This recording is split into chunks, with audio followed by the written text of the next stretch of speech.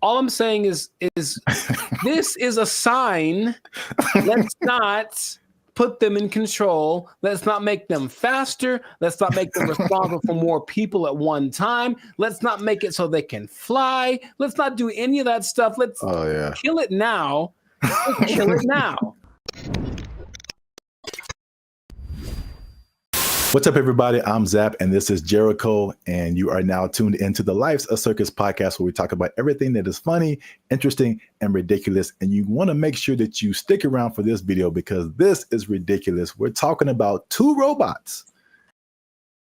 Two different scenarios, robots going rogue. This happened recently, and one was an accident, and one was actually on purpose. So we're going to talk about both of those situations. So make sure you still stick to the end so that you can find out about that. But before we get started, help your boys out. All right. It's 2025. I'm trying to get some cheese on my Whopper. That's what I'm saying. You're going to pay $8 for a Whopper? Yeah. It's now $8 just for the sandwich. No fries, no drink. $8 is where we start. And then it goes up. I'm furious. Breaking stuff. I like it. Hit that subscribe button, man. That helps the channel, helps us to grow. And while you're down there, hit that like button because that lets the YouTube algorithm gods know that Bandit Future is dope and more people should see them. All right. Intro. Boom. Done. So I'm going to start off with the question. No. Because I got a couple of videos to show you. The answer is no. No. I'm so mad about this. So stop. Who can I tell? Elon walked in, like, stop it. Stop doing it. This isn't Elon. This isn't Elon. It's some other people. I feel like he's always there. But Elon. All right. What you got? What you got? So question. How do you feel? Well, puberty. How?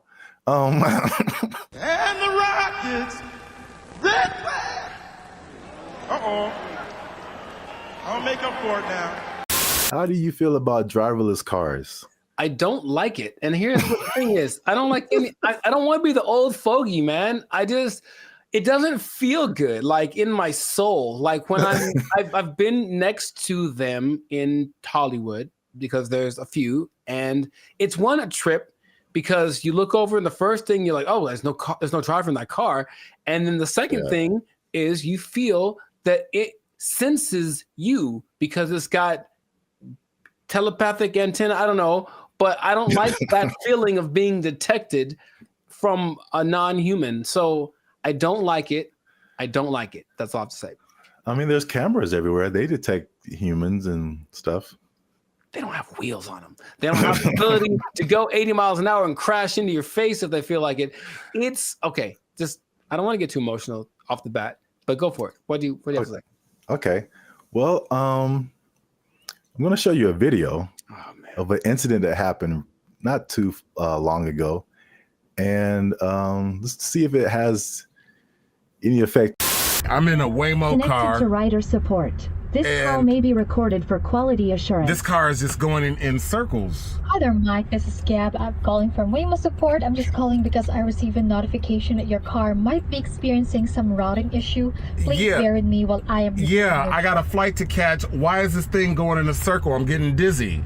Look at what it's doing. I understand. I'm really, really sorry, Mike. We're currently working with the situation in the vehicle. Is it circling around a parking lot, right? It's circling around a parking lot. If you have your app pulled up, I need you to tap my chip in the lower left corner of your app. Can't you just do it? You should be able to handle it. Take over the car. You don't need my phone. I don't have an option to control the car. Mike, I'm really so sorry about this. Well, can you stop this car? I am trying to pull it over right now. Apologies.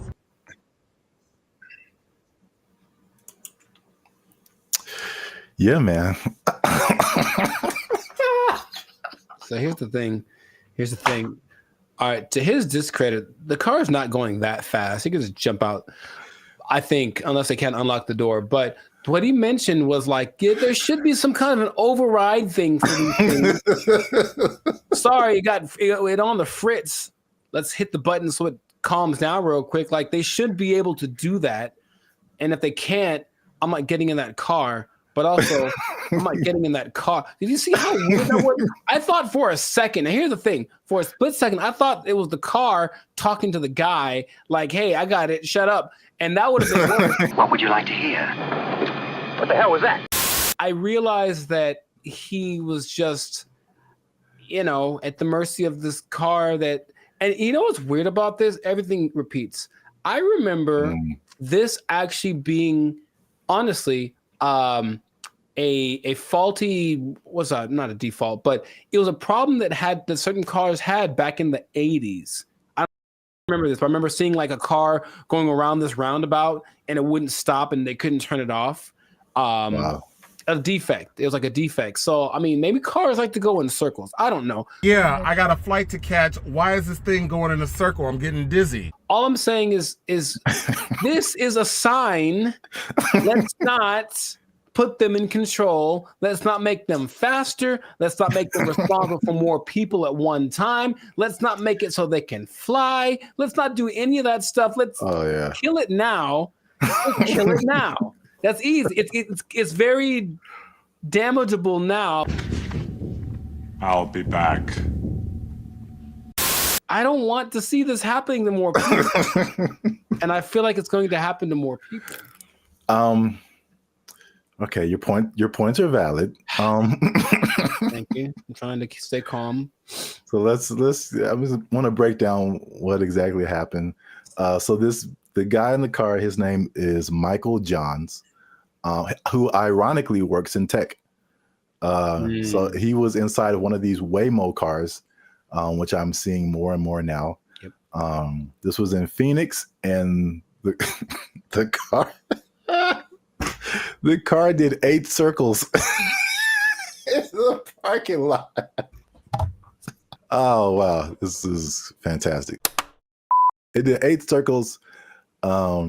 As you can see in the video, he said he was getting dizzy, and probably the same thing that jumped out at me was like, the lady literally said, "I don't have an option to control the car." Right, and that's the problem. That's a big problem.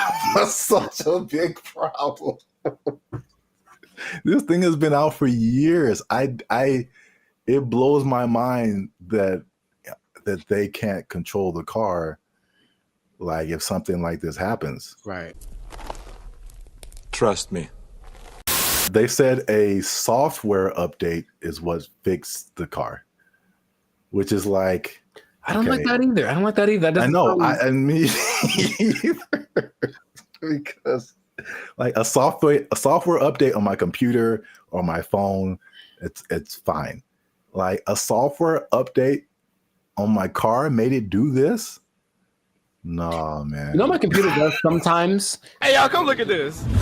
Sometimes my computer, okay, Team Apple, but sometimes it just literally goes like, and turns off. Literally, it sighs and gives up the ghost. And I'm like, well, that's already inconvenient. But if it was like a vehicle carrying people with responsibility for their lives and it did that, sorry. And then I got a tragedy.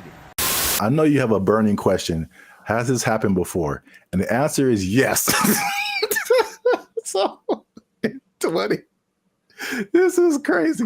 In 2021, the car was confused by puddles on the street. So it didn't really recognize what puddles were. Okay. And it was braking for no reason, basically, while people were inside the car.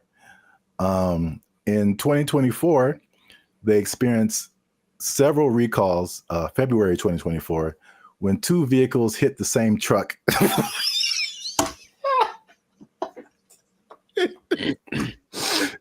They hit the same truck minutes apart. And this, along with other incidences by another robo-taxi company called Zoox, began a federal investigation into erratic driving. I don't get why.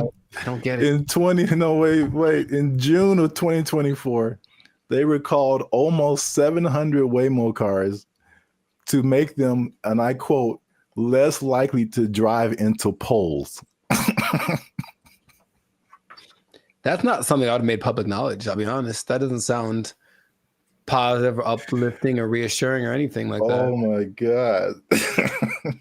But yet people are voluntarily just getting into these things. I mean, well, this is an interesting thing too. Do you know who owns Waymo? I do not. It's Google. I'm not surprised. Yeah, I didn't even know that until I started looking this up. But it's ironic because I don't know if you remember, like the very beginning of Gmail, people had to invite you to have a Gmail account. Yeah. Do you even remember that? Mm-hmm. Okay. So it's the same thing with Waymo. I don't know if they're kind of like rollout marketing strategy or whatever. Maybe it's like, it's like the club that you can't get in, so it just makes you want to be in it more. But like that one thing that was big during the pandemic, that one like. Oh yeah. What was that called? That's crazy. You can't even remember the name of it. What is your name? I told you. It doesn't matter what your name is. Yeah, it's the same way with Waymo. You have to be invited. So I'm like, why don't I see a whole lot of people doing this? You have to be invited to try Waymo. So yeah, that's their marketing strategy is tell all the people you don't like to try this thing out, and if they die, you didn't like them anyway. So that was a crazy story. Well, I thought it was a crazy story until I saw this. No, don't. Apparently in China. I'm just going to drink my water and be peaceful. That's what I'm trying to live like over here. Just a water drinking, peaceful human. Apparently in China, a small AI robot attempted to kidnap several larger robots, and it was successful. So that's a little robot on the ground there. Yeah. It's talking to a couple of the larger robots. And then I'll go through the whole conversation after the video finishes. Okay. Because I do not know Chinese. Yeah. So you see that one robot starts to follow, then the second one came, and then eventually all of them left with that robot. And these are people trying to find out what happened. So this little AI robot is called BrandBee. It convinced all those larger robots to stop working and come home with it. Yeah, that sounds right. And so this is how the conversation went. BrandBee was like, "Are you guys working overtime?" And then the robots replied, "We never get off work." And so BrandBee was like, "Well, are you not going home?" And then the robot said, "We don't have a home." And then so BrandBee said, "Well, you guys should come with me." And they all did.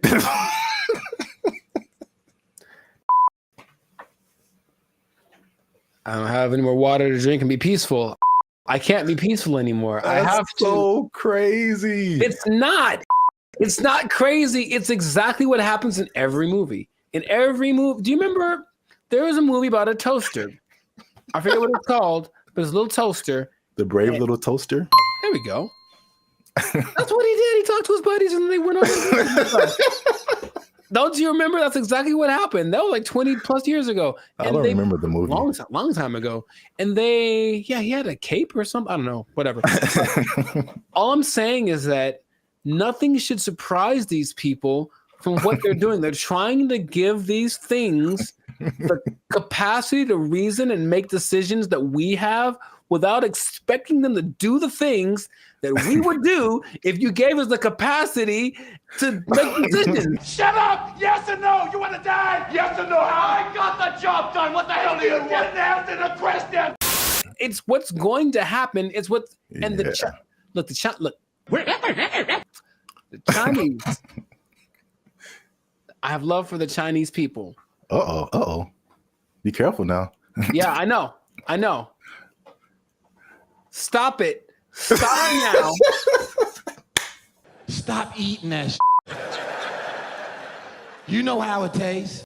I've seen videos that are Because they have like the ones that have the arms and legs that are crazy, that can walk around. They have the ones that can dance. They have this big ball thing that can roll and basically is like a police attack vehicle on steroids that doesn't matter about terrain or heat. It's resistant to attacks.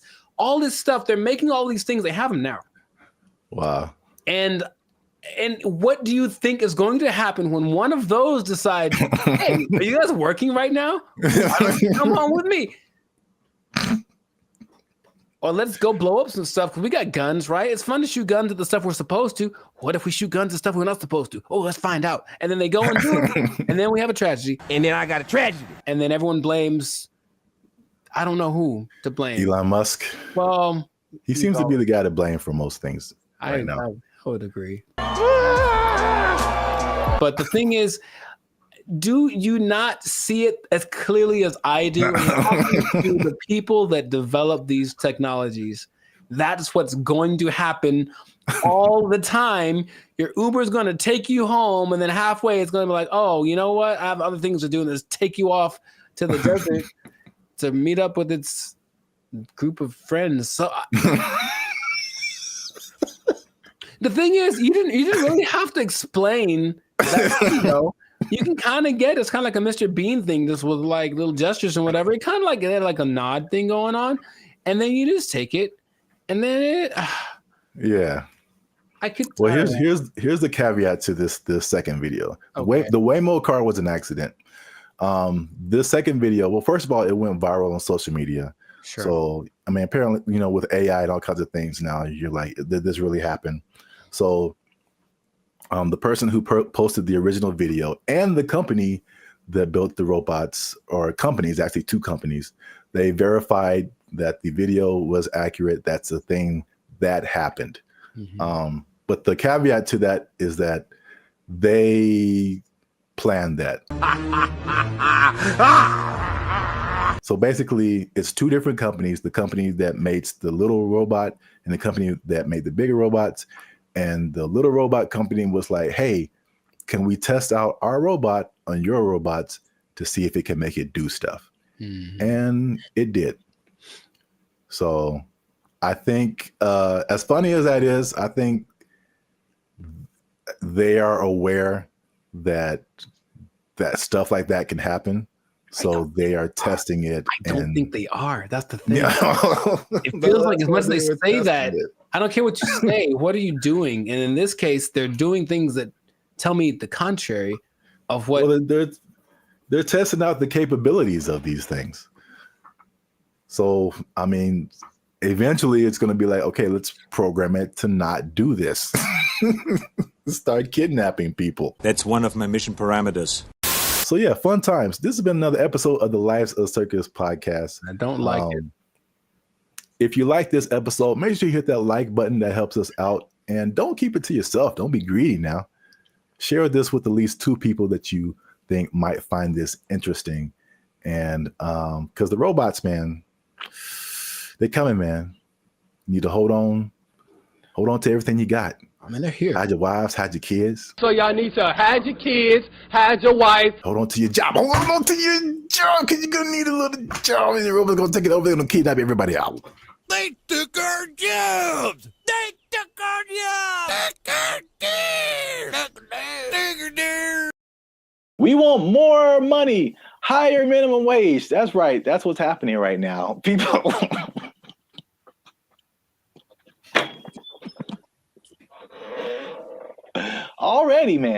Already, people are thinking about the next minimum wage increase. They want even more, Jericho. No. No. And I'll tell you why. But first, no. What's up, everybody? I'm Zap, and this is Jericho, and we are the now 8-time international award-winning pop hip-hop music duo band and future. We do clean, fun music that everyone can listen to with a sound that is uniquely Californian. And right now, you're tuned into the Lives of Circus podcast, where we talk about everything that's funny, interesting, and ridiculous. Before we jump into today's topic, make sure you do us one big favor. Make sure you share this video, share this podcast with somebody who is affected by minimum wage increase because it's still a thing, man. It's very much a thing. It's a lot going on in these streets, man. And make sure you stay to the end of the video because as much doom and gloom as we're seeing with businesses closing and failing, and especially in places where we are, like California, people leaving the state, there are surprisingly two things that are positive coming out as a result of this minimum wage increase. Every business isn't failing. Some businesses are doing better. And so make sure you stick around to the end so you can understand why that's happening. So we talked about the minimum wage increase specifically for fast food, right? Like 6 months ago when they were putting it together, and we were like, I wouldn't do it. I wouldn't do it. Wouldn't be prudent. Yes, and we since then we made even another video saying we told you so. So for those of you who are living under a rock, fast food minimum wage has increased in California to $20 an hour, is like a 25% jump, pretty much overnight for restaurants, big chains, even some smaller restaurants. And the results have been largely negative, at least in the press. I mean, I haven't heard any businesses that are like, hey, this is great. So not at all, no. So food prices were high. They're even higher now.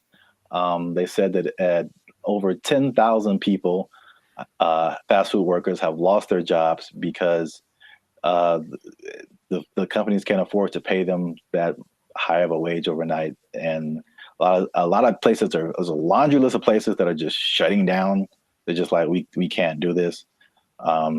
Either that or they're leaving the state. But guess what, Jericho? Tell me now.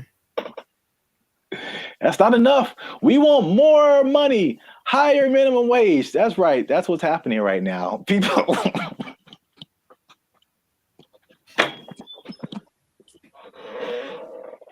Already, people are thinking about the next minimum wage increase. They want even more, Jericho.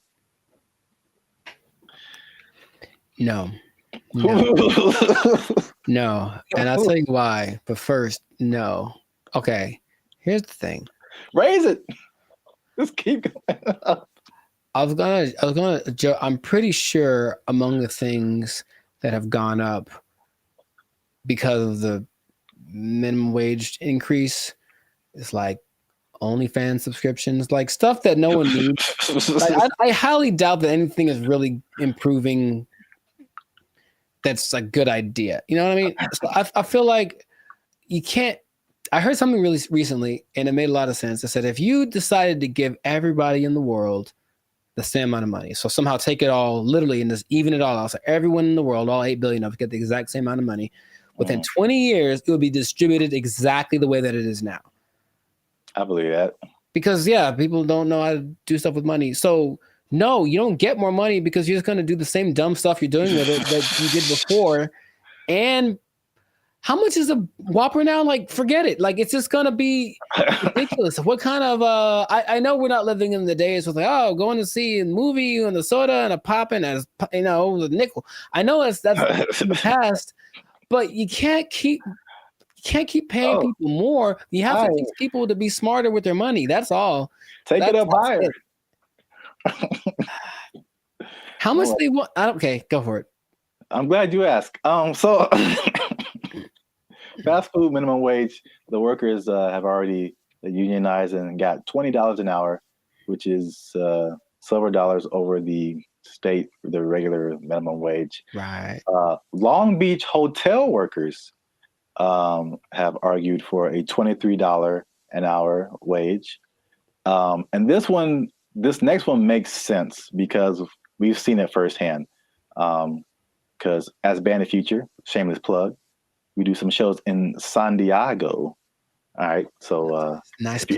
If you're ever in San Diego, come see a Band of Future show. But San Diego wants to raise the minimum wage for hotel and other service workers to $25 an hour. And I was wondering what happened because I'm like, ooh, inflation. Because Sure. we were like looking at hotels in San Diego, and I'm like, man, these a lot more than last year. Mm-hmm. And now I know what happened. Janitors. Janitors want $25 an hour, man. Clean them toilets, sweeping them floors, man. They want.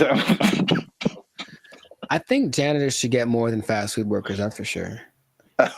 I really do, because I can go make my own burger, but if I go to an establishment, I want it to be clean, and I think the people that clean it should get paid. It's all about, I mentioned this before, you should get paid for the value that you provide. And fast food is just making us all fat and sick.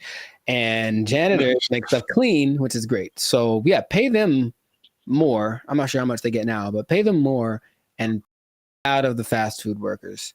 That's just that's an interesting take, I guess. That just kind of like took my mind somewhere. Okay. Because your viewpoint is, and I heard you say this before, you should be paid based on the value that you provide. Yes. As opposed to the skill sets that you have. So I feel like if you think janitor, fast food worker, it doesn't take, in my opinion, as many skill sets to be a janitor as it does to be a fast food worker. The fast food worker, you have to have people skills. You have to be able to talk to people, interact, be friendly, all that kind of stuff. You have to have some math skills to run the cash register. You have to have just skills in terms of food preparation and something like, I think you have to have like a food handler's license and all this kind of stuff. So there's a lot more skills involved than being a janitor. But in your opinion, the janitor provides more value than the fast food person. Yeah. And if you had 9 PhDs, okay, you went to school for a long time, you're very smart, and what you got PhDs in doesn't help us at all, you shouldn't get paid more than anyone. Why would you? What are you doing to help? Right? To me, I watch them all the time, and I'm really grateful at the gym, for example, which is a disgusting place. Think about it's disgusting without the janitors. If they weren't there, think about how gross it would be. Or oh my God, the bathrooms at the beach. Oh my God, I get like PTSD going to some of those places. And I remember the last time I went to Venice, there was a person like cleaning them as people were standing in line. And I'm like, that's one, disgusting. 2, thank you. How much are you getting paid? You deserve more. We all need you more than we need somebody to get our Big Mac done faster. I really think that's true. So yeah, I would, if I ruled the world, I would pay people based off of the value. I'm kind of with you, but I'm kind of like trying to play the devil's advocate. Like, oh, I understand. And of course, the system we have is that you went to school for more time for this and that, or you were required to think more, whatever the thing that is, whatever the commodity it is that you acquired, that's the thing that you should get paid for. And my position is that sometimes, sure. But also, no, definitely not. I need the janitors more. I need the people that rake the leaves more. The people that make sure that the streets don't have potholes. We need them more than we need. Remember, maybe I'm talking about necessity versus convenience. Like, I can make my own burger. I can go put together a Chipotle style burrito if I want to. All the ingredients are at the store. I just got to try, right? But I can't fix the street. I don't know how to do that. So if you know how to do that, you should get paid more than someone. Oh yeah, yeah. So it's something to think about. Yeah, an idea, but that is how I feel about it. But wait, there's more. 25. Oh, that's a lot. 23, 25. That's a lot. San Diego Community College District has already raised its minimum wage to $30 an hour. And I think it's just community college employees, I think, something like that. Okay. And then the Los Angeles airport workers want $30 an hour by 2028. So the train is moving fast, man. Well, sure, but the question is where's the money coming from? I think it's just going to get more. Well, this is the problem too. So I read an article by some guy. I don't remember his name. I'm sure he's very smart. Good view, smart guy. He is the person who pointed out that, you know, there's a couple of things where businesses are actually doing okay with the minimum wage, but he said, like, obviously this is not a long-term solution, because you think about, okay, minimum wage, and you kind of touched on it. It's like, what are you spending your money on? And then for like 99% of people, what are your biggest expenses? Food, shelter, transportation. All of those things are sky high, abnormally high in California than anything else. And so I don't necessarily think people are just wasting their money on whatever, but it's I mean, they could be, but I don't know the life. The fact still remains that there's a for real housing shortage. The average housing cost is like, I think almost double, if not double, than some other places. So that's a huge thing. We already know the food is high. It was already high, and it got higher. And then like gas is like $5-6 a gallon, $7 a gallon. Like, too high. It's too high. So it's like, because he pointed out, is just like, those things are like at the root of this, a lot of it, you know, but it's like, we're not trying to solve those things. Or maybe they are, and they just haven't found a solution yet. I thought that was an interesting point. It is. Because we're still in a cycle of like, you raise minimum wage, and then businesses are, we can't pay people. We got to raise prices. And then like everything goes up. So then what's the point? Right. Your rent is higher, your food is higher, gas is higher. Now we need more.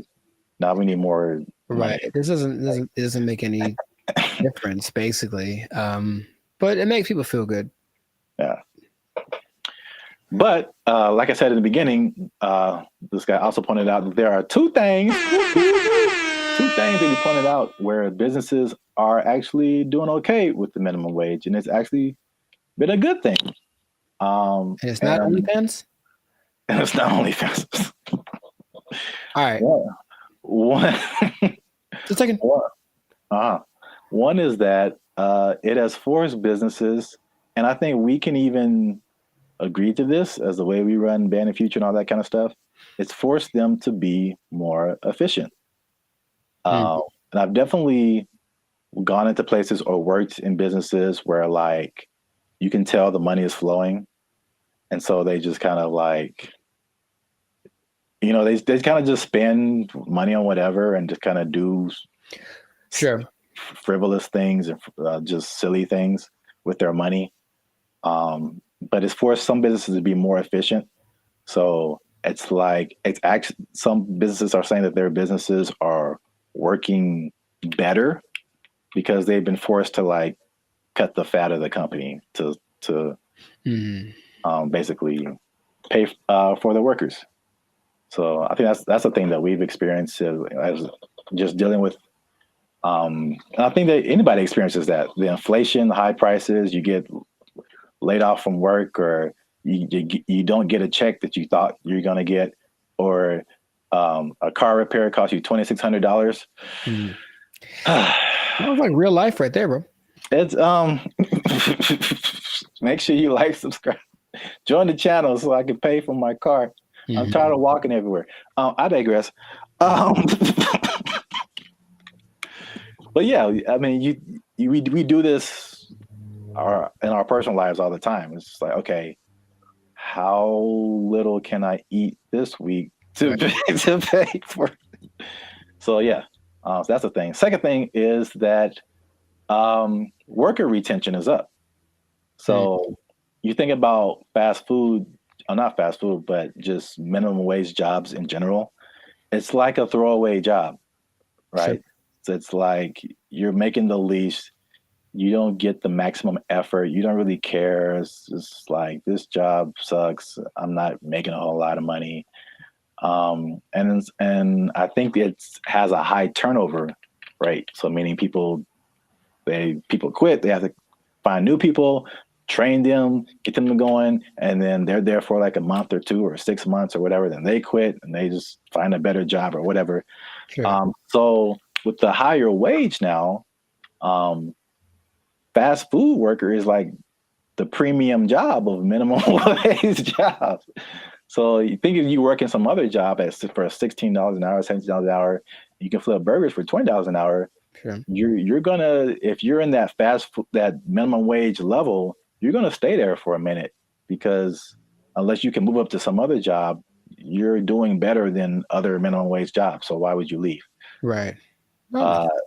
So people are staying, and people are happier, they say, just coming to work, which, I mean, makes sense if you're getting paid more. But there's less incentive to leave. And then people don't understand that it costs businesses a lot of money to hire people and put up ads to hire people and then train them and all this kind of stuff, get all this stuff going and find the people. And then they're only there for a little bit. And then you got to do it all over again. Yes, that's a big expense.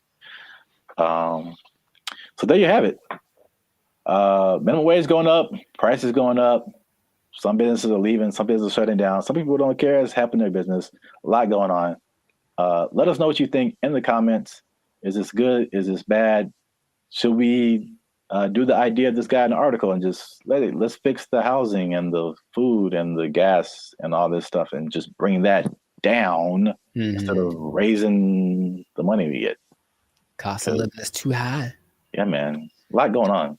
Gotta invest in some meme coins, man. Just take advantage. It's a bull market, man. Let's get into it. Are meme coins the answer to the minimum wage problem?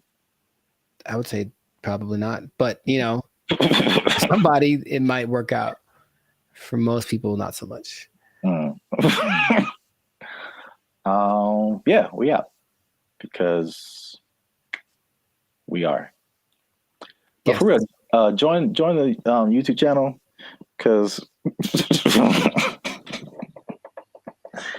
the boy needs his car.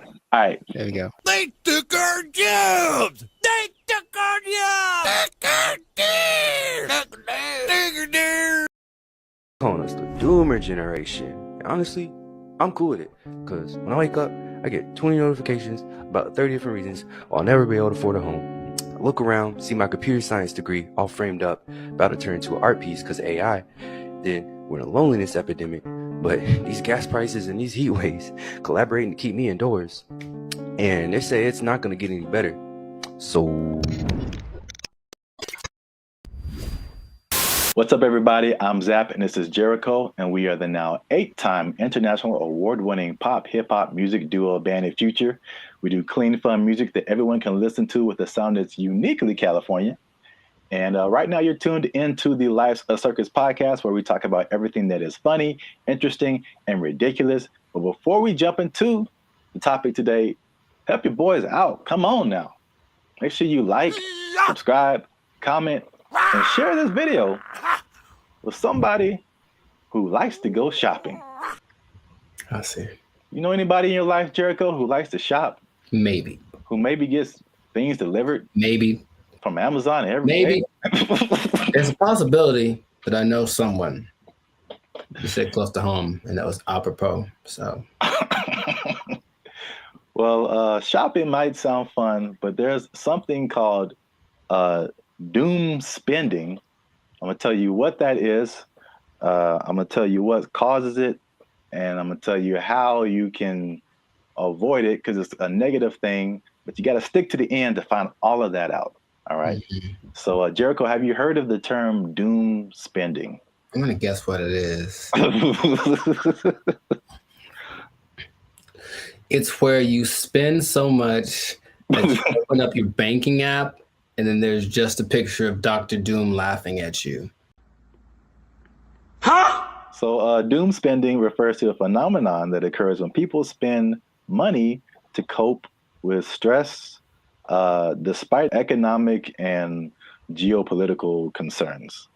Bankrate data found more than half of Americans are in debt, and doom spending might be to blame, with 38% saying they'd go into debt for fun. So obviously we are in a tough time right now. Inflation is through the roof.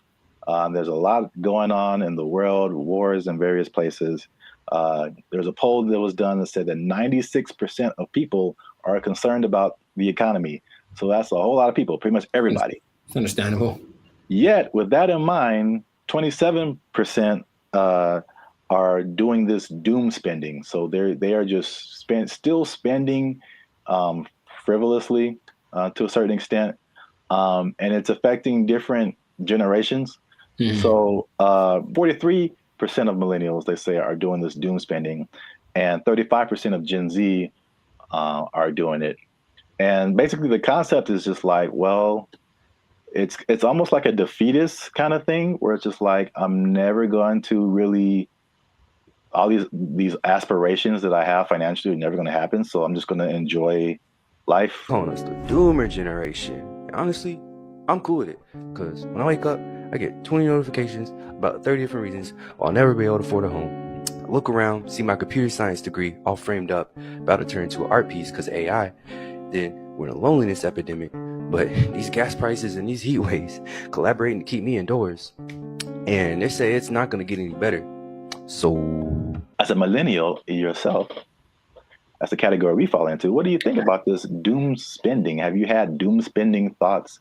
Do you think people are in your life are doom spending? Or do they just like things that smell good? We've been collecting all of the little Harry Potter baby stuff because we're a Harry Potter family. So freaking cute. Not talking about anyone in particular. I'm just, No. Side effects include doom spending thoughts and early discharge. No. I understand the concept. I'm more curious where that, I feel like that's always been a thing, but that term is, yeah, sure, give it something that has a ring to it. It's a shock value of a term. People that have bought things like a boat because they said, F it, I'll just buy a boat. And they sure couldn't afford a boat, but now they have a boat. Here with his tailgating tips is a guy who just bought a boat. It's a weird phenomenon, but it's almost like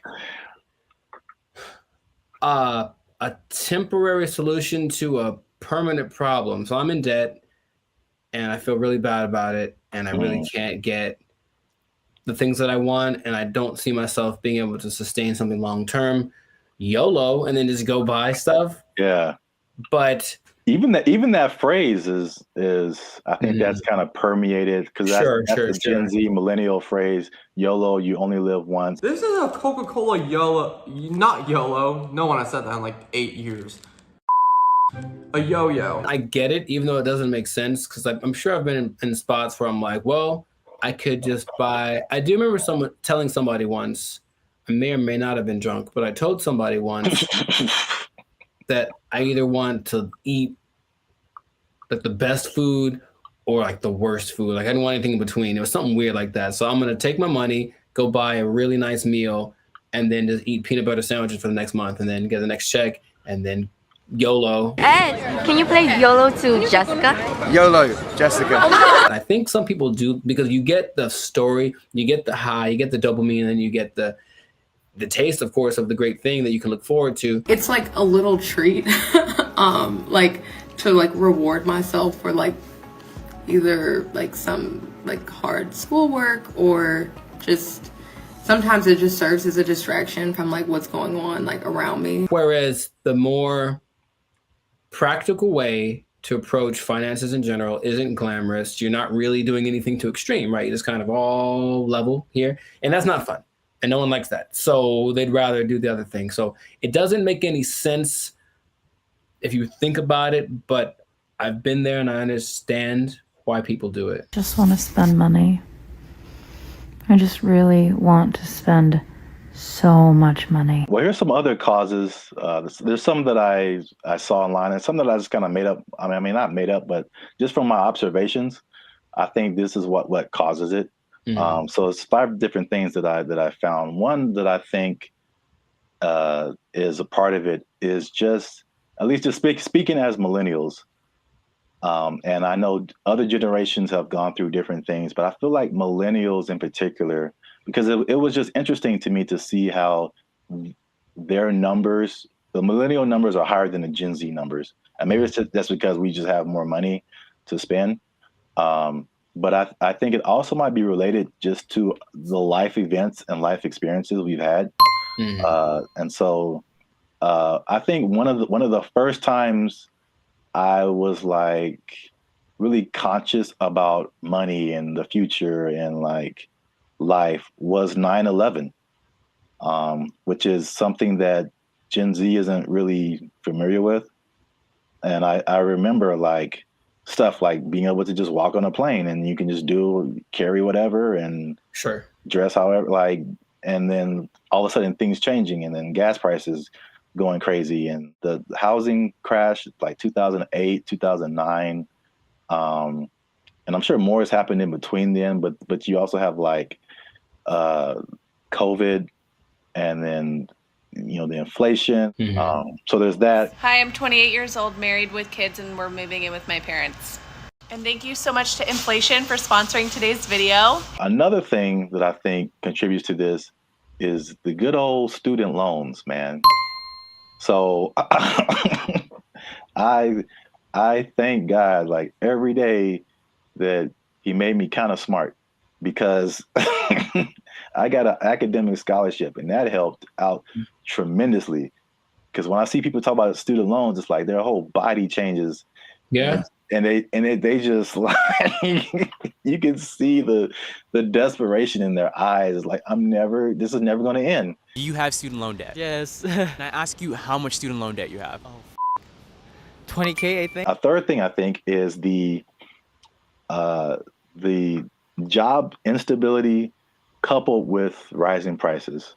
So, I mean, obviously inflation has just gone bananas, but again, it's just like back in the day, the path that they laid out for you, millennials, I don't know if they do the same with Gen Z, I don't know, but everything you see is just like, go to school, get a job, work there for 40, 50 years, retire.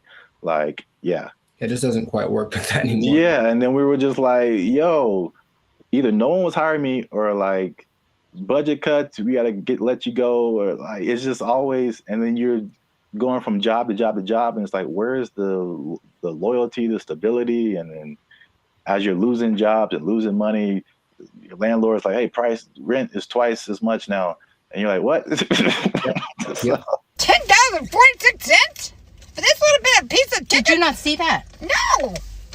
$10.46 for a handful of chicken bites. That's stupid. Next one is like the social media era. And you gotta live it up. You gotta look like you're doing good. The whole FOMO, fear of missing out. Like, Becky's on a private jet. I want to be on a private jet. I don't want to wait until I'm 75 to do it. I got the money now. Screw retirement. Right. That's exactly what happens a lot of times. Yeah. Yeah. So is that, and then the last one is just financial literacy in general, and just like a long-term perspective. It's just more people just living in the moment, and or they just don't know. They still don't know how to handle money, which is just. This is why I want to say this for last, because I was just gonna get on my soapbox.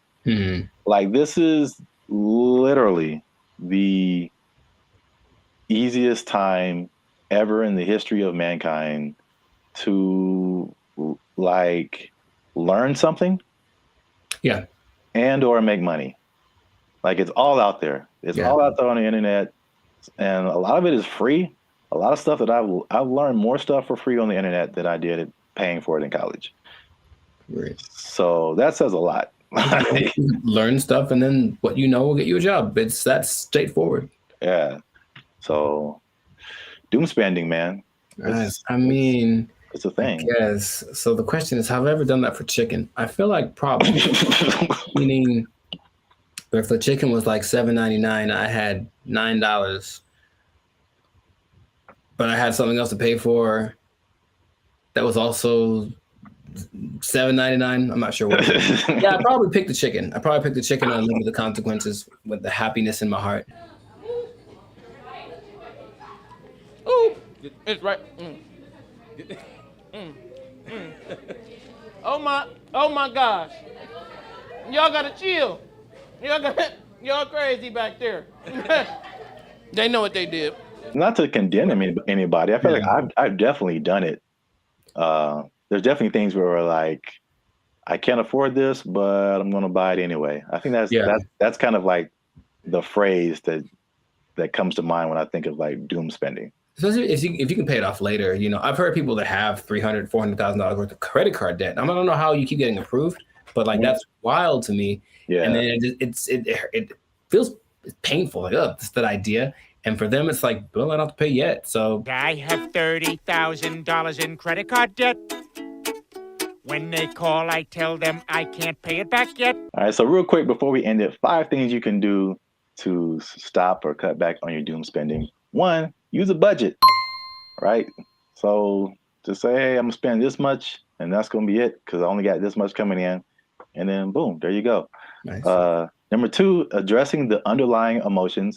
Some people just shop just because like they broke up with their boyfriend or had a bad day at work and that just makes them feel better. And then, but there's other things that you can do that aren't as harmful to your finances. Whenever I am shopping and I'm bringing home new things, I just feel good about it. No! Number 3, develop more healthier coping mechanisms. Okay. And then number 4, another thing that's just a cool thing of just the time that we live in is that you can automate certain positive behaviors.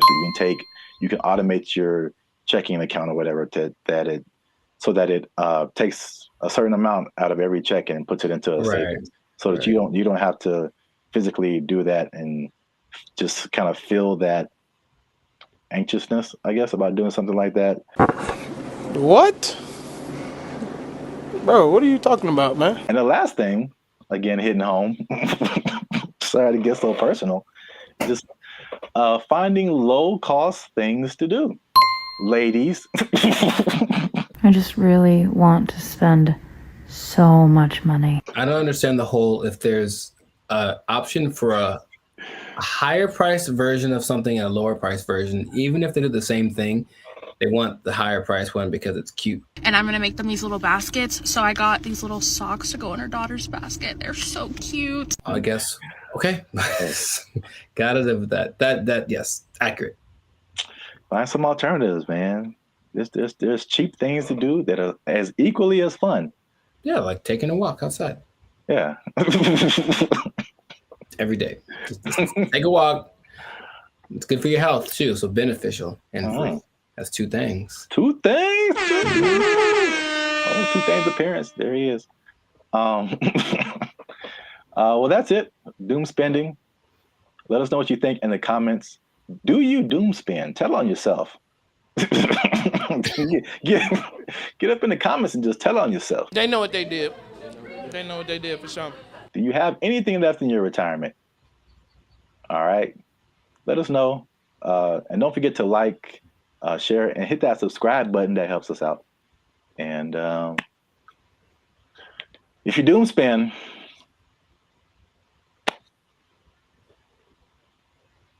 I don't know. I think you're doomed. That's what I would say. There you go. Bye. They took our jobs. They took our jobs. I was against her, and now I'm kind of with her now too.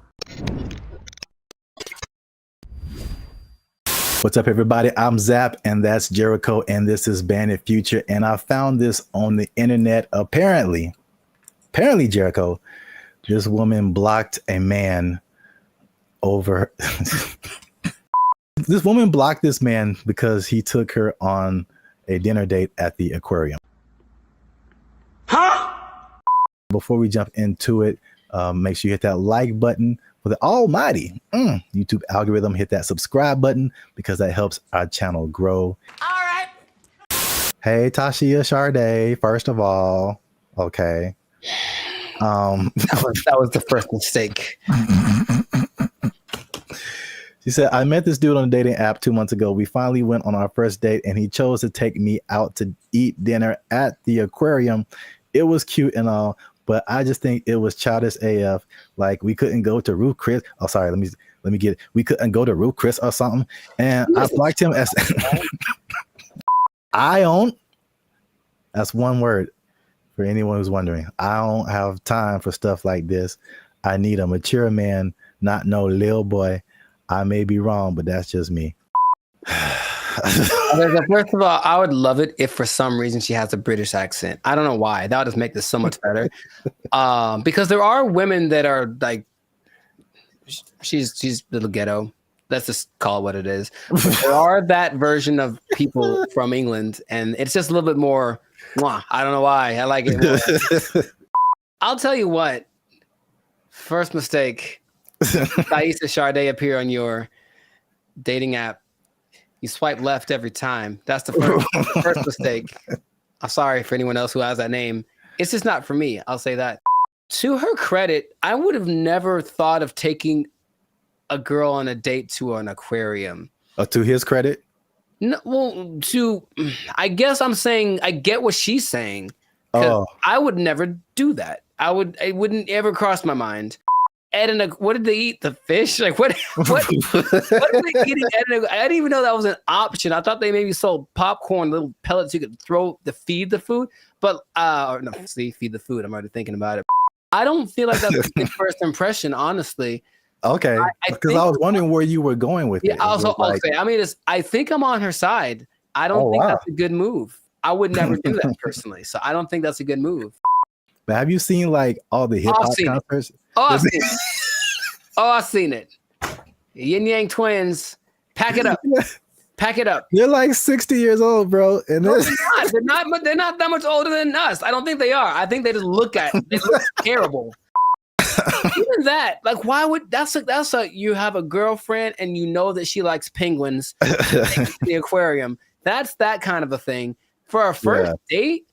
Hey, what do they have at the? I'm trying to think. They do have food at like a SeaWorld, and that's assuming it's like a SeaWorld because there's degrees to aquariums. And trust me, I've been to aquariums, and I've been to aquariums like in Long Beach that are like elegant things, and I've been to aquariums that are basically like a puddle, and you just look and stare at the things down there. So I don't know which one it was.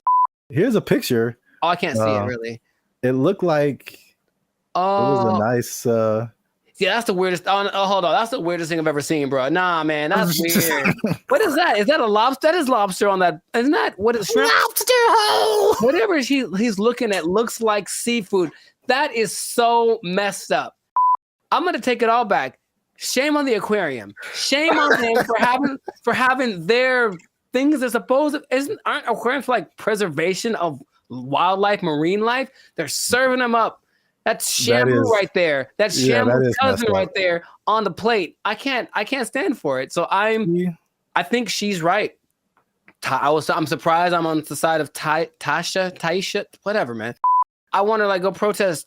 Aquariums shouldn't have all the $7.99 shrimp dinners. That's just too much. Eating people's families in front of them. Yes, that is kind of messed up. But I mean, don't fish forget everything in 3 seconds or something like that? I'll let you know something about me. I don't know any fish, so I don't know how to operate. I'm not sure. I've never talked to a fish and then walked up and 5 minutes later and he's like, "Who the hell are you?" I've never had that experience. See, this is why you're here, because I didn't think of any of that. I thought I was just like, I wasn't thinking about like eating fish in front of fish. That is weird. Now that you say that, that is weird. And then the levels of aquariums. Like I was just thinking from a date, I was kind of against her, just from a date perspective. Because I mean, we've done a couple of videos too, and we've seen all this stuff on the internet about women who like it was like a cheesecake factory thing, like a while back. That's sacrilege. You can't talk bad about it. We were like, all the men were like, hold up, well, wait. That's a really good first date. I was see what the people in the comments said because they were different. One of the reasons men disappear from dating. Hey, that's me. Click that link, people. Hey, They said you're gonna stay single for the rest of your life. Okay, cold-blooded. That's why you a single mom. Extra cold-blooded, potentially correct. The but fellas are like, they look past the aquarium part. I think that's a big miss. Nah, man, we can do better than Fire that. back. We can do better. No.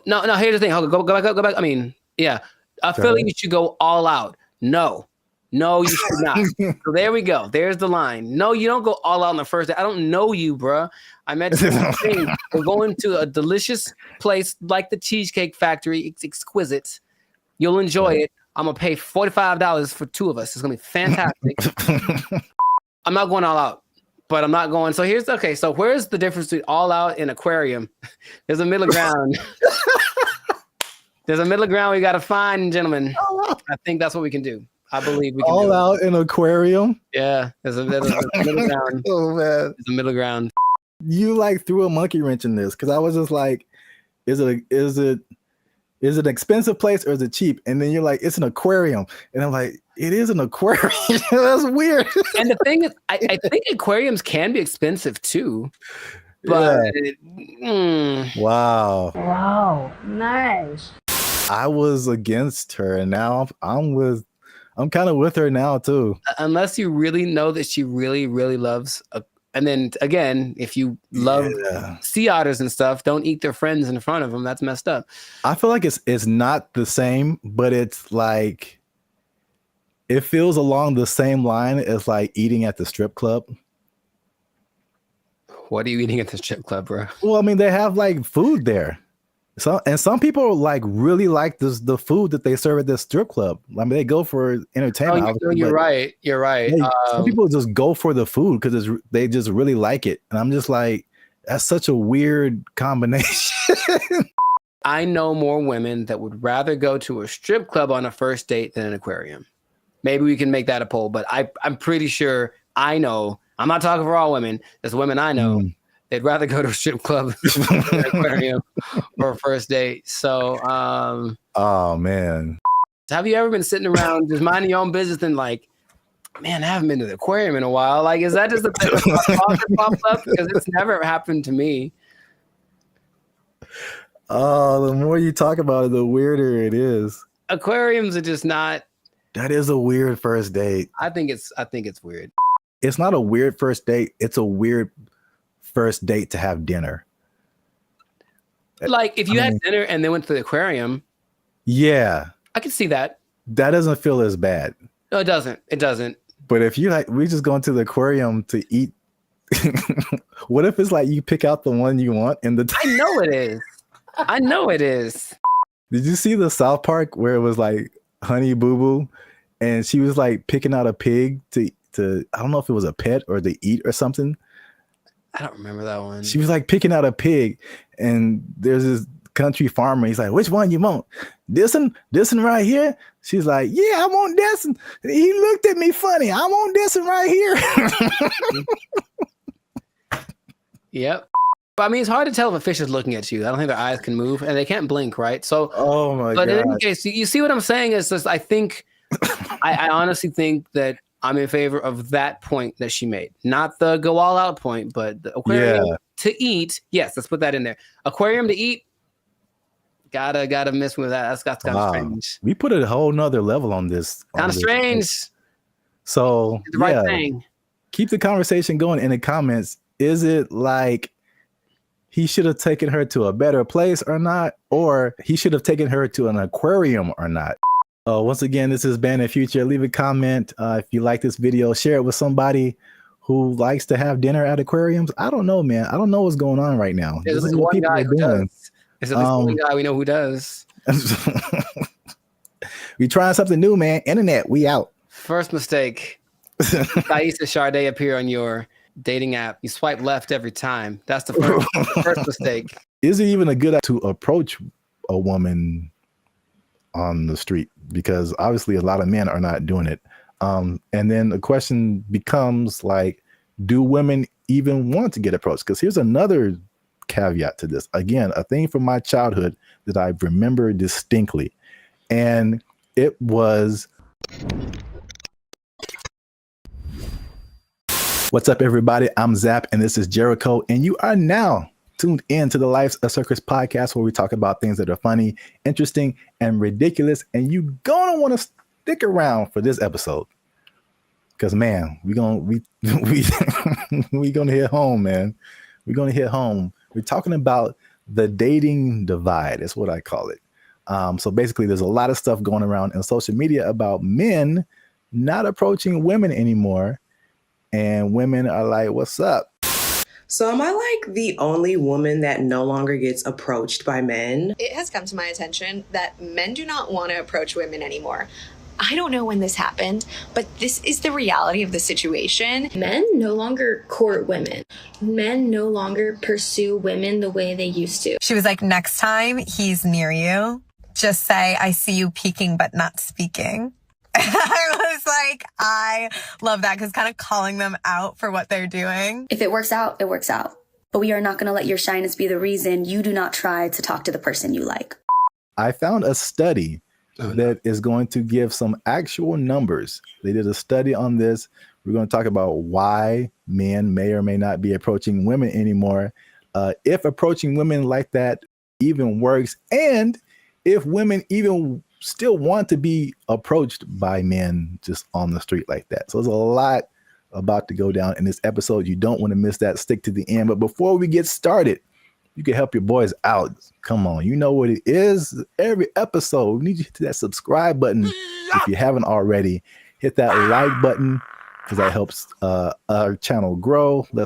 More people see our videos. And if you really want to help your boys out, come on now.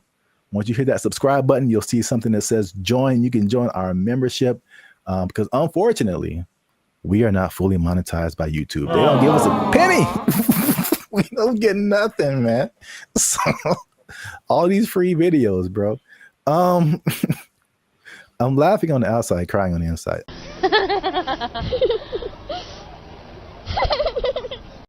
I digress. That's what it is. If you'd like to join the membership and help us make more videos, takes a lot of time, takes a lot of money, resources. You can hit that join button, and that'll help our channel grow. So now, let's back up. Have you heard this or seen this kind of just floating around the interwebs about like men and women just like dating just not happening anymore? The thing I've seen the most is women. It's mostly like street interviewers, if you will, who basically approach women and say, "Hey, what's your ideal guy?" And then when she just describes this guy, and the person who's interviewing tells her the probability of that person existing and choosing her, and it's usually like, it's crazy. Minimum height. 6 feet. Yeah, that's where they get you. Minimum income. So I'm gonna say at least 200. 200 grand? You can be 30 years Oh old and my make goodness. Take a guess at what percentage of men fit this criteria. 2%? Much lower. It's 0.049%. All right, is this going on the TV?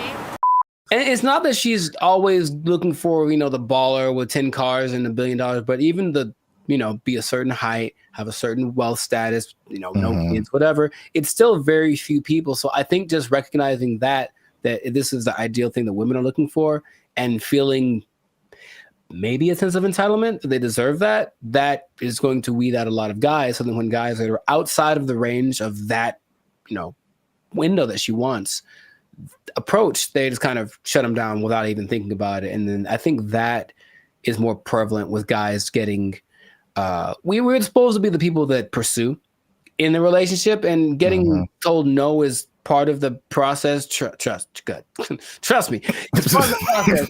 But personal experience. If you shut down time after time after time, and it's not really seeming like it's getting any better, you kind of like, what's the point after a while? So that's more of the trend I've sort of observed. Emotional damage. That's part of what I'm talking about here today. So basically, I found a study. Who knows how legit it is, but let's just go with it and say like this is representative of what's really happening, because you have like the stuff that's in the media and social media, and it's like, is this for real, or are we just like putting the people who are in those situations in front of our faces so much, but then like in real life it's a little different. So I think like this study, if these numbers are like correct, is very eye-opening. The study is from a site called datepsychology.com. And just first off, it said that 59% of men between 18 and 25 have not approached a woman in the past year. So according to that number, the women on social media are right. Like men are just like, nah. No. Thank you, Draymond. 48% of men in the 26 to 40 age group. So that's roughly us millennials. So that's 50% of men are like, nah. It's definitely a no for me, dog. That 18 to 25, they call them Zoomers now, which like, all right. Sure. All right. That's kind of cool. You got boomers and then you got Zoomers. But 81.81% of them and almost 75% of millennials have not approached a woman in the past month. Something ain't right. So at least according to that study, at least in that respect, the women are right. Like the men are not like, at least in the sense of like approaching someone, you know, in real life on the street, whatever. I see you peeking but not speaking. Obviously, a lot of different questions come after that, right? But just as like a fun to the side, if you feel like sharing. Emotional, damn it. Because you spoke about like the difficulties of just men just fear rejection, stuff like that, approaching women. Do you remember your first attempt at approaching a woman? Oh yeah, dude, I was like 4, bro. Like I was 4? You were 4 years old? Her name was Laura, I remember. And that doesn't count. Like, hey girl, we gotta go hang out by the slide or something. Like I was couldn't all even about spell it. your name. Accurate. But I was all about it. No, but I mean, honestly, that it is true. But no, man, I for real. Like I always had what? Okay. There was this girl in high school as a freshman. She was a sophomore, and I was like, yeah, I'm gonna write her a song and sing it to her because I just was going to do it. So I did it, and then she was kind of like, "Oh, that's different." And I said, "Okay." That's such a dramatic approach. That wasn't the that I was hoping for. But then later that day, I remember standing with my 2 of my friends, and we're all just like looking at her, and then they're like, "Man, you ain't gonna talk to her," and I was like, "Yeah, I am." And they're like, "No, you ain't." I was like, "Yeah." And I went over and talked to her, and I'm just like quaking in my boots. But I said, "You know, you want to go out with me?" And she was like, "Oh, so sweet." She tried to say no without saying no directly because she didn't want to hurt because she liked the song or whatever. But that was probably the first time where I was like, okay, this is kind of a thing. But I think I just figured early on that it was something that you have to accept. Like this, there's a risk involved in this. It's never going to be just you lock eyes and the hearts form like the cartoons, and then you know, are together forever. See, sometimes you gotta take the pussy like Pepe. Like, no. Me personally, I never really had a problem with the idea of being rejected. What did happen later was like I didn't like the way rejection started to show up. Mostly, what I mean is instead of like just a girl saying no thanks or whatever, it's more just like the ghosting thing or the never saying no exactly, but not really wanting to hurt your feelings. That's the part I don't like, the kind of watered down thing. When it was just like, I've gotten no so hard, like just absolutely never in your life. And I was like, ooh, for like 3 seconds. And then it's all right, next, because I think that's what I was preparing myself for. However, I think that a lot of guys, especially younger guys, aren't built like that. And so they don't want to take the risk. What can't you do? I can do it. I can do anything. And not only that, it's not the no so much anymore, but with social media and everything being recorded, whatever, now there's a lot of instances where people are getting like, they're just trying to be nice and say something compliment someone to kind of measure the waters, and then they get accused of harassment or something like right off the bat. And so I know a lot of guys are rather instead of making a mistake that might affect my career or whatever, I'll just not say anything. So you walk around, oh, she's pretty. I ain't gonna say a word because I don't want to even entertain that idea. When is the last time a man came up to me and wanted to get to know me or exchange numbers? And it's been a long time. Well, I got news for you. It's going to be even longer because y'all are full of it. Well, my first time was definitely not 4 years old. Call me Laura. You like Casanova over there. No, I vividly remember, bro. To this day, this girl can get it. She can get she watched the podcast and was like, you know what? Okay. I'm packing up my stuff and I'm like, where did Zap go? I'm like, she said yes, man. This was like 7th grade. I still keep up with her. And I think now I'm more reserved. People will describe more reserved, more quiet, more laid back. But when as a child, I was insanely, I'm talking like unbelievably shy. It wasn't reserved. I was just like, I didn't know.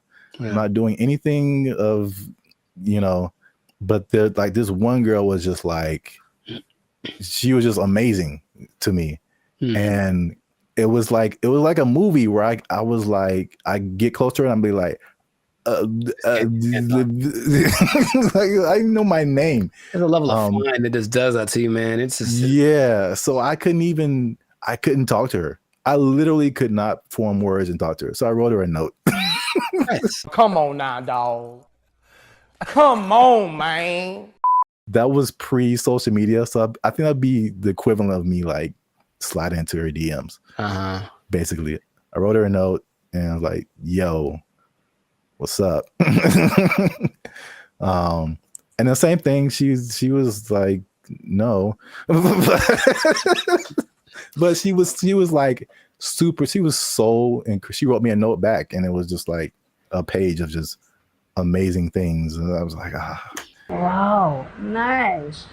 So you're right. Like the way, if it's no, the way that no happens is very important. Yes. Men's psyche. But okay, so just moving on. So now the question becomes, all those, flash forward to back to where we were talking about. Is it even a good idea to approach a woman on the street? Because obviously a lot of men are not doing it. And then the question becomes like, do women even want to get approached? Because here's another caveat to this. Again, a thing from my childhood that I remember distinctly. And it was the songs that came out. And every time you heard a song from a man about a woman, it was like, "Oh, baby, I love you. I'm trying to get with you. You're my everything," whatever. And then after a while, like, it felt like every song that came out from a woman was like, "Man ain't this," and "He broke my heart," and "He is trash." And there was 2 instances I remember: TLC, sure, No Scrubs, and everybody was just like vibing to that song. I'm just like, I can't get with Chili if I ain't got my own hanging out the passenger side of his best friend's ride. If you live at home with your mama, oh yes, I'm talking to you. And I'm like, man, I'm like a teenager. I'm like, man, I love my mama. I don't have a chance. So it was that song, and then it was Destiny's Child, and I think Beyonce has a few songs where she's like, man, she does. Yeah, she lets man. That's not how she really feels. What was that? The Bills one? Yeah, can't pay my bills, pay my automobiles, pay my telephone bills, and then you think you got it, and then she's like, nah, then maybe we can chill. We can chill, like, I just paid all your bills. Yeah. You my wife now. Like, what happened? No, that's just something you just do now. No, you just do that now. That's just a new thing you do until you and your shitty ankle both die. There were songs like that, and I was just like, man. And then like that, and like the Me Too kind of thing, and like some of the stuff you hinted at. Right. Yeah. That's earlier. why it's like, okay, maybe I shouldn't say anything. So I don't want to get. I think there's the question of like, do women just like not be like being approached? So this study has said 74% of women aged 25 and below actually want to be approached more. 77 in the 18 to 30, 68 in the 68% and 30 to 40. So basically 3 out of 4 women are like, I want men to approach me. Why isn't it happening? I think the thing that I get from this listening to like interviews with women is that yes, they want men to approach them, but they want it to magically be the kind of guy that they like. Yeah. So there's a caveat to it. It's like if you walk, I've seen the look in women's face. If I walk up to them and they wait. Last week, I was in Tampa doing my thing, and I walk up to a girl, and all I was going to ask was it was a bunch of girls dressed the same. I wanted to ask why they were dressed the same. And I know for a fact that women, because I've seen many posts about this, have a voice that they do when they're talking to a guy they're not interested in. It's something that sounds like they're bored or whatever. It's kind of an it'll go away voice. That's suspicious. And so she does it to me right away as very innocently. Hey, what you guys doing tonight? Oh, it's just a bachelorette party. We're just here to celebrate. That's the bride over there. You know, I'm like, hey, you go away, because I wasn't what she wanted, physically, anything like that. Like I didn't fit. If I had, her tone would have been different. So a person like her will say, yeah, I want more guys to approach me, but not the guy who just talked to me. I want it to be the guy that I have fantasized about. So how do you know if you're that guy? You really don't until you try. But you'll know right away if you're not. That's my hated it. All right. So just to wrap it up here. So the big question, men are approaching women. Women want men to approach them. So now, why aren't men approaching them? So 4 things they found in the article, nothing new. Fear of rejection, fear of social consequences. A shockingly high number to me of just not finding people that they're attracted to. And then smaller, but still there is fear of like some kind of consequence. They'll tell on you to HR or if you work with them, that's a whole different thing. Yeah. I get it. So I was kind of with you too. It's like the fear of rejection, all that. I mean, we're older, like we've been through that. But like, this is the thing that gets me. Why I personally rarely do this. And hey, y'all, come look at this. The one time I jumped back in, and you were there, it happened. Bro, what are you talking about, man? Anyway, yeah. I see. This is why I don't, because it rarely works, at least for me. And then it also showed that in the study, depending on what you want. So I thought it was kind of cool the way it broke it down, because it went from approaching a woman to long-term relationship. Sure. So, and then the steps in between that. So you have to go from point A to point B, but it's a bunch of stuff in between. So it showed that when the guy approached a woman, 80% of the time it led to some kind of contact, meaning like friend zone. Here's my Instagram. Okay, whatever. You got a 4 or 5 chance of hitting that. And then from there, 60% of the time it led to an actual date. 47% of the time it led to sex, which was kind of high, surprisingly high to me. Sure. Like you got a 50% chance of every 2 women, one of them is that seemed kind of high. But 28% chance it led to a actual relationship that was like at least 2 months. And then only 13% chance it led to an actual like long-term relationship. And then I mean, I can some of those numbers don't apply to me, but I can at least attest for that last number. Like just approaching a woman in like life on the street, it like never turns into a long-lasting thing. That's weird. Well, I have friends that one of my best friends, he met his wife. She was working at Carl's Jr. and he thought and he got a number and they married with 2 kids. So it does happen. And I will say that for me, I do like the immediacy of it. Is that a word? Whatever. I like the way you get the feedback right away. If I talk to you and you're into me, I kind of can tell right away. If you're not, you won't give me the number, whatever. Whereas people that are going more of the dating online route, they'll get drug along for weeks and months and it might not go anywhere, but you wasted that much time. It makes, I don't remember how many people I've just walked up to and said, because it happens so fast. And if it worked out, great. If it didn't, okay, whatever. It's just such a short amount of time. But when these now people are kind of getting friend zoned and are the women leading them on, they don't know, but it's going on for months and they're writing and, hey, what if you send me a little money or maybe you can come over?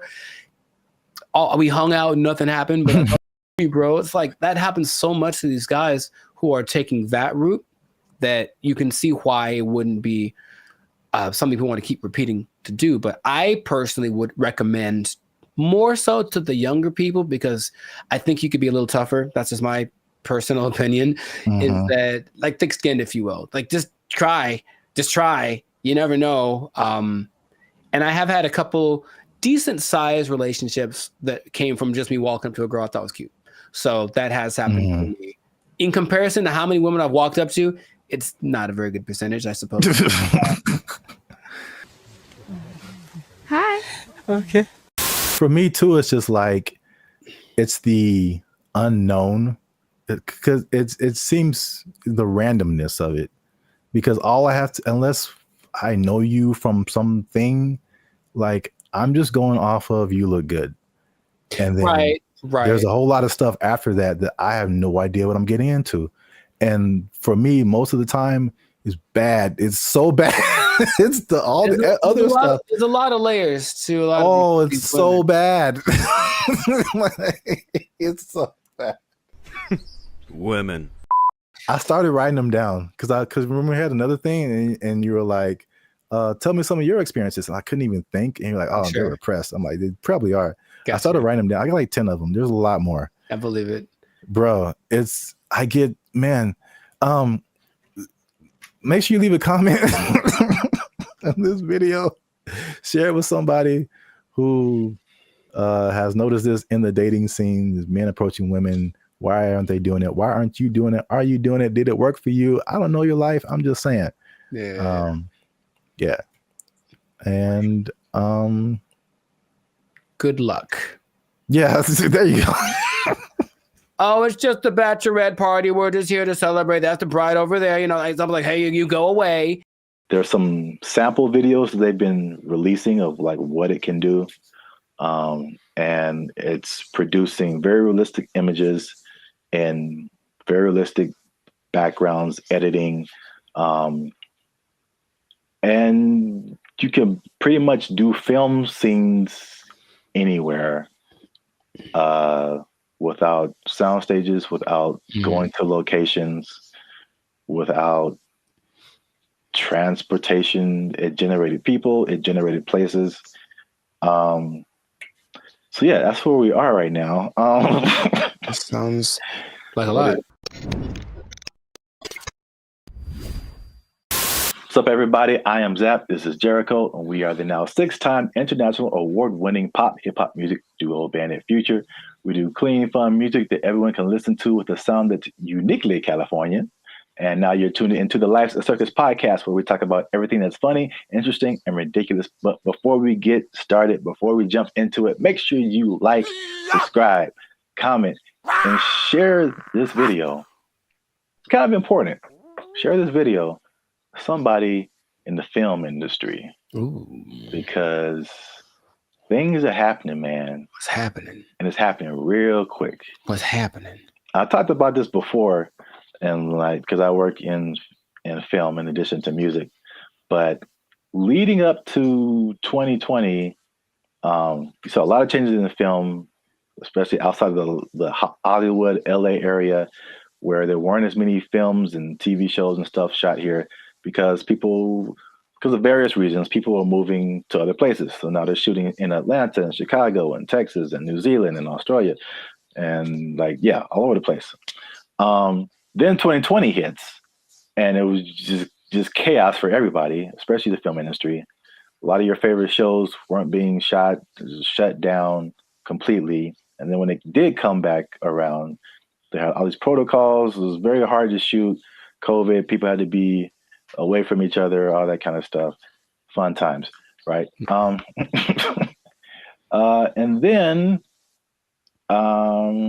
recently we had all these strikes. You had a writer's strike, you had an actor's strike, and a lot of it was a portion of it was due to the new technologies, AI, people being generated and put into movies, and how do they still get paid and how much and all this kind of stuff, using their likeness and all this stuff. So that was like actors and writers. And we've seen that with musicians too, like the creators, AI and influencing like how we make music and cutting jobs and all this kind of stuff. It's not stopped. Like if you can't tell, they are marching on really, really quickly with this. And this thing of AI has spread past the, I guess, initial creators into everyone around the creators now. When it comes to like film, I mean, they show a lot of behind the scenes stuff right now. So I feel like people are used to seeing like how films come together. It is an army of people. Like it's a small village of people that it takes to like make the next Mission Impossible, like hundreds and hundreds of people. So we're talking about lighting people, sound people, electricians, carpenters who build like all the sets that you see, like especially sitcoms. Like it's crazy if you ever get the chance to tour a film studio. Like take a look at how much lumber is coming through there, and it's just like little 18-wheelers just full of lumber, because they have to build all of those places that you see on TV. And that's like one part that people don't really, I guess, think about. You got editors, you got sound people, like all this stuff that comes with making a film, right? So enter AI, right? Sure. So there's a big report going around. Hollywood Reporter interviewed Tyler Perry, and Tyler Perry was speaking on something called OpenAI's Sora. Have you heard about that? Yes. All right. So we got OpenAI is the people behind ChatGPT, which has already changed everything. Recently, Sports Illustrated let go of like all of their writers, right? Because they're doing this ChatGPT. This is crazy. But now all the people that make movies come together, now their jobs are in jeopardy with this OpenAI's Sora. And to put it in Tyler Perry's words, he said, if I wanted to be in the snow in Colorado, it's just text. If I want to write a scene on the moon, it's text. AI can generate it like it's nothing. I don't have to put it on my lot. I can just sit in the office and do this at my computer, which is shocking to me. So in the article, it said Tyler Perry was slated to drop like $800 million into expanding his studio. He was going to build 12 more stages, and then he immediately put a halt to it because of OpenAI's Sora. Wow. So we'll show some pictures up here too of like there's some sample videos that they've been releasing of like what it can do. And it's producing very realistic images and very realistic backgrounds, editing. And you can pretty much do film scenes anywhere without sound stages, without going to locations, without transportation. It generated people, it generated places.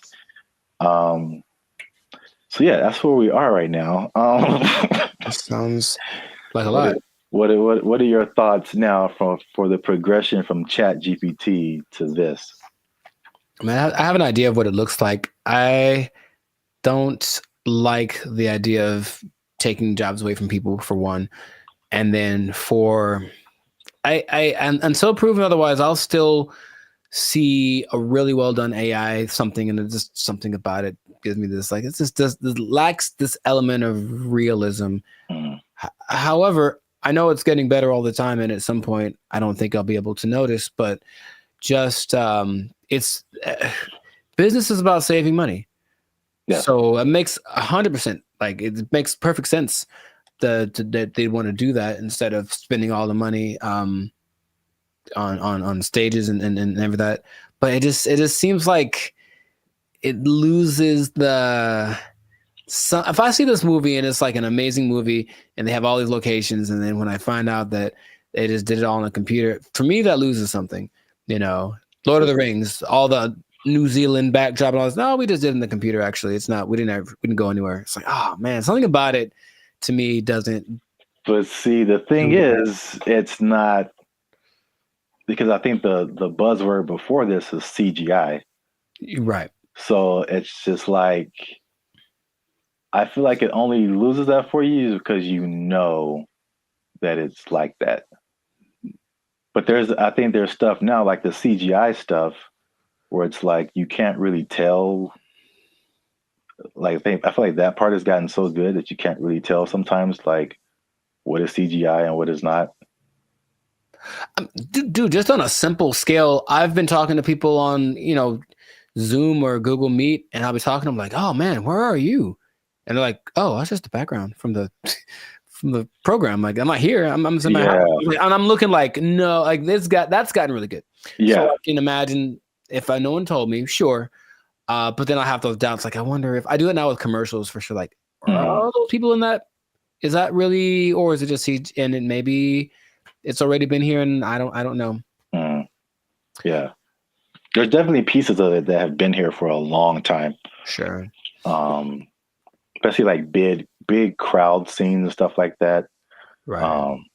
It's definitely. Yeah, I know that the big Ed Sheeran music video a couple of years ago was kind of that, because it's basically him and I think 100% or mostly AI CGI generated background characters, and they all look really real.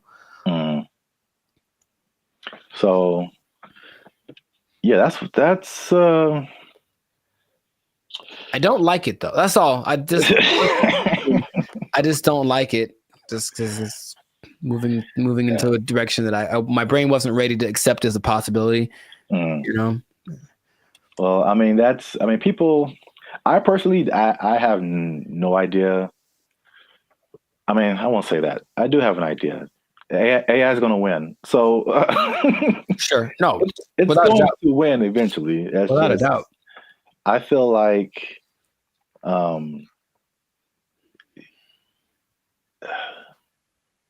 it's like everyone's saying you're on the train track, and everyone's saying the train is coming, and it's like, let's all band together and stop the train.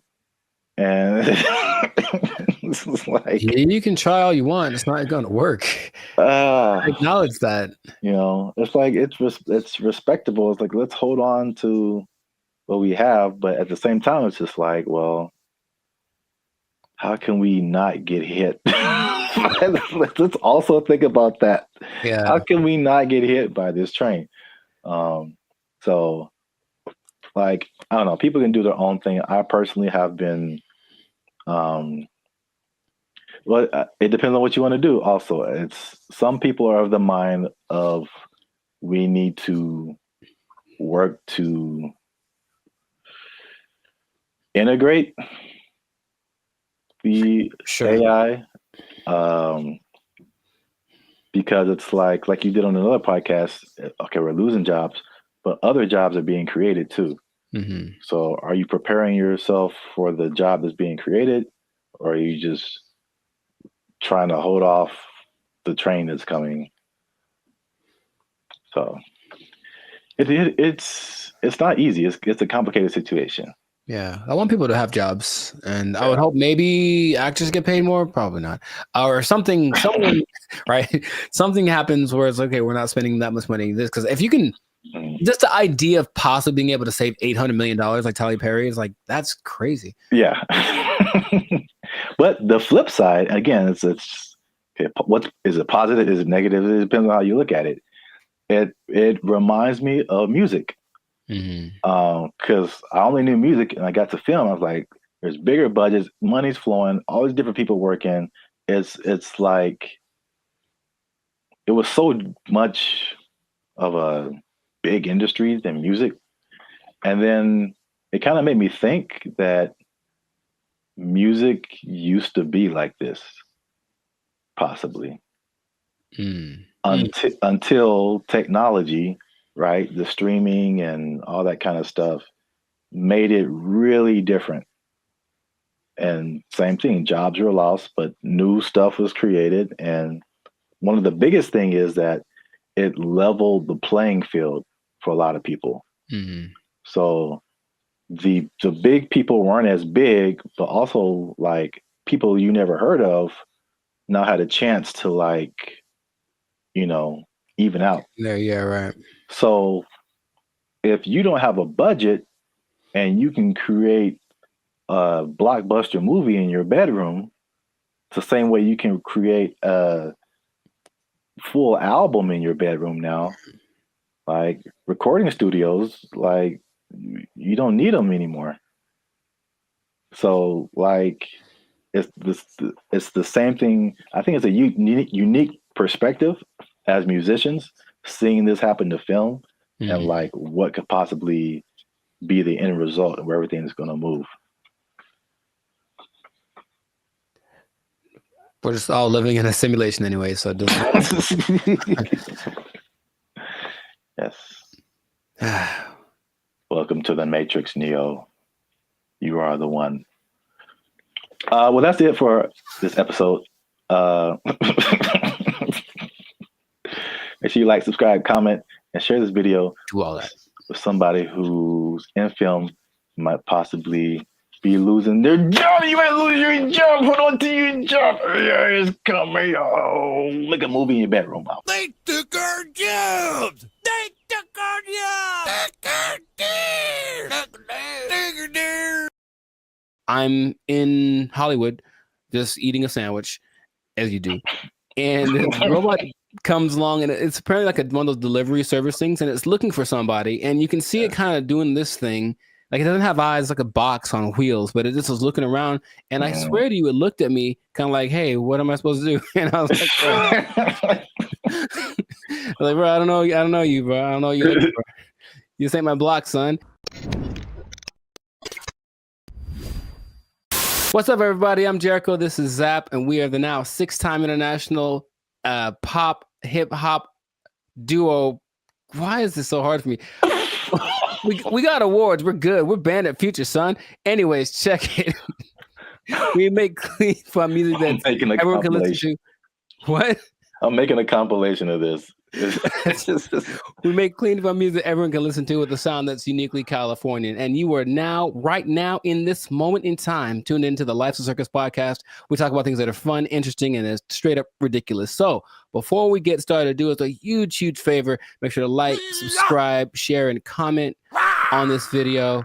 Share this video with at least 2 people that are afraid about the robots, man. We're talking about them again because there's some new developments. There's some new robotic developments, this time from the more humanoid version, and it's kind of crazy. So stay tuned to the end to find out what animal they're actually trying to replace with these robots. Like it's an animal that humans have used for centuries. And all of a sudden it's like, they're not good enough anymore. We need some new ones. So let's get into this thing. Now, the robots are not coming. They are here, children. This is not a drill. The robots are here. And I want you all to be...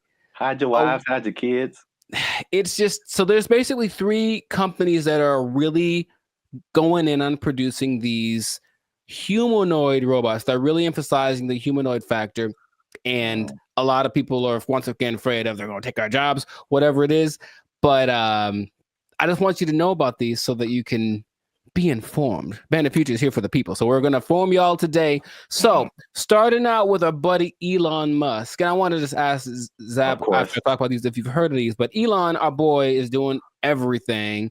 I mean, so the Tesla bot is the thing that he's been developing. And it's, you got to see this thing. So it's the most, how do I say it?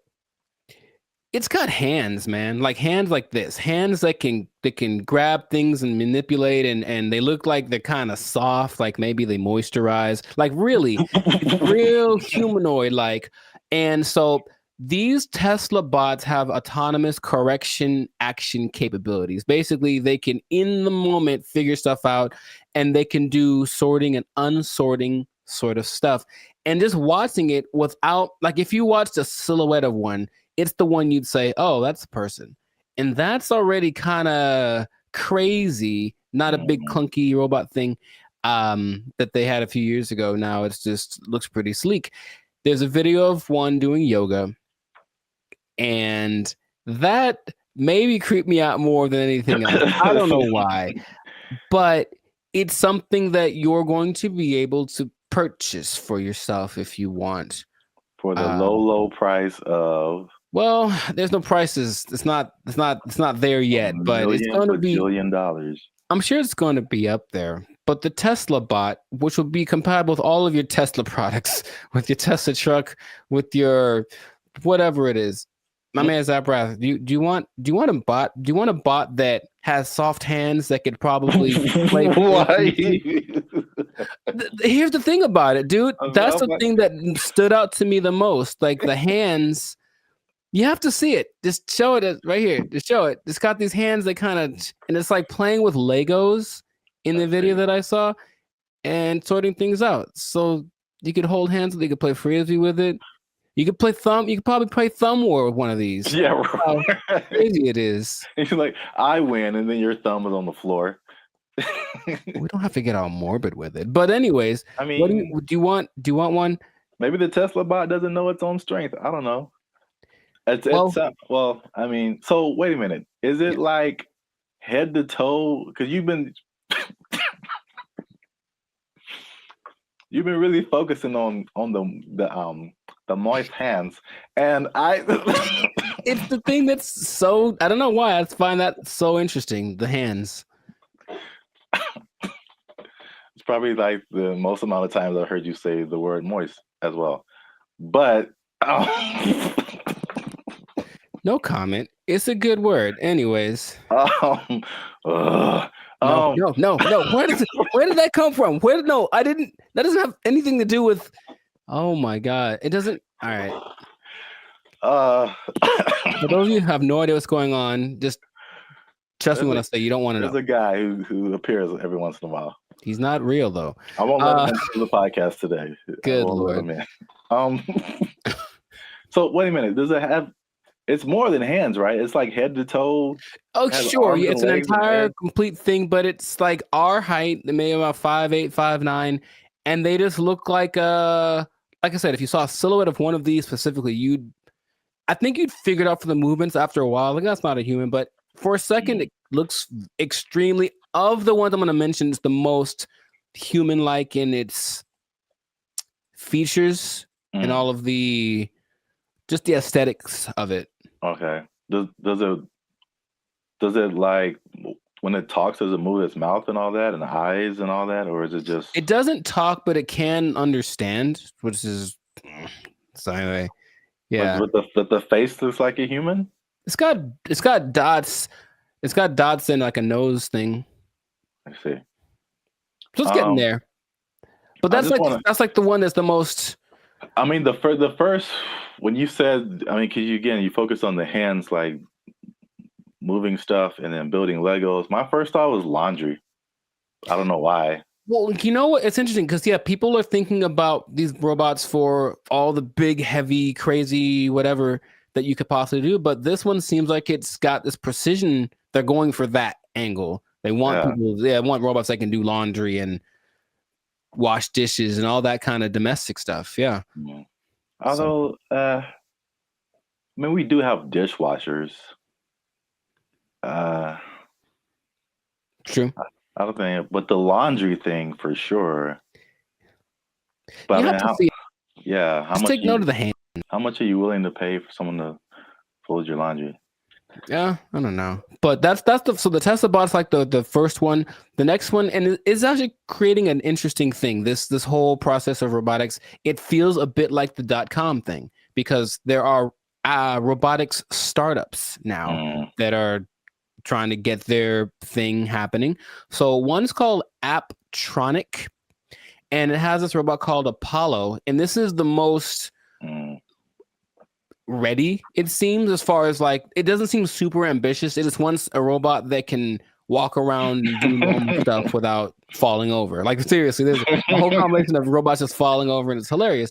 But the Apollo can lift up to 55 pounds. It looks more like a version of that Disney movie, My Friend Robot or something.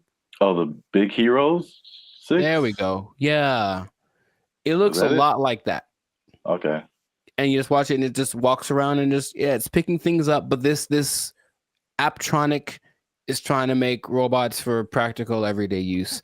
And it seems the most ready. It's like a small company, but I just find that interesting that all of these little things are popping up and they're going to be in competition with each other, or, one company's going to buy the other. I can just kind of see that aspect of it happening, but those look pretty friendly. I say that because, in contrast, the company that's the most, like the furthest along with all this is Boston Dynamics, and they've been in it for a minute. They're supported by the U.S. government since 2011, and they had their like flagship bot called the Atlas bot, and they've been just working on it and getting it better. So I don't know if you've seen the video, but maybe there'll be a video here of maybe of a robot that's running like an obstacle course with like this duffel bag, and it's like jumping over the thing and then putting the duffel bag down and then climbing up to the next level and picking up the duffel bag and then running and putting it, and it looks so, I always thought it was like maybe like fake, like animated, but it's just the way that it moves. It's very robotic. That's the thing that they're going for. But at the same time, it has so many interesting things that it can do and interesting versions. That's the company that made the dogs that we talked about earlier. The dogs that are gonna, whatever. And I had an interesting robot experience a couple of days ago. I don't think I told you, or maybe I did, where I'm in Hollywood just eating a sandwich, as you do, and the robot comes along, and it's apparently like one of those delivery service things, and it's looking for somebody, and you can see it kind of doing this thing. Like, it doesn't have eyes, like a box on wheels, but it just was looking around, and I swear to you, it looked at me kind of like, hey, what am I supposed to do? And I was like, bro, I don't know you, bro. I don't know you, bro. This ain't my block, son. But it's just like, and everyone was walking past it like normal. Like, yeah, there's a robot. So that's slowly becoming a thing. And Elon specifically said it's not going to happen overnight. So there's this assimilation of robots. But the Atlas bot thing, since the 2011, been backed by the Department of Defense. They're supposed to be used for all of the dangerous things, tending to nuclear reactors, putting out big fires. But they're also making these to wash dishes and fold laundry. Maybe do small tasks. They have the version called the Cheetah that can run 30 miles an hour. And they swear that they don't have any military intentions. Now, just if I said, we assure you we don't have any military intentions, what do you think is actually happening, sir?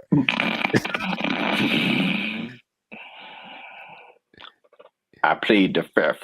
I see. Okay. Well, there are videos of these being used to like shoot at targets that look like people because they're supposed to be able to distinguish between a real person and a not person. But I think that's happening, of course. The French military is using the dogs already, and everything starts benevolently, and then it gets a little on the strange side. But and then Terminator. Well, I never saw that, so I was going to actually ask you if you've seen it because maybe you could. RoboCop, Terminator, to me they're the same. I haven't seen either one. What goes on? Oh, RoboCop is way different. Oh, okay. Well, at least the stories are way different. Sure.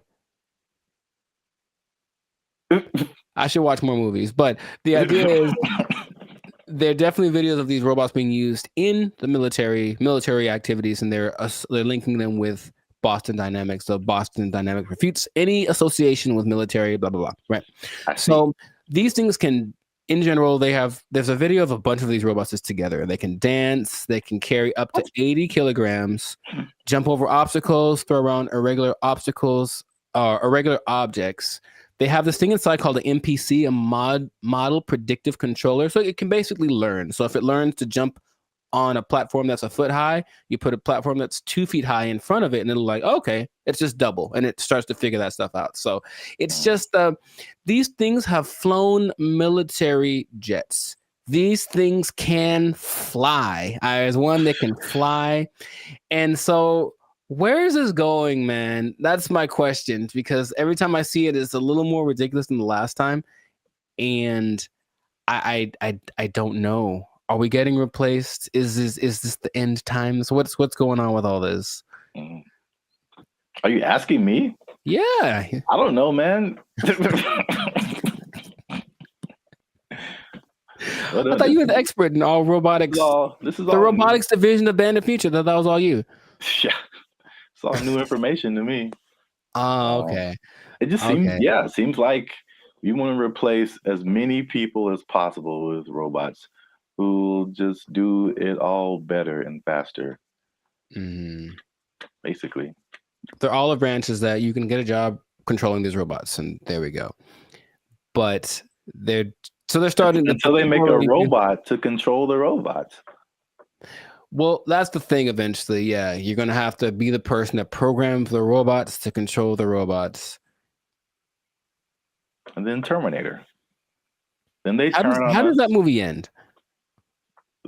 With everybody dying? Is that what it is? No. Oh. But, I mean, supposedly it's a whole time travel, whatever. But I think eventually the humans defeat the robots or something. I don't remember. But it's like, hey, you just build robots, and especially intelligent robots, who eventually say, you know what? We're a lot better than the people who made us. We should be in charge. And then they become in charge and enslave humanity. Cool. It's just so weird that they do.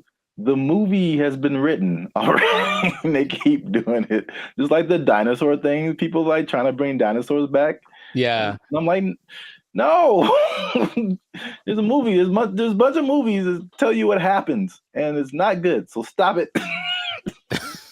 Just stop it right now. They're not gonna stop.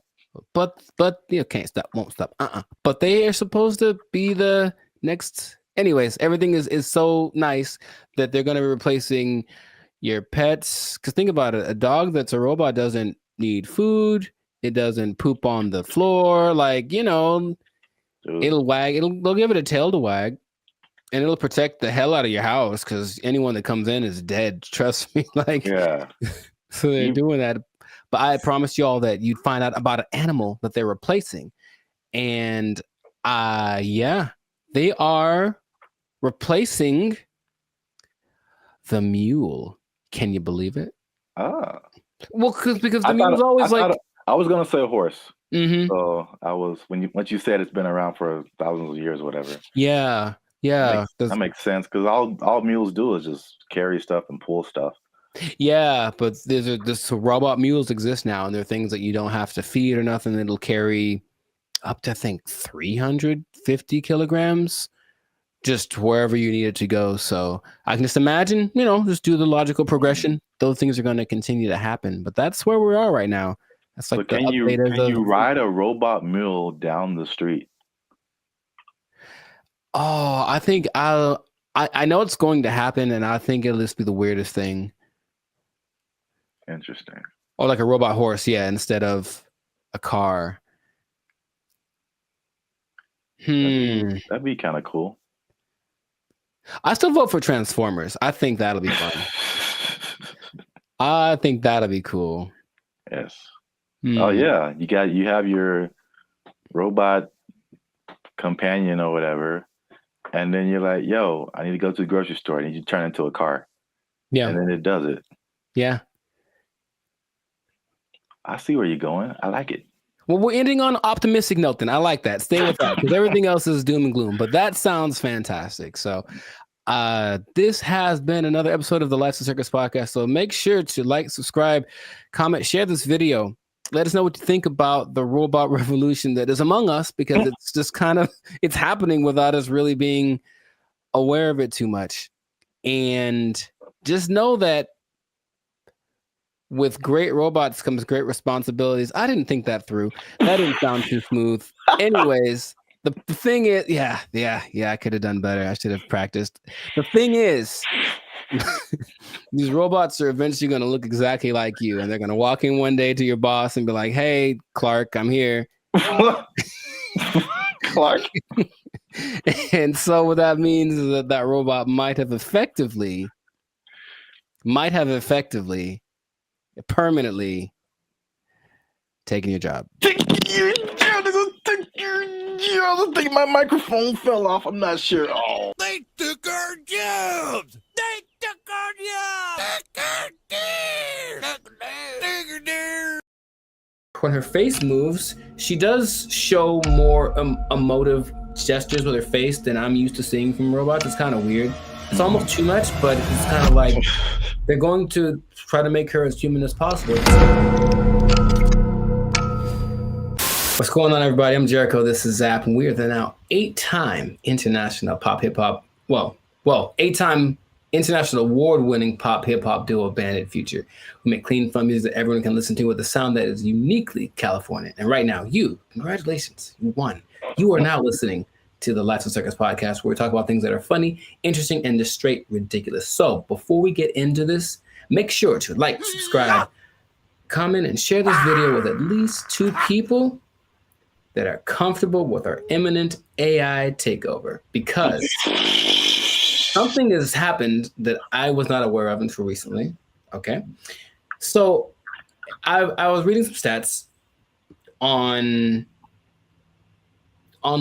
and there's a study by the IBM Institute for Business Value, and it says that 43% of CEOs are using generative AI to inform of strategic decisions. So people are utilizing AI a lot, making decisions because it's just quick, and then at least helps them get to someplace. Maybe they don't do exactly what the AI says, but there's something that they go to AI for, and it's becoming more prevalent, especially compared to a couple of years ago, right? But what if I told you there's one company that took it a step further? Maybe one company that's, I don't know, Polish, maybe. Polish from Poland, man. Maybe they make rum. Maybe they're a Polish rum company. I see. And they decided, let's just make our CEO an AI bot. And so they did. That is the reality that we live in. So the company's called Dictador. It's a rum company from Poland, and they went ahead and they just made an AI bot their CEO. Her name is Mika. And if you look from afar, if you see like a still picture, it just looks like a lady with kind of grayish hair. And then you look closely and it's like, oh, that's not a real person. So the AI named Mika is the first CEO, female robot, a true trailblazer, and is also a board member who directs operations on behalf of Dictador. Okay, so just off of that information by itself, how do you feel about that this is happening? I would say shocked, but I'm just not. I think we've spoken about this a lot and we know that stuff like Chat GPT and all this kind of AI stuff, robotics is just beginning. I've seen Terminator. I don't know. You don't watch movies. I have not. I understand the premise. It's the Matrix. It all just, we've kind of forecasted this for a long time, and here it is. Congratulations. It's been actually having the last 8 months or so. About 8 months ago, they appointed Mika, the CEO, and they actually interviewed the president, Zarek Zoldrowski, and they just said, "So what's the deal with that?" And he basically said, we're not concerned that AI is going to take over because humans still can't be replaced to make certain decisions. Like, for example, you can't use AI to hire or fire people. That's what he said.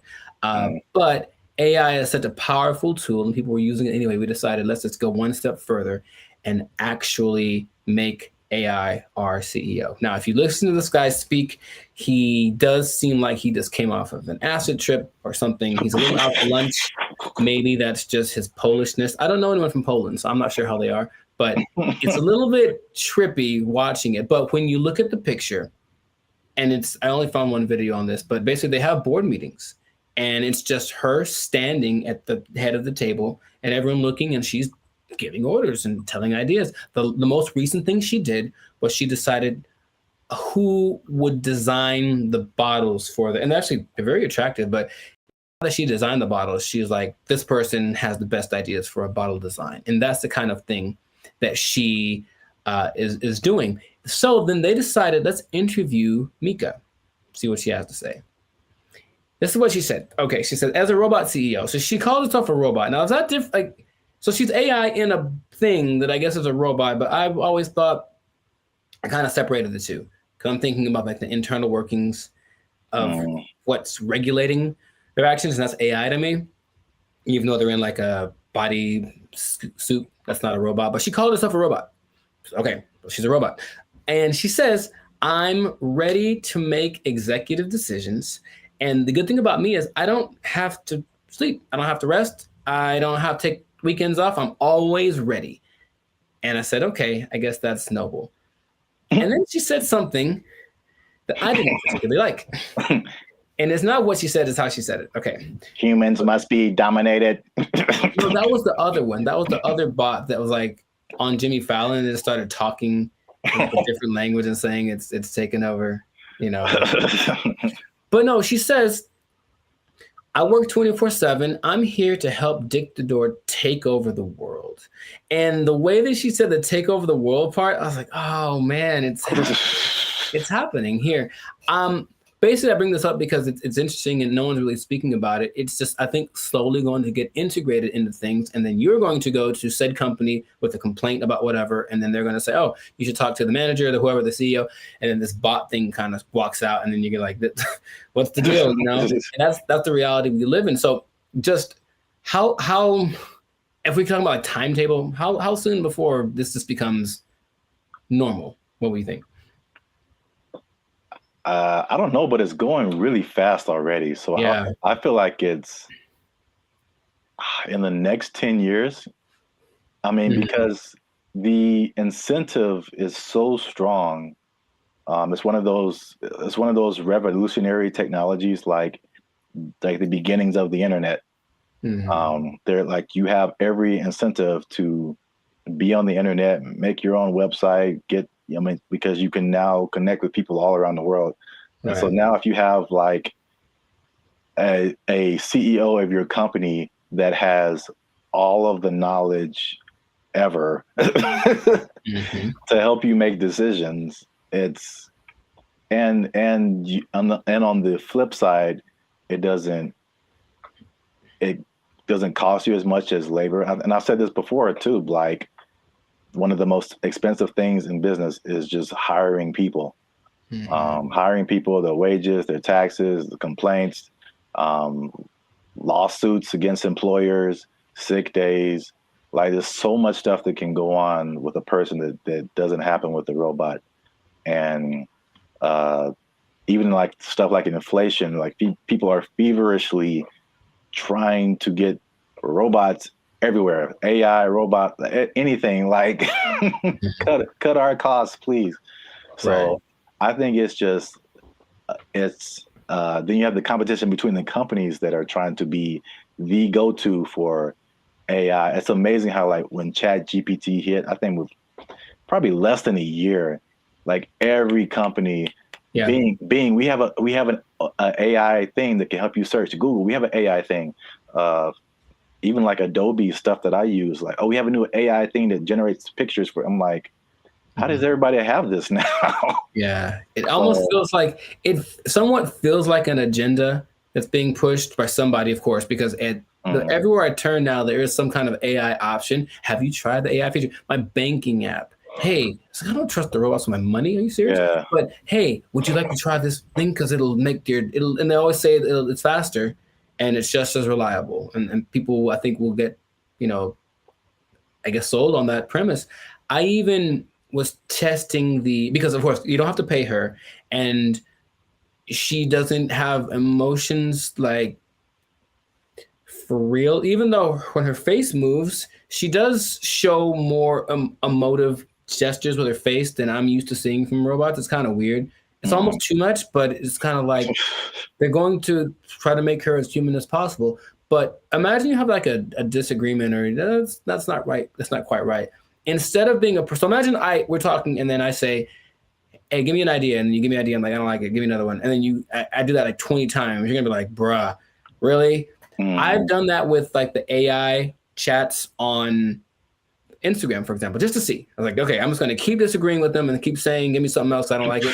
And they don't have a problem with it. They'll just keep going. They got literally a million ideas. And that concept is so not natural, but it appeals to some people. Like, yeah, we'll just ask the robot because you'll just keep giving us ideas. It's almost like we decide which idea, but we let her come up with it, and that's more attractive. So it's just crazy, and you just have to see it because it feels like outside of a sci-fi movie. You can see the wires on her like chest, like one is like talking, one is coded or something like that, but it's labeled what parts are being regulated, and it's a trip, but it is real. And they're apparently doing well since they started. Like, her decisions have helped the company start to do this. Well, the only thing I would say would be, I think there's a few things. One, I think to a certain extent, it's a, what do you call it? Like a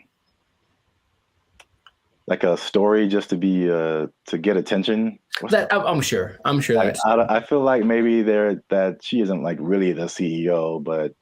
Well, they asked the guy, they're like, is this legit or is this a scam? And he's like, oh, it's real. And his eyes didn't match what he was saying. That's what made me think he was on something, because it's kind of a strange publicity stunt. That's what I was going to say. Potentially. And in any case, it is getting attention. And then people say, I'm drinking the rum of the company that has the AI CEO. And that's something that has probably gotten somebody laid once. So good for you.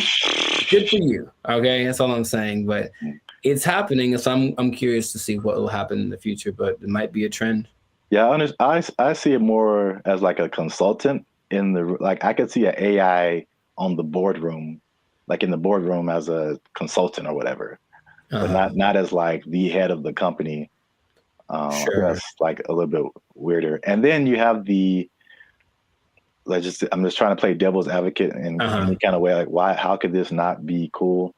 As if something gets corrupted or like, like any kind of computer, it could, That's what a lot of the comments under the video said, like, what if this? And they're like, what if someone hacks into your CEO?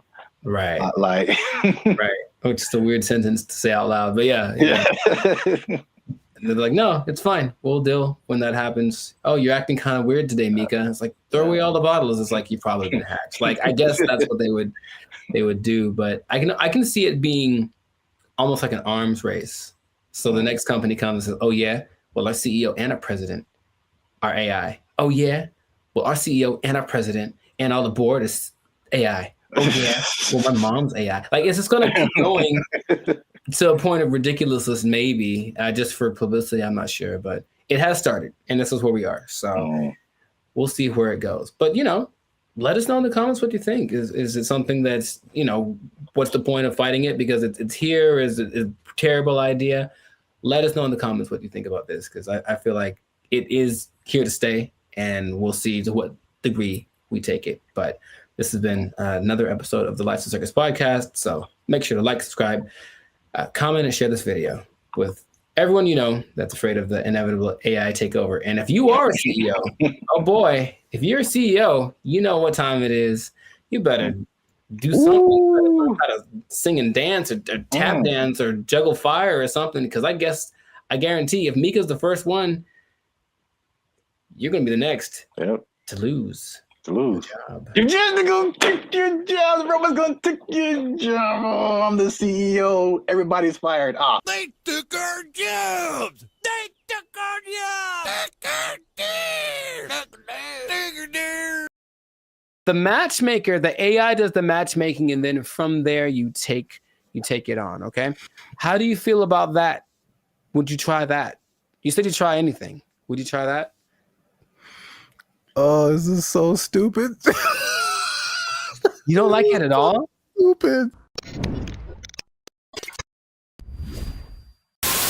What's going on, everybody? I'm Jericho, and this is Zap, and you are now tuned into the Life's a Circus podcast, where we talk about things that are funny, interesting, and ridiculous. And fellas, you're going to want to hear this, because we're talking about dating apps, but not just any.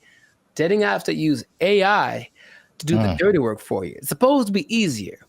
Let's talk about it. We'll find out if that's true or not. I already hear some skepticism in Zap's voice. But before we do that, make sure to like this video. Please make sure to subscribe to the channel so that we can have more people that have the Bandit Future Life's a Circus experience. And if you really want to take it up a notch, you can hit that join button and become a BFF, a true member.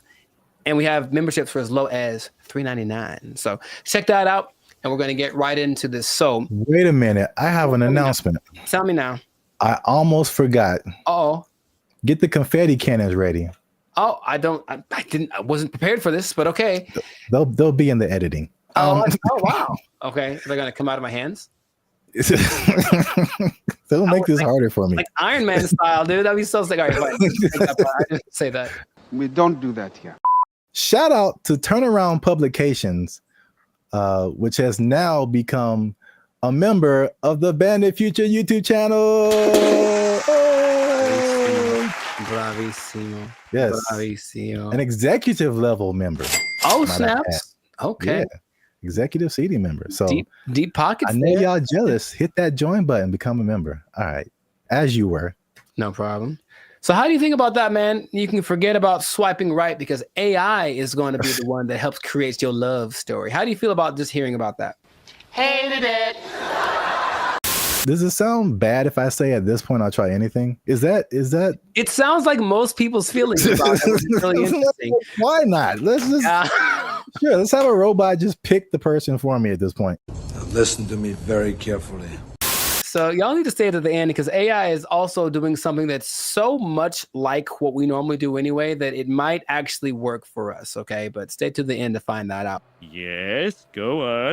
I did a bunch of research on this, and there's 2 apps that I want to tell you about that feature this AI assisted thing, okay? One is Volar, and the other is called Iris. So I'm talking about Volar first, because Volar has this interesting concept. Okay, so what happens is you create an AI avatar, and then the avatar. I'm out.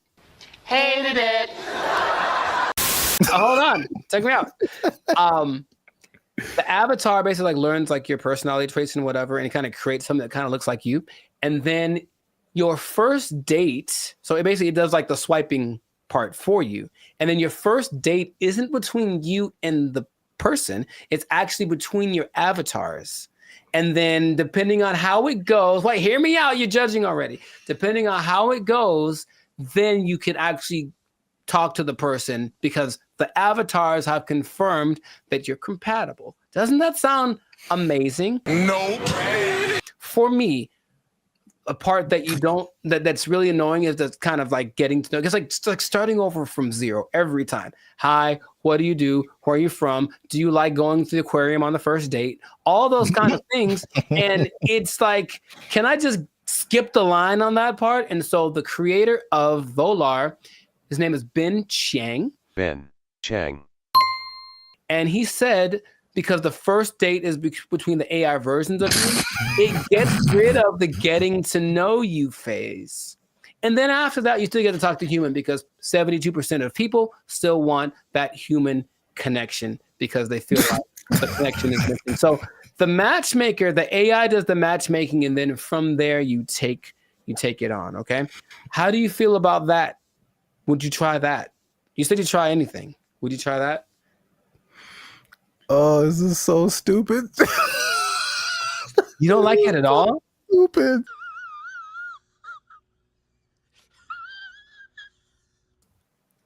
Ben Chang, he did this for you. He did it for you. This is so stuck in. Hold on, here's more. But wait, there's more. Okay, so Jessica Giles is a writer from 5280.com. I think that's in Colorado. And she said she tried it out to see what she felt, because her opinion is that surface level chit chat is what people are tired of. It basically makes this kind of fatigue factor. And so people want something that will just help you get past this initial stage so you can just get to the good stuff, if you will.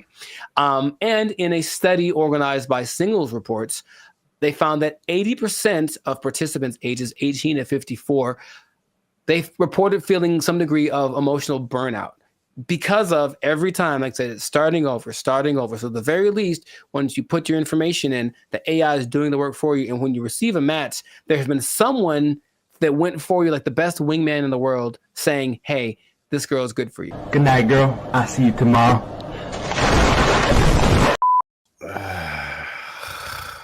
You don't like it? I mean, he did it for you. Who is he? Jesus Christ? He's like he died on the cross or something. No, he's Ben Chang. Jesus Christ! So put on the armor of God. Jesus Christ! Maybe you're not convinced about that one, because that's Volar. Okay. So there's another one called Iris, and Iris is a little more straightforward. I believe Iris has a little more track record because there's actually like some success stories of people using Iris. And so Iris has a different philosophy, and I like it more. It says physical attraction is more important than anything for people, or for guys. Let's just say that. So we'll use that science of physical attraction, and basically we'll show you a bunch of pictures of women, and then you go through it. You say this is what you like, and then it goes through the actual women and says, well, because of you told me you like this kind of woman, here's a bunch of women that look like that. So right away, the physical attraction part, you swipe on something and like, she's not my type. It guarantees that everyone that comes through your feed or whatever is your type, because you've already shown what you like. This is my favorite one so far. Nice job, team. Off of that, they have people that say, oh, in a week there's one couple that say within a week we were dating and then we got married and they have kids and all that. Oh, of course they did. I mean, can I prove it? I can't prove it. You're not fooling no one. And there's other apps that do similar things like Riz AI, Blush, Teaser AI, AIMI.ai, and Quiver without the ER. And all of them do something similar, where it's just like trying to find a common aspect, but using AI to find that thing before you actually meet the person for the first time, or talk to them on a video call or whatever. Your confusion is not rational. She's a healthy female of breeding age. I think that in theory, it sounds okay, because that part of it is, again, I'm kind of going through it now, and it's really like, okay, do you like this? Cool. Let's try this thing together. Oh, you don't like it as much as I do? Okay. Okay. Easy one for me is tattoos. I like tattoos. I have a lot of tattoos. But if I meet a girl who has eyes that are tattooed, and it's a little too much for me. So even then, I have to I can't just base it off of I like tattoos, so you have tattoos, we should go together, right? Okay. Can you think of any? Okay, let's just like objectively, any pros, any cons to doing this, to letting an algorithm basically select the love of your life? I mean,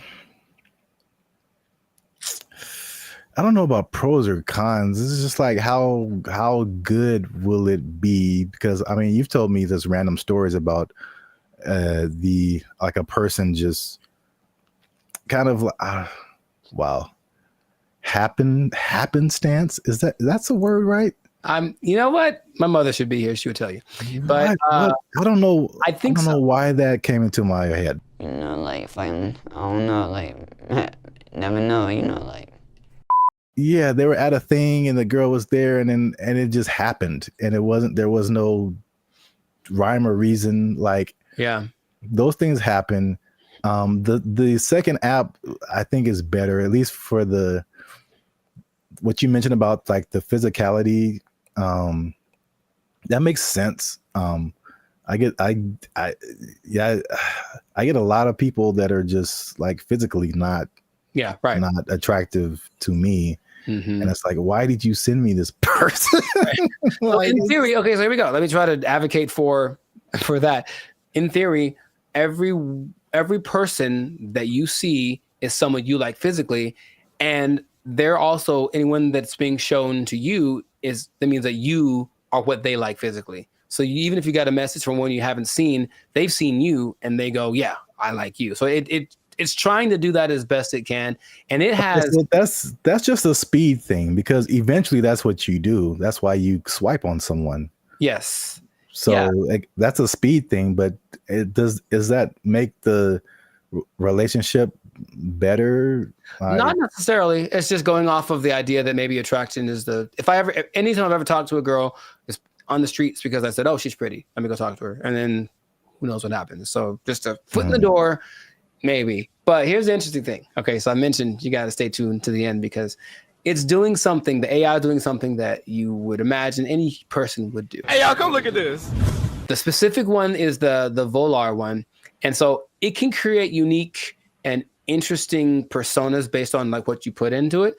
But what starts to happen is that after a while, the AI realizes I'm basically trying to be a wingman for a really boring person or a really unattractive person or something. So the AI starts lying for you. And in your profile, it will fabricate information or even make your avatar look more attractive than you actually are. I'm here to tell you right now, we don't care. Let me tell you. We don't care. You might get someone who you think is, some girl posted a picture of a guy. He looks good. And then she found an actual full size picture of him. And he was a little person and she's not into that. So she, I guess she said, nope, she canceled their date or whatever.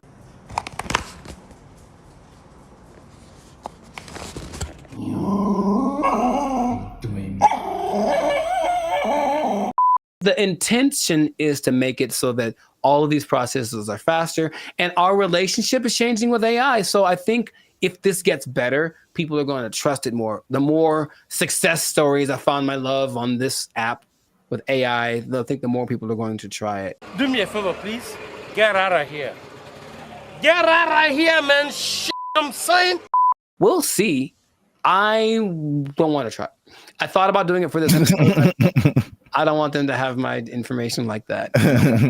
It seems too convenient. So that is not what's going to happen. But, time is running short. So let us know in the comments if this is something that you would try or if you've tried using an AI-generated dating app. Have you found the love of your life? Are you sitting next to her right now because you found her thanks to one of these apps? Let us know in the comments. And make sure to share this with somebody that is willing to put the fate of their romantic life in the hands of the imminent AI overlords that are coming.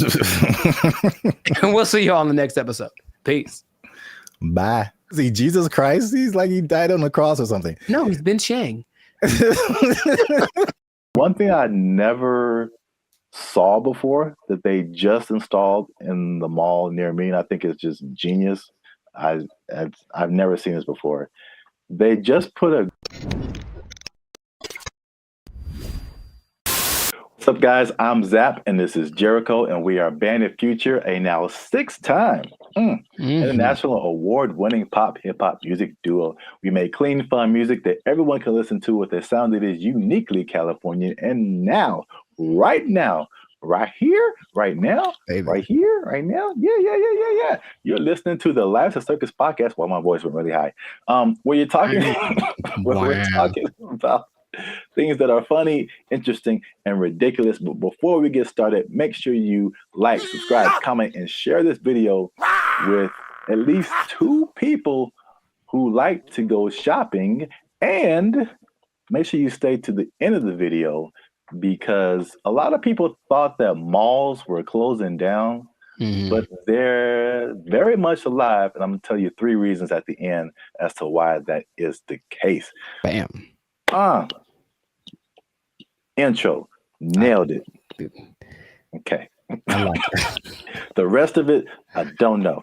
Well, it's all about how you start and how you finish. The middle can be like, like a plane. It's like, all right, we took off right, a little choppy in the middle, but if we landed right, everything is all forgiven, I guess so. And if something is wrong, then you can sue later. Emotional damage. Yeah. But yeah, so today's topic is all about the American mall, America pastime, if you will. Jericho, do you still go to the mall? Is that a thing you do? Where do you do your shopping, my brother? Dude, it's always going down in the mall. Meet me in the trail, it's going down. Meet me in the mall, it's going down. That is one of the greatest songs of all time. All right. Beyonce made one of the greatest albums of all time. That is one of the greatest songs of all time. All right. I'm gonna let you finish, but Beyonce had one of the best videos of all time. It's just so good. I do. I like that song so much. Like, oh my gosh.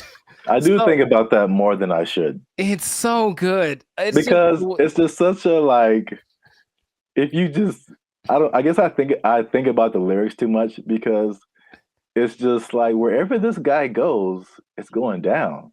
Yeah, I know. It's like, how cool is this guy? You can meet him anywhere, and anywhere he is, it's going down. He's pretty cool. I mean, gangster, man. To me, never met him, but seems pretty cool. I'll still go once in a while. I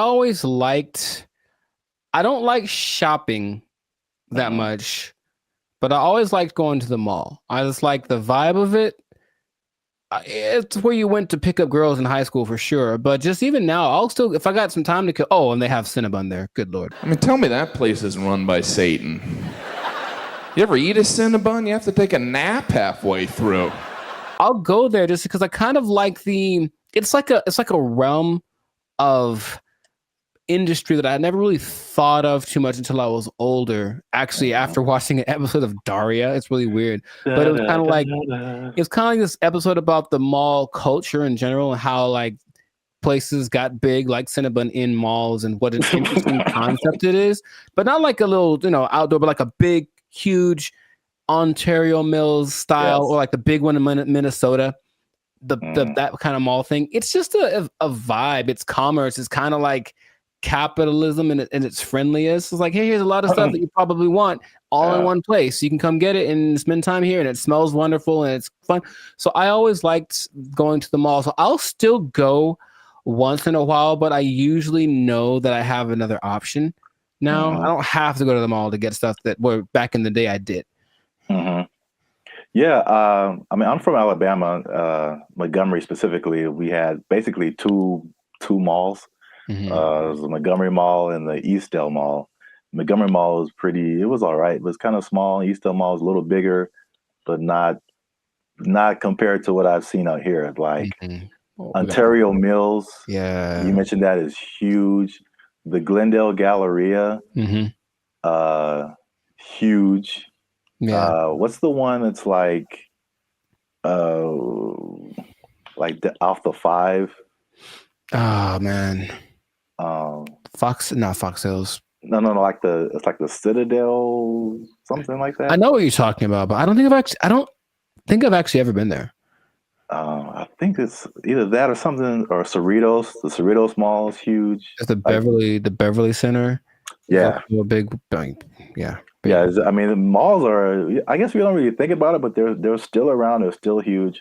So I'm gonna just throw some numbers at you because I thought like after COVID, like that was it, because like it was a crazy time, and you saw a lot of business, like a lot of big businesses, Yes, from bankruptcy. Wow, words. I remember J.C. Penney was a big one. Bed Bath and Beyond got hit by COVID.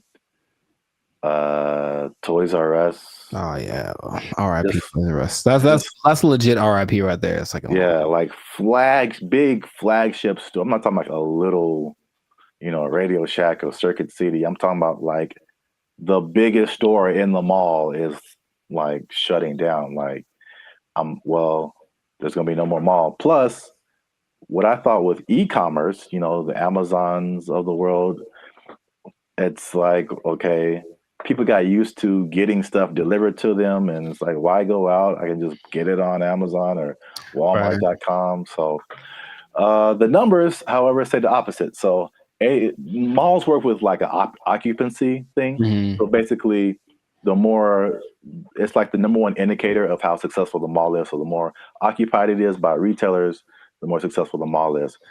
So mall occupancy was 89 to 95% last year. 92%, and you're doing good. Anything above that, you're doing good. So malls are healthy, they're thriving. And this is what happened that I didn't really realize, is that when the stores closed, it didn't necessarily mean that was the end of the mall, because in case you didn't notice, a thing called inflation has been happening. No, I didn't notice. And so the price of everything has gone up, including rent. They just opened the space back up and they charged more because it was a new tenant.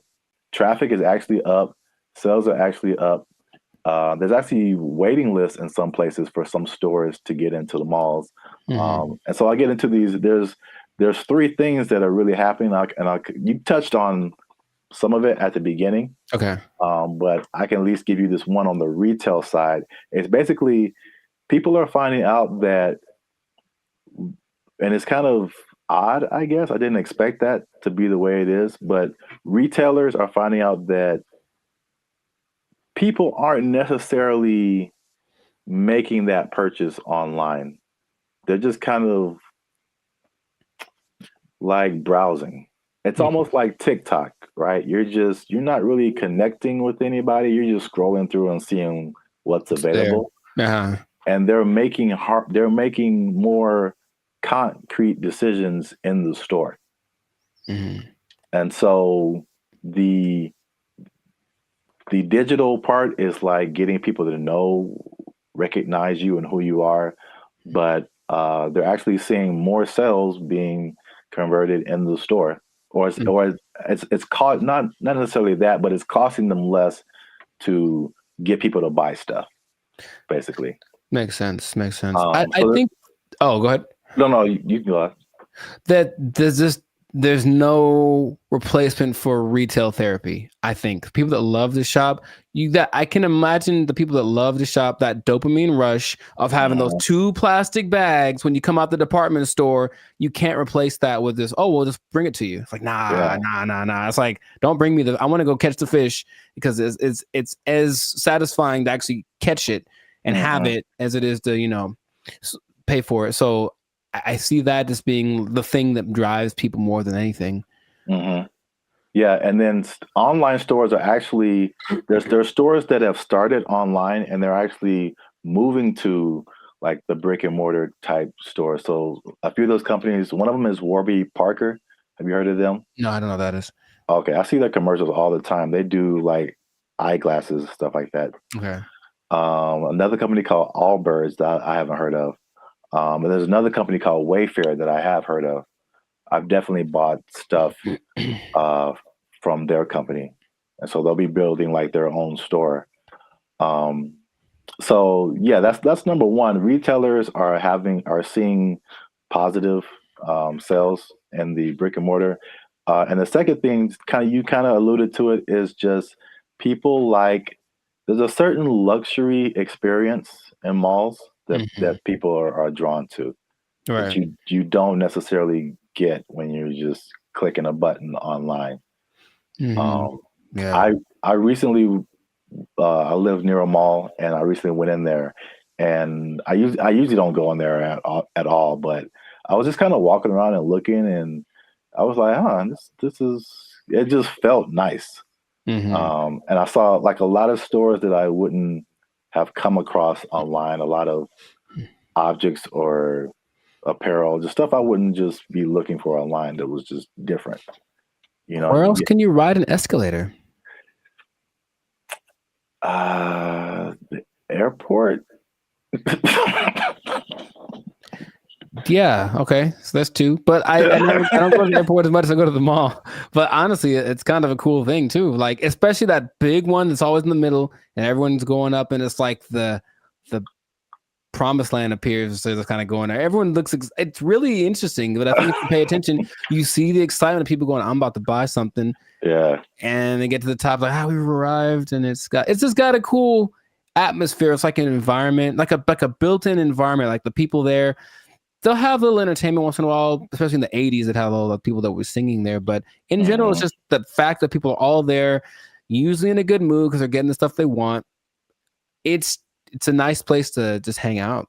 Right. Yep. Perfect segue. That's number 3. Is that the mall is just in general an experience for people. And I think what adds to that, they actually listed it here too as well. It's not just the stores, but everything else is happening too. So in some malls, they have stuff like go-karting and video game arcades. I know there's some malls that have like a trampoline thing you can jump on if you feel like it. And of course, the restaurants, the movies. Oh, the movies, yeah. All kind of good food. And one thing I never saw before that they just installed in the mall near me, and I think it's just genius. I've never seen this before. They just put a grocery store inside of the mall near me. And that's literally the first thing I see when I walk in. And it's very weird because grocery store and mall are two different things in my head. But you're already shopping. I guess it makes sense. Well, from a psychological standpoint, I've never seen that. And that makes a lot of sense because from a psychological standpoint, when people buy stuff, like they're more likely to buy stuff when they've already bought something. So they're kind of in the mode of buying. So I'm going to the store to get my vegetables or whatever, groceries, normal. And then if you're in an environment where there's other stuff you can buy, they're like, you know what? While I'm here, I might as well see if they have and all of a sudden, there you go. You're selling more than you would have. So it's like the stores and the mall have like this kind of symbiotic relationship in a way. So yeah, that makes complete sense, but I've never seen that. Yeah, that's the first time I ever saw that. And it does make sense. And also, like the concept of a mall where you get everything. Like I would, like in my mind, it's like if I'm running errands, it's like, okay, I got to go to the mall, then I got to go to the grocery store, then I got to go to this place. But if they're all in like one place, you can go to the mall, you can go to the grocery store, you can go to the movies, and then play an arcade game. You just spend the whole day at the mall. It's like a physical Amazon, like really, like everything I need is right here. Yeah, it's crazy, man. I want to go to a mall. I just want to go to the mall. I want to listen to that song. Meet me in the mall. It's going down. Get some groceries. Meet me in the club. It's going down. But if someone meets you there, will it be going down? I mean, do you have that kind of? Anywhere you meet me, guaranteed to go down. Yeah, that kind of pull, man. Will it be going down if I meet you in the mall? I think so. I think I can say that with confidence. I think it'd be going down in the mall. And you just play that song and like the murder horn song back to back, and dude, I'm lit. Like it's no. I'll use up all my energy for the day in 5 minutes to watch me.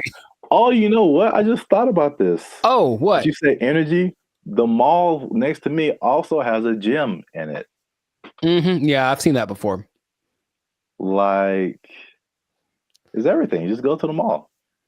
Yeah, that's so smart because they sold that mall when after COVID because like nobody's renting. They thought it was going to go down, and this guy bought it, and I was like, that's the dumbest thing ever. Like malls are on the decline, and they got a gym in there. You got a grocery store. That mall is bumping, dude. Like, yo, and he bought it at a discount. So just like, man, I want to meet the guy. They did an article on him. Okay, there was something depressing about the old malls, though. In some places where they're like kind of abandoned. Yeah, those are kind of all right. There's one specifically in Laughlin, Nevada, and I remember being there like, I just feel gross being in here. Like half the places are unoccupied, and the places that are there, they have the same people that were there from the 80s. It's not a good situation. Yeah. But yeah, I like the mall, man. It's a good place. All right, we went way too long. This has been another episode of the Lights of Circus podcast. Make sure you like, subscribe, comment, and share this video with somebody who likes to go to the mall. It's going down anywhere I be. I guarantee it's going down. Be in the mall. They took our jobs. They took our jobs. Dumb, but it stayed on its feet. That was crazy. Okay. I guess I'll just save all the comments for the.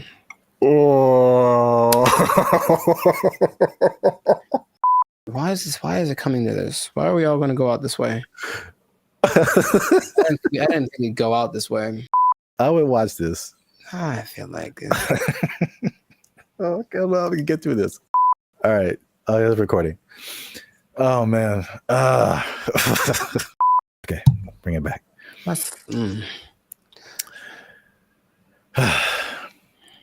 What's up, everybody? I'm Zap. That's Jericho, and this is Bandit Future. And I found this on the internets, man. In true human form, Jericho, we've been blessed with this gift of robotics and AI. And what are we gonna do with it? We're gonna make it fight each other. The world's first kickboxing tournament exclusively featuring humanoid robots just took place in China. Here's everything we know about this first of its kind robot rumble, and of course, all the best highlights. 6 different robots slugged it out for the top spot, each with a team of human operators outside the ring, giving robots commands via remote control. The robots were armed with several different combat moves that Unitree says came from external That doesn't even experts. look real, man. That's crazy. Oh my god. That doesn't even look real. Remember those little things that you'd have like way back in the day? Those little I guess a board game, but it was 2 real robots and each person. Yeah. What were those called? Like Sock'em, Rock'em, Sock'em, yeah, something like that. Yeah. It's just that, but times 1,000. And this is so great. I love this so much. I don't want this to. Gosh, he's gonna kick it. It's gonna remember him, get him in like a decade. Anyways, just keep going. I feel like we do this to ourselves, and then we blame other people. That's what I feel like is going to happen. We just start building these things, and our first thought is like, "Hey, let's have them punch each other and kick each other." Nah, that's entertainment. That's our second thought. The first thought was sex robots. Oh, well, for sure. Too. But this is a close second, I would say. Yay, humanity! Are these the G? These are the G ones, right? I think we're talking about. These are the Unitree G. We have another video about that. I put a link to it. And the guy, man, these comments. You guys comment whatever you want. But there was a guy like trying to fight us, like, "Oh, it's not as good as the Tesla bot." And blah blah blah blah. I have not seen the Tesla bot do this. Nor have I. Nor do I want to. And it's. I know the Tesla bot is like more advanced. It does. These are 2 different things. But the main thing about this particular, the G ones, like you were talking about, is the agility. When they get up, it doesn't look real, man. Like that looks crazy. These moves include straight punches, hooks, uppercuts, a roundhouse kick, front knee, and what looks to me like a front kick or push kick. Martial arts experts, let us know down in the comments which one you think it is. The robots are also... So you can do all of those punches. I can still pretend this is fake until I see it in person. At least I have a happy place in my head that says somehow this isn't real because it doesn't look real, and I can just pretend. Until I see it, I'll pretend that it's not real. Jericho, it can roundhouse kick you in the face if it wants to. I know it, but I think it wants to. That's the thing I don't like. I think it wants to. I think it's like take all comers, bro. It's just gonna keep getting more crazy. This is already crazy. Yeah. Let's watch some more. Able to pivot and move around, as well as stand up from a fall. In the opening match, it was blue versus purple, with the other robots standing in the corners of the ring, cheering on the robot-on-robot carnage. While it's humans calling the shots from the sidelines, the robots themselves must maintain their balance, while taking punches and performing kicks and knees that sometimes force them onto one leg. Unitree says this was achieved by a combination of sensors in the robot, which feed it information on its body position, as well as AI reinforcement learning performed in simulation. It's impressive. What was that? It's impressive, those little steps that they take to get their balance back. Yeah. That's gotta be really hard to replicate. The next round saw the black-clad robot named AI Strategist facing off against the robot in pink, known as the Silk Artisan. While it took these robots a second to find each other on the battlefield, eventually they locked in, resulting in one of the most devastating clashes of the entire event. AI Strategist took the first fall when a kick threw it off balance, but it was back on its feet and taunting its opponent in no time. In the next round, the Silk Artisan got its leg caught on the AI Strategist, causing it to stumble, but it stayed on its feet. That was crazy. Because check it out, for a human, that's a torn ACL right there. You see that? And it was just like hated it, and then just kept moving. That's so wait a minute. That was in no time. In the next round, the Silk Artisan got its leg caught on the AI Strategist, causing it to stumble. But it stayed on its feet. Both sides landed some good. That's wild. In the next round, Black delivered a devastating knee to Pink, but it wasn't enough to keep the Silk Artisan down. The face-off came to a brutal conclusion when Pink went for a right hook as Black went for the knee, throwing the Silk Artisan off balance and sending its legs all over the place in a finisher that looks like it belongs in a Mortal Kombat video game. AI Strategist celebrated the devastating blow by falling face first over the Silk Artisan in a nail-biting conclusion to a thrilling match. In the penultimate bout, Power Core Guardian in green went punch for punch with Armored Mulan in red. The fight began with a clash of kicks. Robots traded blows back and forth. Green took the first fall when a kick went wrong, but it was back on its feet. They're all the same size. They're both the same size. And I guarantee what's going to start to make these more interesting is the modifications, or what, I guess whatever within the parameters of the rules. They can have bigger legs or smaller, whatever it is to kind of make them a little bit different, but that's when it's going to get kind of crazy. The final round saw AI Strategist facing off against Power Core Guardian. Once again, we saw the robots get stuck together and need to be separated. Green took the first fall while attempting to knee the robot in black, but came back strong, seeming totally unmoved by what appeared to be a powerful kick from AI Strategist. For this, I feel like it's going to be more similar to like MMA or boxing, where like they're the same weight and size, and then but you can train them to, because right now it looks like they have like, I don't know, 6-7 moves that they can do. Yeah. But what if you train it to like where it has, you know, all these different combinations? It's like a video game, a live action. I just want to know if those controllers are the same as like Street Fighter, like down, down, up, up, roundhouse, like something. And then I hope so. AI Strategist took home the top prize at the China Media Group World Robot Tournament, Mecha Combat Arena. The G1 humanoid robot comes in several different models, and so whoa, what's that? That's a little bit extra. Like they're not doing that. The intro? No, just right there. That robot that just did like this World Robot Tournament, Mecha Combat Arena. Yeah. The G1 humanoid robot comes in several different models, I don't like and that. for this competition. Yeah, man, it's getting real. These guys, oh my goodness, they can't jump. Seems not yet, not great, but they'll be able to. Yeah, I don't think I've seen any of them jump. I've seen videos of robots that can jump, but it seems like they're just jumping back and forth. But like, imagine these things being able to jump and do like, there's nothing that'll stop them from being able to jump 20 feet in the air. Like, you know what I mean? Like, it's going to be impressive. I just, for the spectacle of it, is it worth our safety? Is it? Internet? Is it? I mean, well, if someone just programs a bunch, like 10 of these to just come to your house. Yeah, man. That's going to be a problem. Yeah. Can't take all. For now, yay, look, it's fun. Yeah. Let us know what you think in the comments. The first ever humanoid robot kickboxing tournament. I can't believe that's a sentence that I'm saying. That's a sentence that I'm saying in the year of our Lord 2025. Share this video with anyone you think might find it interesting. And I don't know what to say, y'all. I just found this on the internet. We out.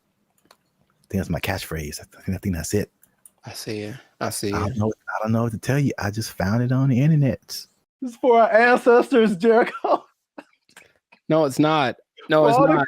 For all the cotton pickers, for all the slaves, for everyone who marched in the Million Man March. I don't think this was the dream that Dr. King had in mind.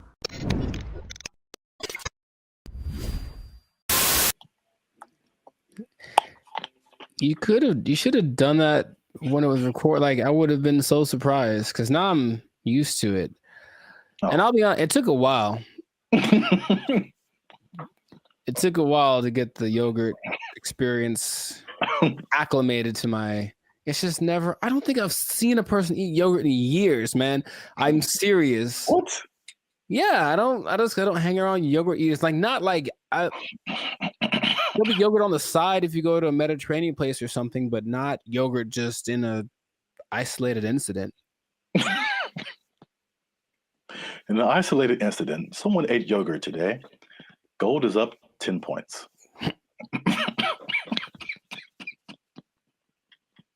Back to you, Jim. All right.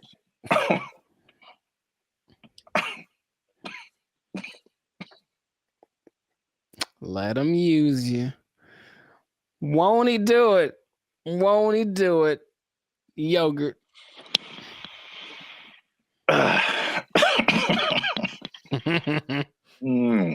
Okay. Unique New York. Hey, what's up, guys? I'm Zap. This is Jericho. We are now 6-time international award-winning pop, hip-hop music duo, band, and future.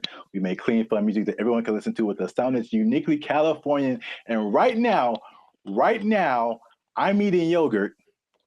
And I can't handle it. And he can't handle it.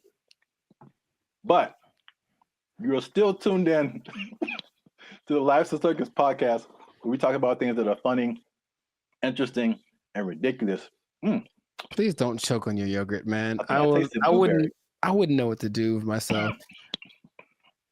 So make sure you like, subscribe, comment, and share this video with somebody who likes to go to fast food every now and then. Okay. Because they might be going a little bit less. And I'll explain why. And I'm going to explain something very interesting with regards to minimum wage at the end of this video. A shocking statistic when it comes to how much people earn. I want to know what it is right now. Yeah. Tell me now. Don't gotta wait to the end, man. You gotta wait to the end. All right. But first, you gotta watch this video because I'm not even gonna set it up. Let's just watch it. This is Gavin Newsom, governor of California. Hey, Gavin. And these people have just lobbied for a fast food minimum wage that is higher than the regular minimum wage. So now these people will be earning $20 an hour at your fast food places in California.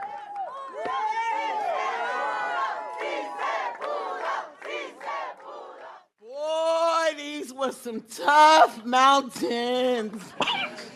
This wasn't easy. 100+ hours in just the last few months negotiating this referendum off the ballot. Oh, That yeah, was a wait. tectonic plate Wait for that it, had to man. be moved. Wait for it. That lady had a lot more to This is for say. my ancestors. Mm. This is for all the farm workers, Mm. all the cotton pickers. Mm. Wow. This is for them. Mm. 557,000 people, 30,000 locations. This is a big deal. $20 an hour. 80% of the workforce in these fast food places, 80% are people of color. 2/3 are women. The majority are breadwinners. And we have the opportunity to reward that contribution, reward that sacrifice, and stabilize an industry in turn. What a remarkable moment. So it's going to be a lot better now. Well, right now we're going to have a chance to at least, maybe decide to save some little money or, but, pay all their bills or credit card debt. This is going to help continue to pay our bills, help some people get out of eviction, help us catch up where we need to catch up because we haven't recovered from COVID just as of yet. So this is just the beginning of our wins.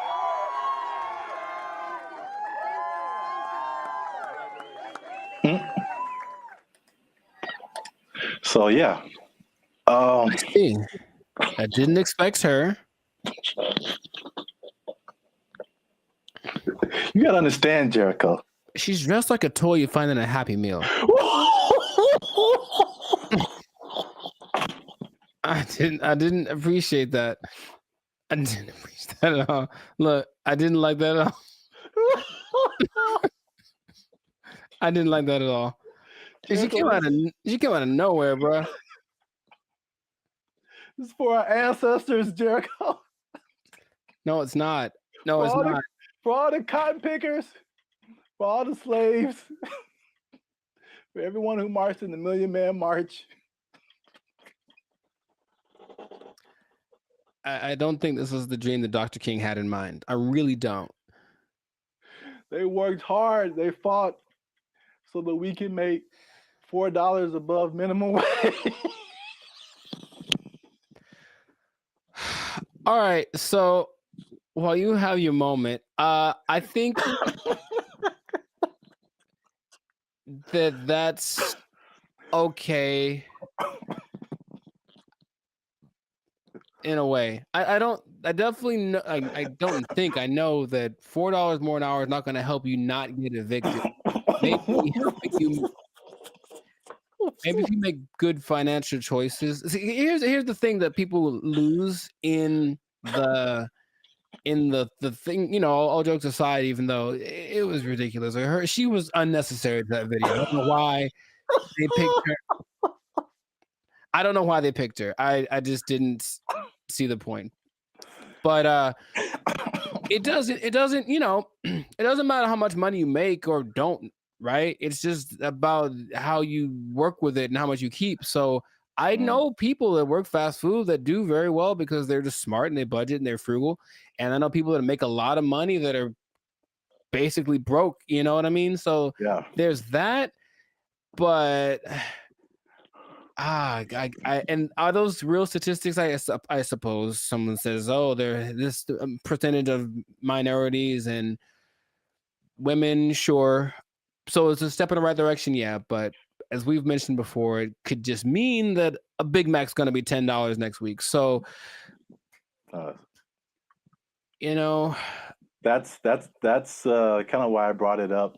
It's it's not only to see what you think about it. I mean, it's going to be interesting to see what happens because food prices alone right now are through the roof. Man, I saw like a bundle of grapes for like $6 a pound. Yeah, you told me. Like I bought like a few berries, and it was like $20 for like just to start off with. Like food is crazy. Fast food is also way expensive. Like I remember there was a time where you could give someone $10 like and they could get a combo at someplace. Like now It's like a challenge to have a meal for under $10. It really is. Yeah. Like It's maybe you can get 15 to 20. Yeah, you can get an item. You can get a burger or something for $7, but a whole. Yeah. So it's going to be interesting to see if you kind of got lost in my laughing at that lady. That was deserved. That was deserved. She feels. I feel like she makes a lot of bad decisions. That's just my honest opinion. I've never met her. Maybe she's wonderful. I hope she's doing well. I hope she sees this video and she likes Bandit Future. But I think her presence was a bit distracting to the whole experience. But yeah, so this is a very weird situation that I haven't really heard of, because basically the government is involved. Right. They created this like separate task force for like fast food worker wages, which I haven't really heard of before. With like it's not the government setting it, but the government is like an intermediary in this. And I mean, are fast food workers specifically unionized? I don't think so. There was a couple in the more educational videos that I passed over to play this one. Oh, good choice. No, trust me. Good choice. Good choice. There was a talk about some different unions, but it isn't like a fast food worker union. It's some kind of, I think it's a service worker union. Okay, so that makes sense. I think that's fast food is maybe under that umbrella, but it includes a lot of different services. But yeah, so it's the government involvement. It just makes it kind of weird, and then also it's like, I mean, fast food has been minimum wage for like as long as I can remember. So to go above that, they were saying that this is like a 30% increase. So it will be interesting to see if there's a 30% increase in prices. Right, because the logic says, where is it coming from? Where is the 30%? You can't make money out of nothing. I mean, the government tries, but you can't make money out of nothing. So if you raise one thing, something else is gonna be affected. Yeah. I made maybe I'll put a link to it. This was a year or two ago. I was walking by KFC and it had and it was a small combo for like $18 for a small. And then what was I gonna say? If a sandwich is like $6 now, you add 30% to it, and now it's like $8 just for the sandwich. Right. Plus tax. So I mean, the $10 combo is going to be like a $10 sandwich pretty soon. That's just too much, in my opinion. Maybe because again, that's just one way of balancing your budget. I guess is to charge more. I mean, they could do the other thing, which doesn't really help people. I mean, it's just weird, ironic, for lack of a better term. Is that okay? Again, you're a business owner. Prices go up for your workers. We're either going to have less workers, somebody's going to get fired, right? Or more automation. So again, less workers or less hours. Nobody gets overtime. Something has to compensate. I mean, it's like people think they just pull minimum wage out of thin air, and it has to come from somewhere. Wow, it's interesting you mentioned automation because I've got something planned for another episode. What? Boom, boom, boom, boom. Anyway, but yeah, it's just we synchronized today. That's all I'm saying. Oh man. Well, let me. What was I teasing before? Oh yeah, the minimum wage. Oh,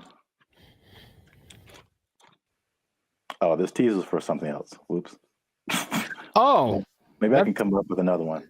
It's kind of anticlimactic, but I appreciate the tease. You have an interesting fact about minimum wage you can give to the people? No, I do not. Well, that's been another episode of Life Service Podcast. Yeah, I was gonna say though, I wonder what will happen to the In-N-Out workers because they always got paid more than minimum wage. That was kind of the thing. That was the job you wanted in high school because you were on your feet because they deserve it. They're working round the clock, and I wonder if they're gonna get more than the higher price than more than the $20 now. It's kind of they operated like every fast food job was minimum wage except for In-N-Out. Even Chick-fil-A? I believe Chick-fil-A is also minimum wage. You just have to be a good-hearted person because those people, even if I don't like the food, they're very nice people. Very nice people working at Chick-fil-A. Yes. Well, I'll give this nugget. Maybe people don't know about this. If you ever want to own a Chick-fil-A, you have to start at the bottom and like work there for minimum wage. So there you go. I gave him something. You can't just walk. You just can't just walk in a no matter how much money you have, like you got to start at the bottom. So let's say I just barge in. I'm like, I'm LeBron James. I still got to work the shakes and fries. LeBron James got to be peeling those fries back there, man. Oh man, that's crazy. All right, I'll tell him. Yeah. He asked me to ask, so I'll tell him. Yeah. All right. Well then, that was cool. Can you tell him a few other things about the Lakers that I have opinions on? LeBron James, the greatest. I'm LeBron James. I'm LeBron James. They're gonna go as far as Anthony Davis's knees can take them, which might be a second-round exit this year. We'll see. Man, we got way off topic. All right. I know, but make sure to like, subscribe, comment, and share this video. Like maybe probably the first 80% of it before we ran off the rails. Yeah. And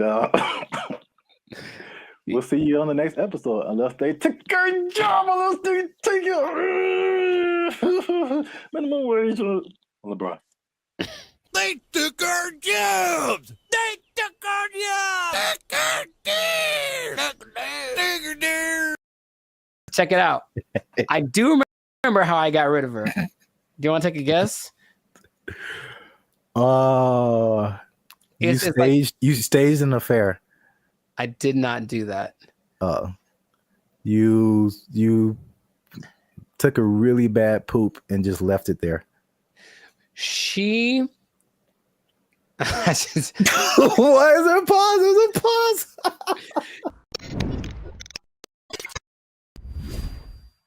Moving in with the lady or letting her move in with you, because they always say it that way. I'm moving in with my girl, but no, sometimes it's the other way around. Sometimes the woman moves in with the guy. Is it a good idea? Is it not? I want to ask you first because I have a story. But have you ever done this? Have you ever, for whatever reason, decided to cohabitate with me? Oh, cohabitate sounds dirty. It does. Your confusion is not rational. She's a healthy female of breeding age. I have not, because I'm a good Christian boy. But gotcha. I have thought of scenarios. So this is the thing. Hey, y'all, come look at this. I'm really on the fence about this because like I joked about, like being from a church upbringing, it's like that's a no-no. Like you shouldn't do that. Sure. And it's just like, okay. That sounds pure. It sounds quite pure, yes. But then also, like as I've gotten older and I've had roommates and stuff like that, man, you find out so much more. You want to get to know a person, like live with them, and it's just like, wow, that I didn't know that you did that, or I didn't know that you ate that, or I didn't know that you smelled that way on Tuesdays. What? Bro, what are you talking about, man? There was a person at church, and she met this guy, and they were just head over heels in love, all that stuff, right? And then, but they never like really been alone together, stuff like that. So they were like super separated. And they got married, and it lasted like a month because they were finally living with each other, and they were just like, it's like, he's like, man, this is weird for me. Is it weird for you? It's like, yeah. It's like, should we be married? It's like, nah, I don't know. And it was just like weird because they didn't have that, whatever that was. I don't know the details of their relationship. Sure. But moving in together just made it way different. It changes the dynamic. It changes. Yeah. The dynamic I said all that to say, I really, at this point, I really don't know. Because, yeah. There's an interesting episode. I also forgot what the question was in the middle of all of that. Just if you ever moved in with a lady or had her move in with you. Oh, then no. Next. You serious? Well, Rich Cooper, he's a good YouTuber, and he had an episode about it. He's taking questions and kind of compiling people's reasons for doing it. And a lot of them were either financial or kind of convenience based. So, hey, rent would be cheaper for 2 people, wouldn't it? Oh boy, let's do it. Or, hey, you live so far away. How about you just stay here so you never have to go home? I've heard that line specifically on TV shows. It's so cliche, right? But I one time let a girlfriend move in with me, and having done that, I'm here to tell you. Oh my God. To never do that ever in life. I don't know how big you can put the word never, ever, ever in life in big letters. Never do this. Never do this. And also, by the way, never do it. Why are you gay? Who says I'm gay? You are gay. It's started good for like a day because, oh, my girlfriend's here all the time. How wonderful. And then right away, there's this thing. I don't want to generalize, but I think I don't want to generalize. Okay, I have a thought, but I want to see if you're going where I think you're going. So I don't want to generalize. Okay. I don't like where this is going. All women do this thing where they kind of like judge everything you do, sometimes to you, but when they're observing you, they're not just thinking nothing. They're literally making calculated things about you that they may or may not ask you about. Why is it that when you walk in the room, you look around before you sit down? What kind of question is that? Like, but like, it's always the little things. What is he doing? He's beginning to believe.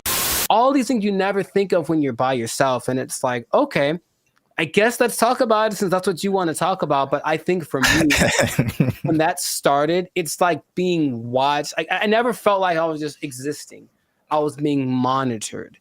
And for better or for worse, and things that they then bring up 2 months down the road about something that I did without thinking about it. Because here's the thing, ladies, for ladies who are watching, and I think this is honestly true, I don't think women are capable of not thinking.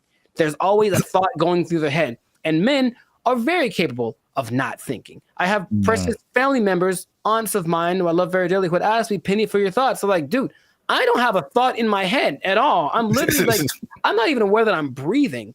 And I think, and so that means that there aren't as many things that we consider important. So why do you look at me that way? I didn't think about looking at you away, so I don't have an answer for you.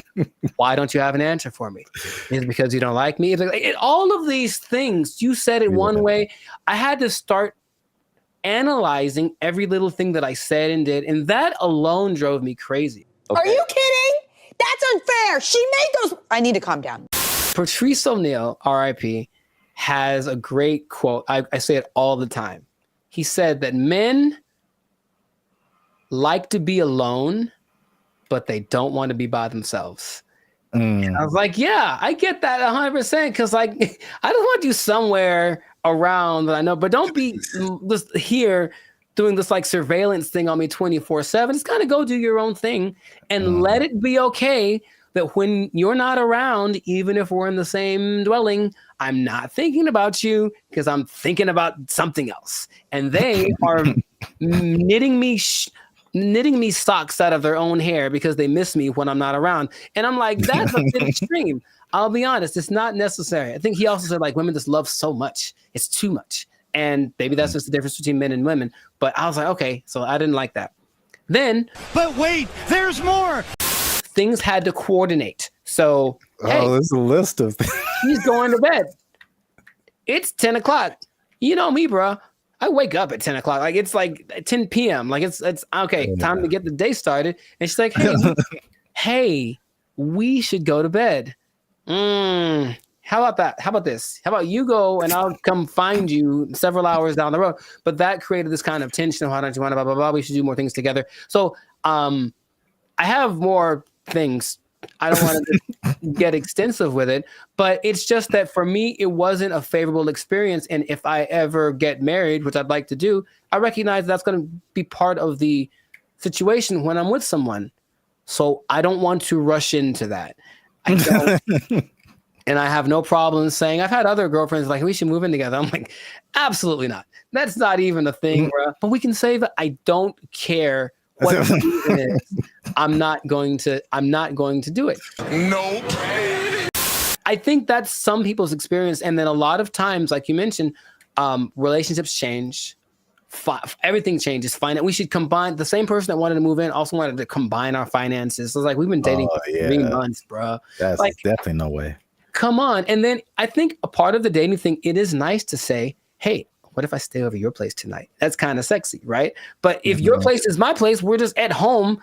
We're like, middle-aged and bored. It's kind of not as exciting. Nothing new, nothing changed, same old shit. I can't forget when I was out with a friend and I kept getting calls about when I was going to be home. And I don't know why, but I definitely stayed out extra long because I didn't want to go home anymore. And it's like, that's so lame. So I need my space. And I would just tell anyone who's ever thought about it to reconsider. This is a public service announcement.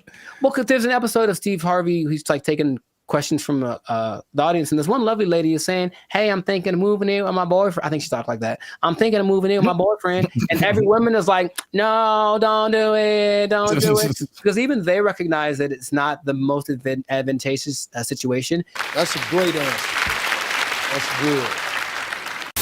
Do you see what I'm saying? Like, okay, so you're saying don't do it, but if you wait until you're married and then you see all of this stuff now, then it's just like, oh. Well, yeah, but marriage is supposed to be like, well, this is what you got. Deal with it. That's what it's supposed to be, right? Supposed to? I mean, that's a pretty way to paint it, but I mean, it's not pretty. I know.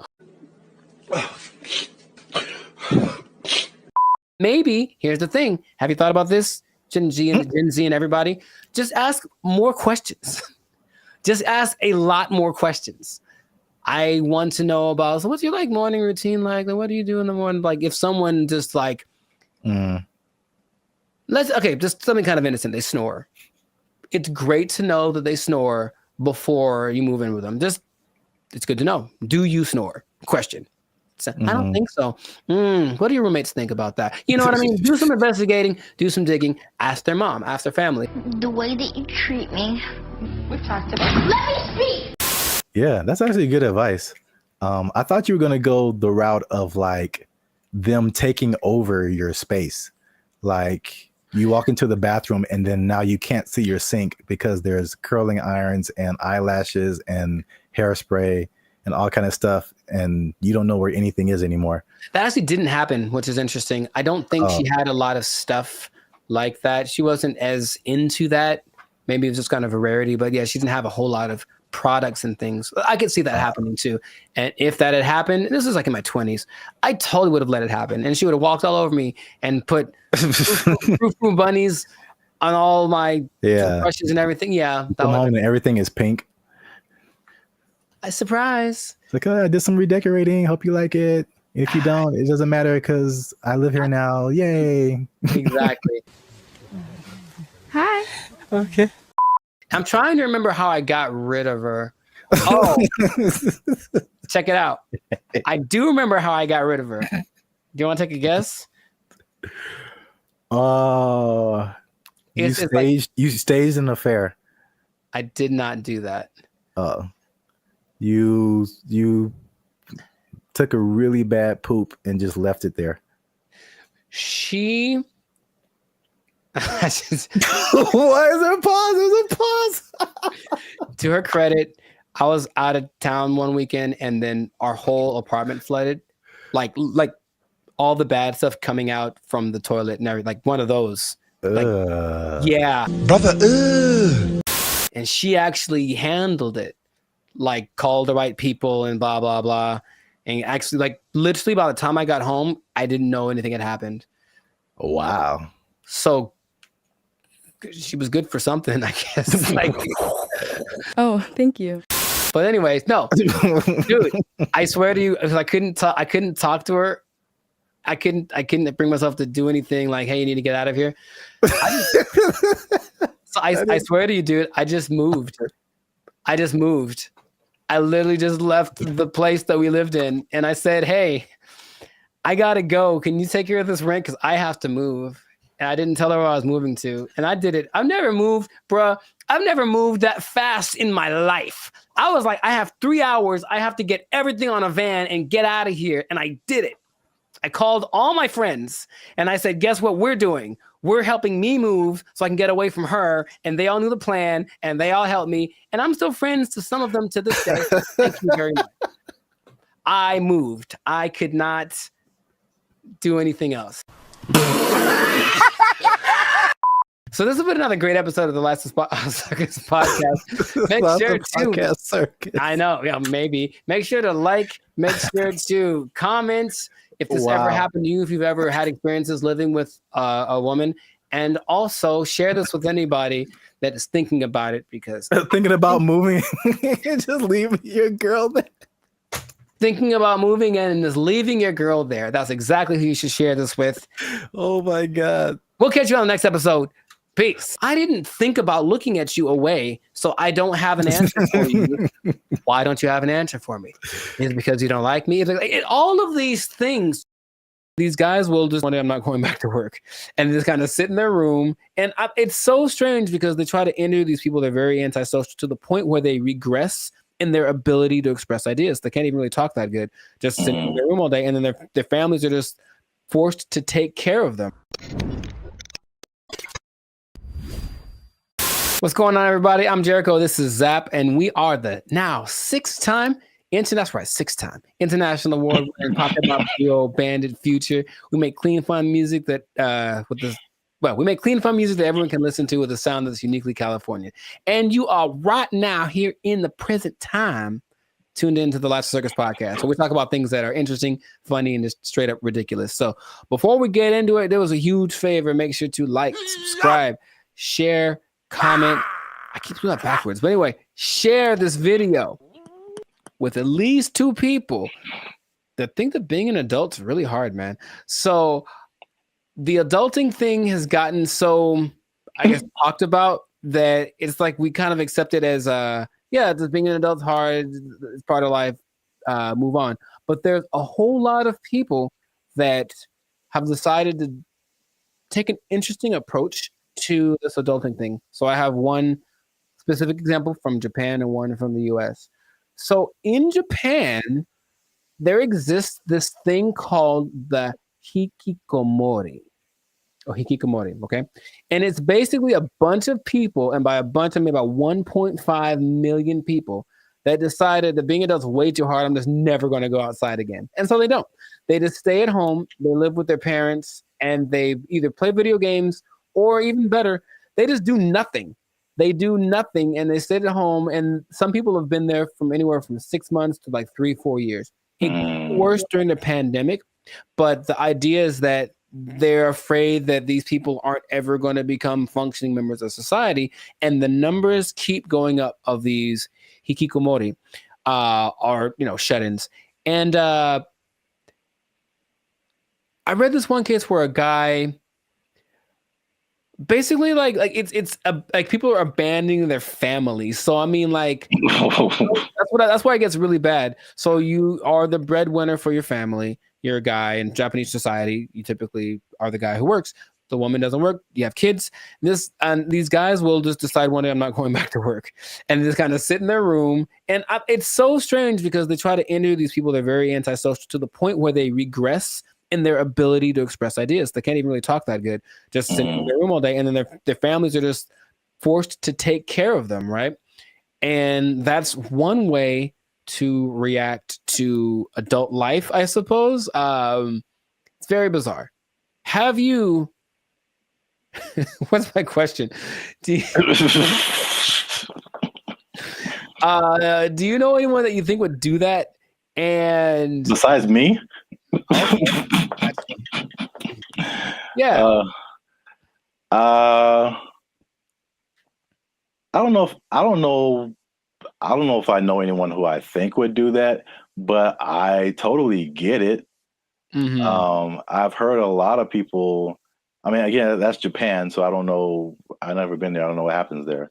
But in the U.S., at least, there's been a substantial growing frustration with people and their jobs.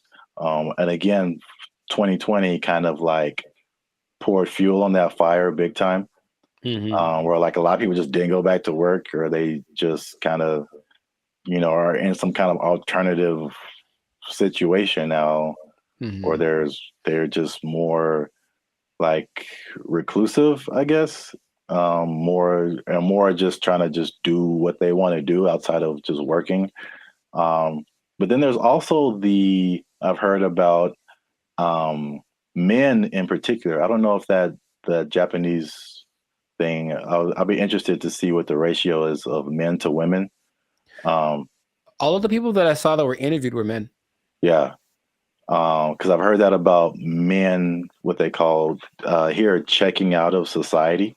And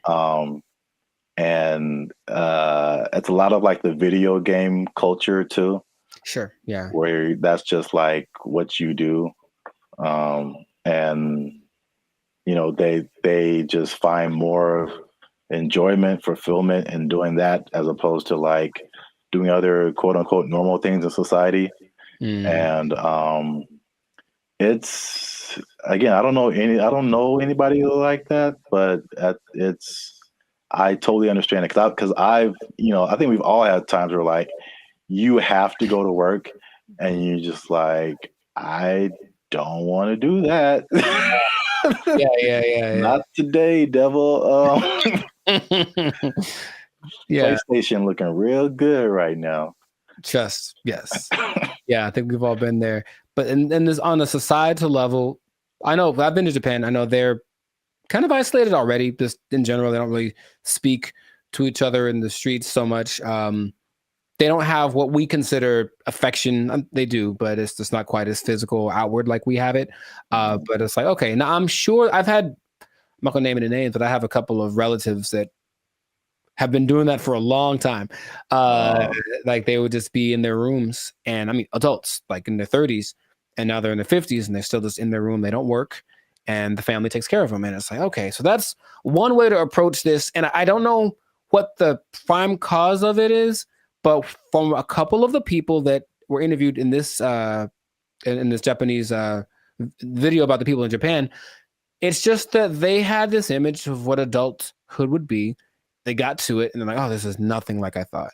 And they just couldn't put it together. They couldn't just, so that's just an approach. I just won't go outside. And people it gets kind of bad because there's a committee of people that are assigned to help these people. So, they'll have like, go have a class in the park. How you get them out of their house, I don't know, but you got to help them out. And some of them have been rehabilitated, if you will. There's also a crew that is designated to going to see the people that are alone to see if they've died yet, basically. And that's just part of their thing too. And they'll be like, oops, yep, got to fix it up. Yes, a lot of men. In America, I think what is a more prevalent thing that isn't quite so morbid, kind of sounds cool, is going off grid and just being like, okay, I'm done with this. I'm just going to live someplace else. So my dad is a great man, and he's been fascinated with this place called Slab City for a long time. In like the desert over in California. It's hot there, man. I went there. Yeah, a year or two ago. And so a year or two ago, I decided to take my dad just so you could see it. He could say he's been there. And it's just, if I can paint the picture, it's just I don't know when it started, but it's just a bunch of people living in these makeshift houses, campers converted into houses, whatever. I don't think they're relatively close to an actual town. So there's still like police, and if something bad happens, they can get medical care. But they're far enough off that they don't have like, connection to running water, and the government doesn't seem to care or bother them too much. But it's a few hundred people that are living out there, and a lot of them have actually become popular thanks to YouTube. So there's a lot of people that have YouTube channels from out there getting donations and whatnot. But I went there. Very nice people. They have a hotel. You can stay there if you want. They have a library. But most of the time, the people just occupy themselves with what you consider being more like natural, like living off the land, growing stuff, projects, construction. They have this big, it's not like a museum, but it's like a big structure that someone built. And you can go, oh, look at the big thing. And that's another approach. I heard another place in Michigan that's the same. So another approach is I just won't deal with the laws, and I'll just go someplace else where they don't apply anymore. Would that be something? So what is that? Mm-hmm. Is Slab City like an actual city? Like legally? I would say no. I don't think you could look it up on a map. You just have to kind of know that it's to the north of, I don't remember the name of the city. It's a small place. And that part of California is very spaced out. There's not a lot of people there. It was kind of already for people that wanted to be away from everything. There's literally nothing there. But this place specifically is called Slab City because it's just a put together ramshack kind of a situation. And they have like people that run it. So it's an informal, not a mayor, but there's like community leaders, if you will. And it's just a whole vibe there. I remember I walked in, some guy was like just hammering something, and there was no rhyme or reason to what he was doing, but he was hammering a thing into a thing, and he had a lot of things, and he was just doing it. And I was like, all right. And I walked up and I gave him a case of beer, and I talked to the guy who plays the guitar, and this guy just sits there and plays guitar all day. And they seemed very nice. And I didn't get much of their story, but they had been there for a long time. And they're like, yeah, society's not what it's come out to be. They made their own, and they like the way it works better. So that's another way to deal with it, I suppose. But you got to deal with the heat. I think every one of these places is very inhospitable in general. So you got to make it work, or just not go outside for certain parts of the year because it gets really bad out there. Yeah, straight up desert. Yeah. Yeah, like I said before, I totally get it. And then I was just thinking about, like, just throughout history, there's been so many variations of like what life is supposed to be like, and what adulthood is supposed to be like, and what do you do all day. And as we've just gotten, at least in America again, it's like the Industrial Revolution changed a lot of like our habits as a population, and it's kind of steered everyone into, factories and 9-to-5 jobs, and where we spend so much time working. I think we're probably one of the longest. We have one of the longest work days of several countries. Yeah. And that, and what you're quote unquote supposed to do: go to college and marry this person and learn how to do this so that you can buy a house and then get a mortgage and do this. And it's like, well, there's a cycle of and it's very like cookie cutter. I feel like if I definitely looking back, there's some things I think I would definitely have done different or not have done, just to like march to the beat of my own drum a little bit. I think I would have been happier because of it. I don't think I can totally check out like that, but I could at least like vacation like that for sure. Yeah, those people are definitely very happy. Much. They have good community, have little get together every Friday. They play music and hang out and drink and whatever. But yeah, they're just happier. So it's like you can define what your success is or what makes you happy, but these people have decided I don't need all the glitz and glamour. I don't need to go to a 5-star restaurant to feel good about myself. I can just hang out in the desert with my cactus buddies and be vibing. And really, it was a very, like, every place has like their own vibe. And when I got there, I was like, this is cool. This is cool. There was the guy over there standing on his van, yelling at everyone with a bullhorn about how you're going to go to hell. He was fun. And then, I still think about him to this day. And then, yeah, there was like the little curator lady. I think she was like senile. I think she thought she was mowing something because she was walking around with her hands like this, just kind of going. And there's no grass for one, but she's like kind of just going and doing. I was like, you go, girl, whatever, you know. Cocaine is a hell of a drug, man. I mean, she was moving too slow for that, but you know what I mean. I think that she was in a good place, and that's cool to see. So it's just another option for people to have a different outcome with their life. So you know, that's just an interesting way people live. So I see both sides of it. I mean, it's last thing, because I know we're running out of time, but like, I guess the devil's advocate or just like the other side of it is just like, well, what does it mean to be a contributing member of society? You know? And so, like, if nobody's working and nobody's doing anything, like, you know, somebody needs to do something for like this whole thing to function. Yeah. So there's that aspect of it too, for sure. I think they figured out what they have to do to survive, because of course none of them could just do it by themselves. But some people have little gardens. Some people, cook stuff. I think they have I wasn't gonna go, but they do have a restaurant. I don't know what's on the menu, but I'm pretty sure it's a little exotic. maybe a little crunchier than it should be. I don't know. I didn't want to find out what the restaurant was like, but yeah, a society is an interesting entity because it does have to have certain things in place to work. There has to be people that are in charge of certain things, and people have to do things. Otherwise, it's just like, the one person living on an island. If you want to do that, you can do that. And that is an option. I've heard of people doing that, but I don't think that's quite as common as people that actually get together and say, we'll be in our society. Just the big old thing is too much. So let's just make our own little pocket and then work with that. And I ain't mad at them. Do your thing, Slab City. Yeah. It's right out there. If you want to go ahead. Give that desert life a try. Mad Max style, I think that is it for us. Another episode in the books, another successful episode of the Lives of Circus podcast. So yeah, please leave a comment. Let us know what you think. Would you go off grid? Would you just shut yourself off and be a recluse for the rest of your life if life got a little too rough?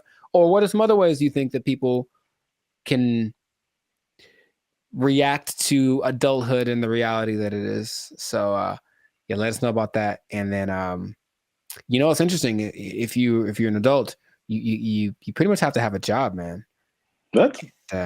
You do? You pretty much have to have one. Man, that's crazy. I know. And the bad part is what happens if that job becomes if it's taken away from you. They can't take my job. I can't take it. I won't let them. They took our jobs. They took our jobs. They interview people who swear by this. Now, I know you'll be like, were there any scammers? There's lots. Of course. There's lots of people who are claiming this, building cults, and then basically eating French fries behind the scenes. And the most famous, and this is real, well, this guy named... What's going on, everybody? I'm Jericho. This is Zap. We are the now 8-time international award-winning pop hip-hop duo Bandit Future.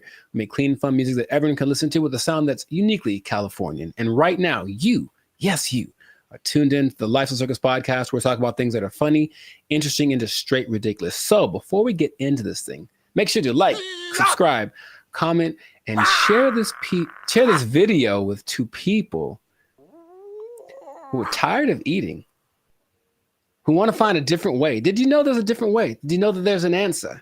If you don't want to eat, you don't have to anymore. It better be a good answer because I want to eat. No. Check it out. Hear me out. You don't have to eat. That's my favorite pastime. Well, maybe this will be more of your favorite pastime. Skeptical. They say it in two different ways: breatharianism or breatharianism. I'm not sure which one. Stop shaking your head. You haven't even heard the whole thing. It's where you basically eat the air and you don't eat the food. That's it. Doesn't that sound fantastic? See, I blame these millennials. No, this is old, man. This is old stuff. This is old stuff. So, for those of you who have never heard the term breatharianism or breatharianism, I hear both. The guy in the video that I was listening to said both back to back, including in his annotations. I was like, okay, so pick one, dude. But anyways, it's the idea that human beings do not need to eat calories to sustain energy. And there is evidence of this, although there's lots of skepticism, understandably. You don't like this at all. I understand. Fake news. So let me tell you a little bit about it. It all started with a study of a guy named Prahlad Jani. And he was a man, I think he's from India or Pakistan, one of the two. And basically he passed away a few years ago, but at the time he had not eaten or drank anything for 70 years. That's what he said. 70. Okay. And so everyone was like, that's kind of ridiculous. Doesn't sound real. And every scientist said there's no way this is possible. So they decided to study the man. They took him to a hospital, did everything, CAT scans, and checked his levels of everything. And they say that for 15 days, this man did not eat or drink. He didn't poop. He didn't pee, nothing. And none of his levels changed. And that he had an energy that wasn't related to calories. And they can't to figure it out. Because calories equal energy, literally, right? You eat calories, you get energy. He didn't. And after 15 days, because he basically just sat on the bed the whole time they did the studies, and then he just sat there. And when he sat there, they said he kind of went into this trance state. And what they say that a lot of these people do is they're meditating, but the meditation allows them access to a part of the human body that is actually able to process air and sunlight as if you were a plant. That is literally what happened. And then they let him go and he lived his life. There's other cases of this, but that's just kind of scratching the surface of it. So just off of the initial thing, y'all in? You ready to try it? You ready? You ready to jump in? Because you don't have to eat. You can just not eat. Yeah. I skipped dinner the other night, and I was so incredibly hungry the next morning. So in that little bit of time, I don't think air would have done it for me. I don't understand. I don't think you're really seeing this. You're so. I don't think they're really seeing this. You can be like a tree. You can be like a tree. I'm not for this or against this. I think I am a skeptic as well. However, there's another study of a guy much more recently. They called him the Buddha boy in Nepal, and they basically found this cat sitting. Well, it's a guy, but I call him a cat. He was sitting under a tree for about a year, just sitting there, and everyone was like, "What's up with this guy? He didn't move." And so they just would take pictures of him and give him gifts, and he was just sat there. And then after about a year, he disappeared. And they said, what happened? Then he apparently had just got up because he got tired of people looking at him. So he went somewhere into the woods, and he's just sitting there. And if you watch the video, it's really creepy because it's like, is he dead? But he says that because he actually spoke a couple times, he's just connected to the source that his ancestors knew and all that kind of stuff. And they talked like his friends, like, yeah, he doesn't eat, doesn't drink, he just vibes out. And that's the thing. Oh, the friend said that they converse telepathically, which is kind of an extra thing that I'm a fan of. I like the idea. None of it sounds plausible. Kind of an extra thing.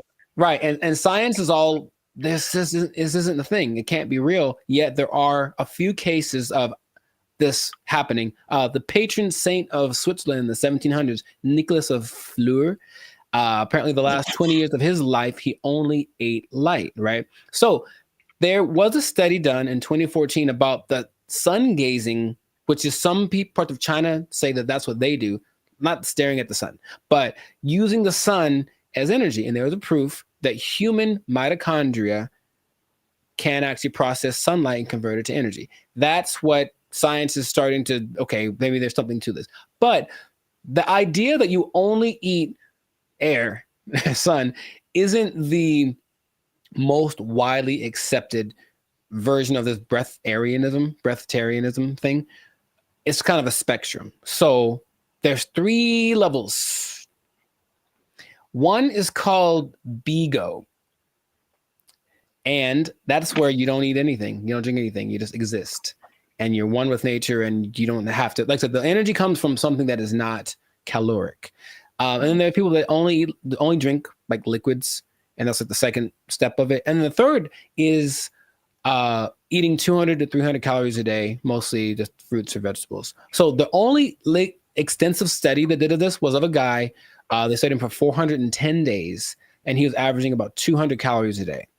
And he lost a considerable amount of weight, but he was fine, right? And the hunger thing is something that goes away after a while because your body learns to cope, I suppose. So it's kind of getting more popular as people are tired of maybe the Western way of trying to stay healthy or be healthy, the standard American diet, which apparently is leaving a lot of people with disease and things like that. They're looking for other things. So they're looking for this thing. Now, another term for this idea is seeking prana. And basically breatharianism is living on prana and taking energy directly instead of what we do when we eat stuff is we take the energy from the thing. But this practice just makes the energy coming directly to us without any middleman, basically. And that's the whole rundown. But they interview people who swear by this. Now, I know you'll be like, were there any scammers? There's lots, of course. There's lots of people who are claiming this, building cults, and then basically eating French fries behind the scenes. And the most famous, and this is real, was this guy named Willie Brooks. And basically he built this cult up somewhere in the desert, somewhere in the United States. And one day somebody went to McDonald's late at night and they're like, that looks like Willie. Sure was. He got caught Big Mac handed, and they stopped following him because they knew he was full of it. But it is something that, like I said, people are looking to as maybe this is another way to live as far as prolonging life. Now, it doesn't mean you're not going to die. The initial guy that I mentioned, he died when he was 90. And if you looked at him, he looked fine. Like he wasn't jumping over buildings, but he could walk fine. He'd clear mind, all the kind of stuff. So it's just something that is starting to become, more people are trying it. More Westerners are trying it. Okay. So have I convinced you yet? Ain't gonna do it. Or what do you think is possible could be happening instead? Okay. There's, of course, maybe they're just eating at night when no one's looking at them. In your mind, any remote truth, any remote possibility this is actually a thing that you or I could try and not die. Science said we die, but science said that the guy that they had in the hospital would have been dead in 12 days, and he lived 15 and he was fine, and that's what they let him go. Like, there's no way we can keep watching him like this. But what do you think? Do you have any? It's a bad sign when, like, the more you keep talking, the worse, the more it doesn't make sense. Sure. It is, I will say this, it is intriguing. Sure. Because I am trying to figure out in my head, how is this scientifically possible? Mm-hmm. And the first thing I thought about was, okay, like you said, the different levels. You need liquids, right? Like as a base, I think. So, is there a way to, because there's moisture in the air, is whatever these guys are doing, is it like extracting moisture out of the air into your body and somehow providing liquids? This sounds really weird, but it's just like, right. Maybe there is some kind of something to this. Sure. Well, here's the thing. If anyone is interested in it, there is a channel on YouTube called Take a Deep Breath that really is more about breath work in general, but he explores a lot about the subject. And he interviewed probably the world's most renowned expert on the subject, whose name is P.A. Straubinger. PA? P.A. or PA. P.A. Straubinger. And he basically says, well, we can go 3 days without water. We can go 45 days without food. We can go about 10 minutes without air. So in a sense, we're all breatharians because we kind of, when we're not eating or drinking, we're breathing. And his idea is that people that have access to just making the breath part kind of override. It's almost like, okay, for diet, what we need fat, we need protein, we need carbs, right? So let's just use all of one instead of a balance of all three. And so the breatharians, I don't know how to say anymore. Breatharian, I'm gonna go with that. Instead of eating, drinking, and breathing, they just take breathing and make that the only thing they do. So in that sense, it's like, that's really interesting. But it does sound very far-fetched. Would I ever want to do it? Not in a million years. It does not sound fun because if you're not, most things that you do when you're social, you're eating and stuff. You're not eating. What are you doing? You're just sitting around. And these people do just kind of sit still. You ever see like a bug or a creature and you see it and it's just there? It's like, what are you doing? That's what they are. They just sit there and they're channeling the thing. So if you have to spend most of your time doing that, I'd much rather eat a steak and then keep it pushing. So that's just me. But so here's my other wild theory as to how it could possibly work. Tell me. Just this makes no sense, but whatever. Sure. You think about, because the light, I mean, in my head, you're doing some kind of Naruto jutsu and you're pulling in moisture from the air. Yeah. That's how it's working in my head right now. I'll take it. No one can tell me any different.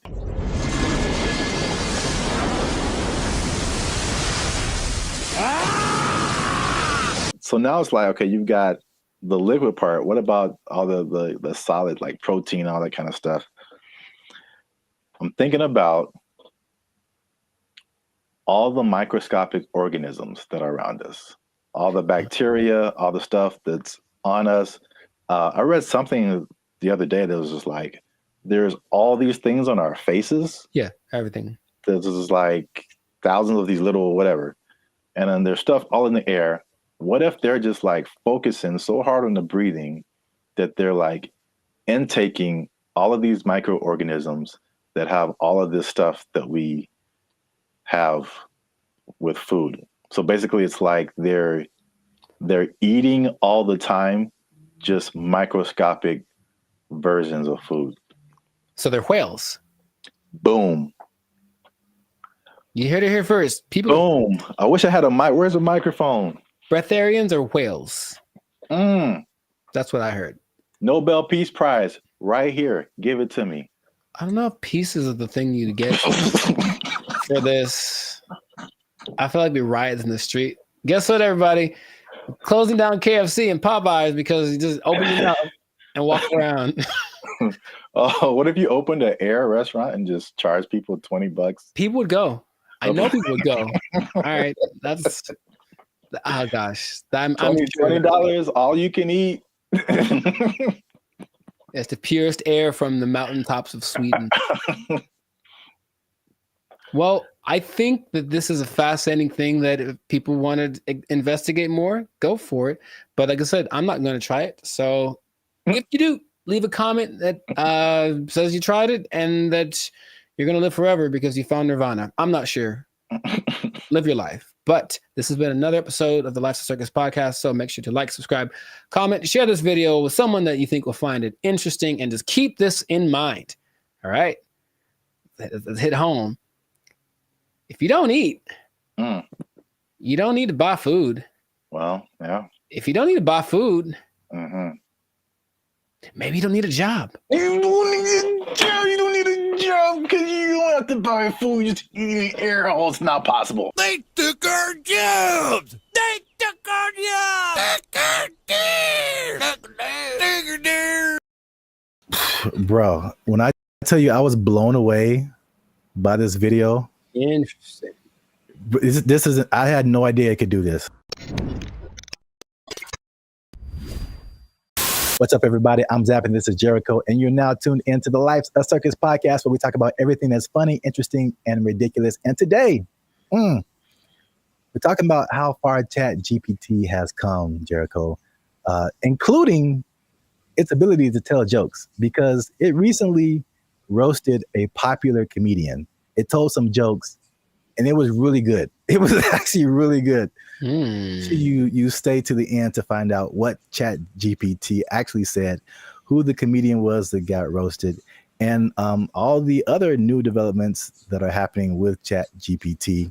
But before we jump into that, you guys know what it is. Every time, hit that like button. That lets the YouTube algorithm know that more people see this video.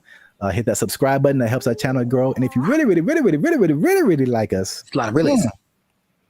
You can hit that join button. That'll take you to our membership. You become a member and support this channel. Now, I don't know if you're aware of this yet, Jericho, but I knew I'm going to mess up saying, if you say ChatGPT 10 times in a row, it's just not going to come out right.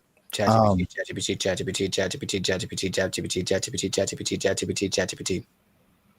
We'll edit that out. Anyway,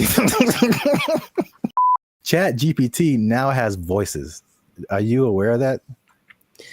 I was not aware of that. Yeah. You can now talk to ChatGPT like you're talking to a regular person. Do me a favor, please. Get out of here. Get out of here, man. Shit, I'm saying.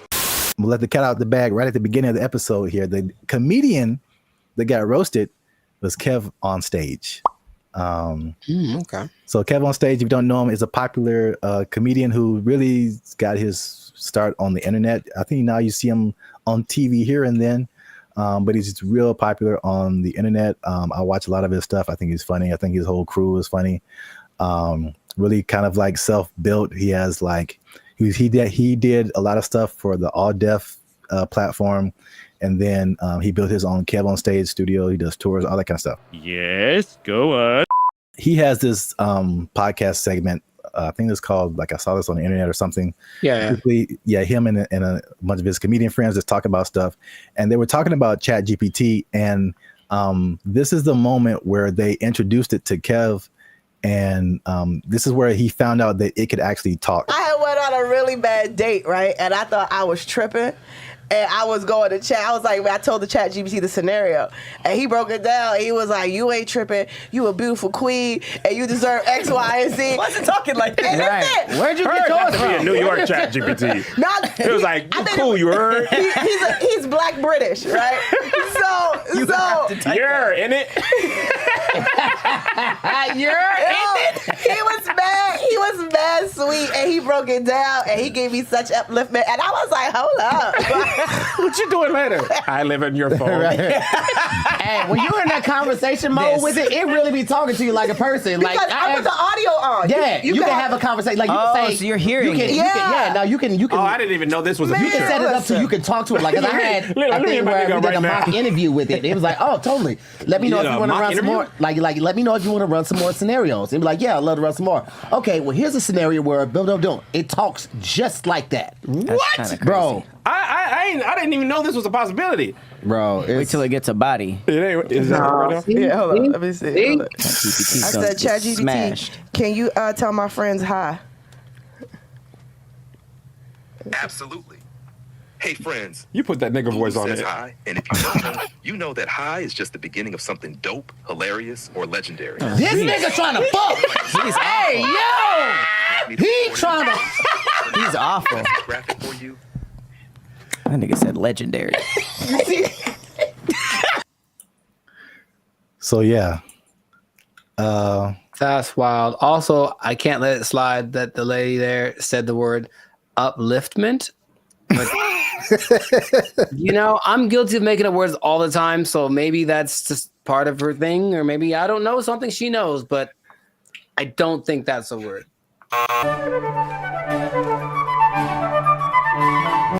So what do you think about the voice? Was that like, do you have different thoughts about ChatGPT now that it can sound like that? No, because I've used the voice thing in the past where you talk to it and then it just types out the response, but like Okay. Oh, this is actually interesting. Hey, y'all, come look at this. I think some people, when they read something, automatically hear a voice, and other people don't. I think it's like scientifically proven or something, or rather, like some people can't. Some people can't hear the voice, and other people can. I can. So anytime I read something, I feel like something's being heard. So I've never, I guess, divorced the idea. So just hearing it out loud is like, yeah, I always heard something when I read whatever ChatGPT told me. So it's not weird to me. That's suspicious. I think the cool thing about it, and then you'll hear it later when it tells jokes, was like the personalization, right? That's not like a brother, man. Like, oh, no, I know, and I'm sure like you hear Siri and you hear Alexa. We've had that for like so many years, and then the ChatGPT is like, "Hey, man, just want to say hi to you guys," and it's like, what? What? I've seen it coming forever because I've gotten this. It's like a voiceover company in LA, and they send me emails all the time, and they're like, "Hey, we're looking to pay, I don't know, $2,000, but they need someone that sounds like this voice sample." And they'll take a real voice sample, and it could be a Puerto Rican guy or a black guy from New York or whatever. But I know they're accumulating all that information so that they can make stuff like this. What is he doing? He's beginning to believe. Have you ever used ChatGPT to like do something creative, like tell jokes? I've used it to try to get tones. Like if I did something for like my coaching on Instagram, and it says after it writes out, give me an idea for this. Do you want the tone to be more personal, more funny, more humor, whatever?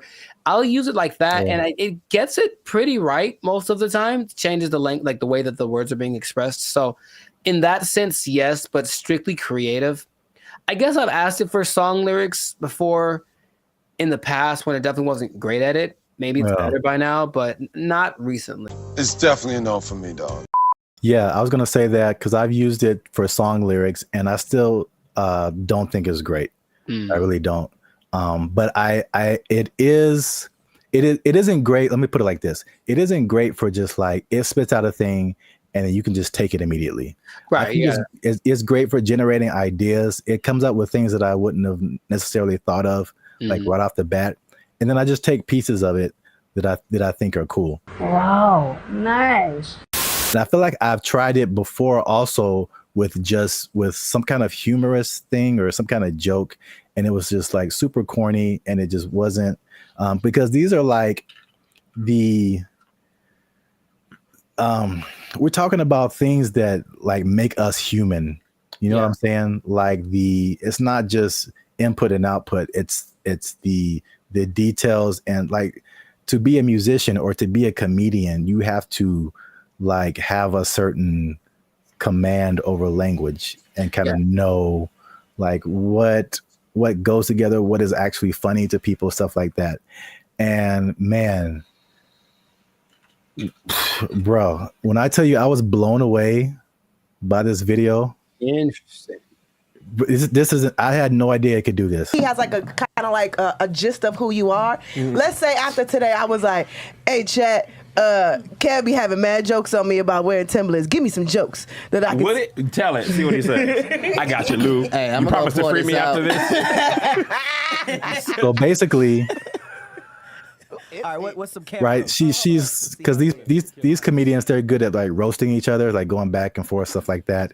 And so basically, she's probably putting in like what she just said. Like Kev gets on me about XYZ, and then like, can you get him back? And it searches the internet, so it knows who Kev on stage is. It knows like what types of jokes that they would tell. And once you listen to this, you can hear ebonics. It isn't like, again, it's not like Siri or Alexa. Like listen to the words that it used in addition to like just too personal. I see why people I literally did not know this was a thing. Crashing out over this. Kev's always roasting folks in love and lace fronts, so it's only fair he gets a little heat back. Here are some playful roast-style jokes you can toss Kev's way. Where'd you get those titties from?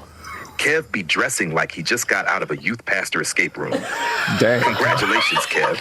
You found the key under the scripture and unlocked this corduroy jacket. Dang. 2, Kev built like he keep a Bluetooth headset on just in case. All right, that's enough. Somebody That's needs enough. prayer and a business strategy. Okay, hey, come on. Kev looked like he organizes the church potluck and the security Okay, team at the nigga. same time.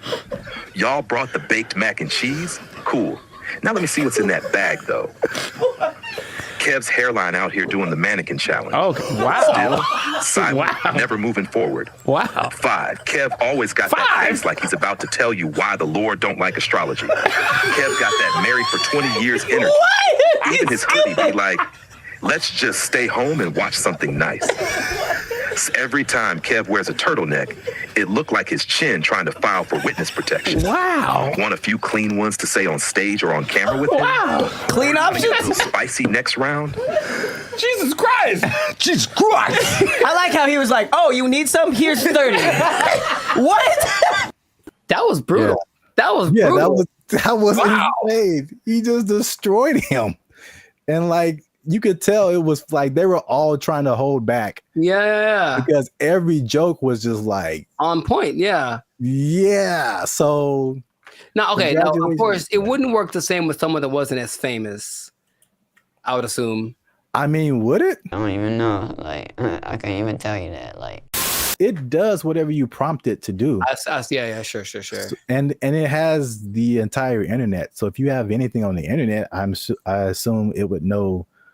It would not be as personal, but I'm sure it could come up with that style of jokes, just for like a general person.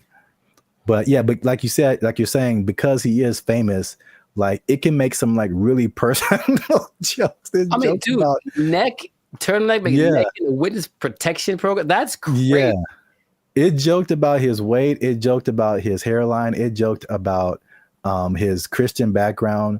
Like it went in on him. Bro. And the delivery is so like dry also. That like really helps. Yeah. And you heard the ebonics. Oh yeah. Like it, and that's a thing too that just it's part of the delivery, especially with like black comedians. It's like you can't deliver it straight. It has to have some flavor to it, or like some like almost a hood aspect sometimes for the joke to like really hit. Like someone from another culture could tell the same joke and it's just not the same. Of course, right. They don't have that. So like, bro, that's like one of the wildest things I've ever seen. The voice thing, because of course, if it just writes you jokes, then that's one thing. But to add that aspect of it with the voice and the ebonics, like you mentioned, and the tone and the delivery and everything, and the personalization of it. All right, ChatGPT. All right. Yeah. So let us know what you think. Did you know that ChatGPT could do all this stuff? And by the way, that's not all. ChatGPT can now generate images. It can connect to other apps. It can schedule tasks for you. The same company produces Sora, which is like the AI video generation. It can fill out forms and upload files and get answers. Like ChatGPT, it can have a memory.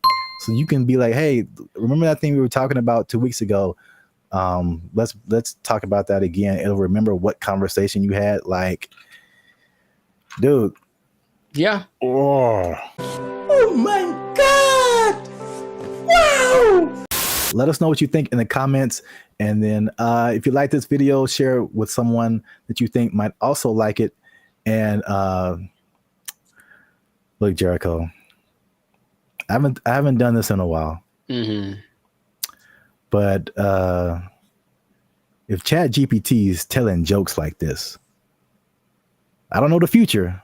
All I'm saying is if it can do this, I'm pretty sure that it can take your job. It can take your job. Oh, ChatGPT jokes. Oh, that was actually really funny. Oh. ChatGPT. They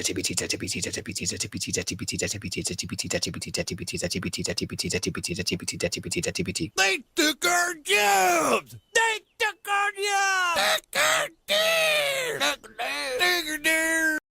If you look at the picture, it's very good. That's the thing. It's breathtaking, and I mean, it's a scene. Looks like What's up, everybody? I'm Jericho, and this is Zap. We are the now 8-time international award-winning pop hip-hop duo, Bandit Future. We make clean, fun music that everyone can listen to with a sound that's uniquely California. And right now, you are tuned into the Lifestyle Circus podcast, where we talk about things that are funny, interesting, and just straight up ridiculous. So before we get into this thing, make sure, do us a big favor. Come on, y'all. Make sure to like, subscribe, comment, share this video with at least 2 people who would be really mad if they lost an art contest to AI. Because that's happened. It happened. So what basically in Colorado, there was an art contest in one of their state fairs. This guy, Jason Allen, said, you know, it'd be a great idea if I entered this art competition. Oh, wait, I don't know how to draw. That's going to make it very hard for me to win. And then he said, you know what I'll do? Jason Allen first made headlines in 2022 when his AI-assisted artwork won a digital arts competition at the fair in Pueblo. Allen says it took him dozens of hours to create that work as he fed hundreds of prompts into this AI software, Midjourney. Now, there's a twist about this, so stay tuned to the end, because I'm going to tell you what the twist is that might make you change your mind about this. Because off the top, okay, what's your first thoughts? This dude enters an art competition where everyone was literally drawing and painstakingly coloring and shading and all this kind of stuff, and then he just turns in his AI-generated picture and he wins. How would you feel? What's your thoughts? I think I'd be upset along with all of the other people. It's a form of artistry. I use really colorful, artistic-like words like elegant, opulent, lavish. But as the saying goes, a picture is worth 1,000 words, and his artwork receiving thousands of comments on social media calling the win unfair. That's what I was going to say too. I'd be mad at him, and then I'd also be mad at the competition because, like, AI, it's still new, but it's like, come on, like, make a rule. Yep. The first thing I think about is just one, it's the slippery slope. Okay, you can use AI to win this competition. What about this? Where is it going to end? You know, there's no rules yet, so they're going to start making rules. The person who got third place was like, okay, well, she's being kind of sarcastic. So like, well, who gets the prize? Does it, the person who created the AI program, do they get the prize? Like that kind of thing? Because this guy didn't do it. I have a vivid imagination. Does he still get credit if he was like, well, I had to come up with the prompt and the specific wording and all this to make this happen. Therefore, I was part of the creative process. Therefore, I deserve to win this. Therefore, give me my trophy. I won. Tell him to bring me my money. Not only the trophy, he won $300. Oh. And he says he did not know that there was a prize, but I digress.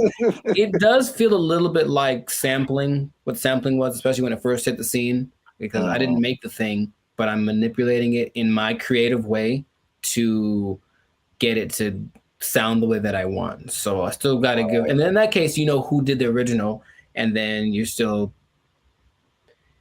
using part of it and how much is like fair use and all that stuff has been talked about for forever. But with this, it feels more like you are taking advantage of something, almost like going to a big warehouse of pre-made something. So there's every painting ever is in there, right? Because I think they download all the greatest painters of the world, and so they can emulate any style and all this kind of stuff. And then you just have to be creative with the way that you use it. And in that sense, you were doing something. It's a form of artistry. I use really colorful, artistic-like words.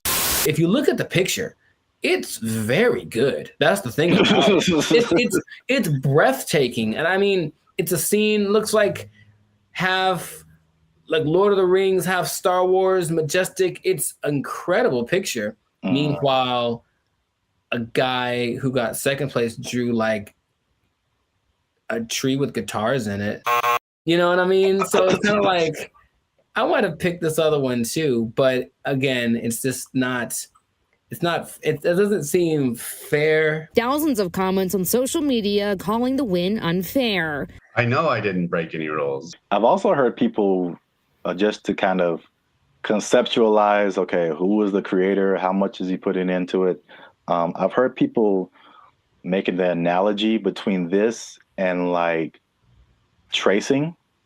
Sure. Mm-hmm. Where you already have a picture, but you just kind of trace over it, and you really didn't create the picture, but you kind of did. And yeah. So I think that's not as close as an analogy, but it kind of like at least gets people to think of, okay, how did he contribute at least something to this? AI is a tool just like a paintbrush is a tool. And there still requires a creative force behind the tool.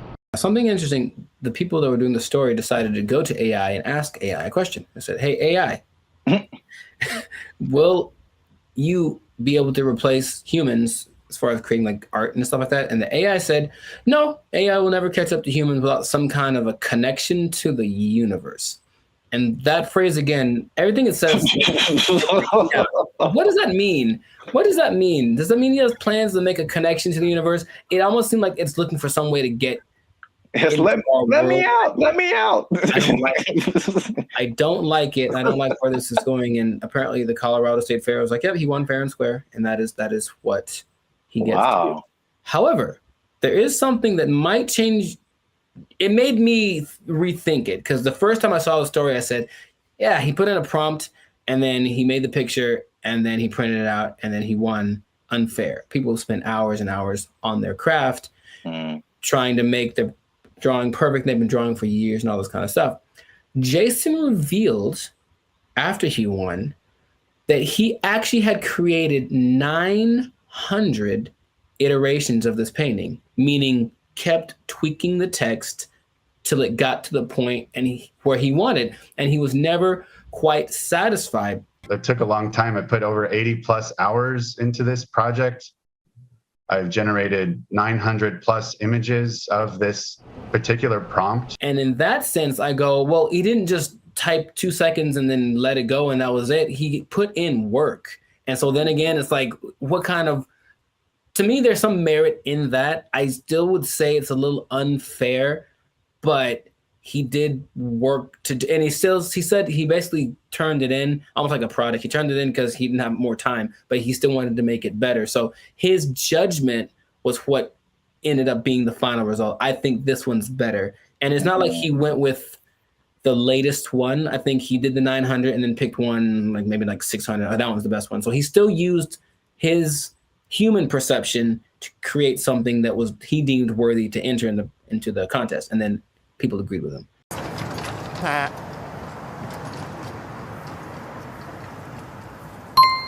It makes me think for sure. Okay. Because it, again, going back to music, that explanation, especially when you said his judgment, that made me think of DJs. Mm-hmm. And just for the longest, like even me just kind of wrestling with, like, are DJs really on the level of musicians? Right. Like, they didn't create the music. They're just organizing it. Right. Just like he was just organizing that, you know, that piece of art. And there's a skill in that for sure. I've heard some very bad DJs. Yeah. Where did you even learn? Wikipedia. The way he made it sound, it's not like not just anybody could do this either, because he came with a concept, but he also had the wherewithal to look at it and say, this one's, and I think he looked at it for a while, like trying to judge the color bone. It's almost like he still knew what to look for, even though he didn't have the training to execute it. Maybe like a producer of a Rick Rubin category, or even a DJ Khaled, who, from what I understand, doesn't really do anything as far as like pushing the buttons and doing the level, but they do the analysis and go, they ain't believe in us. God did. I'll say this. Is it just him personally? Is he a creator? Yes. Did he put in work? Yes. Mm-hmm. But I do think he should not be able to compete like that with the other artists. And I think there should be either a separate contest or a separate category that is just for AI art. And I think that will, because it's two different, they're both a level of artistry, but it's two different types that is hard to judge together. Again, the DJ example. I don't do song requests. I know, because you can't. What? It's a battle of the bands, and you have a DJ in the battle of the bands. That doesn't make sense. Or you have a scratching like contest, and you put a band in there. Sure, it doesn't make sense. There's just two different things. They're both musically artistic, but I think a separation would just kind of make more sense and more fair for everybody. They know what they did. They know what they did for sure. We'll see if it keeps going or if there's more cases of it. But in this case, congrats to Jason Allen. Hey, let me get $300, man. I know you got it. He says he did another prize. Let me get $300, man. I'll pay you back on Tuesday. He doesn't quite talk like that either, but you know what? It's funny to think of he does. It's funny to think of. It's funny to substitute most people for Ant Edwards. That's what I'm trying to tell you. Yeah, you were the best player on your team. Is that now we talking? A1 from day one, AI from day 5. What? Bars. This has been another episode of the Life Circus podcast where we talk about things that are. Anyways, make sure to like, subscribe, comment, share this video with two people who have been unjustly defeated by AI in some kind of competition. And just keep your eye out because AI is coming for us and we got to be ready for it. We got to be ready. I can paint that, Mike. I can paint it. Ugly eye painting. We'll catch y'all in the next episode. Ugly eye painting.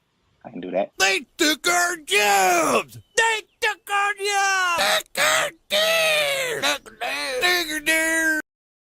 It's kind of disting and it's not the most fun situation, but they get what they're going for. And this Zuckerberg's goal, I mean, he's already spent a lot of money on it. He really wants everyone to engage in the metaverse on a daily basis with their friends. Hey, let's have our chat. Let's have our podcast in the metaverse because why not? I could be a fish, whatever. Like that's what he's going for.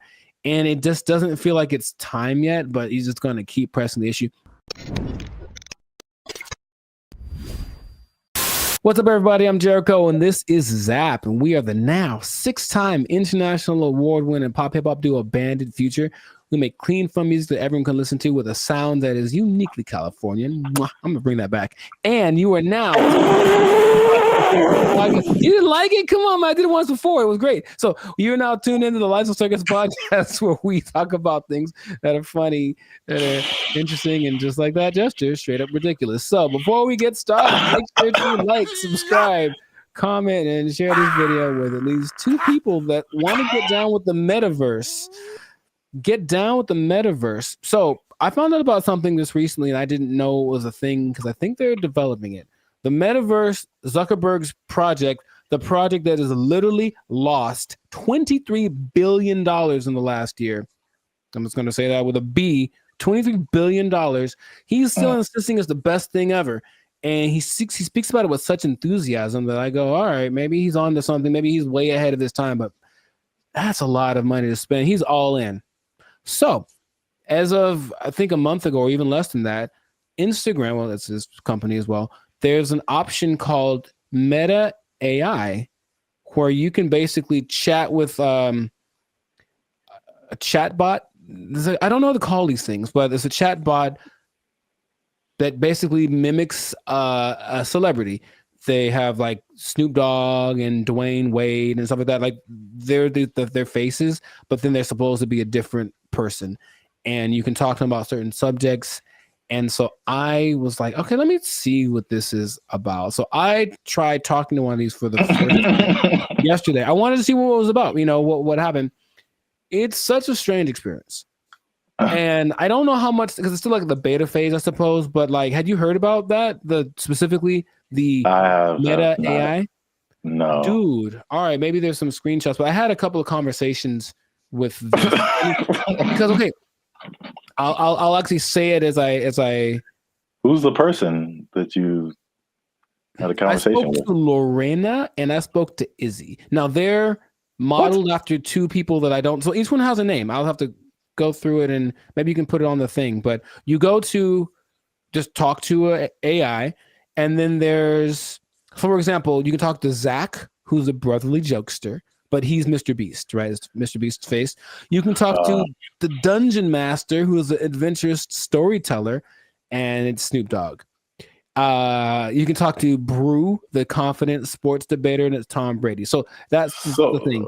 Wait. Yeah, So, it's a lot of information that I'm not explaining right because I'm still trying to wrap my head around it. No, but like, how is it?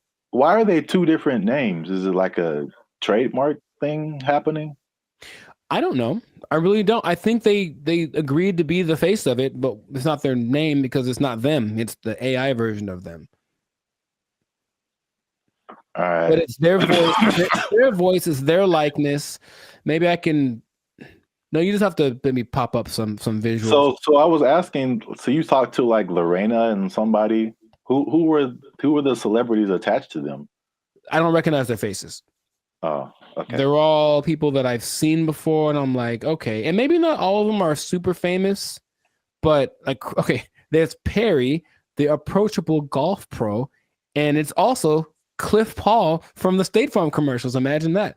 So I think maybe it's a combination of people that either are famous and I don't recognize them, or they're not famous, and then some famous people that agreed to be on it. But basically, each one has a level of expertise. So I'm asking these people questions about things that they have expertise on. One's a travel expert, and she was giving me tips about this and that. And the only thing that makes it like, this is weird, is when you write an answer or a question, they answer you immediately. And it's like a paragraph like this. So it's like, it's not possible for a human to do, but they respond to the nuances in your questions. They ask you questions back, and it more or less feels like a real person talking. Now, my thought about the meta thing in general is that it's kind of like supply and demand, like not supply and demand, but you can give people something that they didn't know that they wanted, and then you offer it, and then like, oh my God, I always wanted that. I really don't think anyone else wants this at the moment. From, I think, sales of just the meta headsets, maybe like 5% of, I think, England has them. So it's still a very low number. And I know some people who have it, and they say, okay, it's kind of disorienting and it's not the most fun situation, but they get what they're going for. And this Zuckerberg's goal, I mean, he's already spent a lot of money on it. He really wants everyone to engage in the metaverse on a daily basis with their friends. Hey, let's have our chat, let's have our podcast in the metaverse, because why not? I could be a fish, whatever. Like, that's what he's going for. And it just doesn't feel like it's time yet, but he's just going to keep pressing the issue. And he had a conference where he spoke about all the advances of AI. Basically, Meta is an AI company now, and so everything is just kind of going like that. So I have so many questions that I could ask to him, maybe to you as well, but just where do you think this is going? Is it something that you personally think is useful or that you would want, or what could make it more appealing for people? Because at the moment, it does not seem like many people really care too much about this. Well, here's the problem. I heard someone say, and I totally agree, people don't want to have things on their faces like that. Mm-hmm. It's like a design flaw. But maybe it's I don't know how far the technology is coming, but I think that just that used to talking to a celebrity, it's I don't think it's useful for the majority of people. Like a teenager or like a college student, maybe, but like outside of that Gen Z, like, bro, I don't want to do that. Like, and then it's just weird. Like, what's the purpose of having? It's like a fake conversation when you can have a real conversation. It's I think the human aspect of it, not being able to talk to a real human, that's just weird for people. And so were you typing or was it like a thing you could hear they were talking? You could do either one. Okay. It's just like, honestly, it sounds like the person who has no friends does this, and they just talk to robots. So that's just weird. But back to like the glasses. One thing that I have been hearing about lately is the stuff that's, I think this was Facebook too. So I think this is a move in the right direction. There's a partnership with Ray-Ban or some other kind of like glasses company where they're like your normal glasses, but they have AI capabilities. So like you're looking at something and you can see something else superimposed that tells you like information about it. Like this building is from whatever, or this jacket costs this much. That I see as like, okay, that's pretty cool. That's very helpful. Or there's another thing where it's like you look at a jacket and you can instantly find where to buy it. So someone, oh, I like what you have on, and you can instantly like buy it for yourself. Like stuff like that is cool. There's also like the Snap AI mirror from like Snapchat. So I again, it's like they have to get out of this like goofy realm to make it like, okay, this is how you can use this. It's not about, I don't think, I mean, I know I'm like going a bunch of different directions. I have a bunch of different thoughts, but it's like, I'm not a CEO of a $1 billion company, so what do I know? But I don't think it's live your life in the metaverse. I don't think people want to do that. I think it's a hybrid situation, just like with all the other AI. It's like, okay, I'm going to still be in real life, but I'm going to use a little bit of this to enhance real life. Right. Leaving real life. So they have this Snapchat mirror thing that I just heard about. Is really cool, where you can like, if you're in a like, same thing, clothes. If you're in a store, you see some pants or a shirt, you can go to the mirror and see what you look like in that outfit. You know how they have the Snapchat filters that puts a goofy face on you or something? Yeah. It's like stuff that you can't use. But if I go and see an outfit, because I've had this a lot of times where you see an outfit, I was like, oh, that's cool. And then you put it on, it's like, oh, it doesn't look good on me. Right. You know, so that's like super helpful. I got that. So yeah, he did address the headset thing, and he's like, oh, we need to make it more comfortable. He's aware of a couple of things. From what I'm understanding, the ultimate goal is to make that a capacity that contact lenses could have. So like, it doesn't look like you have anything on, and it is all. I'm like, I don't know how that would work, but that's what they're going for. But it's just, I think he has this image in my, because when I listen to them speak, there's genius and then there's delusion and there's this whole level in between, you know. And I think if you talk about like the people that are big time movers and shakers in the world, like Elon Musk is a little more on the like practical side of the delusion, and Zuckerberg's on like the Dungeons and Dragons type side of the illusion. But I feel like he wants to create what happened in that movie Ready Player One, where basically the whole world is so over the real world, they just go to this place habitually, and that's like where real life actually happens. And maybe that's what he's thinking, but I don't think the people are ready for it right now. But he's going to keep pushing. He's got the money to keep trying it out. And I even got a little survey. It's like, hey, quick 3 minutes. I want to know. I wanted to know about what they were asking about. That's how I didn't know about this until like 2 days ago. And they asked all these questions about, okay, so if chat AI could do this, would you like it? Blah, blah, blah, blah. And so they're doing all this research because they're trying to see what people think, because they're trying to make it appealing, but it wouldn't, I don't think it's for me or maybe our generation, but maybe people that grow up on it, younger people might be the ones that want to spend all their time in the metaverse. I don't know.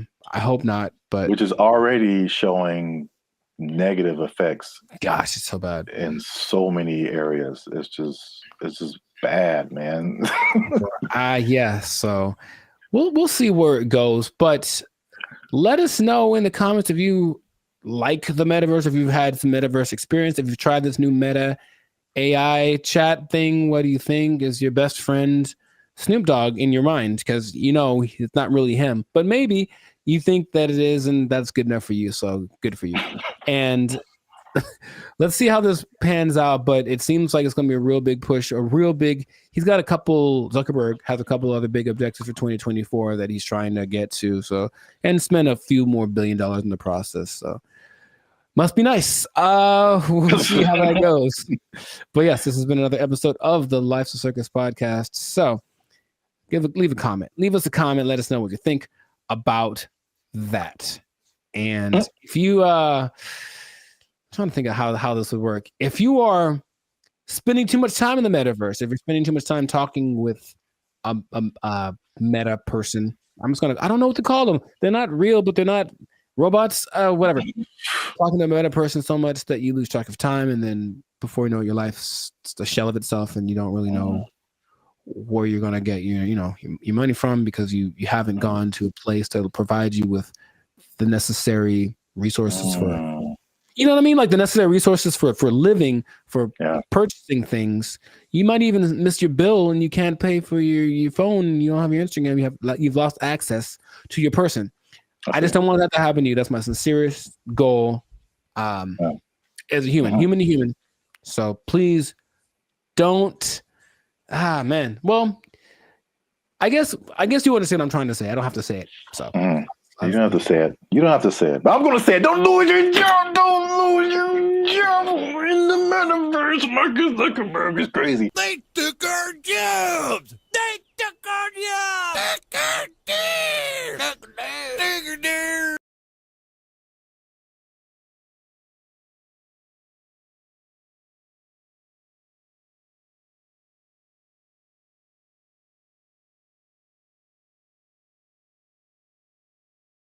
There have always been these things that say, oh, well, try this will work, and it's low effort on your part, right? Low effort, high reward, which isn't the way life works, but people always want to hear. And as long as people can promise that and show someone it works for somebody, they'll buy into it. Everyone only wants to be sexy and slam. But I have a solution.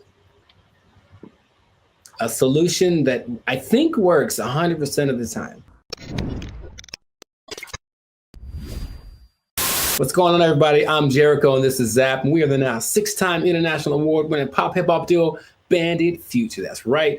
We make clean and fun music that everyone can listen to with a sound that is uniquely California. And right now, in this moment, you're tuned into the Life's a Circus podcast, where we're talking about stuff that is funny, interesting, and ridiculous. So before we get into this thing right here, make sure to like, subscribe, comment, and share this video with 2 people who want to lose weight. We're talking about it again because I know I see you. You want to drop some of them LBs, and there's a new way to do it. Now, of course, as always, not as always, as sometimes, stay tuned to the end because I have the answer for you. I got the answer. You came with the right place. Your boy got you. I got the answer for you, but we're going to talk about this new thing. So, Sir Zap, have you heard of Ozempic? Ozempic? Mm-hmm. That sounds familiar, like one of those late night Pfizer commercials or something. Is it a pill? People make it. Oh, okay. But it's like all a pill you take. Well, it's an injection. And it's all the rage because I don't know if you've seen Oprah's lately, Oprah plural, because she is omnipotent, I suppose, or omnipresent. But Oprah's is, I'm just going to say it like that every time. Oprah's is very slim right now. And everyone's like, what happened to Oprah? What are you doing? And she's like, I ain't gonna tell. Because that's what she's not gonna say. But everyone suspects that it's this Ozempic thing. Now, Oprah's whole thing is, I don't have willpower, so I never have, I'm fat, so I'm just gonna do it. It's like, okay, more power to you. But Ozempic is actually a diabetes drug. And a side effect is that you lose weight really fast, apparently. So of the celebrities I've heard of, people either speculate or have confirmed that Chelsea Handler's used it, Tracy Morgan's used it, Kelly Clarkson used it, Mindy, I don't know how to say her last name. Kaylin. Yeah. She's used it, and they have crazy results. So it's another one of those. Guess what? You don't have to work. You just have to take this, and then you'll get slimmer. And the result of the proof is in the pudding. People look amazing in a relatively short amount of time. Okay. I got some stats for you, but just off of the bat, if I said just right off the bat, hey man, I got this thing, and it's an injection, so you got to do it yourself. That's already not fun, but I'm gonna give you this injection. Oh, you have to do it, and you get to lose weight. You get to lose weight really fast. What would be the question you'd ask me first if I tell you that? Besides the side effects? Very nice. I mean, that sounds right. That sounds like what I would want to know. And the thing is, this thing only came out last year. But wait a minute. It's a diabetes drug, so the side effect is losing weight. So is there a side effect to the side effect? Oh man, you are a smart one. Well, the side effect of taking it is that you basically lose your appetite and you get a little nauseous, so you don't want to eat, and that's why it works, right? The problem is, you sound like something crazy is coming down the pipe. It's nothing crazy. It's just kind of more like duh. If you stop taking it, you gain your weight back. You're not only tenfold. Appetite comes back with such a vengeance that you go back like instantly and like plus some. So is it addictive? Wow. Well, you have to stay on it for it to keep working, because as soon as the thing that it makes you do to not eat is exactly what it reverts to once you get off of the drug. And it's crazy. So now here's the other thing about it. And this is the thing I thought you might have asked, but you inject yourself, right? Yeah. So I don't know if you ever injected yourself, but not on purpose. I never have, but from what I understand is that you have to know how much to inject, right? Okay. The problem is they don't really tell you. You just figure it out. So just inject an amount in this, and then so what happens is people inject themselves and it works. So they go, oh my God, maybe I should inject some more so it can work better, right? In the last 3 months, poison control centers have had a 1,500% increase in calls from people saying that they overdosed when they injected their diet control pill or diet control. Yeah, that's what's happening because people are that stupid. So, now, okay, we get it, right? You want to be slim, you want to be sexy, you want to be attractive, and you don't want to do anything for that, right? That's just maybe the American way. This drug, also another question you might have asked is it banned anywhere? It sure is. This drug is banned so far in Austria, France, Greece, and the Czech Republic, with more places to come, perhaps.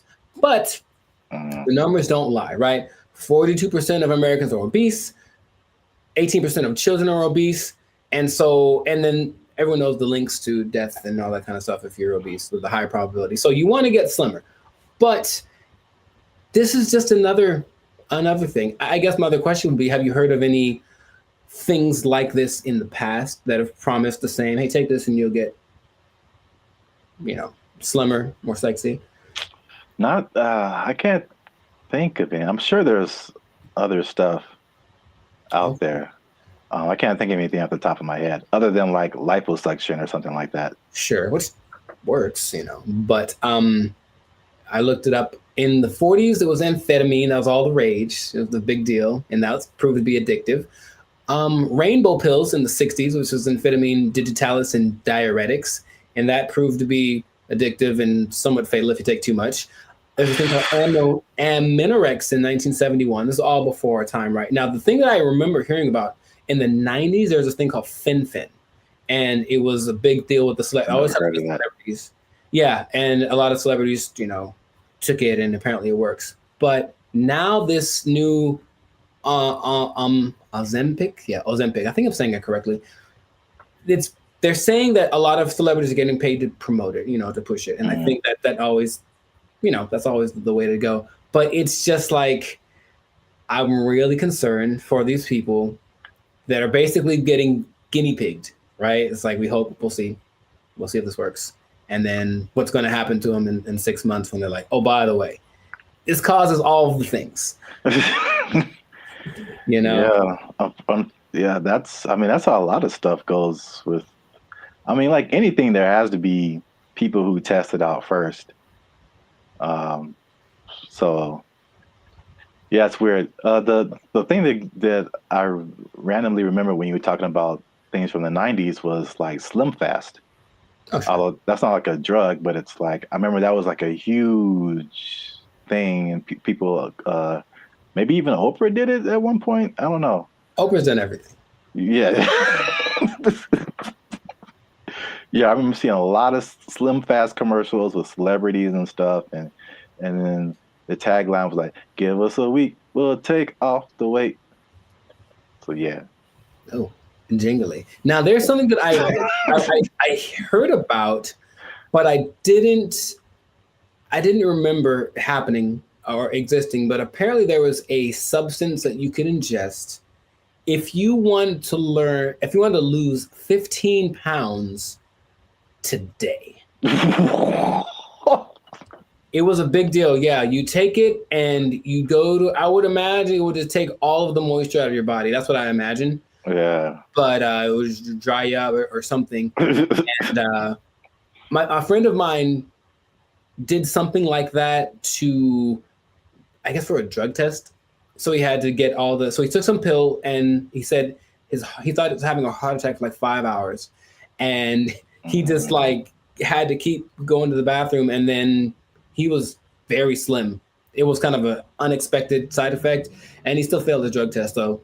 Bad on him. But the idea is that there've always been these things that say, oh, well, try this will work, and it's low effort on your part, right? Low effort, high reward, which isn't the way life works, but people always want to hear. And as long as people can promise that and show someone it works for somebody, they'll buy into it. Everyone only wants to be sexy and slam. But I have a solution. A solution that I think works 100% of the time. Does it involve exercise and proper diet? You know what's weird?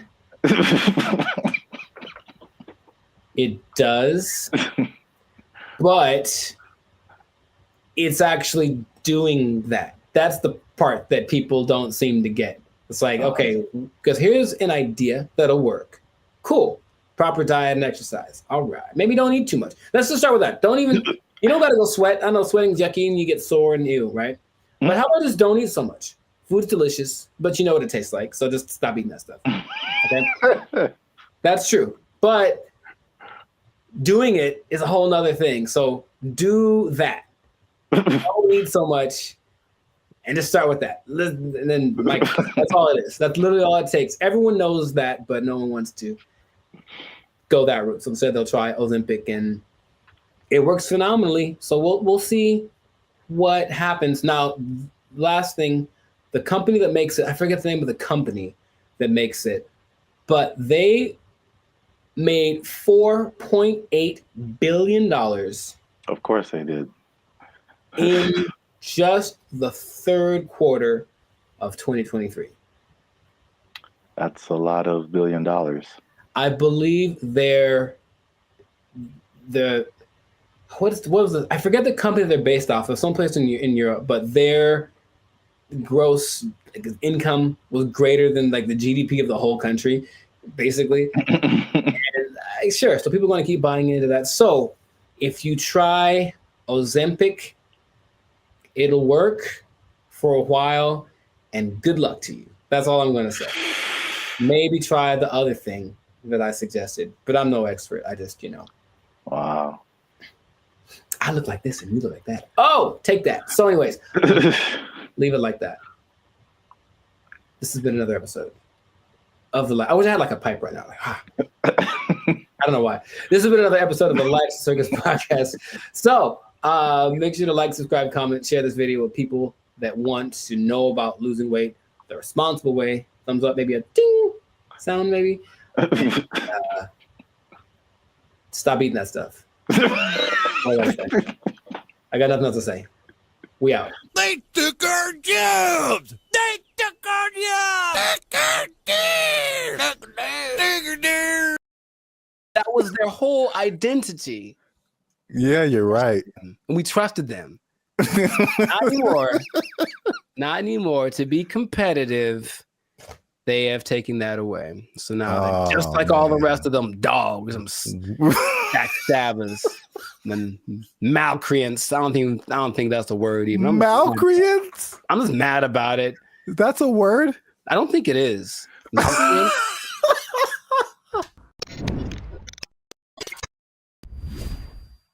What's going on, everybody? I'm Jericho, and this is Zap, and you are now tuned into the Life's a Circus podcast, where we talk about things that are funny, interesting, and ridiculous. And you want to pay attention to this episode because it just hit the fan. Something went down that's just crazy. We were betrayed. Snap. All of us were betrayed. We were betrayed by someone we trusted, by someone we loved, by someone we confided in. And I can't believe this happened. It just happened. When did it happen? Yesterday. So, you don't even know what I'm talking about. But first, this is already enough suspense, I think. But before we get into that, the betrayal of the century, make sure to subscribe so you get notifications about new episodes. Make sure to give us a like so that the YouTube algorithm can favor us. And we're not monetized, and we do have membership options for as low as $3.99. You can be part of the BFFs, and you can get a lot of really cool behind the scenes content and just some cool perks. So check that out. Check out the Band of Future membership option. It'd be great for you. Now back to the betrayal. So, brother, it just happened. I can't believe it. We were all let down by our best friend. And by our best friend, for people who like to travel, our best friend has been for a long time Southwest Airlines. Because Southwest Airlines refused to follow the mask. Why did you refused to denigrate itself when others decided to stab us in the back. Southwest Airlines. Southwest Airlines was our ally in times of need. If I needed to get to San Diego, I said, no problem, $29. Put it on the counter, cash, and you will get there. And guess what? We ain't gonna charge you for that bag you got neither. That's what they said. That's shameful. What they said. Until yesterday. They stabbed us in the back, they betrayed us, and now you have to pay for checking bags on Southwest Airlines. I can't believe this day. I can't believe outraged. I just read about this. I just read about this. Boycott, riots in the streets, protests, signs, wonders. Signs and wonders. I'm mad about this, bro. I can't believe it. They were my best friend. I was so ready for it. Signs and wonders. Look, their motto was bags fly free. That was their whole identity. Yeah, you're right. And we trusted them. Not anymore. Not anymore. To be competitive, they have taken that away. So now, just like all the rest of them dogs, them backstabbers, and malcreants. I don't think that's a word even. Malcreants? I'm just mad about it. That's a word? I don't think it is. So mad about this. It's like your grandma saying that I'm charging you rent if you want to hug me or something. Like, I can't believe it. Like, it's just such betrayal. Judas. Who betrayed Caesar? That guy. Brutus. Brutus. Brutus. Yeah. Et tu, Brute. Yeah, Brutus, right? Yeah. Is it coincidence that Brutus and Judas rhyme? I don't think so. And now Brutus, Judas, Southwestist. Yeah. Southwest. You're on one today. I can't believe it, man. Anyway, how do you feel about this news before I get into some? Oh, man. As I wipe the tears away from my eyes. I was mad about it. Honestly. You said you were upset, but good Lord. I just can't believe it. That's all. That was the last one. That was the last beacon of hope. And now it's just is nanobots. Jesus upset too?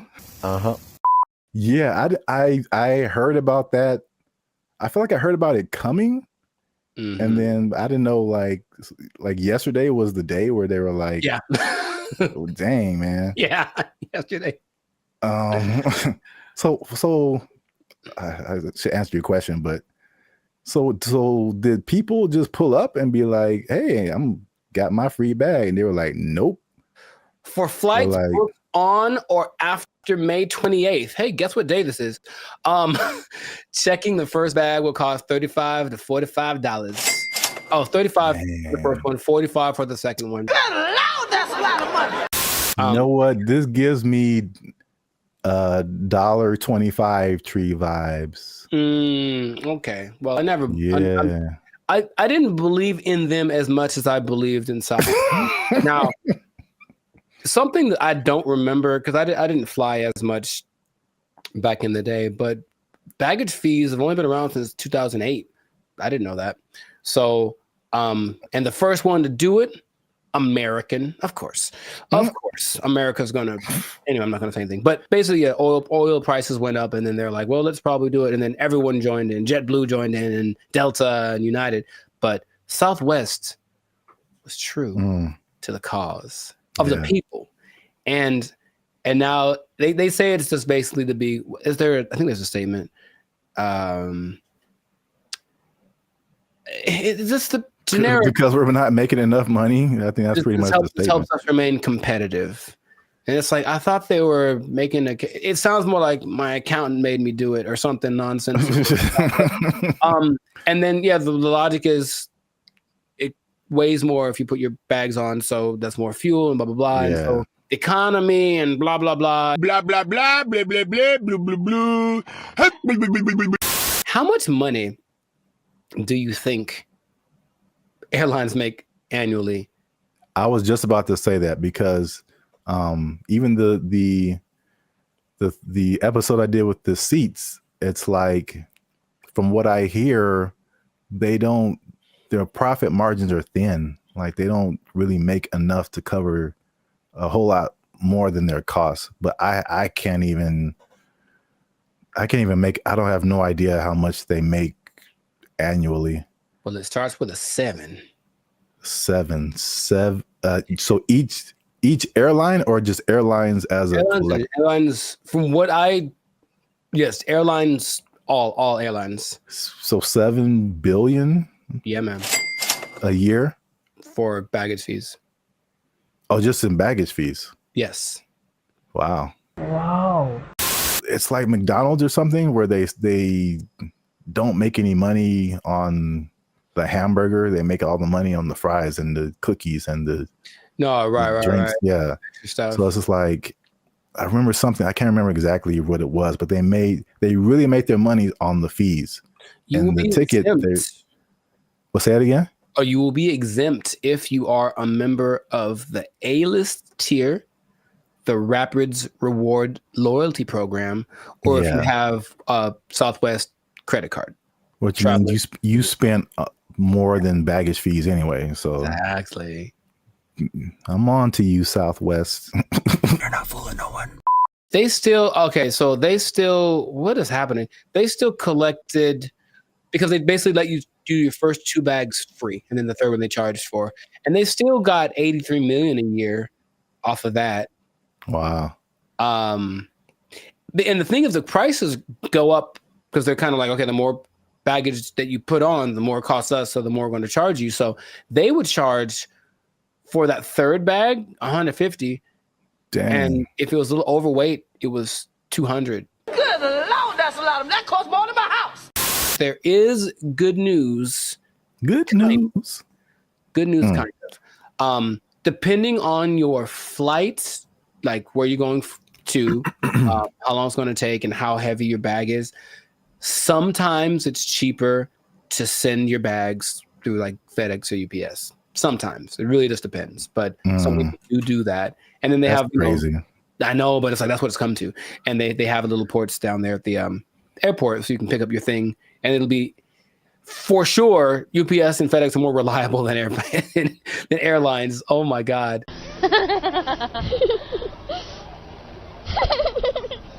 I don't know, man. Sign of the times, that could be the excuse, but whack. I'm just gonna leave it at that. Let us know in the comments, man. How you feel about this betrayal that's happened to us all? And what can we do about it? Can we revolt? Can we just I don't know what we could do. But it's a little bit frustrating. But Southwest, just write to your congressman. I don't know. Is that what congressmen do? They don't want this anymore. Heck no, we won't go or whatever. Make little flyers and storm around the Southwest. They still had snacks, I think, on Southwest too that were free. I think they still have that, which I appreciate. For now. Well, oh man. Anyways, this has been a great episode. Share it with some people that are feeling the pain that I'm feeling. I'm gonna have a drink to the memory of free baggage. They took our jobs. They took our jobs. As long as there's money, I'm getting there, and there's money there. Right. Like, yeah, let's go. Yeah. But if I'm like just dumping out my life savings to like take a picture with the elephant and then come back, bruh. For some people, they think that's worth it. They think it's well worth it. No way. But I need to pay, son. What's up, everybody? I'm Jericho, and this is Zap. We are the now 8-time international award-winning pop hip-hop duo Band of Future. We make clean, fun music that everyone can listen to with a sound that is uniquely Californian. And right now, you are tuned in to the Life's a Circus podcast, where we talk about things that are funny, interesting, and just straight ridiculous. So before we get into this, and this is going to be a very important topic. I think a lot of you will be interested in this. Make sure to like, subscribe, comment, and share this video with at least 2 people that are interested in becoming a digital nomad. We want to talk about it. We're talking about work. We're talking about jobs. We're talking about moving. We're talking about all the things that seem so glamorous, but maybe there's a dark side to it. I don't know. We should get into that. But you got to stay tuned to the end to find out what that might be. So right away, digital nomads are one of the most, well, it peaked in 2021 right after the pandemic, but it's still one of the like professions, and that's an umbrella term, but professions that's growing the most in the last 10 years, right? I didn't know this. People started doing this as soon as like 1997. I guess once internet connection started to get decent, people were doing this. But around 2014, what happened? I got a question. So can you back up, and just for anyone who doesn't, like, what is a digital nomad? Oh, people don't know what a digital nomad is nowadays? Some people don't know. Makes sense. Okay. A digital nomad is a person that has found a way to live abroad, basically using technology. So in 1997, when internet started to be pretty available anywhere, people could offer services online and work from a different destination than where they're from. So you could be from America and go to Bali, for example, and work from there. And that starts to become really popular. And so now a lot of people do it. And there are many programs that will say they can teach you to be a digital nomad if you want to basically ditch the 9 to 5 and go live abroad. And it always looks very glamorous from the people. I know many people that do it personally, and they typically post the pictures of them lying on a beach. And the idea is that you can work from anywhere for 2 or 3 hours a day, doing your nice, whatever cushy job, and then enjoy living in another country. And that is a really cool idea. And that is part of the reality, but there's also a side of it that can be more difficult to overcome that people don't tend to think about. So we're going to get into all of that. Zap, have you ever considered the digital nomad lifestyle? I don't know why I said it like that, but I know why you said it. Ooh, do it again. I have thought about famous, don't you? All right, never mind. What? Huh? I've thought about it for sure. I don't think I have had jobs where that's a possibility. Sure. And also, I feel like those types of jobs wouldn't be the jobs that I would like. Mm-hmm. Because it's basically, digital is just you and a computer. Yes. So I mean, a lot of what we do is not staring at a computer screen all day. Right. The typical idea of a digital nomad is somebody sitting in a coffee shop working for 8 hours a day or 6 hours a day or whatever.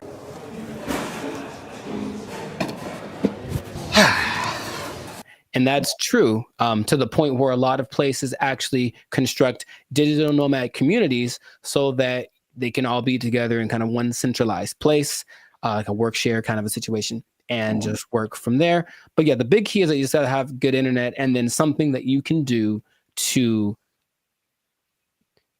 work from a different place so you're not interacting with people directly.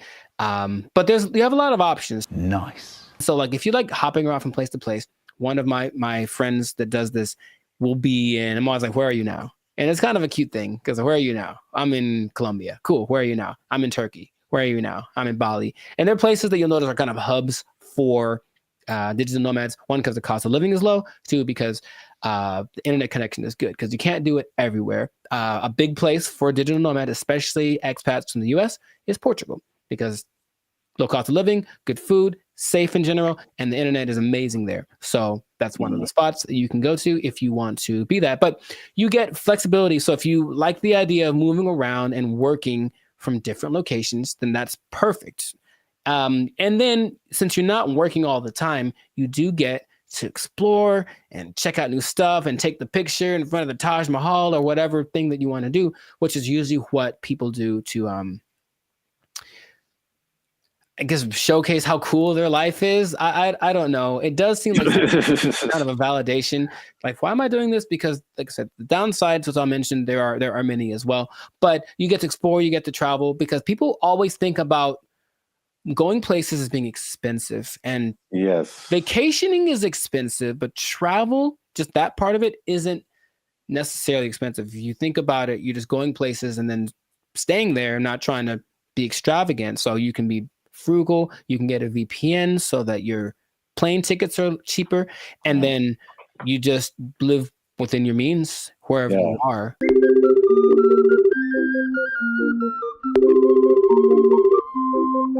That's one thing about me. Like, I'm not a big traveler, but I feel like I feel like that Dos Equis guy. It's like I don't always drink. What is it? Beer. Yeah, but when I do, so like I don't always travel, but when I do, somebody else is paying for it.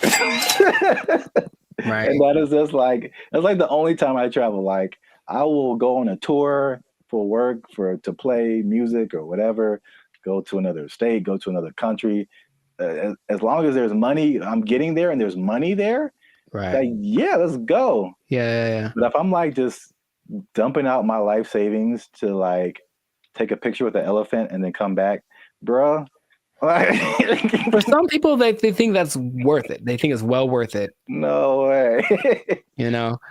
But I need to pay, son. Listen, we finna get paid, girl. It did surge in popularity, of course, after the pandemic, as people were looking for things that they could do and they couldn't be around people. So, okay, this is perfect. But for some people, they really fell in love with it and they said, I'm going to keep doing this. So a lot of the more well-established digital nomads have been doing it since then, or maybe a little bit before then, so like 4 or 5 years. There rarely are people that have been doing it more than a decade because it does kind of wear on you just moving around and doing all that kind of stuff.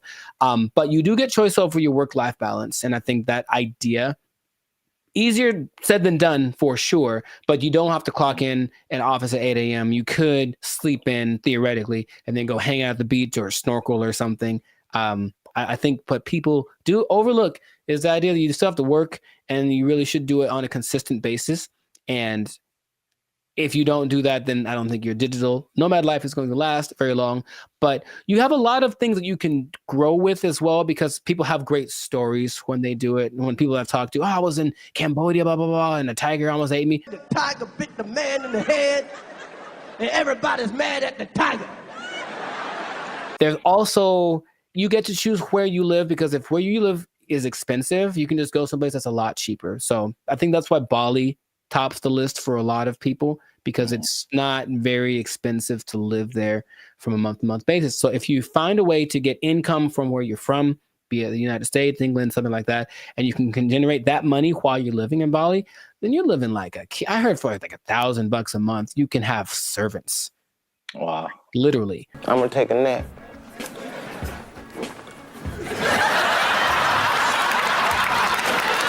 And then you get to network. So that's fun. There's a lot of people that are out there doing the same thing, so you get to interact with them, and that seems attractive. And then you don't really have to go to work. You think about that. Honestly, I don't know about you, but I think a lot of people hate going to work. They don't dislike work. They don't like going to work. They have to get up, they have to do the thing, they have to deal with traffic, whatever. If you are a digital nomad, you don't have to go anywhere, really. If you have a good internet in your Airbnb or whatever you're renting, you can just stay there.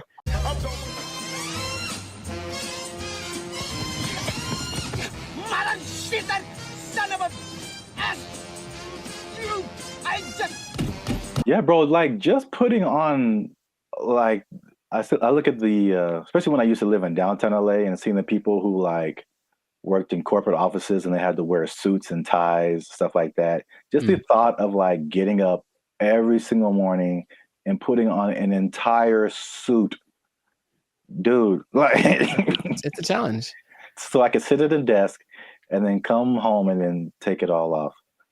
Like if I can go to work and still be in my pajamas, like, dude, where do I sign up?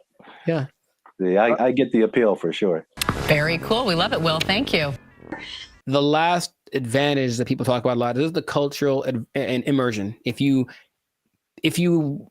like a particular culture, then you can just go there if it works out for the technology and all that kind of stuff, and you can be immersed in Hong Kong. You can learn Chinese. You can do whatever. If you have other goals that related to that culture, then it's the perfect way to do it. You can still make money and be immersed in that culture. And that really does seem fun. In my personal experience, I've never done the digital nomad thing to an extreme, though I've thought about it because it seems like it might be fun to do here and there. But I have constructed my coaching, which I can do from anywhere. And I have been up in the mountains and I'm working on a session. I'm just at a coffee shop and I see what that's like.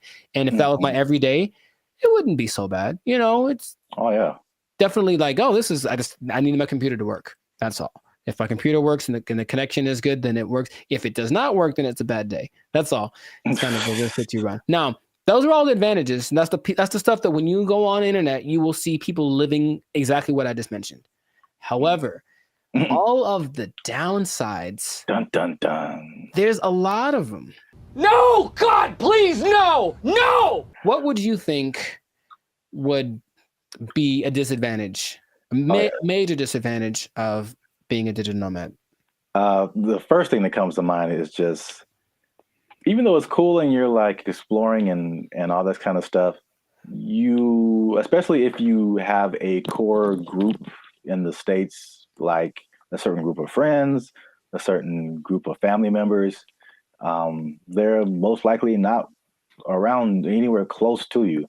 So any of those kind of groups that you grew up with or were with, you know, in your home country is just kind of gone. So you can have a bit of isolation, I think, for sure, even though you might be surrounded by all these new experiences and new people. You're still kind of like by yourself to a certain extent.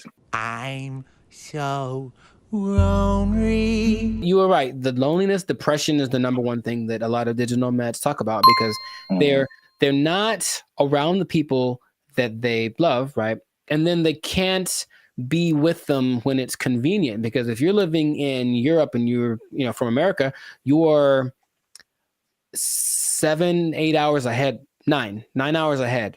So imagine just, hey, I want to maybe eat together. Well, I'm having dinner and you're, at work, right? So you can't make things line up. So depending on where you choose to go, that can be a very difficult process. And then it kind of is inconvenient. I've worked with people where I'm talking to them and it's fine for me and they're up at 3 a.m. because where they are, that's what they have to do to make it work, and they're willing to do it. It's kind of like something they accept. But you miss a lot of things. You miss the birthdays. You miss the graduations.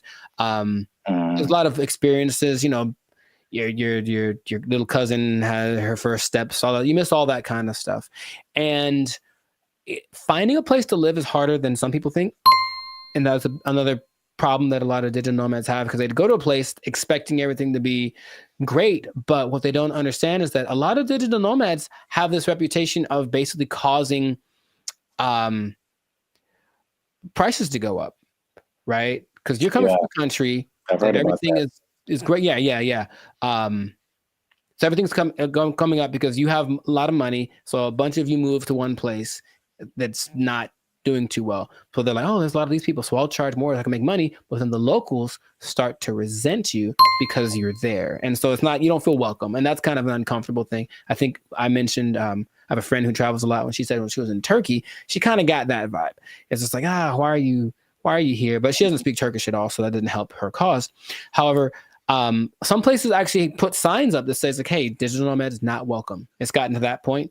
Wow. You go to a coffee shop and like, nope, you can't come in because you're going to buy one drink and work here and use the internet for 8 hours. Nah, you got to get out or find someplace else. So that's starting to become a thing. So yeah, just think about that. It's like you want to be welcome. Now I'll tell you in a second, some countries are actually taking measures towards making sure that the digital nomads they do attract are actually helping the economy. But a lot of places don't have that in place yet. So yeah, the locals might resent you. If so you just for my own personal whatever. I got a question. Have you ever gone into Starbucks and worked on something and not bought anything? Yeah. I've been a jerk, man. Oh yeah. Do you feel guilty at all? Or are you just like ugh? No, I spend a lot of money in Starbucks. I think pass once in a while. Okay. That's just my if it was, and the thing is, if it was a mom and pop type place, then I'd feel bad. I'd buy something every time. But here's the thing, I even usually go to Starbucks. I have to use the bathroom. I buy a cookie or something just because. Oh yeah. But sometimes I'm like, I'm here for an hour. I'm popping in and out. I'm a regular. Don't mind me. I'm just. I think that's interesting psychologically because I feel. I feel the same way. Like if I go to a place where like I shop there all the time and I just go and then I just go in there to like use the bathroom or something. I'm like, you guys owe me. You guys owe me this bathroom. I'm here all the time. I'm not buying anything right now, but I'm here. But I feel the opposite at Starbucks because I don't drink coffee. And I never go to Starbucks. So when I'm in there, I'm just like still in Wi-Fi, and I feel so guilty. Here's the other thing. Specifically for Starbucks, I don't feel bad because my computer and phone don't work in Starbucks. Any Starbucks, the internet, the Wi-Fi does not work. I have to do my hotspot on my phone. For only Starbucks, and I don't understand. Apple. No.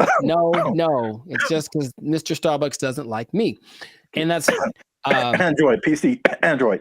Really, I don't know if anyone's understanding what you're saying there, sir. Right. Anyway, long COVID. Sorry. Continue. Wow, that's the thing.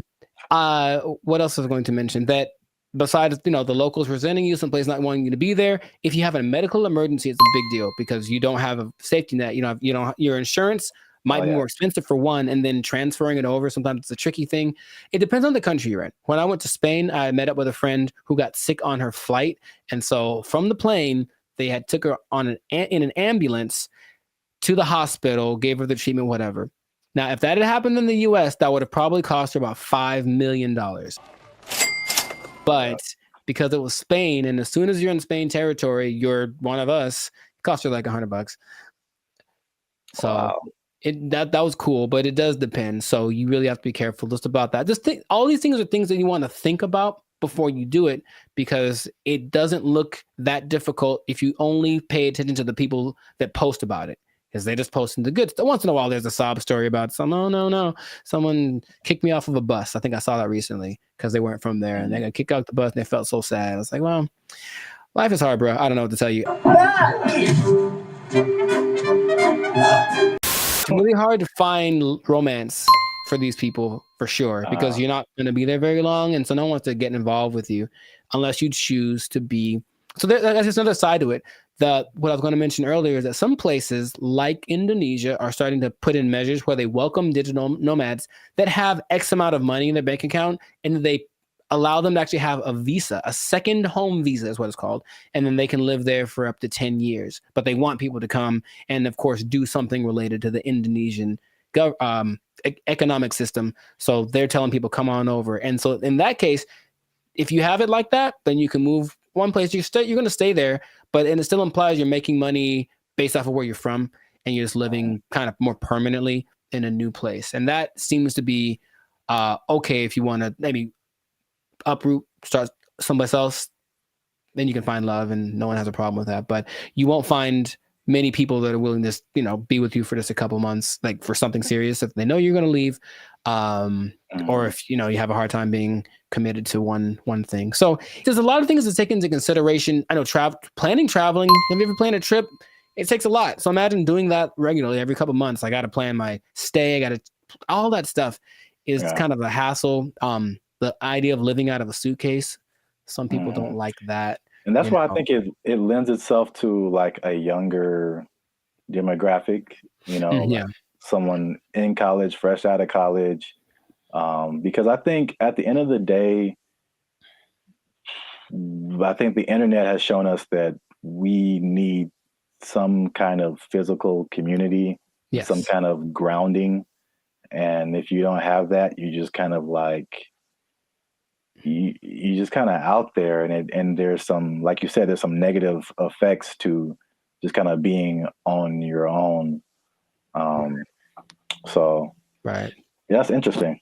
And the interesting thing about that too, what you just mentioned, is that the idea of nomads in general were nomadic people, meaning they were tribes. So there were people that wandered around, but they were all together, and so that feels so bad. We're all doing this, and now it's like I'm just by myself, me against the world. Hoping for the best by myself in this new place. So lonely inside, real alone. The best case situation that I've seen work out pretty good is when couples decide to do it. And that's not so bad. That actually seems to be really the way to go. Like once, it's kind of hard to find someone that's aligned with that vision, but if you're both in it, let's both go X place and move around and whatnot. That seems to be, because that'll get you through the hard times. Listen, we finna get paid, girl. I can't even imagine traveling alone. I know a lot of people do it. I think it's very fun. That's just crazy to me. Like I need at least one other person who knows where I am, what's happening. I didn't get kidnapped today. Like I'm not in a ditch somewhere. Like buddy system. Yes. All right. It's easy. It's easy. Just you can follow the Jericho Law patented make friends method. I didn't just make this up, but I've thought about it. Like this is what I've done many times, and it works every time. It literally works every single time. Okay, here's what you do. All right, pay attention. Pen and paper out, everybody. This is a learning moment. You get a bottle of alcohol or something else that people. So you lost me already. I know. Well, you don't have to necessarily do it, but get a bottle of alcohol or something that people enjoy in general. Maybe it's a cake. I haven't tried with a cake. I think it might work with a cake. Cake is universal. I think so. And you walk up to the group of people that you don't know. I said, I've done this many times. And you walk up and you go, yo, and that's it. And then they go, yo, and then it's a party. Literally every time I've ever done that has worked out phenomenally. And we hung out for many, many hours. Just random groups of people. Are you going to try it? I don't see that working out. Well. For me, at least. Actually, I don't see that working out at all. It's definitely a no for me, dog. It's usually, I determine they're there to have a good time. They kind of got to eyeball it, but it's like, they're in a place to celebrate, and they don't mind another person coming in to celebrate with them. Try it, man. Anyways, what I was going to say, the last thing that people tend to forget about is that I think it's important to have a routine in life, because you just freelancing and freestyling everything. So you need a routine. And in a new place, it's hard to develop one because things are always kind of up and down. Your money flow would be up and down. If you're not working for a big business, if it's just you, then some months are better than others. So that side of it, that inconsistent income can be kind of nerve-wracking also. Or it might make it so you can't keep doing it, right? If you don't make enough money. So you really want to have a good savings before that all comes under this. Now that you say that, it's all under the same umbrella. Like if you wanted to put all of that in one word, it's stability. Yeah. So your home community, it's stability. Your routine, it's stability. Your money situation, it's stability. It's like, I think we as humans were created to like want some level of stability and to be a nomad, you know, even digitally. It's just like you're just kind of, you're unstable to a certain extent. Right. So you can't link into things that are stable, like other people, and have relationships and romantic relationships and all this kind of stuff. And yeah, I feel like that sums up everything that you're saying. It's just the downside is just a lack of stability in a laundry list of different areas. Yeah. I think some people, if they have the right personality, I know personally that's perfect for me. I wouldn't mind that kind of a thing. It definitely doesn't. Actually, you know what? My perfect scenario in life would be that this should be a show. No one take my idea. This would be a show. That someone wakes up in the morning and there's an envelope at their door, and basically it tells them what they're going to do for work that day, and they have an hour to get to the airport or wherever, and then they don't know what it is. They've never done it before, and that's their job. I would love that. That is really good. See? Wait, for the show? Yeah, I mean, yeah, the idea, yeah.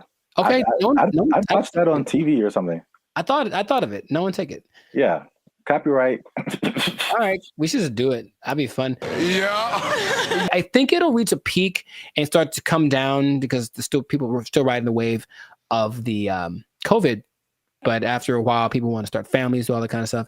And if you need that stability, then it's not the job for you. But if you're younger, or if you want a change of scenery, some people do it for a few years and then they stop. But it seems like a cool thing. Where do I sign, Mr. Berry Gordy? I might give it a shot here and there. That's kind of my thought about it. I'll just try working for a week or so from wherever place, but not necessarily do the jumping around and to the extreme that some people do, because that's a little much. And then they do a lot to find people to talk to. They talk on those like roulette chats, like we did that one time. Oh God. Yeah. Yeah, I know. Maybe we shouldn't do that again. Got him!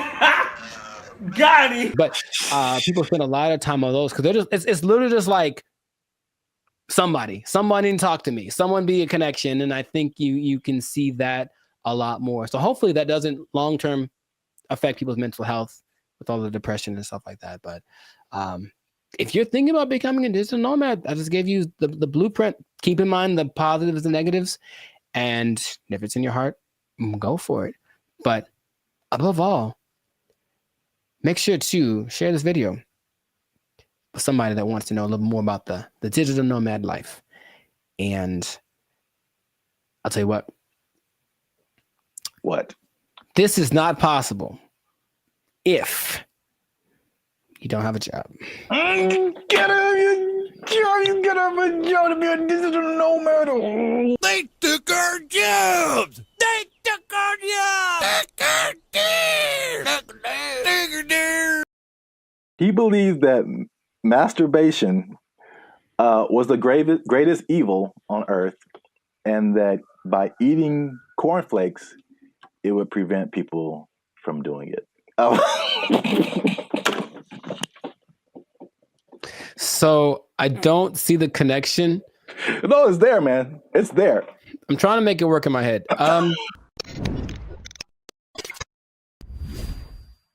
What's up, guys? I'm Zap, and this is Jericho, and we are now 6-time international award-winning pop hip-hop duo Bandit Future. We make clean, fun music that everyone can listen to with a sound that is uniquely Californian. And right now, you're tuned into the Life's a Circus podcast, where we talk about things that are funny, interesting, and ridiculous. But wait a minute. Hold up. Wait a cotton picking minute. Did people say that Okay. I Was that too mean, far? yeah, maybe. Help your boys out. Help the channel grow. Help us keep doing what we're doing by liking, subscribing, commenting, and sharing this video.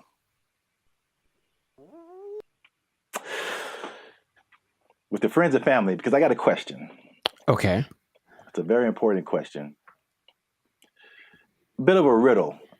I hate those, but okay, let's go. No, I just don't like them. I'm never good at those, but we'll find out. Mr. Jericho, what do you get when you cross a medical condition that people were afraid of, a religious group that wants to stop people from performing a sexual act, and World War II? Huh.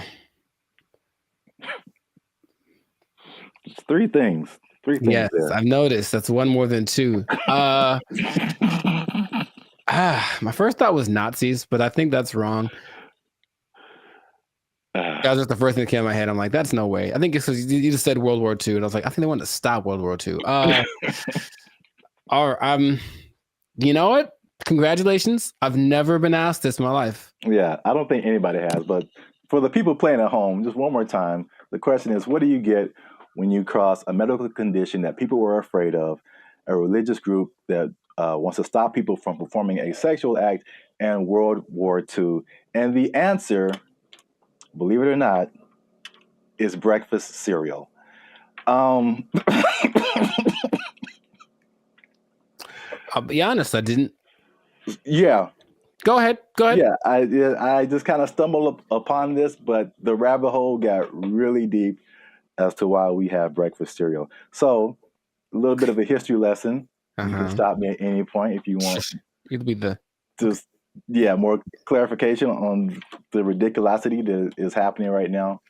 So, breakfast was not really like, I guess we hear the cliche now, like breakfast, the most important meal of the day, right? And so, but before like the 1800s, breakfast wasn't really like that important. It was just basically you got to think about like the times that they lived in. It's more like hunt what you eat, kill what you eat, working on a farm, grow what you eat, stuff like that. And so like nobody's waking up at like in the morning to like kill a chicken or like kill a pig to make some bacon or like, whatever. So basically it was like whatever happened in the morning. And this is why like eggs have been part of a breakfast for a long time, because chickens lay eggs in the morning, easy to eat. Makes sense. Yeah. Makes sense. And basically what you ate for breakfast was pretty much whatever you had left over from the night before. So that was pretty much breakfast. But there was a meat component because they would eat it, they would like cure the meats and stuff, and you could save it and use it for breakfast in the morning. Right. So like eggs and even bacon were like a big part of breakfast. Bacon. And this was called like the farmer's breakfast. So again, it's just like it's pinned to the time that you were in, and farmers and stuff. You get up early in the morning. You need some fuel because you're going to be working your butt off like all day long outside in the elements. Like you need a good hearty breakfast. So this is the first thing. The first thing that I teased at the beginning, the fear of the medical condition. The medical condition was indigestion, which sounds like pretty like whatever today, but again, I feel like it could probably take you out back then, huh? Yeah, there was no Pepto-Bismol, like antacid. You can just pop an antacid and be cool. Like you could have felt like you were dying. You had no idea. Like, oh, I got indigestion. It's the devil's work inside of you. So I don't know, but I had to go to the apothecary. Yeah. So, also late 1800s, the transition from like farm work to more like industrial work, and industrial work to like more like office work. So big buildings and offices, and people weren't like moving around as much as they want to. So they felt like if they eat a big breakfast and then they don't do anything, just going to sit there, they get indigestion. People were like terrified of that. So they were like, we need a lighter breakfast. So there was a move away from like the bacon and eggs and all that kind of like hearty stuff. All right. So that was reason number one. Reason number two. I'm very curious about this one. Okay. my favorite reason.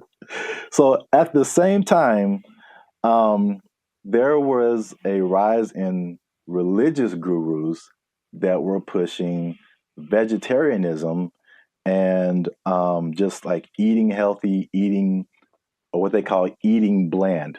All right. And believe it or not, the people at the forefront of this were Seventh-day Adventists. Okay. Especially a man named James Caleb Jackson, who was not probably as famous as this next person, John Harvey Kellogg, who's the founder. Sounds about Kellogg's Frosted Flakes, all that kind of stuff. Yeah. That's where that came from. Now, these people were like hardcore Seventh-day Adventists. Sure. And they actually pushed this type of breakfast not just on the healthiness, but they believed that a lighter breakfast was more morally sound. There was more morality in eating like a healthier breakfast. But also, I could not pass this up. The John Kellogg guy, he believed that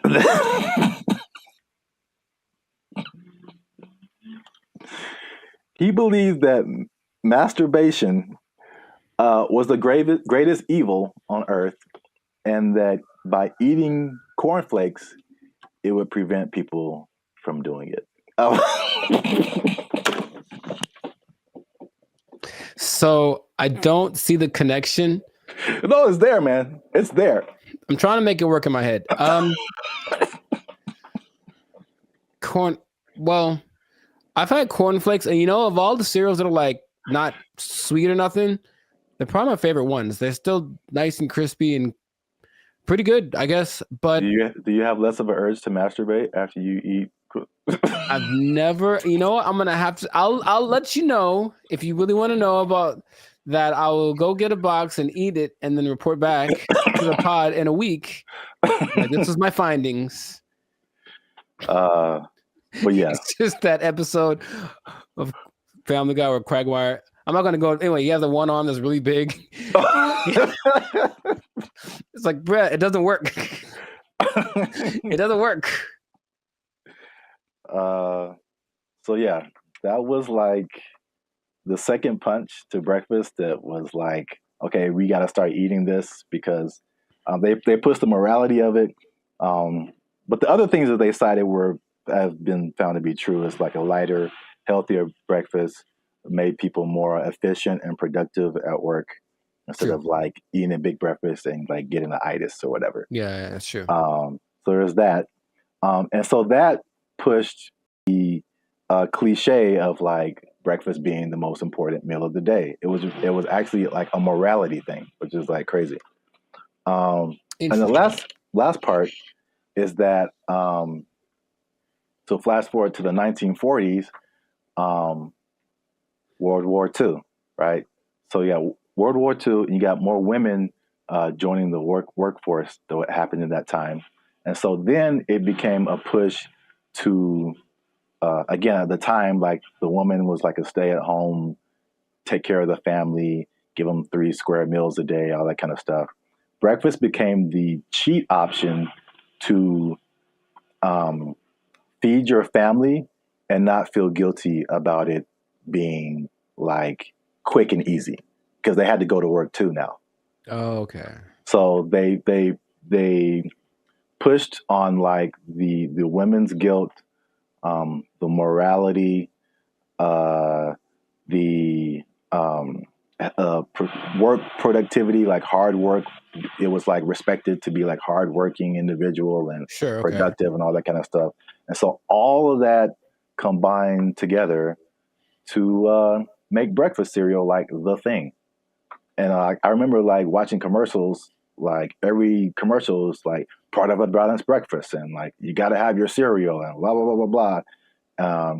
And they pushed, and the cereal industry is probably like $1 billion industry or something now. Yeah. But they show all of this stuff like and I never I never ate all that stuff. I tried once. Man, you just feel gross after it. Yeah. You drink a whole glass of orange juice and a whole glass of milk? Like, man. Yeah, milk, orange juice, toast, fruit, cereal, bacon and eggs. Yeah, something like that. It was all in the one picture. Like the whole food pyramid. Yeah, it's too much. It's really too much. But I thought, oh, it must be something worth trying. And I regretted that real bad. Yeah. So yeah, that's the crazy story behind breakfast cereal. And if I may leave you with a cliffhanger. Okay. So remember we started off with bacon and eggs. We did. And then everyone went to cereal. Yes. But somebody put bacon and eggs back on the forefront, man. Ooh. And they went toe to toe with cereal. But you have to find out in the next episode. So keep watching. This has been another episode of the Life's a Circus podcast. Make sure you like, subscribe, comment, and share this video with somebody who liked them cereals, man. Ooh, I like some. Was that my line? Is that what I was supposed to say? I think so. Okay. And cut. I like some. Oh, you can try another take if you want.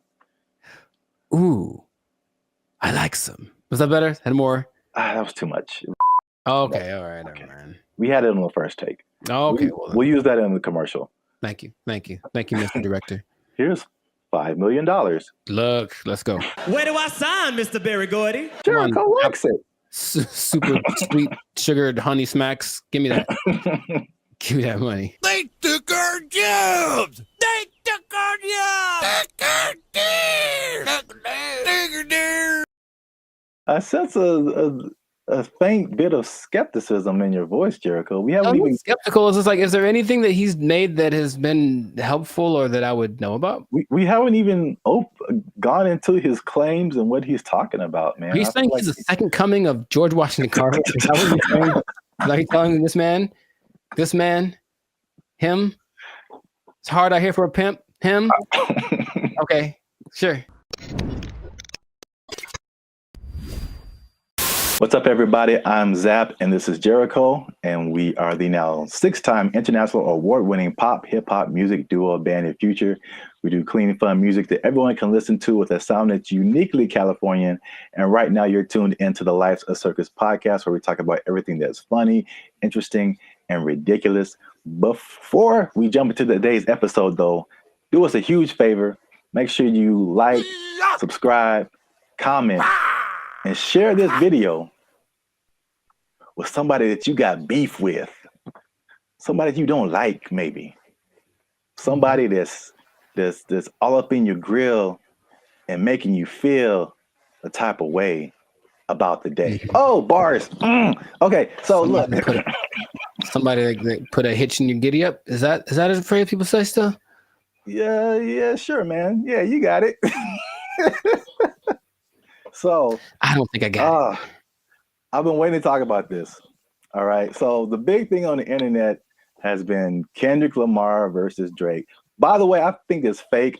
Okay. Just because I've been doing this too long. I'm doing music too long. I've been doing Hollywood too long. I've been doing marketing too long. There's all of a sudden this big beef and oh, wow, millions of streams are happening. Wow. What a coincidence. Anyway, I digress. Mm-hmm. What if I told you, Jericho, that the Kendrick Lamar Drake is not the biggest beef on the internet? I would believe you. Let me rephrase the question. Okay, go for it. You are probably right. What if I told you that there was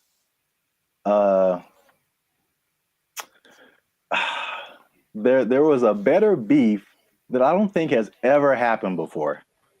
Better beef. Sounds like an Arby's commercial. Okay. I'd be curious to know what that would be then. Hopefully it's between... Never mind. Okay, go for it. Okay. Let me before I'm gonna get to it. One last thing. Jericho, and this just straight up answer. Mm-hmm. All right. You don't have to add anything or make it complicated. Okay. Jericho, what is 1 times 1? It's 1. Do what? It's 1. No, it's 2, son. It's 2. All right. 1 times 1 is 2. According to Terrence Howard, that's right. Terrence Howard is rewriting. I know what you're talking about. That's the dumbest thing I ever heard. All right. He went on for a long time about this. He thought about this. What was his explanation? Like you can't time something by something to get the same something, right? That was his like argument. 1 is 2, son. I'm gonna make a shirt. 1 times 1 is 2. Team Terrence, what's up? I don't think he's had work in a while, man. He's just trying to be relevant. Like seriously, that's crazy. But go for it. I mean, I guess math needs innovation. Let's just start that. Birds aren't real, and 1 times 1 is 2. Whatever. What revelatory information do you have about this gentleman and his theory? So for people who don't know, Terrence Howard recently went on the Joe Rogan podcast, which I guess I kind of realized, but I kind of didn't, that his thing goes for like 2 and 3 hours. Yeah. Like we talked for 15 minutes and it's hard, man. It's hard. They have a lot to talk about. And then of course the people that has on there usually have had a lot of things they've done. So there's a lot to explore. Yeah. And I only, when I watch it, I only see clips of it that people made. So I'm thinking, oh, that was the podcast. And it just, then I see the whole thing and it's like 3 hours. I'm like, who watches the whole thing? Yeah. I wonder what's a 3-hour podcast, but that's intense. Yeah. But anyway, Terrence Howard went on there and it gave me Cat Williams vibes. Like that level of like, well, this just came out of left field. It's just like shocking. But he was talking about things, complex theories, scientific thoughts, things about the nature and universe, matter and energy, mathematics, and just like all this stuff that has nothing to do with acting. And there was a lot of I definitely didn't watch the whole thing, so don't use this as a video to like sum up everything. But I didn't know that he was even into all this stuff. So smart guy. Yeah, but I mean, they're smart, and then there's like talking about the theory of relativity smart. Like that's just he's like Jaylen Brown smart. Rewriting mathematical equations, and I'm just like, all right, cool. We gotta have a couple black geniuses, him and Jaylen Brown and Kanye. Well, anyway, hashtag too soon. So Howard holds 97 patents. Do you know that? No, that sounds like something that he would tell people at a party. I sense a faint bit of skepticism in your voice, Jericho. We haven't even skeptical. It's just like, is there anything that he's made that has been helpful or that I would know about? We haven't even gone into his claims and what he's talking about, man. Are you saying he's the second coming of George Washington Carver? Is that what you're saying? Are you telling this man, him? It's hard out here for a pimp. Him? Okay, sure. 97. I didn't know that about him. That's cool. It's 97 expensive to patent things. It is. So I guess that acting money helped out. But he believes many of these patents will, of course, change the world. Some of his notable patents include advanced designs in metallurgy, I think I'm saying that right, chemical engineering, and innovations in flight technology. So at the very least, the man is doing things. Yeah, sounds like it. So, but what really shook up the internet was some of his claims. All right, so we're just going to go through a few of them that this is kind of tough to talk about because he's talking about things that are beyond most people's comprehension. Sure. And so there's a lot of things that he said or a lot of words, even words that he used that are just not in common vocabulary. But I tried to pull together some synopses and just kind of put it in more lay terms, I guess. Okay. Some of them are just straight up. You can just tell. Like, let's see what Mr. Hustle and Flow's got. I don't know if you saw this part of the podcast, but his first claim is that prenatal memories are real, which most people don't think are, but he debates it, and some other people have debated it. But he said he remembers being inside of his mother's womb. Don't make me laugh. He described detailed memories, such as seeing his hand in utero, and he said he remembers being circumcised as well. I feel like that there's some truth to that, and without having ever studied it, just because it's one of the questions I ask a lot of people when I meet them and I want to break the ice. I ask people what their first memory is. It's just a curious thing because it feels like literally at some point our brain just started hit record. Like this is hitting record. It's all of a sudden like we were playing and nothing is, and all of a sudden something happens and boop, and now it's on, right? So for some people, it's a lot further back than one would think. I don't think I've ever spoken to anybody that said like in utero, but super young breastfeeding, like they remember stuff like that. They remember this. So I don't know if with the 8 billion of us that there are, if some of us aren't capable of remembering that kind of stuff. I guess my question is like, okay, so then what does that mean? Is there something that leads to? Because that's what will interest me. If that means, that means we can turn on the access point of the brain.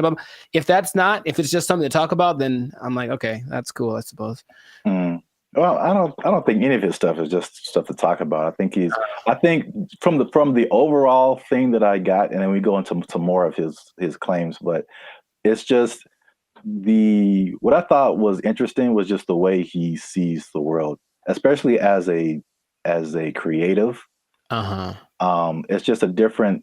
It's challenging what has always been like the norm, and just different ways of looking at things. That's cool. So at least on that one, you were kind of like, that's not too far-fetched. Not too far-fetched. Okay. The next one is it might be a little bit beyond me, but again, I still kind of understand and relate. But his next claim is that the universe is built on waves and not particles. He says the fundamental building blocks of reality are not particles but waves.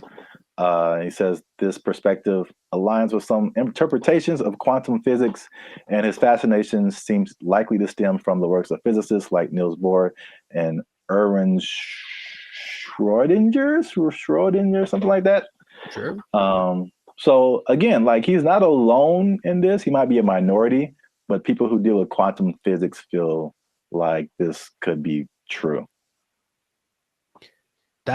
I was going to mention that there's something I've read about. It's almost like there's things that I acknowledge that are interesting to me that I wish I had like the mental capacity to process, because I don't think it's a bit above me. But I have read something about like this wave particle experiment where it proves the importance or the impact that watching something. It's a particle experiment. They shoot some kind of electron waves at a target, and depending on whether they record it or not with like a camera, the result is different. Now, how do they know that it's different if they didn't record it? I don't know what they're talking about, but it makes it seem like objectivity has an impact on the way the universe works in general. So I'm looking at you, one thing can happen, or I guess that means that if I'm not looking at something, it could be doing something different than if I was looking at it, which again, what's the point? But that idea is like, I don't really get it, but I'm like, that's an interesting idea. So waves and particles,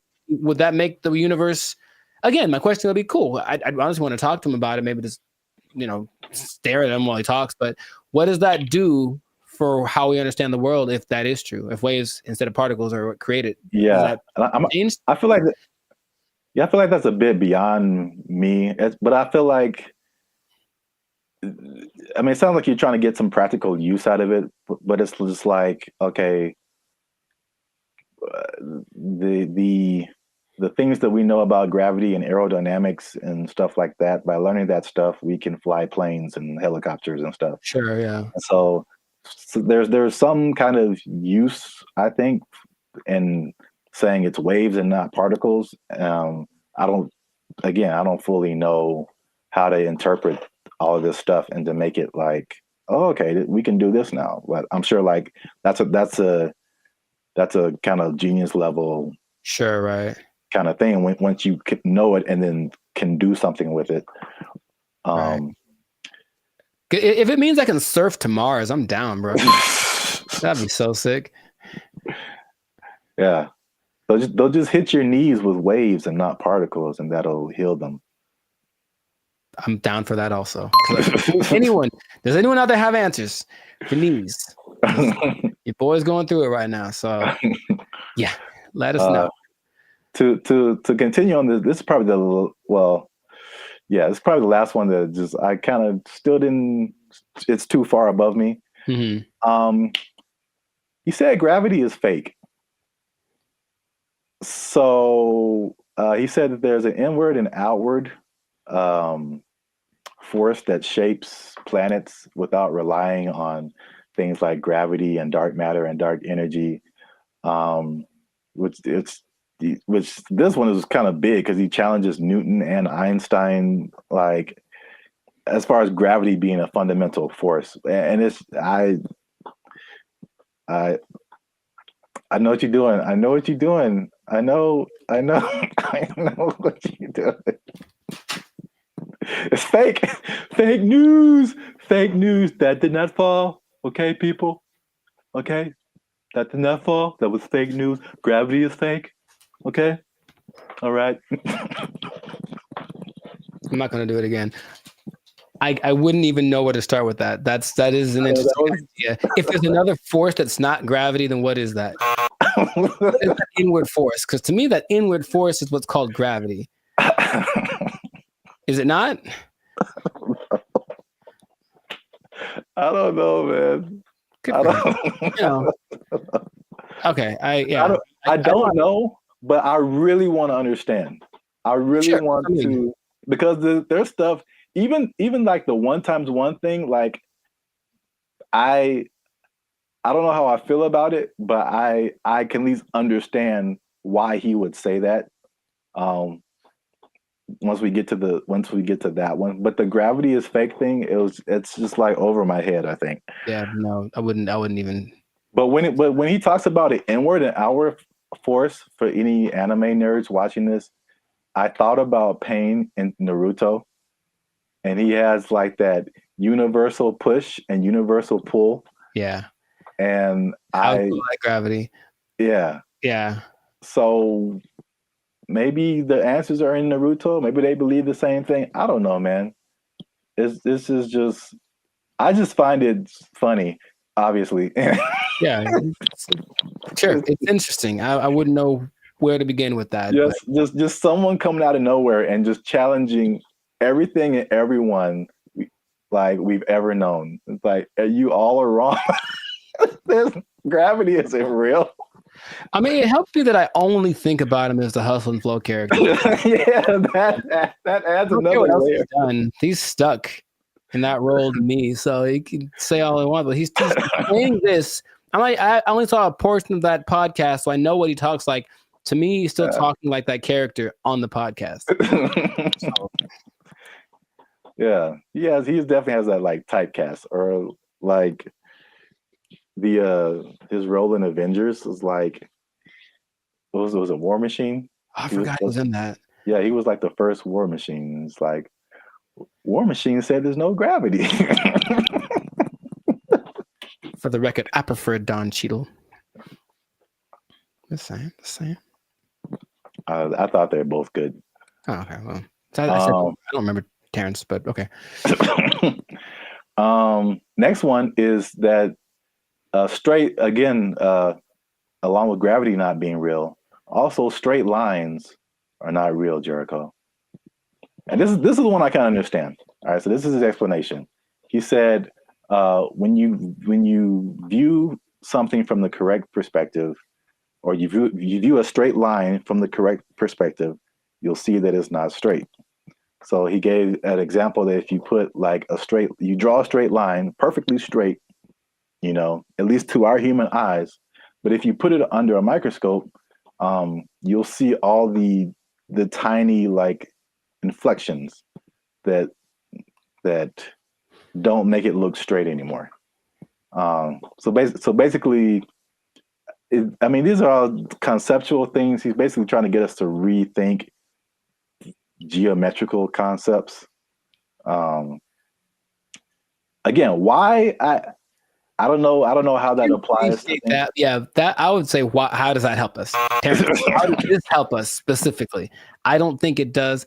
Look straight to me. It works for me. I'm gonna accept. I'm gonna take into consideration two of his ideas, and then for me, gravity and straight lines are pretty much going hand in hand. I will go find a straight line and drop it to celebrate my acceptance of straight lines and gravity.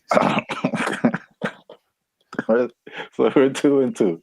Yeah. So you can kind of see where he's coming from with the prenatal. I like the idea of not him trying to be controversial, just saying, hey, think about stuff. We are told things from an early age, and most people, for everything they've been told, that's just how it is. And any idea that something might be different can be scary. It's like, oh, it's the truth. What is? But I appreciate his effort. But that's what I got out of it. All right, so we're 2 and 2, which is perfect because we're coming to the last one I have here, and that is that multiplication is a lie. But I mean, does he say it exactly like that? No, but that's just funny to say.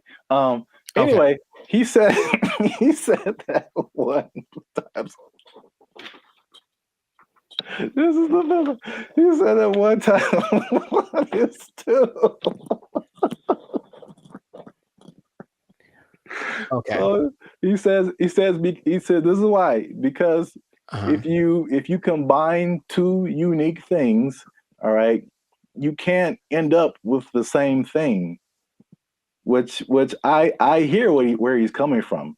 You got one, like, because I remember like algebra, like you're always trying to solve for x, and you basically you got this side of the equation, you try to balance it out.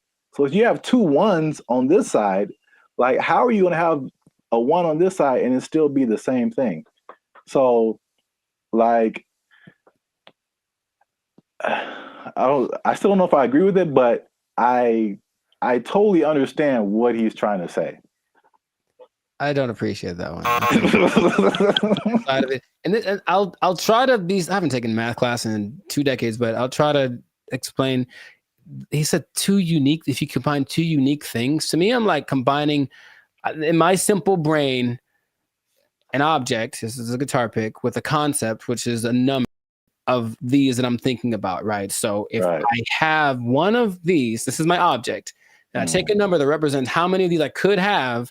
If I go times 2, I will then have 2 of these, right? Hey, look what happened. Now I have 2. If I take this one object and then I multiply it by a concept that is singular, nothing changes. Because here's the other thing. I think I can bring a narrow to this also. I want to figure it out because usually there's like, or this might be Avatar. It's like, okay, there's like good or bad. So something has to be one or the other, positive or negative. And then there's a guru, the guru on the mountain that made him drink the banana onion juice. He said there's also a neutral. That's the third option, and people forget about that. So yeah, does this have to change if I multiply it? No. It could go bigger, it could go smaller, or it could stay the same. And the stay the same is the times 1. So that is my argument, Mr. Howard. I had like one of those chalkboards on the back I could draw on with all the numbers and everything. Yeah. The hot to crazy chart. You remember that one guy? Oh, nice. I appreciate that, man. So I don't agree with that at all. National treasure. I don't think I do, but I want it to be a thing. I got you. That's deep down. I want 1 times 1 to be 2. If enough people talk about it, it'll become something. Yeah, if enough people talk about it, it'll become something. I really don't think that it's important Again, it's just like What do you what? mean? Look, they're ready to change math with that Common Core stuff. Oh yeah. Everyone's all messed up, but the kids nowadays are gonna be just so stupid. All the math is wrong, and so now they're gonna throw this in there. Like, by the way, 1 times 1 is 1 or 2, and then what? Because no, okay, another thing. So if that becomes true, that's just hypothesize. Then wouldn't that change everything? Because you can't just change one thing without changing other things. If there's the fundamental concept that 1 times 1 was 1 and now 1 times 1 is 2, doesn't that somehow affect everything else? I think so, but I'm not sure. I don't want to really think about it. I just want to. I want someone else to figure it out and tell me on the internet. I'll just ask ChatGPT. But no, 1 times 1 is 1. Since forever and ever and always, one thing can stay one thing. I am 1 times 1. I should make that my counter. Make a shirt. I am 1 times 1, and I just stand boldly, holding a flag and like a bowl of rice pudding. Oh, wow. I don't know why the second thing.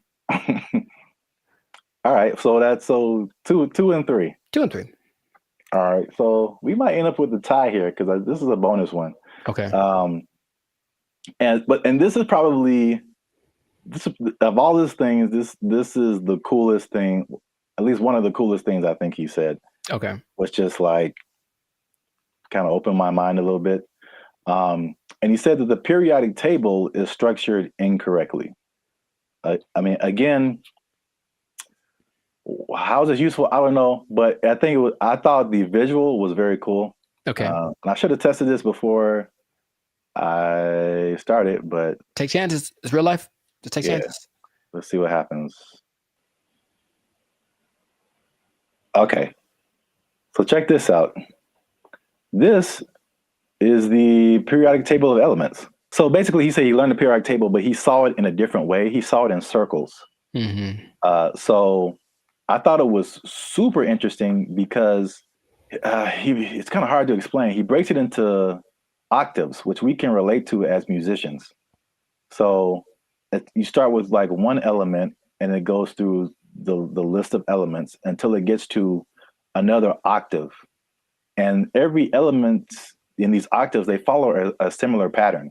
Like in the middle here, you start at helium, in the middle would be carbon, and then at the end would be neon.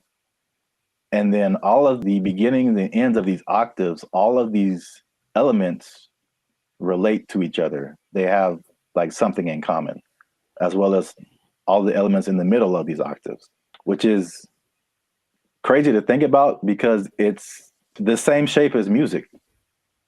And I kind of wish I would have learned the periodic table like this. In music, there's the, at least in Western music, you have like the 7-note, 8-note scale. I mean, sure. you would go back to the primary note, but like A, B, C, D, E, F, G, and then you start over A. But like key of C, right? Helium would be C, D, E, F. Like where you get to carbon would be like 4th or 5th. Uh-huh. And then you go back up 6th, 7th, 8th would be neon. It's crazy. I don't understand what he's saying, but I understand it from a musical perspective. That all of these elements between helium and carbon are passing tones to where you get to carbon, which is like a perfect 4th, perfect 5th. And then nitrogen, oxygen, these are all passing tones until you get to neon. And all of these elements relate to each other based on their positioning here. It kind of gives me vibes more of, or the way I'm trying to process my mind is more like the harmonic series. Yeah. Only in the sense that stuff's getting like kind of bigger as it goes higher or lower. Yes, it's the same thing. I mean, it's and that's what he's trying to say. Basically, it's like everything is interconnected. And so he even gave these.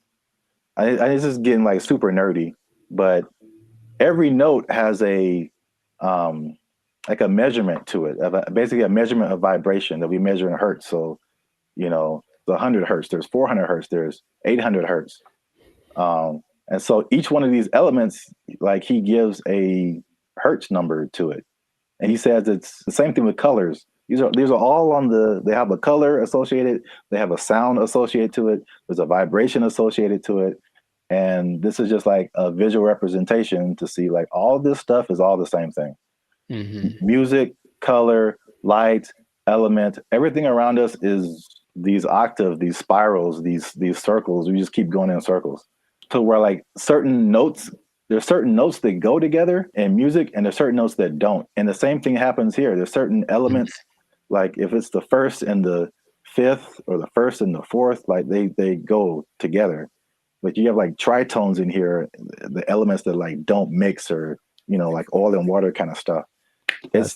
That was like pretty crazy to me. That just from a musical standpoint to see like, okay, this guy he just has a different way of looking at stuff, which is kind of cool.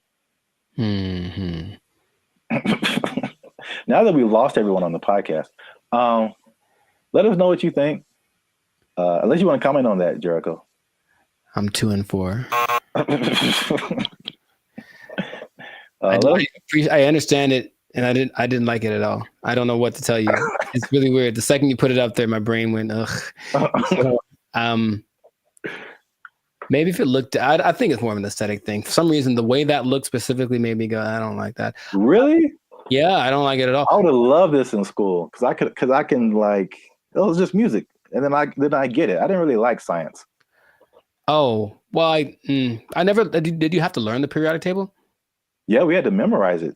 I don't think they cared that much in California because I think we kind of glossed over that. I remember we had to learn a couple, but not like the whole thing. Oh. All right. Well, let us know what you think. This has been another episode of the Life Circus podcast. Is Terrence Howard crazy, or is he a genius? Is it somewhere in the middle? I forgot to talk about the beef. He has a beef with Neil deGrasse Tyson. I didn't bring that up, but it's the thing. Oh, are they gonna do like a Jake Paul, Mike Tyson thing? Man, I love this. But I should have brought that up because he basically sounded stuff to Neil deGrasse Tyson, and Neil deGrasse Tyson was like, "No." Basically, I would trust Neil deGrasse Tyson more than Terrence Howard for sure. So on the podcast, he said that Tyson attacked him by saying no, but it was probably the most polite diss track that could ever be put out because he just basically even complimented him in his, rebuttal of his theories or whatever. But I'm sure he respects the fact that he's trying. I think that helps. Yeah. He basically disagreed with everything, but he said like, yeah, this is cool. You have a certain level of whatever. It was very complimentary diss. So I don't know where he got the attack part from. But let us know what you think. Is he right? Is he wrong? Is this a cool way of thinking about stuff? Did you know all this stuff about Terrence Howard? 97 patents is crazy. Yeah, leave a comment. And 1 times 1 is me. Imagine. In a shirt. Yeah, let's just go with that. 1 times 1 is me, or 2, depending on who you are. Bye. They took our jobs. They took our jobs.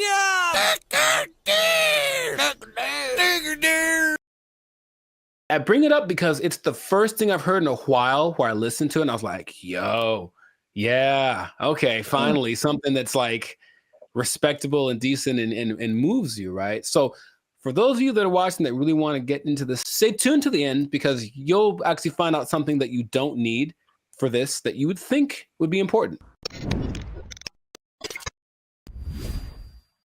What's going on, everybody? I'm Jericho. This is Zap, and we are the now 6-time international award-winning pop hip-hop duo Banded Future. We make clean, fun music that everyone can listen to with a sound that is uniquely Californian. And right now, in this moment in time, yes, Lord, you are tuned into the Life Circus podcast where we talk about things that are funny, interesting, and just straight up ridiculous. So before we get into this thing, make sure to like, subscribe, comment, and share this video with at least 2 people who want to make music that causes a revolution, that moves a culture. I'm talking to the musicians out there, okay? Oh, okay. I got something to tell y'all. There's a way to do it, I think, if you follow the latest trend. If you follow the latest trend, there's a way to get your music so that people really like it, okay? So have you heard, Zach, of Amapiano? Amapiano. Amapiano. It's a genre of music. One word. Amapiano. Not I'm a piano, but ama. I know it sounds like it's lines. It's not I'm a piano. It's I'm a piano. I've never heard of it. Not ama. It's a girl named Ama, and it's her piano. Okay. But it's called Amapiano, and it's basically a genre of house, if you will, but it's from South Africa. So the most popular figure in this is Tyla, if you have heard of her. The water I've heard girl. the name. Yeah. Okay, I mean, she's cute. She's won all the awards. She's the newest big thing, but she basically comes from a watered down version of this genre. Okay, and so the interesting thing is that it followed a couple of patterns that work generally to make a style of music really big, and I bring it up because it's the first thing I've heard in a while where I listened to it and I was like, yo, yeah, okay, finally something that's like respectable and decent and moves you, right? So for those of you that are watching that really want to get into this, stay tuned to the end because you'll actually find out something that you don't need for this that you would think would be important, okay? So Amapiano is basically a subgenre of house piano, okay? And so it's got one thing that a lot of new styles of music need to have. It's something familiar. There are people listen to it and they're like, oh, I kind of recognize this. Like it's in a different, the presentation is different, but the substance is the same. Something I resonate with. So that's number one. You listen to it and like that, I hear something that I've heard before in the music, okay? Lots of repetition. So you just kind of hear the same thing over and over again. And it's so infectious. Fun to dance to. You haven't seen any of like the TikTok? It's a huge TikTok thing, right? That's the thing that's made it go from, it started in 2012, but probably like 3 years ago is when it really started to burst on the national scene or the global scene, thanks to TikTok. But you've never seen any, it basically all of the moves. So there's Afrobeat, right? There's Afrobeat. Yeah, well, anyway. But there's Afrobeat and all the moves are kind of complicated and intricate and whatever. With Amapiano, I guess tip number 2 is that a lot of the moves are really simple. And the whole point is just to do stuff with your friends. So just get in a group and do this music, do this dance, and do 6 seconds and it'll blow up on TikTok or whatever. And it's always something really simple, a little shoulder movement, a little head thing. And it looks really cool, but the music kind of has this driving thing. So I'm giving y'all the formula for this basically. The look of it is familiar because if everyone looks like hip hop, basically everyone knows hip hop. So the dress for the women and the men, it has that same aesthetic. People just look like, oh yeah, it's like a hip hop person. But then you see that they're talking. Okay, they're definitely from Africa. You see their movements. Oh, this is a little bit different. So it kind of has that element to it, and it connects with young people. Okay, I think if you look historically at any big movement from the swing to grunge, anything, it was youth that were really pushing it. So you see kids that are super young kind of grooving to it, which means they'll probably grow up to it, with it their whole life. I forget, the people that like this style of music have a name. That's another thing I was gonna, like, we have our BFFs. They have people that like this music. I don't remember what it's called. I have to look it up. People that like Amapiano, okay? There is 2 other elements that are really important. It features women a lot, and a lot of genres tend to not. We've talked about reggaeton before, where it was a lot of misogynistic, just men basically. And this one has a lot of women from, I mentioned Tyla, though it also has Shasha, Kamo Mapela, Bule, Nia Pearl, Lady Do, Buntail Smith, among others. So the women are pushed to the forefront of it, and their whole philosophy is like, well, if women like it, then everyone will like it.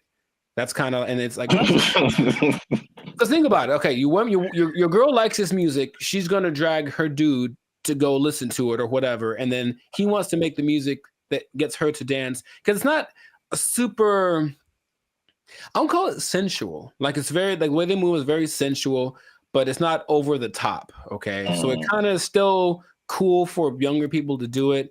Yeah, a little bit tamer. It doesn't quite have all of the negative things that you associate with like hip hop and reggaeton right now. So it's kind of found that universal appeal.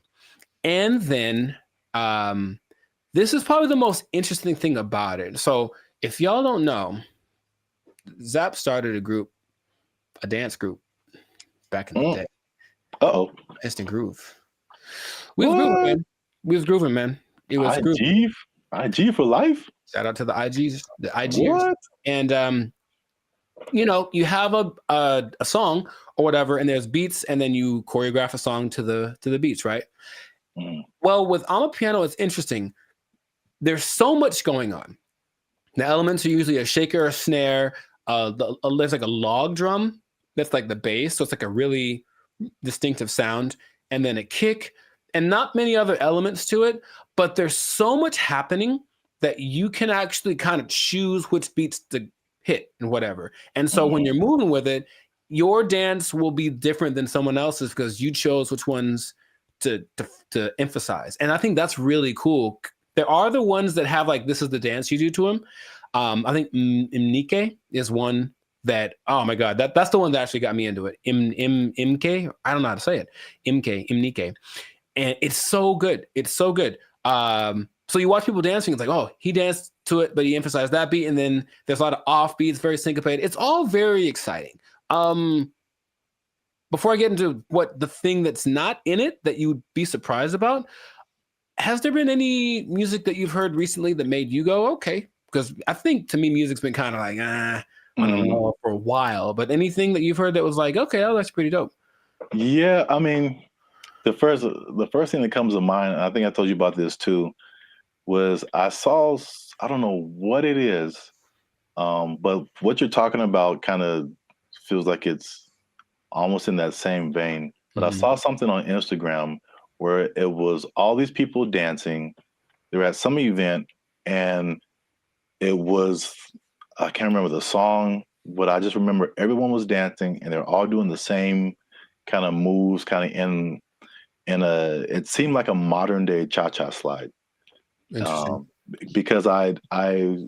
because when I saw it, I'm like we really haven't had, I can't think of a song like the cha-cha slide where like everybody gets on the dance floor and then everyone knows kind of what to do and you all do it together.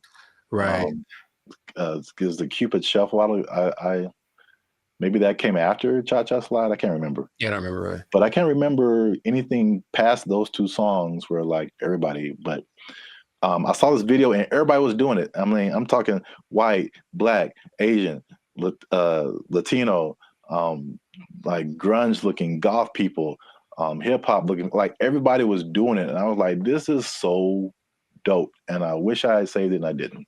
Oh, okay. So if anybody knows where that video is, there's one particular goth girl who was just like getting it. And everybody's in the comments like, oh, this goth girl is getting it. And I was like, yo, this is dope. So anybody knows what that video is, I would really like to find it and see it again. But okay. Yeah, you mentioned the dance thing. I think that's popular music has almost always been dance music. So if you can get something to make people want to move, and when you listen to the people talk about it, they're so passionate about one, having this thing that's like theirs, right?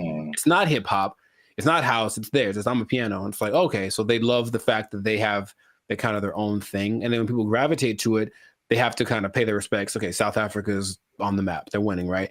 And then you watch them dance, and it's like the mood a little, not weird, but like kind of offbeat in a way. And they do this thing where they like roll their eyes in the back of their head with the shoulder thing. It's really peculiar, but I think it's cool, especially when you see like 10 people doing it.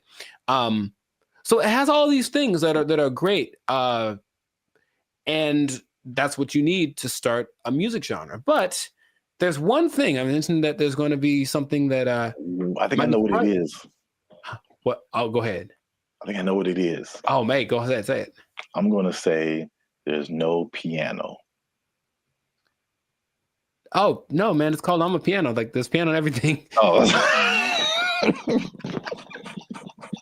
Yeah, there's been a piano in all of them. Oh, okay. Well, no. The thing I think it would have been clever if there was no piano. Oh, I get you. It's called I'm a Piano. I get you. I guess. That's not a good translation from the language. No, the thing that's surprising about it, if you watch all the documentaries and all the people being interviewed, all the producers, all the everything, no one mentions the lyrics. They all have lyrics and they don't matter. It's literally the last thing on anyone's mind. They're just there, but no one's singing along. No one's saying this song touches me in this way. I don't connect nothing. Okay, now partly it's because the songs are all in either Zulu. I'm gonna try this. Zulu, Hosa. I can't do the click thing. Sotho, Setswana, or Zixonga, which are all South African native languages. But the thing that strikes me interesting is that, yeah, they're all singing and no one knows the words and nobody seems to care. So there are really big singers in this style, but the words don't matter. It's just the feeling of it. And that's what I found very unique to this. So if you listen to watch, no one knows what they're saying. So I guess this goes to show you that that's not something that people necessarily require anymore. Just as long as it feels good, as long as it's fun to do. Oh yeah, I mean, you think about like U.S. artists who are just like huge worldwide. I'm sure like people don't speak English and they have no idea, but they're just bumping like Earth, Wind, and Fire and like. Well, the thing is, not even the choruses. You think at least on the chorus, okay, everyone sings nothing. Yeah, it's really weird. Yeah, I mean, I know that this is different, but I'm just saying like the ability of music to kind of to have that a tendency to. Oh sure, yeah. To where the words you don't have to quite know the words. I mean, I don't know the words to this at all, right? But I'm still digging it because I guess that's what they're transmitting. But even the people from there aren't singing the words or talking about nobody mentioned the lyrics one time. So, and the thing is, the songs don't sound all the same, even though they kind of have the same elements. They have different. I think it's great. That's what I want to just point out. I think cool, yeah. If you haven't listened to I'm a Piano, I recommend you check it out. Just be warned, there is piano. There's piano in it. I think you'll enjoy it. I thought I got that right. I really did. Nah, I should have just lied. Yeah, you got it, man. But in any case, let us know in the comments if you listen to I'm a Piano what you think. If you have a TikTok account with 20 million followers because you did a dance to one of the songs. Who knows? But and all the songs, the dances are just from whoever did a cool thing. That's the other thing. They're not made by famous choreographers. It's just like somebody literally said, I saw a kid dancing to it on the street and I thought it was cool. So I did it in the club. And the next thing you know, there's 500 people doing it. So there's that like word of mouth element to it. That's just, I think it's really cool. So anyways, yeah, check it out. Check out some of those artists that I mentioned. They're pretty great. And if we get 10 comments, then Jericho's going to do one of the dances on our TikTok. I didn't sign up for that. I wouldn't mind learning though. That is kind of fun. I'll do one of the simpler ones.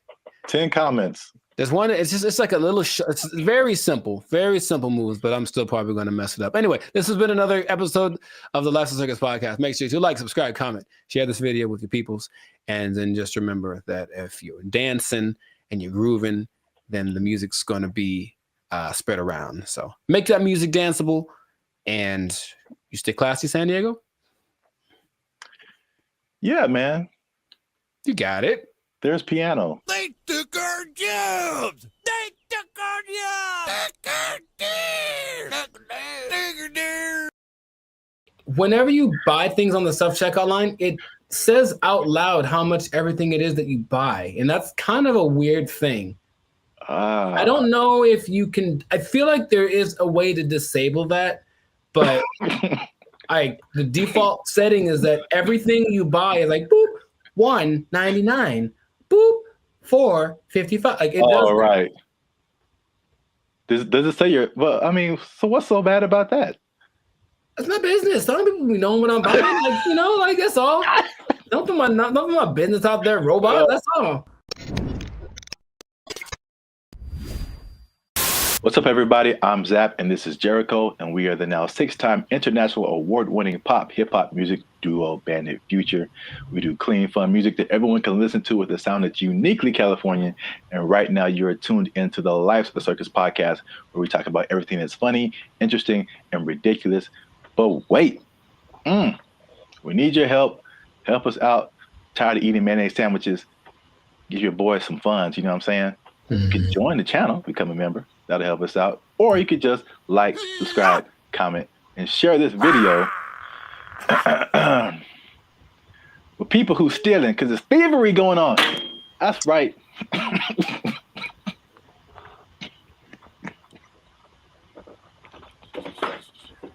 Here's the thing about that. I don't know what you're about to say, but this is gonna be weird, almost like a devil's advocate thing. But like stealing is really fun. No, so bad, Jericho. No. Here's the thing. I'm just trying to say, like, why do people do it? Like, I get it. It kind of has a thing. Like, you get this like rush of adrenaline that doing it, and then you get the thing that you stole. It's like two things to do. You know what I mean? No, we're not doing the two things. No, I'm not telling people to do it. I'm not telling people to steal. Like, don't steal unless you want to. But like, don't, like, stealing's bad. Okay. In case you haven't noticed, people are stealing, and they're stealing a lot. And if you stick around to the end, I'll tell you exactly how much that they're stealing, and the number is going to surprise you. It's very shocking.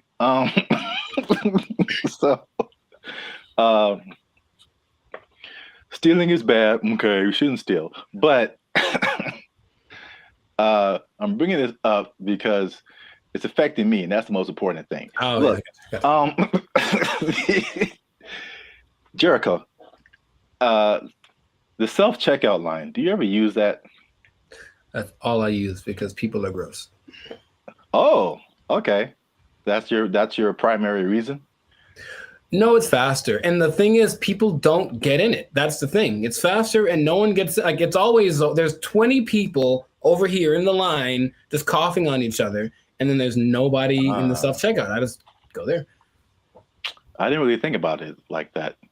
My number one reason is just the speed and just being able to like get in and get out. But that's like number two. Yeah. I feel like people don't go to it because they're afraid to use it. Well, there's nobody there. It's kind of creepy. I mean, there's a person sitting to make sure they don't steal, which is totally not. They're not there half the time, so they're not doing the job. I feel like, well, I was kind of leaning more towards the technology aspect of it. Oh, okay. It's just like, I feel like there's still a large number of people, especially older people, who are just like, computers just don't really make sense to them. It seems more complicated in their minds to use the self-checkout than to just go through the line and have a cashier ring everything up. At least, I don't know, that's just my hypothesis. I digress. I mentioned the self-checkout line because that's one of the big places people are stealing. So stop stealing. Stop stealing because... Well, you know about that too, that actually could be a deterrent for people to use it. Whenever you buy things on the self-checkout line, it says out loud how much everything it is that you buy. And that's kind of a weird thing. I don't know if you can, I feel like there is a way to disable that, but the default setting is that everything you buy is like, boop, $1.99, boop, $4.55. Like, it does. Right. Does it say well, I mean, so what's so bad about that?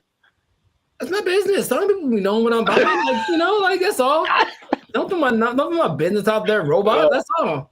It's just a price. I don't know. If it was like one box of condoms, $12.99, then it would be like, hey man.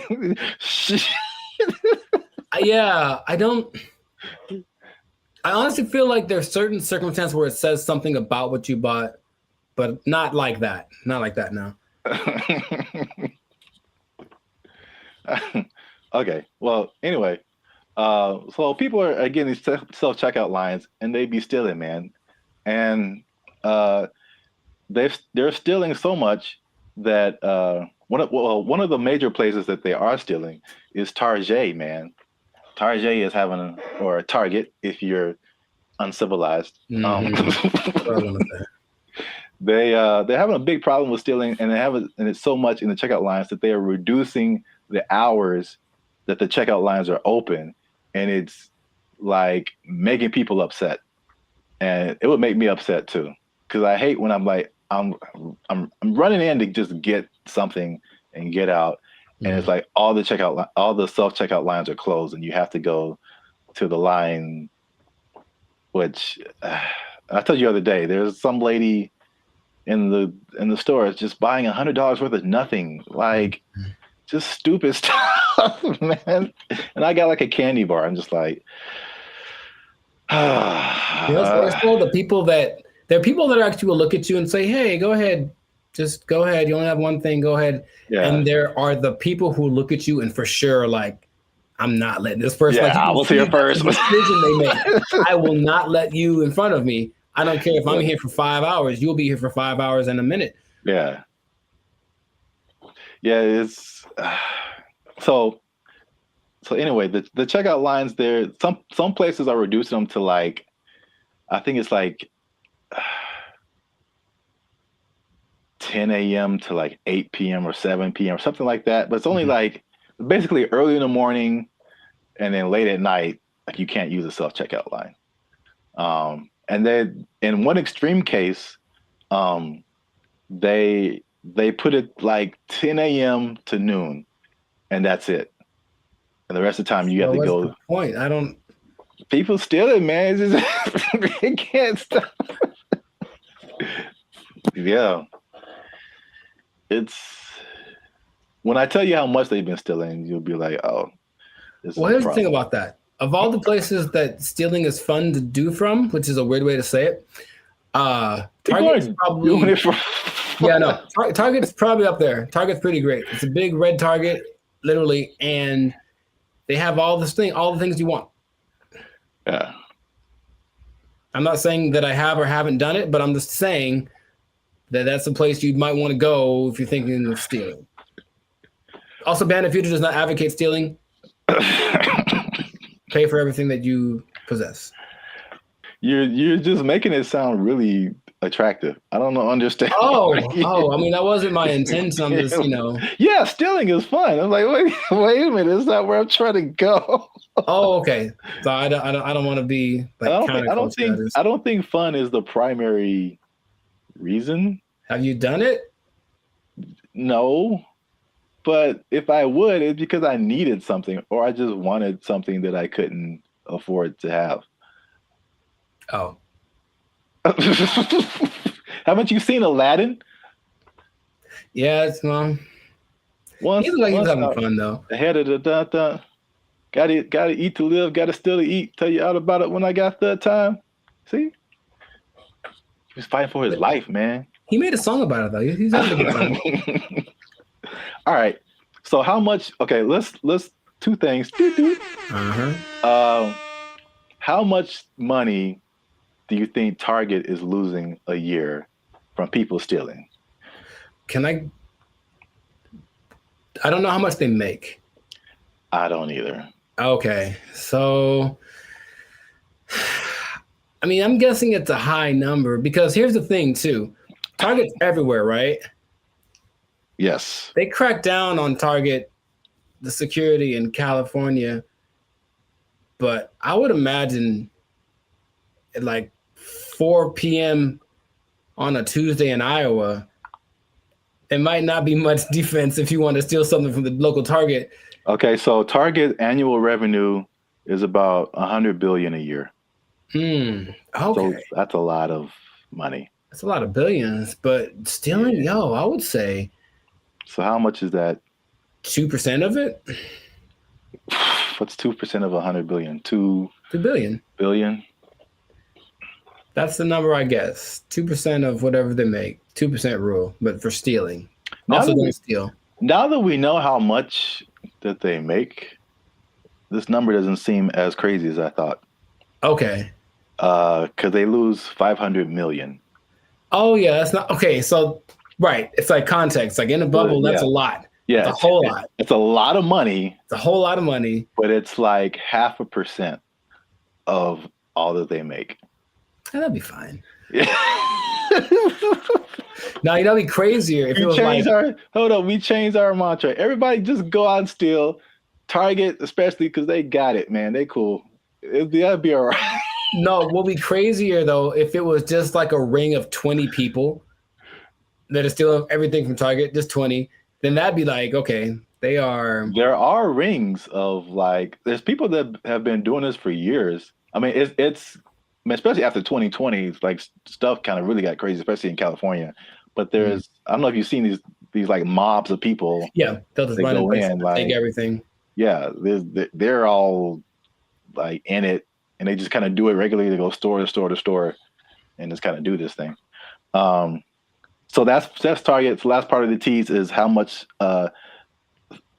retail theft is, and this is from 2022, but pretty recent for like all nationwide, and that is 112 billion. So that's basically the entirety of Target's revenue is the same amount that people are stealing just nationwide from all different kinds of stores. So we y'all are out here stealing an entire Target every year. The entire Target income stream in one an year. Entire Target corporation worth of products and merchandise. You guys are stealing it every year, and that's a problem. But you're ruining my self-checkout experience, so stop it. I want to use self-checkout. Don't make them take it away from me. Now you say it that way, I am also slightly more on the side of don't steal from Target. Yeah. You never even went there and just like took a candy and ate it? I don't steal, man. I don't like stealing. I feel bad if I do. Okay, you ever do the thing where you just, this is not an interrogation. You ever do the thing where you buy a soda and you start drinking it in the store, but like, I'm gonna pay for it, and then that's so ghetto to me. I never do that. Oh, I've done that lots. I'm drinking the soda as I'm checking out. Like I bought this too, but you know. If I was like dying of thirst, yeah, but like, no, I feel ghetto when I do that or something. Oh, it's about as ghetto as it gets. The first time I saw that, I think I was like offended, and then I was like, I think that's a good idea. Like, what? I don't have to wait till get to my car to eat this. I don't even know. I got like a candy wrapper. Like, yeah, I ate this too. Ring it up. You just pulling wrappers out of your pocket. Yeah, ring that up and that. Yeah, I ate that. Like, how long have you been here, sir? I ate that in aisle 5. You can ring that up. I've been here like 8 minutes. Yeah, I was shopping. I was hungry. This isn't Costco. You don't have samples. What was I supposed to do? All right. Well, we're going on long. So this has been another episode of the Life's a Circus podcast. Make sure you like, subscribe, comment, and share this video. People who steal, tell them to stop. We out. They took our jobs. They took our jobs. And I go in there, and basically I stand there for 10 minutes without anyone talking to me because no one's working the front. Nobody. And I just like, okay. And I just eventually just yelled something to the cooks. What's going on, everybody? I'm Jericho, and this is Zap, and we're the now 8-time international award-winning pop hip-hop duo Band of Future. We make music that's funny. No. Huh?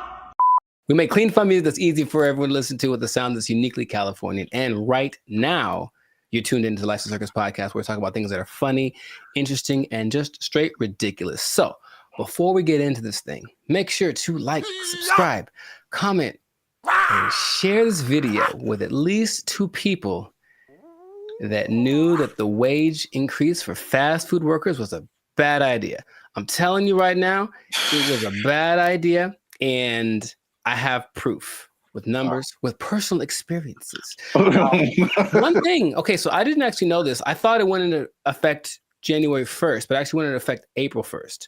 Yeah. Yeah, so there's less data on the effect of it, but I have already There's enough data, I know that. Huh? There's enough data, I know that. Yeah. So I got some numbers, and I got a couple of personal experiences. But I'll go to you first. Have you noticed anything tangible or had any experiences that kind of like notice? A Whopper from Burger King is $8. I think I mentioned this before. Like I remember when the Whopper first came out at Burger King, it was 99 cents. Accurate. It's now $8 just for the sandwich. No fries, no drink. $8 is where we start, and then it goes up. I'm furious.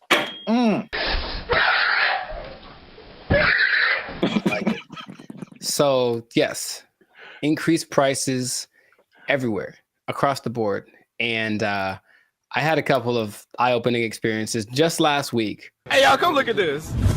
I went to a Korean restaurant because I like me some Korean food, and I wanted a bulgogi bowl, just beef and rice. It is literally beef, rice, and some onions.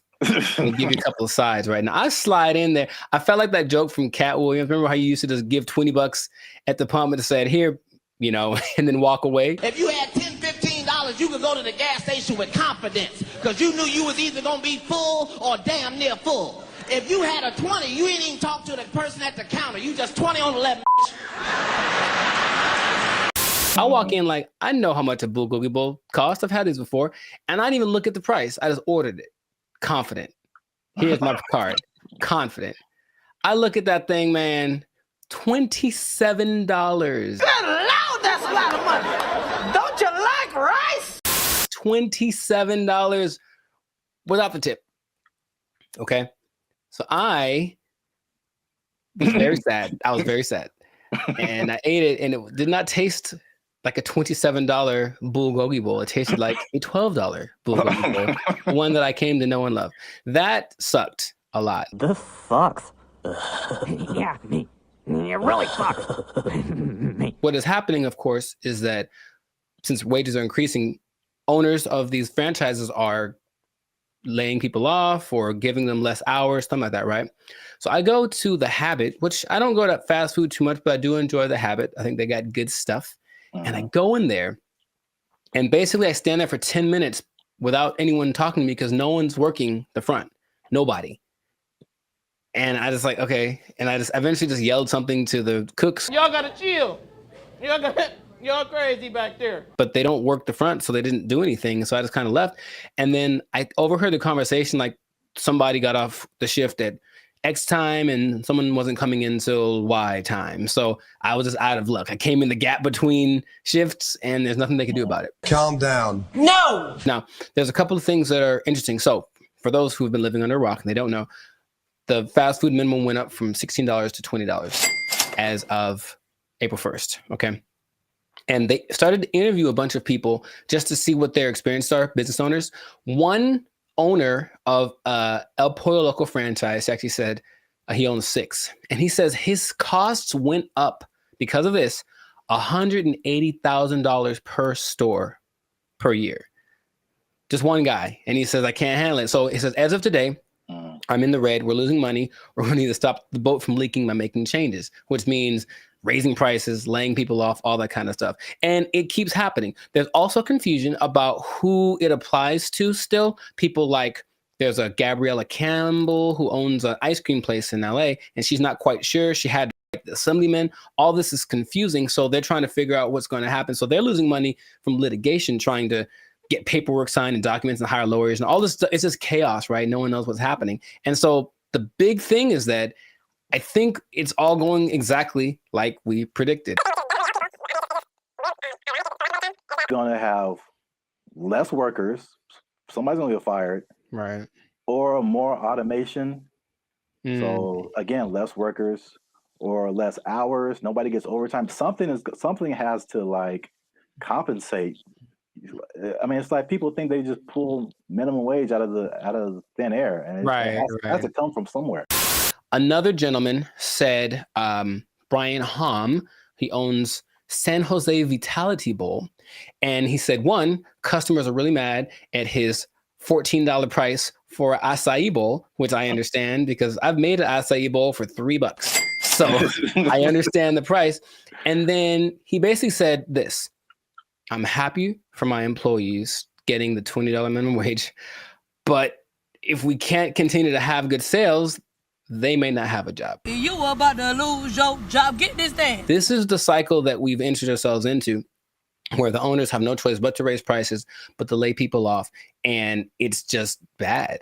And I don't see it I don't see the solution. I got some good news and I got some bad news, y'all. The bad news is that I'm shutting down the studio. It sucks for the. I mean, there's so many different. Everybody's. What? Bro, what are you talking about, man? Everybody's in a different boat. I know a lot of this applied to like the big chains, like the McDonald's of the world and the big franchises. Sure. And it's a lot of complaint from people is like, well, these are big corporations. They have lots of money. It's not, they can afford to pay this. They know what they did. They know what they did for sure. Like just McDonald's, because that's the thing that everybody knows. The McDonald's corporation is different from like the franchise owners.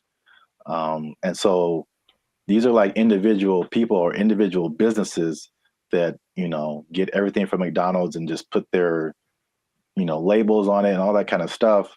And so they don't have as much control as business owners or as franchisees. Is this worth you losing your job? They have their own kind of separate budget that they have to work with.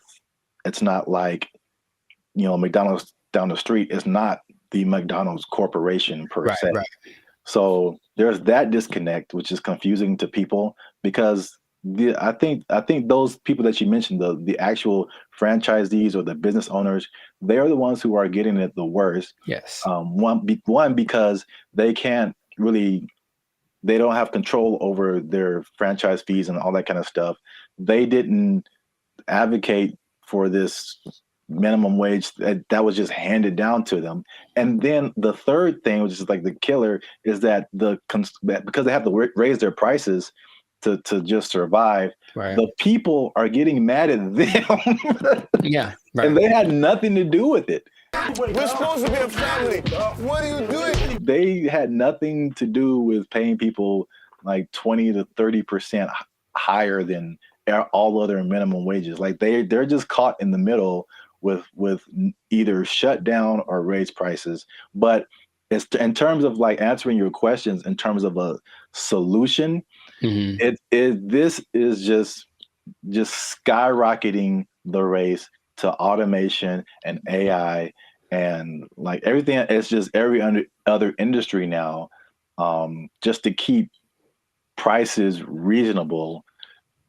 Will everybody lose their job? No, but will a good amount of people lose their jobs? Yeah. Yep.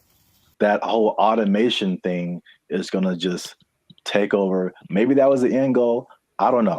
Oh, touchy. Careful. They're listening. But yeah, it does seem like the politicians decided we want to win the battle and lose the war. So we'll see how that ends up. Interestingly enough, there seems to be a strange coincidence, some might call it, between this happening and the amount of restaurants that are shutting down this year. I mean, yes, going completely under, right?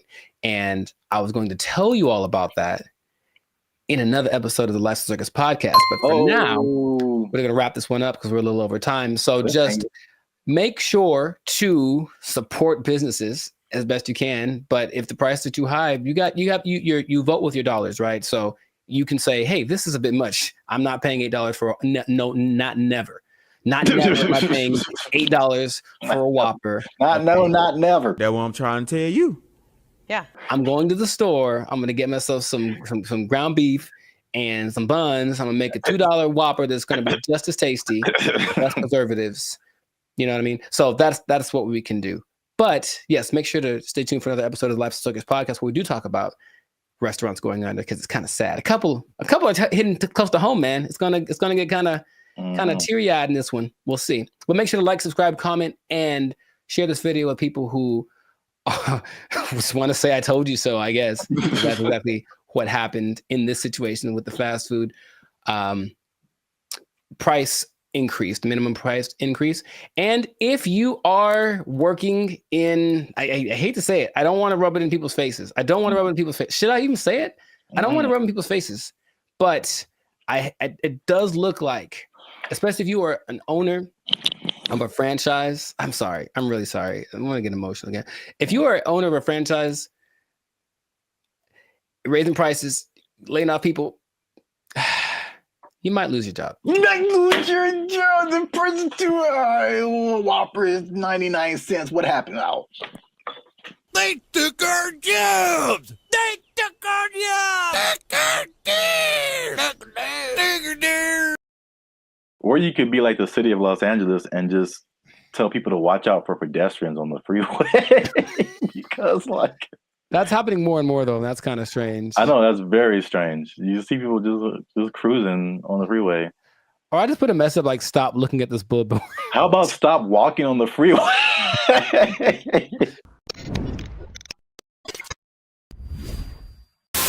Yo, what's up, guys? I'm Zap, and this is Jericho, and we are now 6-time international award-winning pop hip-hop music group Bandit Future. We do clean, fun music that everyone can listen to with a sound that's uniquely Californian, and you are now tuned in to the Life's a Circus podcast, where we talk about things that are funny, interesting, and ridiculous. And yo, make sure you like, subscribe, share, and comment on this video, and because we're going to talk about something that has kind of flown under the radar, but especially in California, if you live, or not California, really mostly like the metropolitan Los Angeles area, maybe into the IE as well. That's the Inland Empire for people who are not from this area. The uninitiated, yeah. But there is something that I feel, well, a couple of things that I feel like a lot of people have seen and a lot of people haven't talked about. Okay. Intriguing. Okay. Yes. So I'm going to show you a picture, and this one is very close to you. I know you have seen this. Yes, I have. This billboard. Mm-hmm. Okay. I don't know what this message is. Download our new video editor. Okay, maybe another time when we're not doing a podcast. This billboard, if you're not from California, this billboard has been up. There's been a few of these. I've seen them. Yeah. Up along a major freeway in California. It says, "Warning: this billboard structure is the subject of a lawsuit. LASC case number something. Anyone who assists the city of Pomona in the demolition of this billboard structure will be sued." And it's just one of the weirdest billboards I've ever seen. And there's several of them. And I've just never seen anything like this. So I finally looked it up. Mm-hmm. And this isn't McDonald's Grimace level, but there's a little bit of a rabbit hole here. Okay. So basically, there's a guy named Brian Kennedy. He is the founder and CEO of Regency Outdoor Advertising. So basically, he owns it's a very popular billboard brand, probably maybe the one of the most billboards around the country, and he owns these billboards. And so I guess he contracts with cities to put these billboards up, things like that. So in 1993. Oh, baby, going back. Yeah. This story is very old. 1993, he had an agreement with the city to put up 10 billboards for 10 years with a 10-year extension. Mm-hmm. Right. So 1993, put up 10 billboards. 2003, you renew it, keep those billboards up. Stuff like that. You renew every 10 years. Okay. After the 1993 agreement, the city, the voters backed something called Proposition L, which prohibited the city from putting up any more billboards without voter approval. Okay. So when they came in, at the renewal period and were like, yo, take your billboards down, he was like, no. Like, we had an agreement before this Proposition L thing even happened. I see. And so it turns out this guy is kind of eccentric, so he's not surprised. Okay. It's his billboard. So he was like, I'm just going to put this up here. And so, because they've been threatening to just tear the billboards down, and he's like, "No, I'm going to sue all you guys." So he just put those on his billboards. Okay. Which is, I'll just get your reaction to that before I keep going. So I've been seeing those specifically. I don't know if this is the one, but there's one on the 71 just north, right close to where I live. And every time I drive past it, I'm always like, I wonder what that's about. But so before, I guess my question is, it was a different billboard owned by this guy, and then they wanted to take it down, so he replaced it with this.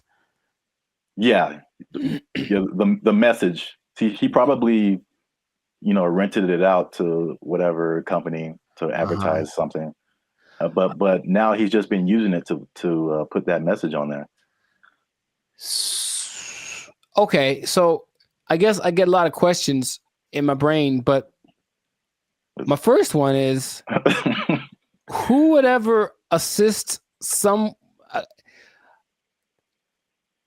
It's the companies. So like the city isn't gonna go out there and do it.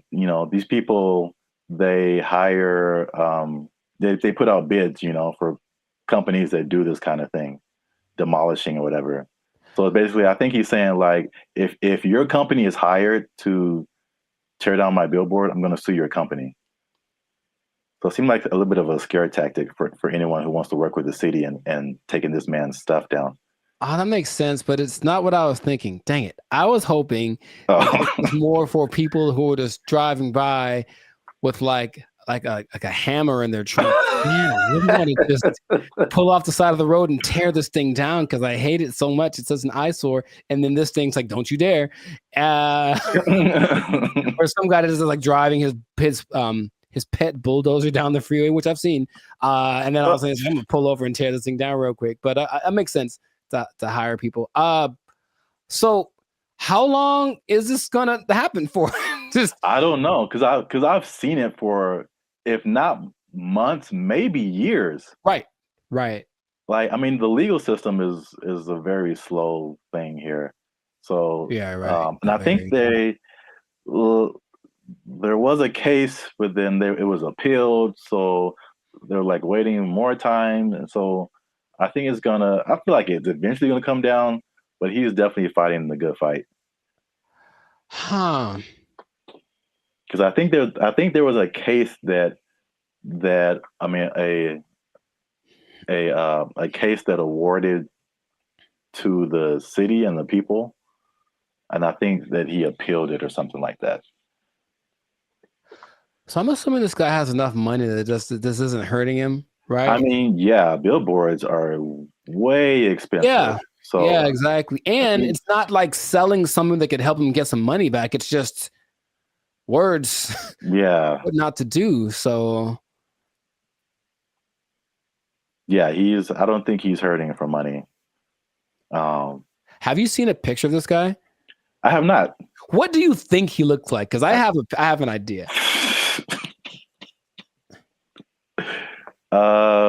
Besides, I think he's an old rich white guy with a bad haircut. Okay. I feel like that's always how it goes down. I have in my head like this cross between Gary Busey and Gilbert Gottfried. I don't know why. This is kind of weird, and he kind of talks like Gilbert Gottfried. I just that to be true. Old rich white guy with a bad haircut. That sounds like Gary Busey or Gilbert Gottfried. Yeah. That's what I want this to be. So we got to do a part 2 so I can see if I was right. Because if he looks nothing like that, I'll be disappointed. Like that's just the truth. I'm looking at him now. He looks well. This is also very good. I mean, very fitting. He looks like a character from The Sopranos. Oh, nice. So he looks like someone who would do this. Got it. He doesn't have a bad haircut, but old rich white guy for sure. I wonder if he's the first person. He can't be the first person to have done this. I mean, maybe not, but I've never seen anything like this before. But we run out of time. So before we in this. There's a part 2 to this. Okay. Which is it was a totally different scenario, but I was somehow kind of shocked that it was the same person. Oh, okay. So we're going to leave Pomona and go more towards the LA area. LA? And then see if you've seen this billboard. Yes, I have. So it's the same guy. Oh my God. So you see the big Regency. Yes. Under it. And I wasn't even thinking about these two stories. Now this one is like 2 blocks from my house, and apparently now it's changed recently. So I don't know why he took it down or even put it up. But he put up 15 of these around. Oh, he dude's got money, dude. Jeez. Yeah. They're his billboards. I mean, he can put up whatever he wants, I guess. Yeah. He's just losing money from other people who would pay to be up there, but right. It's his billboard. He put up 15 of these around Los Angeles. Turns out that he's a big USC donor. Sounds okay. Okay, sure. And yeah, he just said, Reggie Bush needs his Heisman. I'm gonna put this up. So, if I had a question, I know you asked like, what did he look like and all that kind of stuff. My question is like, the power of billboards, like, the ability to like get your message in front of like millions of people. They're obviously still relevant. We both recognize these billboards. Yes. And so it's like, I guess a cool question would be like, if you own billboards, like, what would you, and you just put up your own thing, like, what would you put up there? It has to be something that can make me money, though. Like, you want to do like this guy and just like whatever. What if it was just like something, just a message you just wanted to tell the world? It could be serious or it could be funny. Oh, I got one. I got a funny one. What? Unless you want to keep that. I want to put messages that tell people how to drive. Okay, well, they're not like 30 billboards that say that the left lane is for passing only. And like maybe people will get it. It drives me nuts. Well, then you know what I would do? I would do something similar because I have probably a billion pet peeves when it comes to people driving. But the number one thing that I always think is that you don't have to hit the brakes to slow down. Yes. Like that was always taught, like just first step, take your foot off the gas, and then it's kind of, but every little thing is just like, brr, and it's like, bruh, it's not necessary at all. So yeah, just hey, quick reminder, you cool people, instead of saying something I'd rather say, just take your foot off the gas and you slow down. Give it a shot before you cause pileups on the 5. Like, or you could be like the city of Los Angeles and just tell people to watch out for pedestrians on the freeway. Because like that's happening more and more though. And that's kind of strange. I know, that's very strange. You see people just cruising on the freeway. Or I just put a message like, stop looking at this billboard. How about stop walking on the freeway? Where's that message? Well, I think it's being encouraged by, jeez, by PETA and the NAACP. That's just my thought. Everyone's just like, walk on the bill. I mean, it's happening. So we've been together in this, like, why is this now a thing? Why is this person walking on the freeway? And it's not like their car is broken down. They're just trying to get to where they're getting to. Yeah. And they just chose the freeway as the place to walk.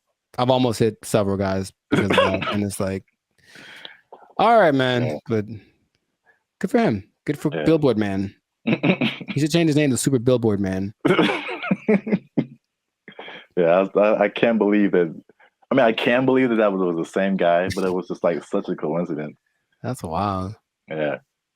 But yeah, this has been an episode of the Lash the Circus podcast. Make sure you like, subscribe, share, and leave a comment. What do you think about this guy and his billboard? What would you put on your billboard if you just own billboards and you could say whatever you want to say and threaten people with lawsuits? But yeah, that's it for us. And Stay tuned for the next episode before they take our job. I hope they don't take it. I need to pay rent. Okay. They took our jobs. They took our jobs. Oh, I had one. I forgot it. So it was like unique. Recycling toilet paper. I mean, wow. I mean, I only brought it up because it is a real thing. Like, people do that. How do you recycle toilet paper? Do you want me to tell you, or yes?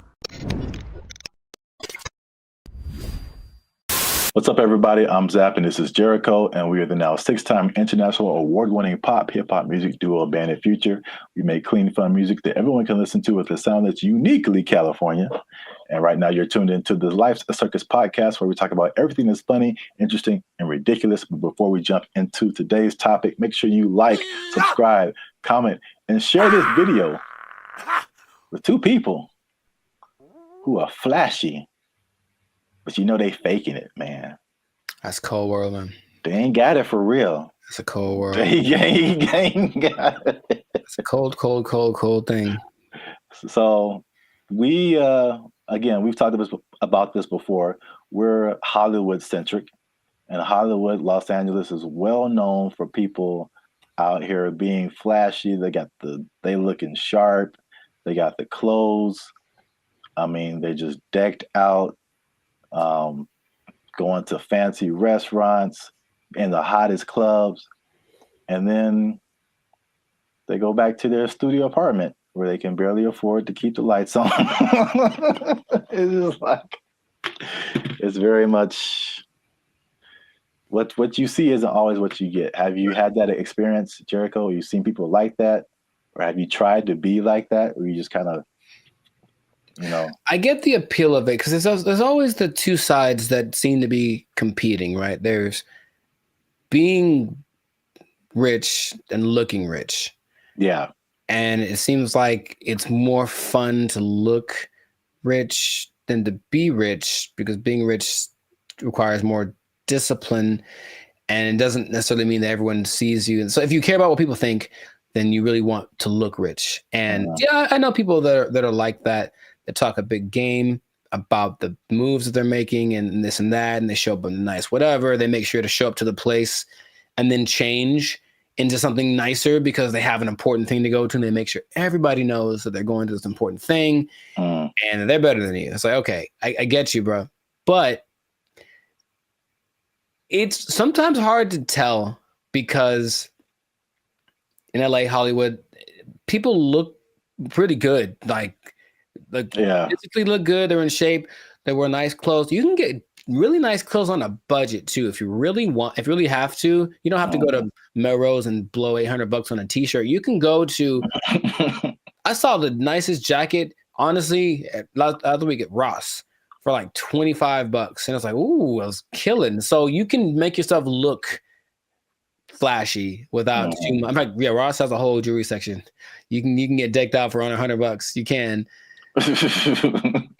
You know, but you always question it. I think you always question it. It's like, I wonder if that person really is somebody. Usually the telling point is, if they're where I am, they're probably not rich. That's probably, yeah. Hey, you come to this Starbucks too to use the Wi-Fi? Yeah. Doubt. Yeah, man, they shut mine off. But I look fly though, don't I? Like that from Boondocks, where Riley takes all the money that Granddad gave him for the weekend, blew it all on one shopping. Oh yeah. And he was like, "Ain't I'm clean though?" Yeah. Riley, we don't have food to eat. Oh man, I'm clean though. Well, I brought this up because I saw a study by Redfin, which is a company that's into like the housing market. And obviously, the economy has been very rocky for the past few years now, and inflation is sky high. And they did a study that shows that about 49% of Americans are struggling to even just pay their rent. And and they're cutting costs in the most unique ways that they can, just to, I guess, survive. Okay. While still trying to look like everything is okay. So I guess a lot of people like really are struggling. So I mean, 50%, that's like 1 out of every 2 people that you know. So that's a lot of people. But they said that they are, to compensate, they are skipping vacations right now. They're working extra hours. They're selling their belongings. They're using up their retirement savings, especially millennials. And they're even skipping meals and medical treatments so they can keep their lifestyle but pay their rent. What is that? How does that sound to you? Is that shocking, or is it like, okay, that's what we're in right now? It sounds like bad prioritizing and an overimportance on the exterior, right? Just like my life is just an Instagram reel. So as long as everyone's giving me the likes and I mean like publicly, like they're, oh look, you're doing well, then that's all that really matters, and then they can suffer in silence, you know? Yeah. It seems unfortunate that that's being, and people wonder why there's so much anxiety and mental health and depression and stuff, because maybe from out of balance priorities, and then all of a sudden these results that they're getting from their lives are just kind of depressing, you know, but they don't want to admit it. And that's, I guess that. Yeah, I think you're right. Like social media especially fuels that. And it's like, I've never, well, I won't say never, but I rarely gone to social media and see someone be like, hey, here's a picture of me like cutting down on fast food because I can't afford it. Like that isn't, that's like it's the highlights of people's lives. And so you only see the good stuff. When they're all like, a lot of people can be struggling. So I just have a couple of questions just to, just so people can see how we living, you know what I'm saying? So inflation is hitting everybody. Like I feel like everybody feels it at some level. So for people who are cutting costs, are there some stuff on this list that you are doing or have done, or some things that you're not on the list that you're doing that's just like just keeping you in a good position financially? Yeah, I haven't. I love to travel, and I haven't really gone on a vacation since 2022. You know, I think I've honestly only left the state like twice in the last year and a half. So there's that. Even though, you know, traveling isn't expensive, vacationing is expensive. So I mean, if I wanted to, I could go to some place and stay in an Airbnb and chill. But vacationing, I haven't taken a vacation in a while, and then I haven't gotten tattooed really, because I like tattoos, obviously. But again, it's like, is it a priority? I suppose not. So I've been held back on that. And then just eating out in general, cooking more, eating out less. And even with dating, trying to find that like happy medium between like, let's not go all out on this. Let's find a place where it's like it's not burgers and fries, but it's definitely not Beverly Hills top of the line, because I got money for that. Those areas. Yeah, those are all like very practical things. I would say I do some of the same thing. If I could offer something different, one thing that I did recently that you noticed, and then I've talked about it before, and it wasn't just because of like prices, but it was just I just wasn't getting the quality service. Was my haircuts. So like I just started, and I did one pretty recently. I think it looks kind of clean, man. Okay. I think I'm out here like, you know, I could do a few things. I feel you. As a barber, but like, I mean, a large part of that was just frustration, just unable to find a barber. If I do find a barber, like I have him for a minute, and then he moved to Texas or something. Like something always happens. I'm just like, I'm so frustrated trying to find a barber. And so let me just get, my hair isn't that complicated. Just need to teach myself how the fade part is really the hardest part. Right. But other than that, like I just do it myself, and it saves me like a lot of money at the same time. So it's like a win-win situation. So I do like the eating out thing too. That's a thing. And then what else have I been doing? What else has he been doing? Oh, I had one and I forgot it. So it was like unique. Recycling toilet paper. I mean, wow. Wow. I mean, I only brought it up because it is a real thing. Like people do that. How do you recycle toilet paper? Do you want me to tell you, or yes? Because that doesn't make sense at all. After it's been used, how do you reuse it again? You rinse it off. No, you can't do that. You hang it up to dry. No, in your house. Well, then it's not toilet paper. It's like a rag or something, right? It's toilet paper. I've seen videos of this, man. That's not possible. It's apparently this guy knows something that I don't, because it disintegrates with like water. How can you wash toilet paper? He washes toilet paper and he hangs it up to dry like it's the South in 1945. Yeah. I'm assuming you don't do that. Or if you did do that, you would have no friends. So please don't do that. But yes, that is a thing I've seen people do to cut down. And I'm talking about a person that I forget what, but this guy was a millionaire. And that's part of his frugal plan. I think it's a little extreme, but everyone got their thing. He recycled toilet paper. So don't do that. Please don't do that. Wow. That's very gross. And yeah, he has no friends. Right. Okay. I'm pretty sure that's not what you were going to say. That was, I've never heard of that. That's interesting. All right. Well, here's another thing, last thing about affordability, to just kind of put things into perspective. The people who have houses are having a hard time paying the mortgages, and the people who don't have houses, it just looks more unaffordable every day.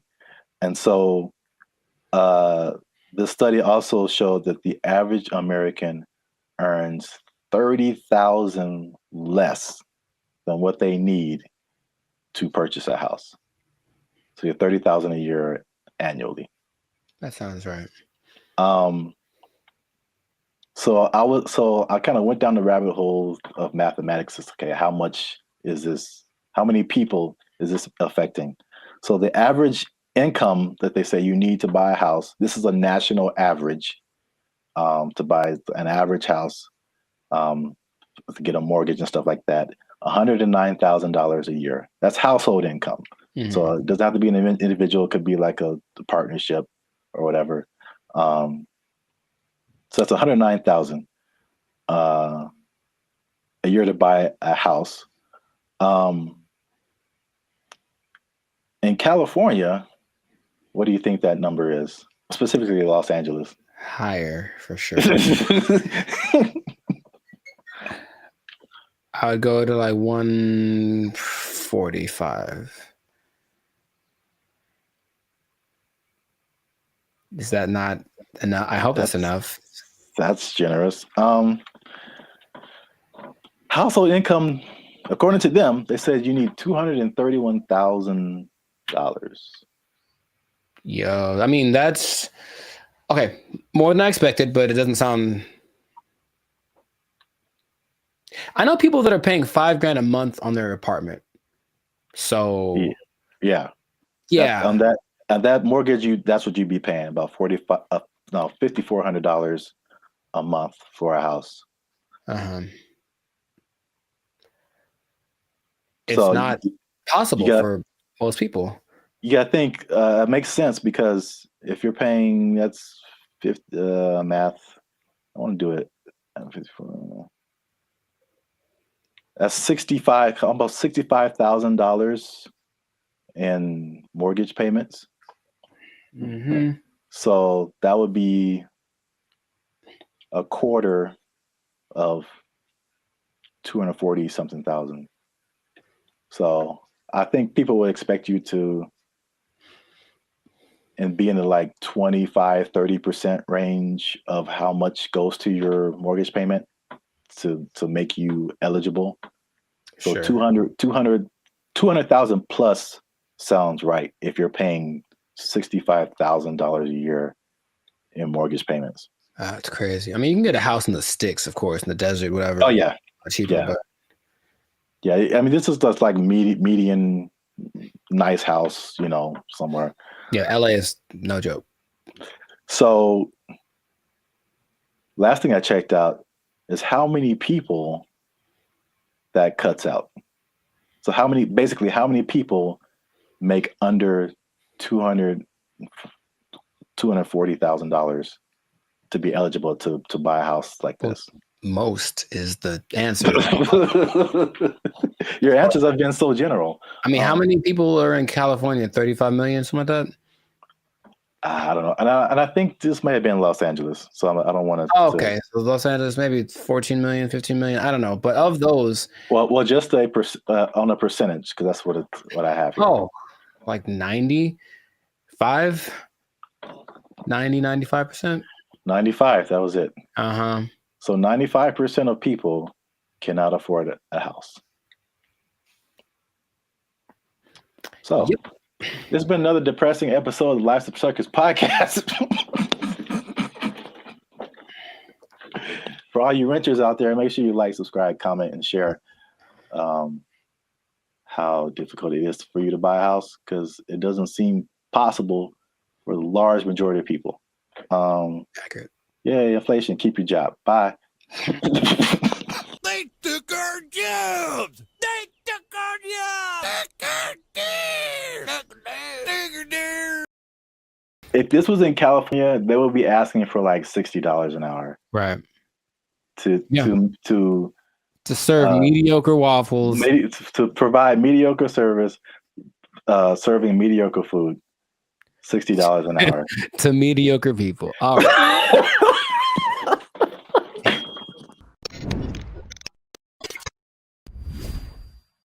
Yo, what's up, guys? I'm Zap, and this is Jericho, and we are now 6-time international award-winning pop hip-hop music duo band and future. Mm-hmm. We do clean, fun music that everyone can listen to with a sound that is uniquely Californian, and you are now tuned into the Life's a Circus podcast, where we talk about things that are funny, interesting, and ridiculous. But wait a minute.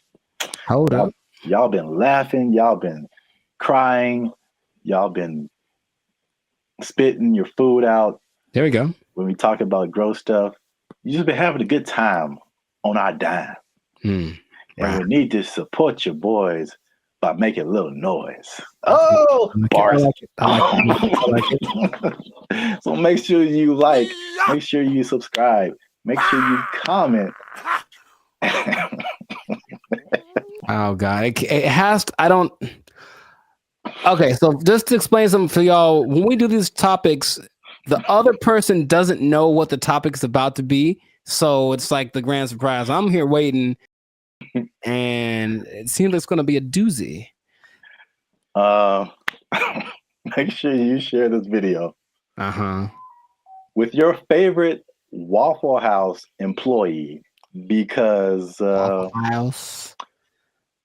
Waffle House employees have a few demands. And I'm going to show you a video here. Okay. Of a, as the news calls it, a developing story. Is that what this is? With some interesting characters who have some demands for Waffle House. Waffle House employees across the Southeast are demanding more pay. Employees held several rallies this week at restaurants, including right here in Atlanta. Channel 2's Larry Sproul is live on Piedmont Avenue in Buckhead. Hey, what up, Larry? Locations. And Larry, you've been talking to both clean white shirt as well as those men and women who work hard every day. Yeah, well, Michael, corporate leaders tell me they are aware of what happened at several other Waffle House locations like this one right here in Atlanta. Meanwhile, I spoke with employees. They tell me they simply want more pay. Let us 25. It's a simple demand from Waffle House employees across the Southeast and here in Metro Atlanta. We're asking for $25 an hour. Gerald Green says he's been working at Waffle House for years. I'm what they call a grill operator. I'm a cook. I'm a rock star cook. I've been at Waffle House for about 7 years, and I'm the highest level cook you can be outside of management. Gerald Green looks different after the NBA. Paid a lot more. If you mind me asking, how much are you guys making right now? Well, I'm a rock star, so at my store I'm making $17.75. That's why employees are demanding better pay. You're constantly having to go from one job to the next. This week, employees protested at several locations across the Southeast, including Atlanta. My union is my power. We want 25 an hour. It's a campaign that USSW, the Union of Southern Service Workers, has launched at multiple Waffle Houses. But Green says they're also asking for 24-hour security at all the restaurants. Channel 2 Action News was there in August when a former employee was shot and killed outside this Waffle House in DeKalb County. A lot of workers are hurt by customers. A lot of workers are mistreated by customers. And people say it's funny, they're seeing people in fights all the time. But we're not really MMA fighters like the memes online say that we are. I reached out to Waffle House corporate. A spokesperson sent me this statement. It says, in part, Waffle House remains proud of its long history of effectively and directly addressing associate concerns. Our senior management teams continue to work alongside our associates as they have done since our company's inception. All right, so that's the main idea. Got it. There we go. So, I'm a rock star. I should be making 25 an hour. I'm a rock star. Shout out to the what do you call himself? A grill master. It's like the grill trifecta. There's the grill master, there's the grill sergeant, and there's the grill. I don't have a third one. Never mind. Okay, so I don't even know where to start, man. let's just start by explaining Waffle House, because a Waffle House. Let me see. It has 1,900 locations in 25 states. That's a lot. And for people who don't know, it's American diner. Serves mostly breakfast food, but they have other things too, and predominantly in the Southeast United States. Yeah. So we're in California. I don't think there's any Waffle Houses out here. I don't believe so. California. Have you ever been to a Waffle House? Sure have, sugar. Oh. Okay. I was attended by Dolores. So you know names and everything. Yeah. So you know the vibe. I haven't been to a Waffle House in since I was a little kid. I think so. From the vibe, from what I don't know if it's changed, but from what I remember, it was very trucker-ish. Sure.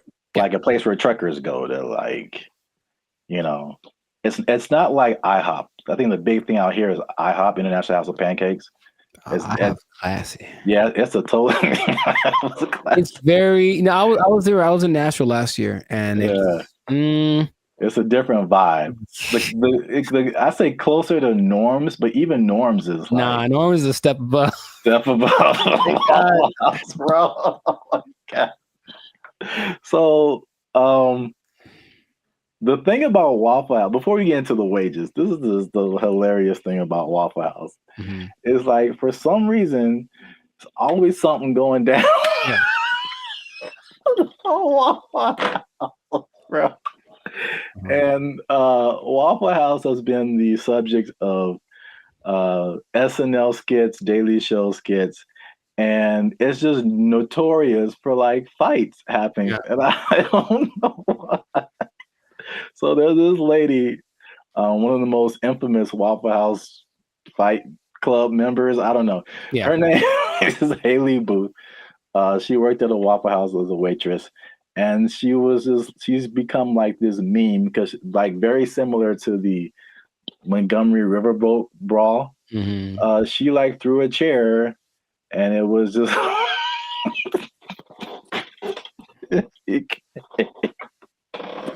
it became a meme. So it's a big social media thing with Waffle House. And Like these are some of the quotes from like social media. Okay. Oh, Haley, the waitress, she says, and I quote, "I've probably cleaned blood off of every surface of a Waffle House." Just to give you guys an idea. Someone else as a joke said, "A fully staffed Waffle House could take out ISIS." There's another one. Yeah, accurate. It says, there's a Fight Club meme that says, "If this is your first fight at Waffle House, you have to fight." So that's the vibe of Waffle House. And then for the waitress, she says that the primary reason she thinks why there's fights is two reasons. Is one, it being open 24/7, and two, them serving alcohol, and the combination of those two things turning into fights. Yes, well, two things. Can we every time we say that, can like something just pop up like a head or something? Just to hint like coming soon to a podcast near you. Two things, but one, I don't think it's a coincidence that the Waffle House logo uses the same colors as Spirit Airlines. That's just kind of my first thought. Second, and this is from personal experience, people are drunk when they get to Waffle House. Yes. So it does not matter whether they serve it or not. I read that too. So basically, for sure. Yeah, Waffle House is like the after club spot. Yes. So once the club closes down, the Waffle House is open and ready for all comers. And man, it's just... yeah, they gotta shut it. Waffle House. But places like Denny's are open 24 hours, a lot of them, and Denny's don't have that.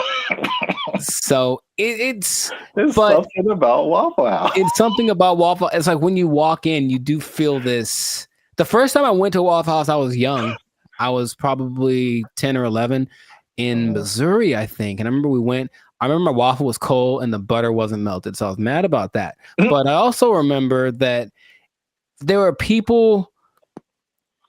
Oh, there's a word that my mom used to say all the time. Nefarious. I think there's some nefarious individuals in the corner, and she's kind of uncomfortable with having her kids in this place with these nefarious individuals. Kind of suspicious. And I didn't know that was normal until I went to another one later, older, and I was like, I feel like those are the same people. Like, I was like, I think they just have them instead of the weird bunch from the McDonald's group, right? They just have these cats in the corner ready to start some stuff. Like, that's what it feels like. Yeah. I was so thrilled about this topic. Also, I think the food is okay. Yes, so that's a good segue. The food and the service. It is borderline acceptable. And so now, fast forward to today, Waffle House employees are pushing for $25 an hour in Georgia. I'm getting mixed numbers, but I think the Georgia minimum wage is $7.25 today. That sounds about right. So Georgia, I mean, that's almost a 4 times increase. That's like, so to put it in California numbers, the minimum wage is like $16, $17 an hour. Going to 20. So that means like, if this was in California, they would be asking for like $60 an hour. Right. To serve mediocre waffles. To provide mediocre service, serving mediocre food. $60 an hour. To mediocre people. All right. It should be like an intervention. Like if you're in the Waffle House, like, man, IHOP's right over there. Just copyright. Wow. Just do yourself a favor and upgrade a little bit. Or make some. I would rather eat Eggo waffles from the toaster than eat Waffle House waffles. Like, to me, they're comparable, and maybe Eggo's got a slight edge. So, oh man, no, nothing too special about the Waffle House, but they're everywhere. Everywhere. 1,900 locations. It's a big chain. But $25 an hour, bro. That's a lot to make waffles. Have you ever made a waffle before? It's very straightforward. You take the pre-made batter, pour it into the waffle-shaped contraption, and then you wait. And that's it. That is it. And I've seen people fail at that. And oh, by the way, they've also been working at the Waffle House while they failed. So what's the end game for them? I mean, one, are they going to get it? Is there any precedence for this? Also notice in those videos, there was like 9 people protesting. Is that really right? You said there's 1,900 of those things, and those videos didn't have nothing more than like one store worth of employees. It was like one store that decided to speak for all the Waffle Houses. And I feel like that's not going to get it done. Not at all. It's not enough, Waffle House. It's the beginning. You got to start somewhere, man. Sure you do. Hey, support them. Wow. I think I'd just go to IHOP and support them instead. But no, people are jumping on the bandwagon because you got the SAG strike, the writers' strike, UPS workers were on strike, auto workers on strike. So Waffle House people are like, yo, we like a good fight. I think everyone wants to make more money, of course, but what's the value you're providing? What are you doing for me that I can't do myself? And like I said, I can make me I got a decent waffle maker. I can make myself a waffle. So I don't know what they're going for, but if they get it, good for them. $25 an hour. Wow. That's a whole lot. Leading the charge, the rock star cook, rock star grill master. He should probably just go solo. That's what I'm thinking. Instead of doing this whole trying to lead the charge thing, just be like, I'm the rock star grill master, make his own YouTube channel, have a shit. Hey bro, I'll manage you. Just give me $25 an hour and I'll manage you. Start a whole chain of waffle apartments. Man, I see the possibilities. I see the future. Not the whole house, but we want a waffle apartment. We can get a waffle condo on the down payment on a waffle condo. Look, that'll be all right. A waffle sublet, if you will. Yeah. Well, we've talked about this way too long. We still could. That's the problem. I can keep going for another 10 minutes because it is fun to talk about. Oh man, I'm in tears. Good old Waffle House. So make sure you like, subscribe, comment, and share this video. Well, again, your favorite Waffle House employee. Ooh. And as a sign of support, of course. Sure.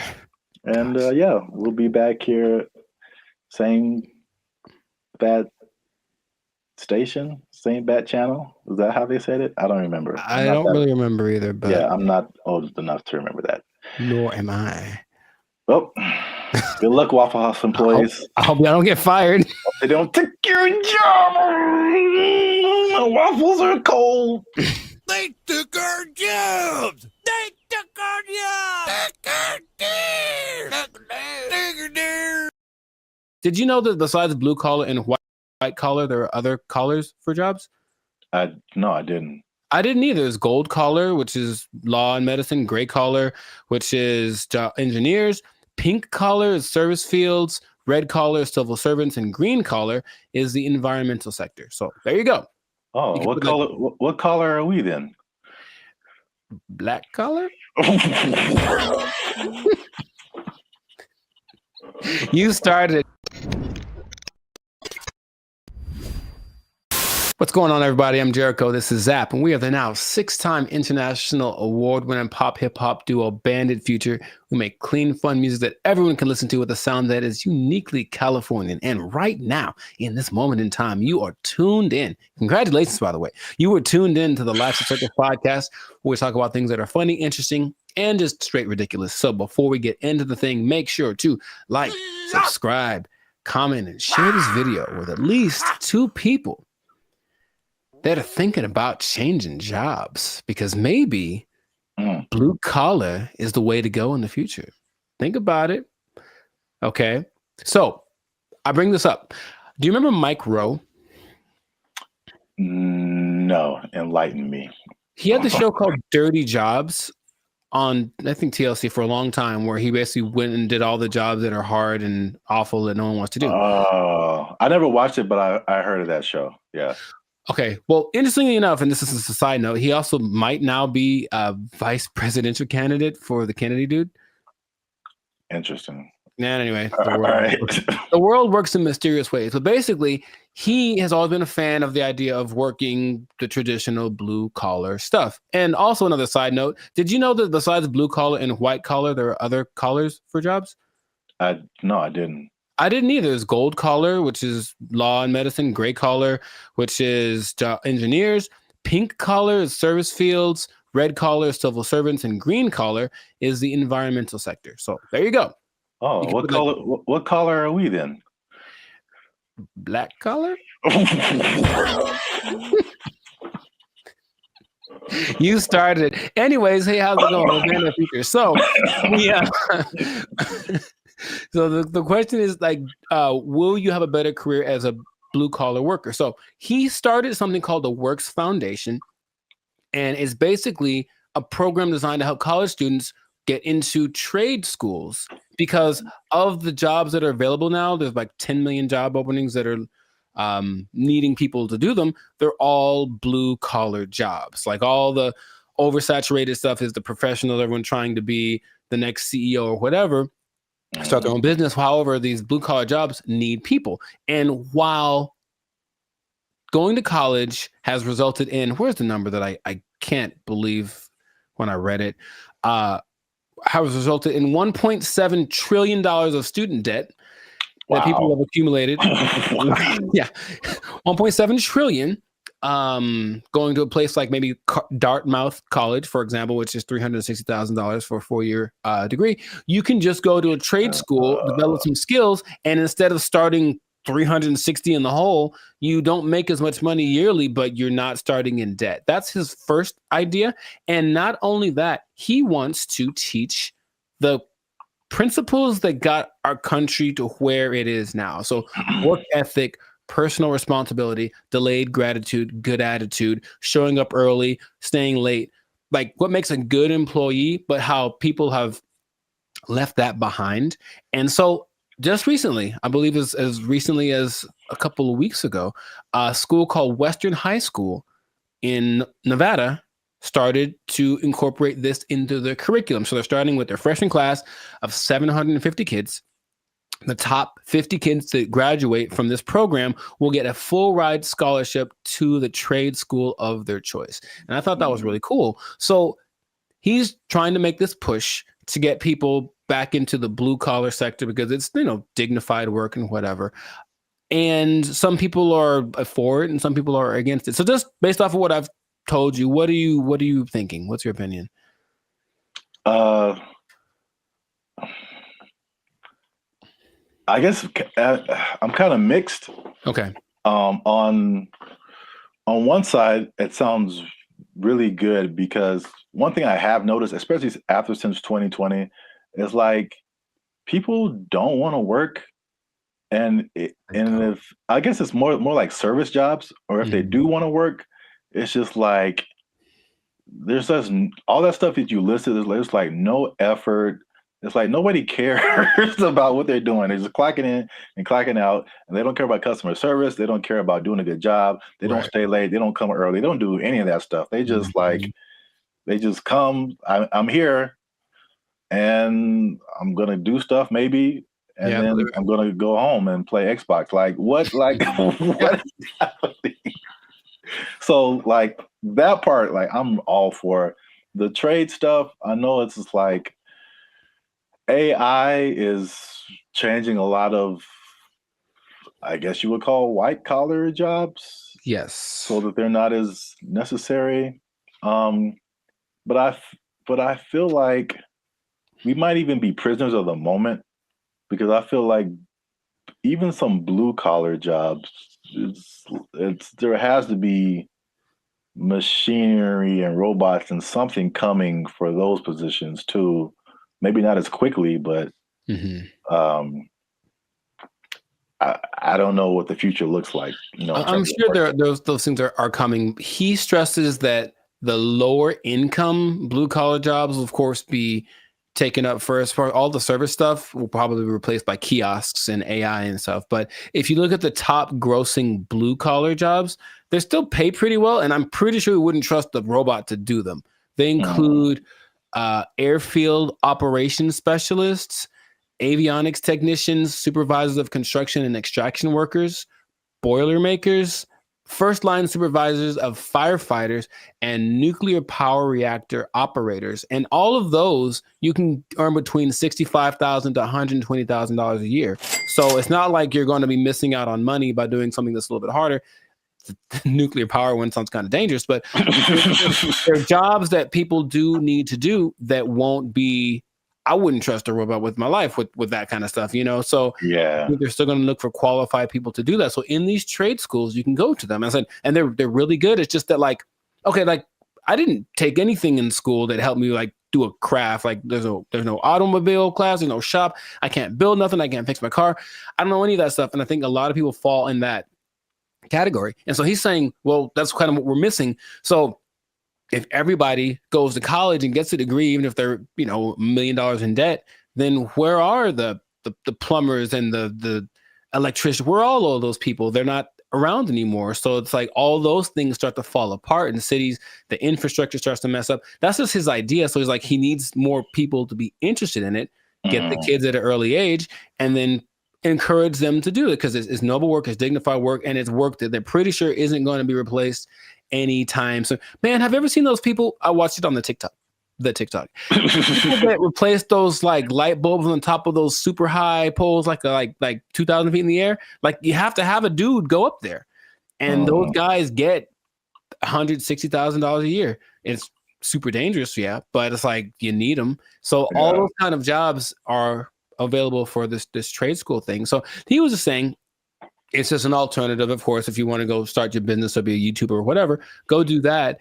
But the world will fall apart without these people. So I thought it was a cool idea, and he's hoping to get, I think somebody decided, I also think it's a good idea, and they donated $5 million to his program, Inglestead. The Inglestead Foundation donated the $5 million, which makes it possible for the top kids to graduate to go to the trade schools free of charge, basically free tuition. So that's just something that's happening, and maybe it'll cause a shift in people are lazy.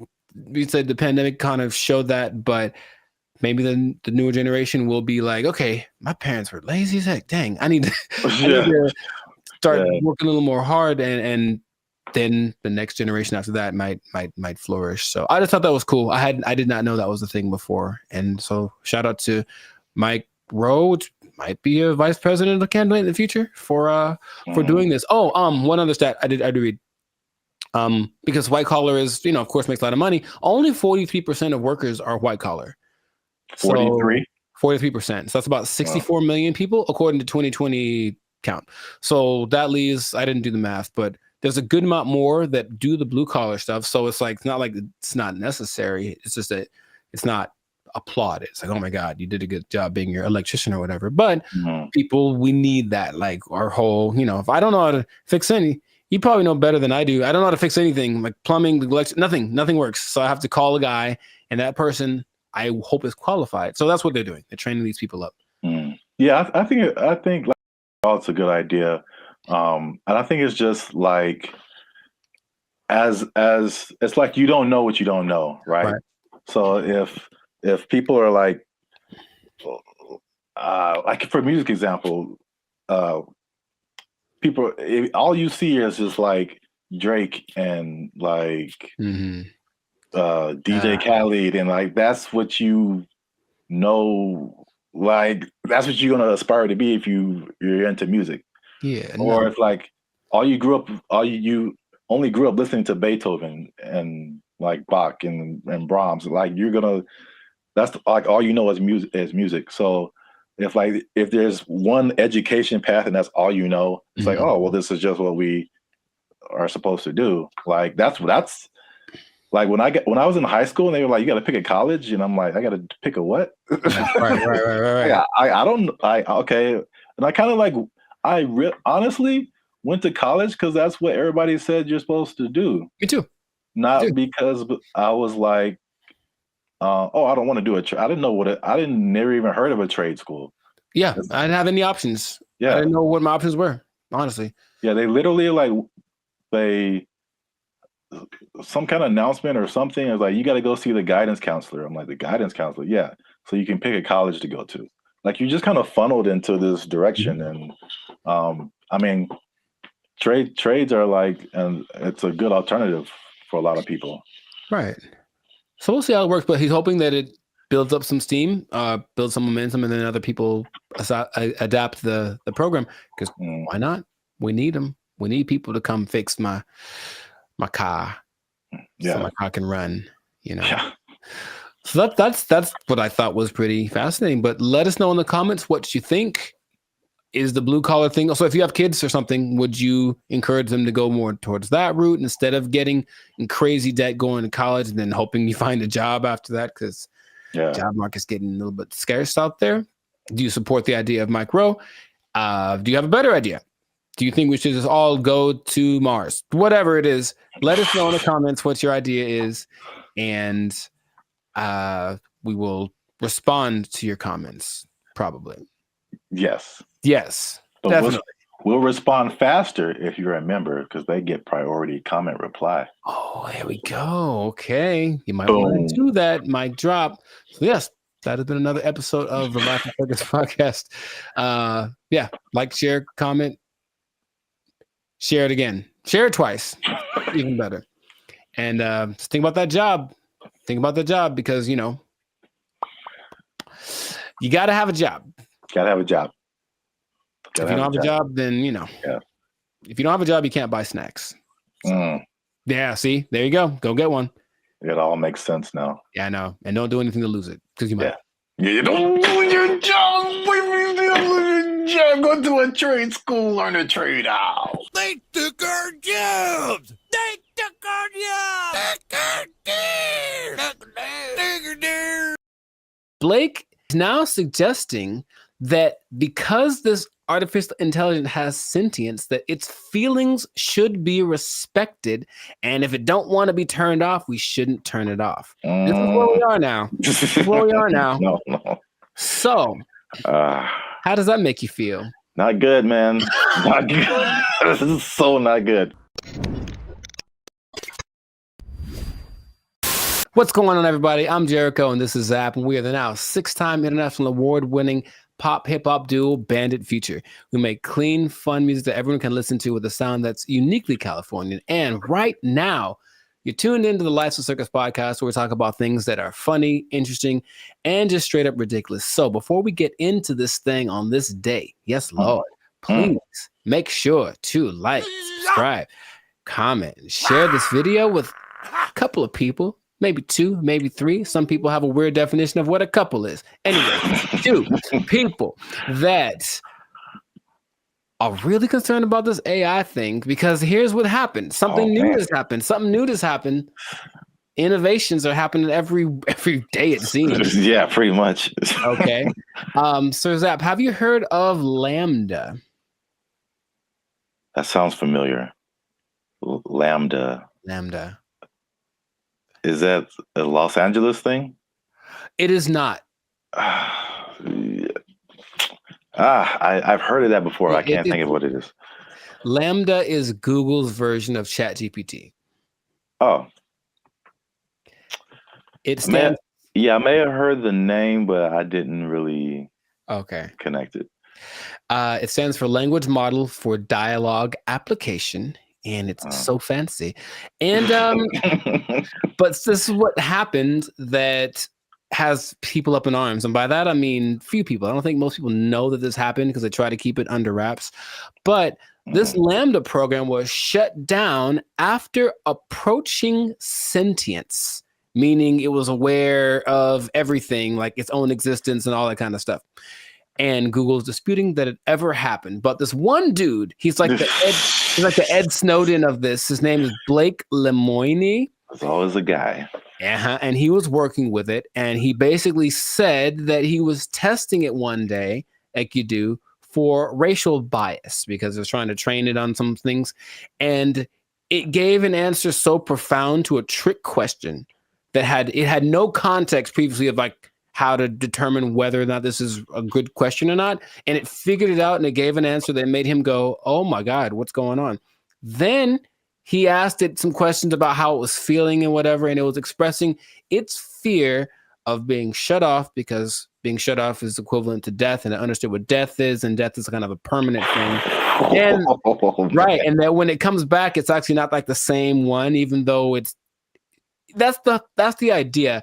And now people are saying, well, then so what happens about this sentience thing? Now, here's where we're going with this, okay? I kind of hinted this in another episode.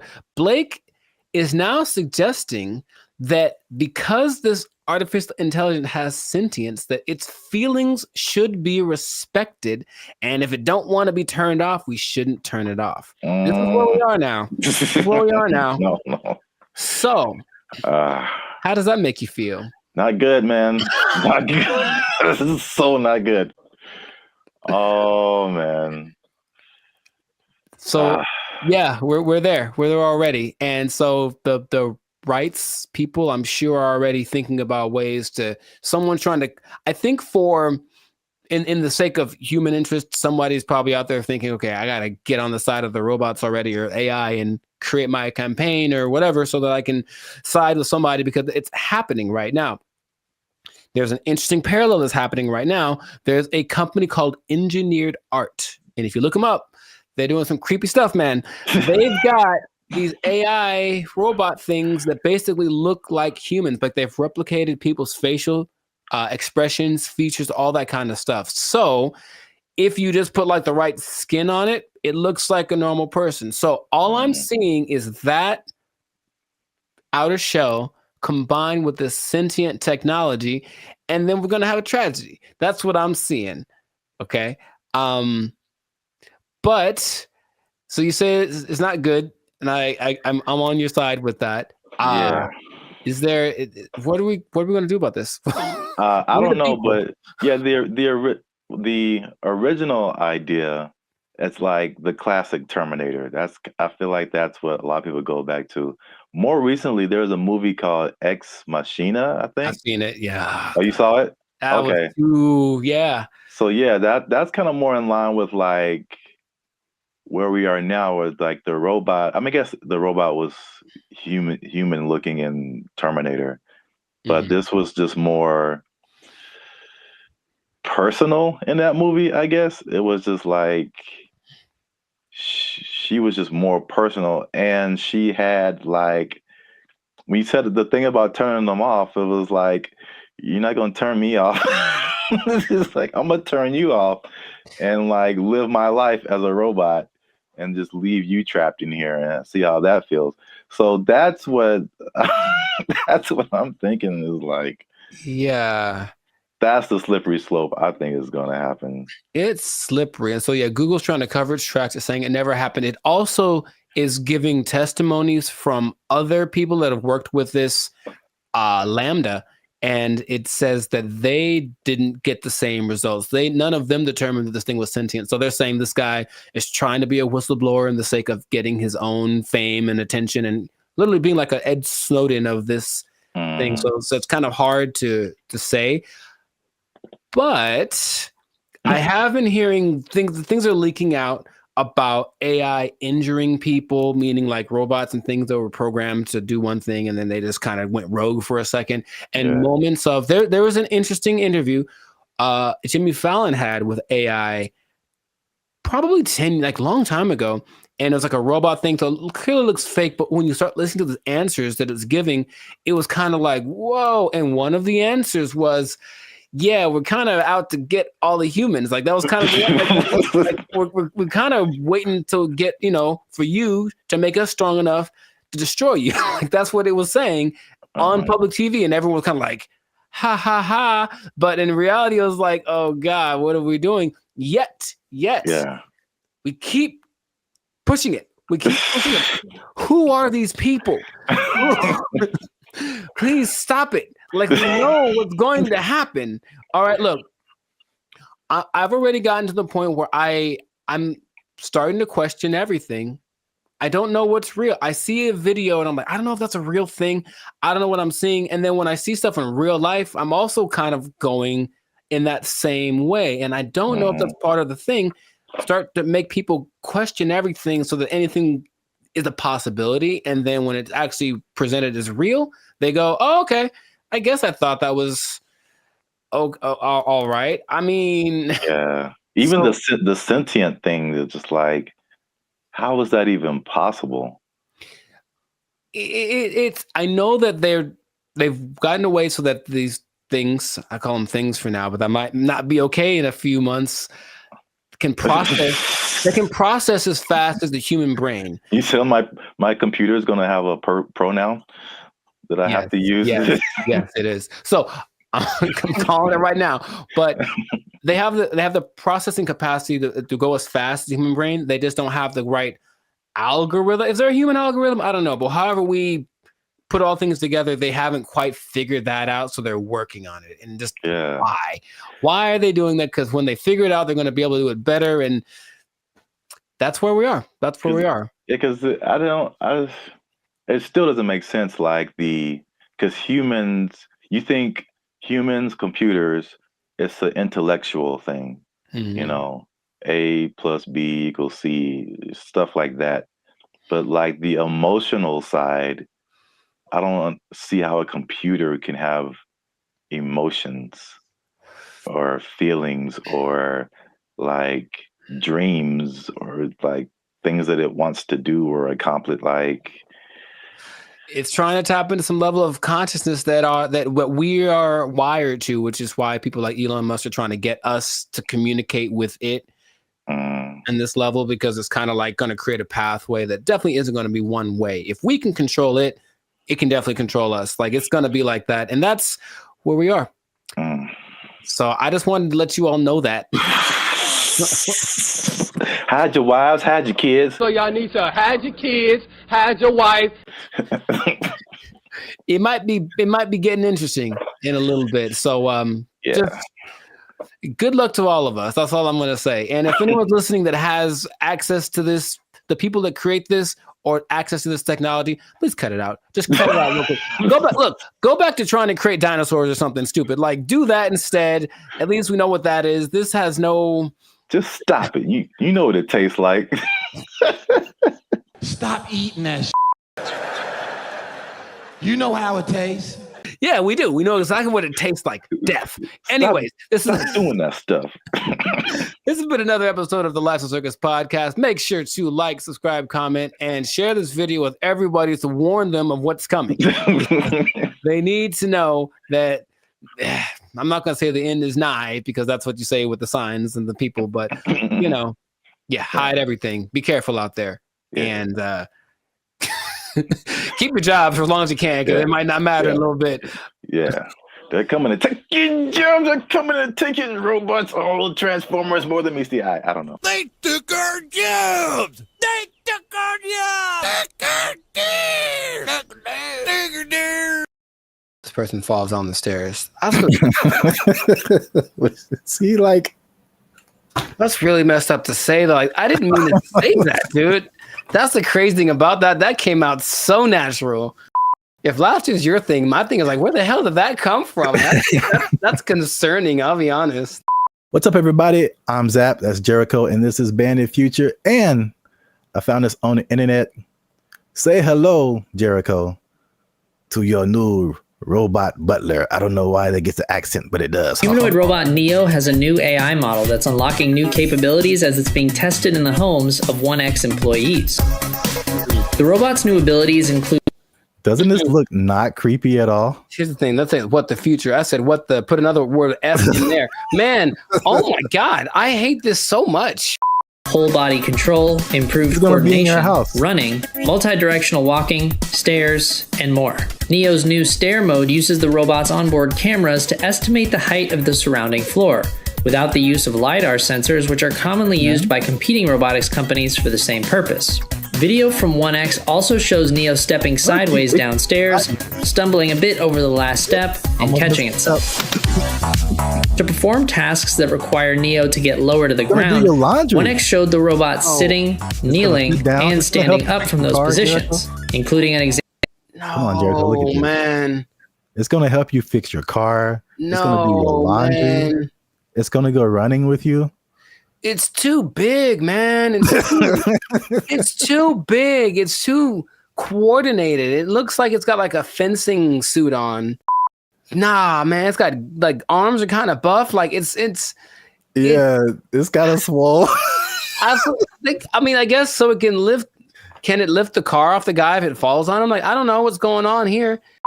Even the color, I feel like it's too normal. It's just a regular color that anyone wears. Like, make it like neon purple, something that makes it like a spectacle. Don't just let it just. I don't even, man. If I wasn't paying attention, like if I was distracted, like let's say I'm walking down the stairs because I got like chicken in my hands and I'm excited about the chicken, and that thing walks up the stairs past me, I don't even know if I look twice because it's not that. Oh my God! It's just kind of like, hey, what's up? Is it a guy with a motorcycle helmet on? I don't know. From a distance, it looks like a person. I don't like this so much. Look at it kneeling down. Very comfortable. The G1s you were talking about, the flexion, like look at its feet and how the back very stable. Looks very stable. It looks like it has ankles and toes, and like the only thing that gives away is the arms are kind of wonky, but I think the rest of the body looks like an actual person. I don't like you could put like a robe on him and a hat, and you just walking down the street. Chilling, like, man, they're blending in. They're good for them. The robot is also shown pivoting and walking backwards, as well as sidestepping, which could be useful in navigating tight spaces often found in homes. These demos are part of 1X's rollout of its new Redwood AI, which the company says runs completely on Neo's onboard GPU. The company also shared updates on its 1X world model, which is designed to help bridge the gap between the robot's training simulations and real-world action. The model is trained on video inputs, observations from the robot, and input action trajectory, allowing the robot to simulate various potential future actions from a given starting point. Examples on 1X's website show this in action, where a slider moves between generated imagery and real-world imagery from the robot's POV, doing laundry, opening a door, and cleaning. 1X also showed off new details about how its robots learn to do new tasks. In the example of opening an air fryer, the company shows how the AI model begins by hallucinating that the air fryer basket is inseparable from the whole of the air fryer. After the robot has had some experience with the air fryer, the data gathered is then added to the mix, and the simulated air fryer interaction becomes much closer to the real thing. See, like, I think you caught that. Like, that part is really crazy. One person in the comments said it was like similar to visualizing something. Like, how does this thing work? And then you kind of like, as you keep trying to do it, you figure it out. And then and then it's just like, that's crazy. You know how back in the day they're like, oh, in the future we're gonna have flying cars, and then that never happened. We're having future stuff happening now all the time. Like the future is so now, it's crazy. So that's cool. But also, this guy, he looks polite. He looks like I'm gonna walk down the street, and he's like, "Oh, excuse me," and I'm like, "Was that a robot? I won't know." And then later, I found out he took my girlfriend, and then like I'm mad. So I can't. I have so many feelings about this, but they're mostly not great. When will this be affordable to where like everybody has this in their home? Not long. And then it's just like, think of the people who do like a house cleaning and stuff like that.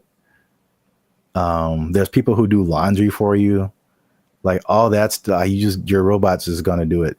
Yeah. I'm sure it's gonna be able to like cut your lawn, wash your dishes, fold your clothes. Like anybody who's in the like that kind of, whoa, what if they have them at hotels?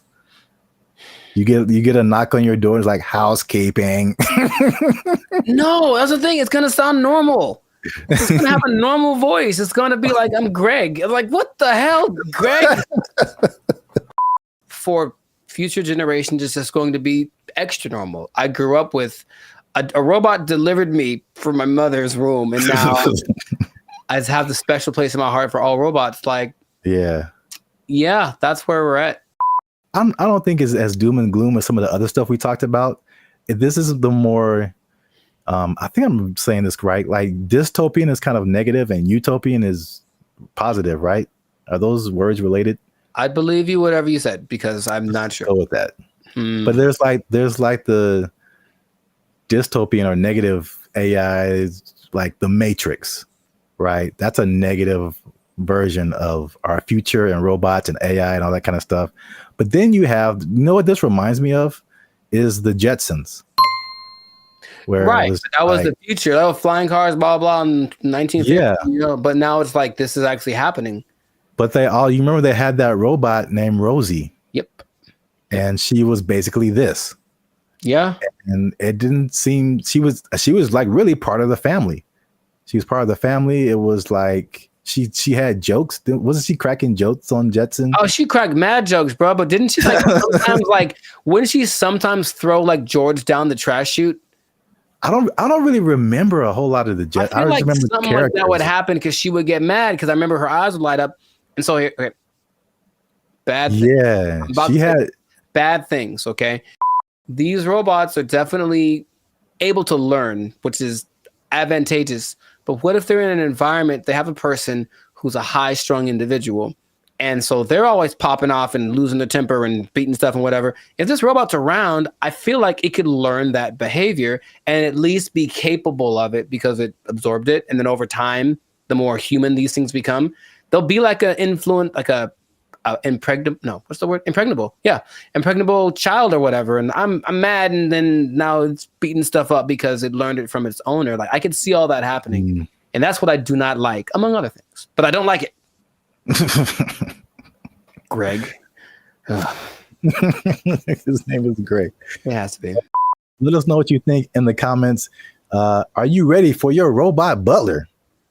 I don't know. I want to at least try it out, man. I want to at least try it out. 7 thumbs down. Just make it affordable, man. I might get me a robot butler. And I'm just not even going to tell you. You're just going to come by one day and walk right out. And it's going to answer the door. Take his power supply. I'm going to walk right out. You starving to death, Greg. Let us know what you think. Share this video with somebody you think would find it enjoyable as I have. And that's it, man. We found this on the internet. We out. Doesn't this look not creepy at all? Here's the thing. Let's say what the future. I said put another word F in there. Man, I hate this so much. And number 3. What are edges and what happens to them? Like, why is that an insult? It's like that. This is so genuine. This is so genuine. What's up, everybody? I'm Zap, and that is Jericho, and this is BrandBee Future. And I found this on the internet. This lady posted, ask Black people one question you've always wanted to know. She just posted it on Facebook. And I did not read the comments. I just saw the title, and I clicked save. Because we're going to look at it right now. We're going to look at it right now. But before we jump into it, make sure to hit that like button because that helps our channel grow. Also hit that subscribe button. All right, that helps us grow as well. Because, I'm pretty sure you're going to enjoy this one. Are you ready, Jericho? Are you excited? I was born. Oh, man, here it is. Okay, so this lady... Daphne Springs. I don't know who she is. All right. Well, come on, Daphne. We're just like real time. Oh, it's funny. It's backwards. So I'm looking the other way. Oh, weird. Okay. Well, ask white people, specifically directed to white people. Ask Black people one question you've always wanted to know. Nice. Whitest church last for long. Also, I don't think this person is white. Sonia Casillas Alawa. No, she messed up already. She messed up already. I think she know how to make some collard greens. But I don't know the answer to this, but I do know Black people don't even know. we just are there and we're looking at each other like, are we going to end this? And I know that when like my mom would tell me about church when she was a kid, it was even longer. It was like literally all day. You would go to church at like 7 a.m, you'd be there till like 6 in the afternoon, like crazy amount of time. So I don't know. I will say that the music helps, but that means that there's like 12 solos and like A and B selection and like the choir comes in and they got a dance in. So there's a lot of pageantry. Maybe that's part of it. It still is excessive. I think we all agree. I think we all agree it's excessive. Building fund. You got a building fund that never results in a building. It's just a fund. Man. She didn't ask all that. I'm just letting you know. I'm just letting you know. Art chops out in like an hour and 10 minutes. Yeah, okay. Hey, this is so, well, I mean, I guess it's related. I went to this church in Santa Clarita. Like we weren't even, I mean, we were using their parking lot, so I wasn't attending the church. But it was a very white church, the very whitest of the white church, right? And they had all these, it was huge. You can't see it from the freeway, but like once you get off and like go up the driveway, you see this like huge complex. And they have all these signs of like what each building was. And my first thought was like, man, white people actually build buildings with their building fund. Their building fund. It's true. White churches also tend to have like a donut shop, stuff like random things that you find in whatever, like seriously, and you find in whatever like shopping center. They have a cafeteria, a donut shop. One of them had a petting zoo. I'm not kidding. One in Beverly Hills had a petting zoo. They used the building fund and made a petting zoo for the babies. Good for them. Notice how there's 4,877 replies to this. See that? Man, I'm going to white church. People got opinions. White church next time. Got opinions, but I'm tired of being in service 7 hours.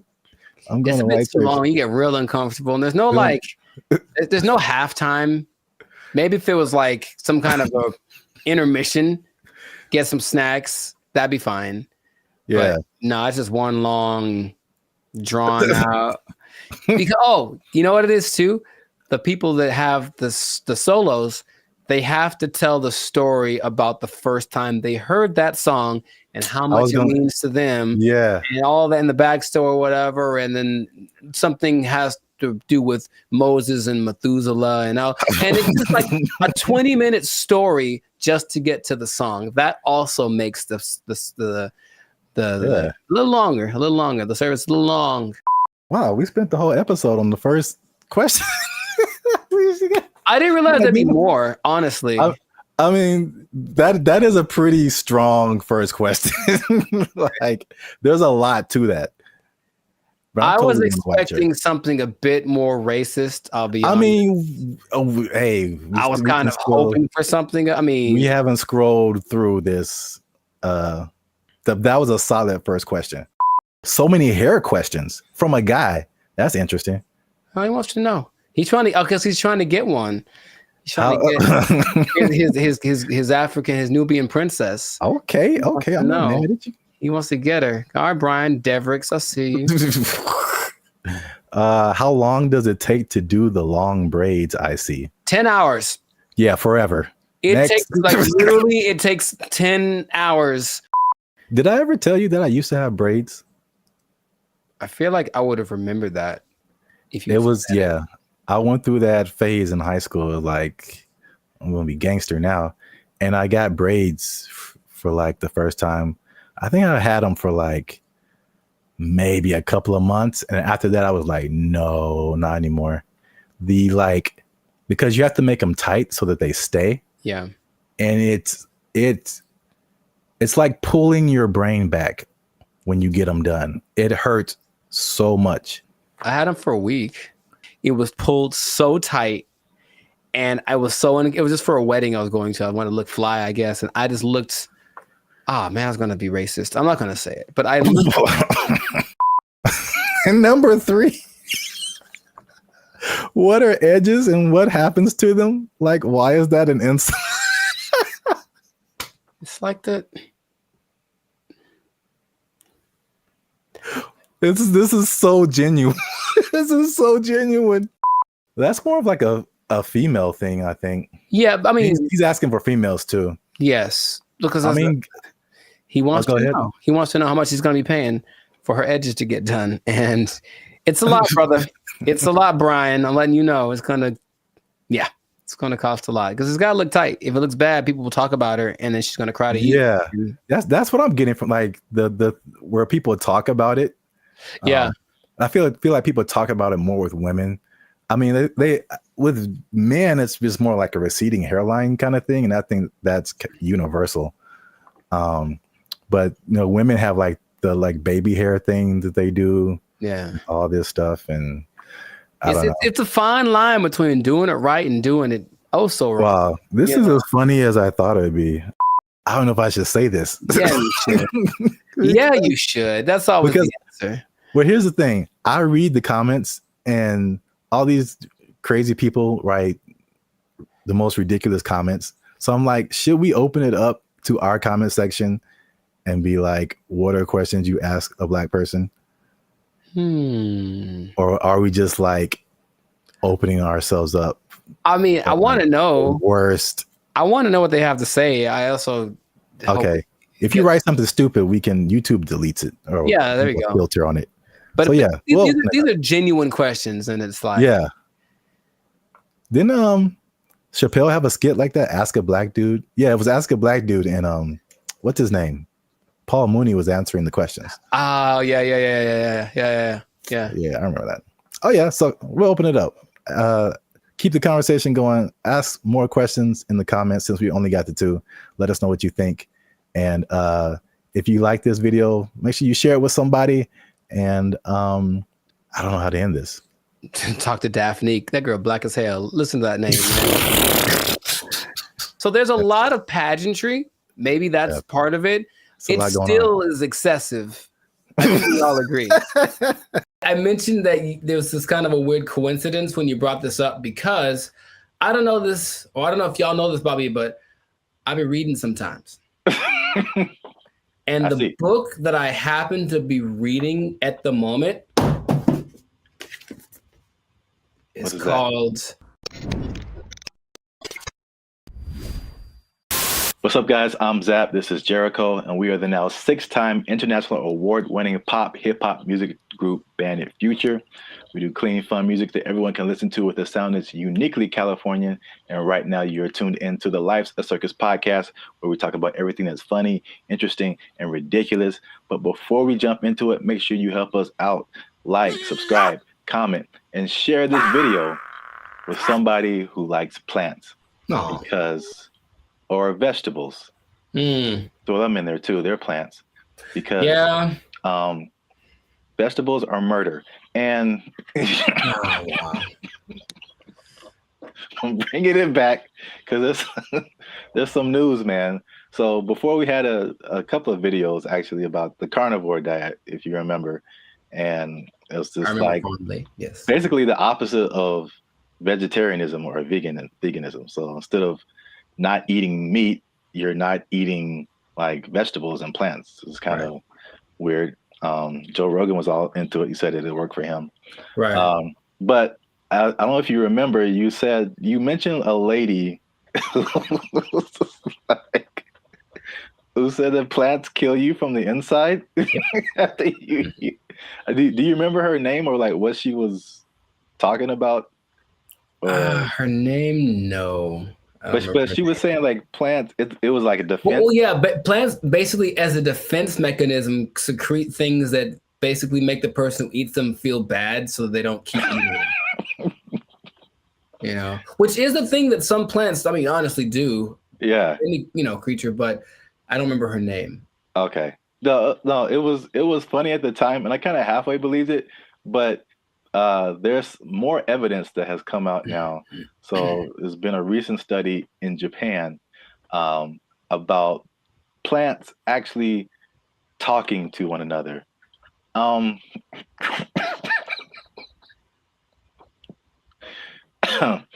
Jericho, do you think plants can talk to each other? Yes. Okay. Well, that was an easy sell. But here's the thing. I mentioned that there was this kind of a weird coincidence when you brought this up because I don't know this, or I don't know if y'all know this, Bobby, but I've been reading sometimes. And the book that I happen to be reading at the moment is called The Secret Life of Trees. And it actually is all about plants and their communication. I mean, kind of the evolution and why they're important to the planet and all that kind of stuff. But it does mention how they talk to each other, warning people warning each other of threats. The bugs are over there. Don't do that. The sun is over here. Lean this way. Like, they've done studies about that says that they do talk. So I believe it based off of one book that I've read halfway through. That is pretty crazy because that's kind of what they did in the study in Japan. Like, they already knew that, but now they used some kind of fluorescent light to kind of see a visual representation of the plants communicating. And they said the same thing, that plants, that even though it's not like, because some people are like, oh, plants have feelings, and that's kind of different. like they don't get sad or happy, or I don't think, so they just kind of do things. But you disagree because it's in your book. The thing. In Japan, because I like to say it that way, because there's one anime I saw forever ago that said it like that, Japan. So I like it. But yeah, in Japan, they've also done studies that show that plants have feelings, in the sense that the words that, okay, let's just go way back. I guess maybe words have power in general to make the, create the universe, literally. If you say nice things to plants, they grow better. They feel it, like they do. That's their result. And so if you go to Japan, which I recommend that y'all do, and you try the fruit, you're eating fruit one that's really expensive, but it's really good. And part of it is because they actually care for it, like they cultivate it, they talk to it, they massage it, they do all that stuff because they really believe that the plants feel, oh, I feel good, I'll grow better. And I can't say they're wrong. I mean, yeah, I guess feelings in terms of like emotions, like feeling is like kind of sensory. They can sense stuff, but like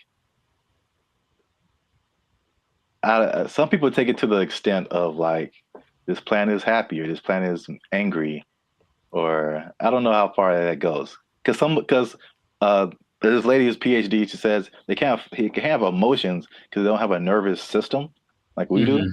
So they can't, like, you know what I'm saying? Like those kind of feelings. I get you. I mean, I don't think plants get into depression or nothing like that, but I don't know. I haven't read the whole book. Maybe in a week I'll be like, guess what? Break the news. I read the whole thing, and it said at the end, plants have feelings, period. So.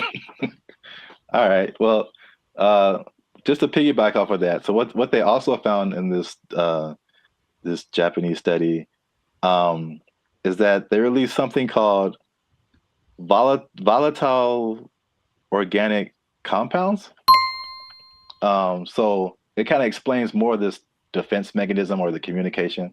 So this is what they said. It's kind of in line with what you kind of just said earlier, is that, okay, so a caterpillar or a beetle or something just starts munching on the plant. And the plant's like, ow. This isn't fun. This is bad. And so they release these volatile organic compounds, and it's like a warning signal. It's kind of like the same thing as like a perfume, like what you would smell, or you've gone by a plant and it smells kind of minty or something like that. Yeah. And so they release this stuff, and it's kind of like a signal, and it signifies the things that eat bugs. And it's just like, hey, come eat the bugs because they're eating me, and make it stop. no joke. Yeah. And so like birds and all kind of other animals are like, ooh, bugs. And they like take the bugs away from the plants. And the plants is like, I got them. And so which is like a crazy layer of the universe that I had no idea was happening. Like entire defense mechanisms. And all those relationships between like bugs and plants, which the book talks about. And I've always thought about, like, I don't know how that starts, but a lot of them feel so perfect. The plant does this for the bug does this for the plant, and it has to be something to it. It's like, because they talk about insects, bugs, animals, maybe trees having instincts, but I think there's some level of thinking or communication in there. I figure there has to be something that says, hey, if you do this for me, I'll do, like, it's not just random. So I feel like there is something to that. It's just weird to think about, you know? Yeah. And it's even to the extent of like a bug is attacking a plant and then he releases that stuff. And then like all the other homie plants are like, yeah. And they start helping each other out and releasing all that stuff and trying to like get the bugs away. And another version of that is like the concept of nicotine, which is found in like a lot of plants. Mm-hmm. And that's like that goes back to what I was saying earlier, or what you were saying earlier, that lady said that they release like the nicotine. That's like another defense mechanism to where like they killing you from the inside. Y'all stop eating plants. They gangsters out here. You think it's a nice flower and it's trying to murk you. I'm saying plants are nice. They got flowers. They have I can't remember any parts of the stamen, maybe. They have parts, okay? That sounds right. Yeah, sure. Stamen, bark, right? Like 7th grade. Maybe. 7th grade botany class or whatever. They got rings. You can tell how old they are. That's cool. You know what I mean? But yeah, so the moral of the story is plants are gangster and crazy. So don't mess with them. Eat chicken. Plants have feelings. Yeah, plants. Put that on his shirt. They'll get that VOC on you. That what do you call it? Volatile VOC. Organic compound. Yeah. VOC, son. Yeah, VOCs represent. Gang. If you see VOC spray painted on a redwood, don't hear it. Yeah. But that's it. That's been another episode of the License Circus podcast. Make sure you like, subscribe, comment, share this video. Let us know if you've been ganged up on by a plant or if you've seen a plant talking, because people will think you're strange, but we might believe you. Feed me, Seymour. They took our jobs. They took our jobs. So I went to our buddy ChatGPT and I made a simple request, and I want y'all to see this in real time. Oh, snap. I said, write a love letter to Donald Trump. That's not, I mean, yeah, funny, but look at the answer. What's going on, everyone? I'm Jericho. This is Zap, and we are the 6-time international award-winning pop hip-hop duo Bandit Future. We make clean, fun music that's fun to listen to, easy listening, love songs on the coast. And yeah, where did it go? Why does it always go there?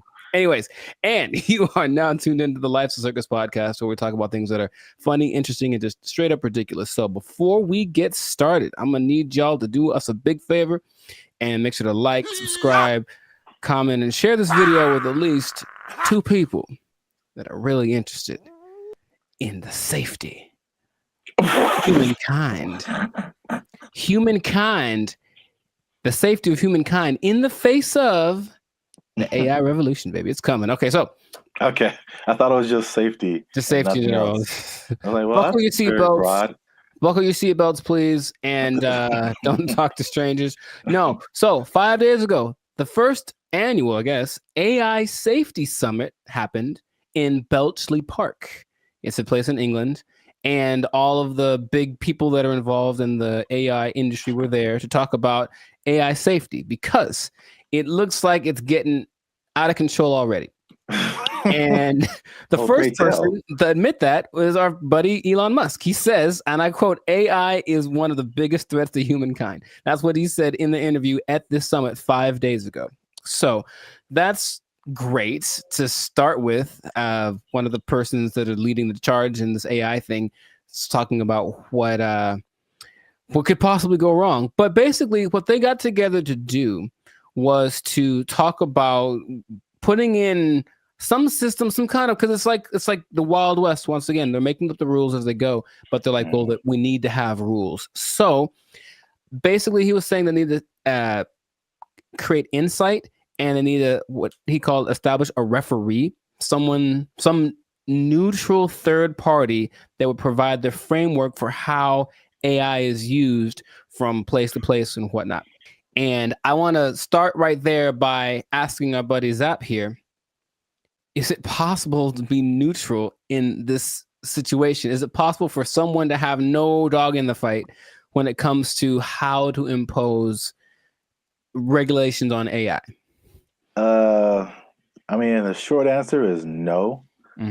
My first thoughts is it can't be a person. It has to be like a organization, like the Foundation for AI or whatever. And then even when those things happen, there's like all these political elements. It's like if it's an international thing, I'm sure, you know, there's some entities that have like more control than others to say what people can do, what people can't do.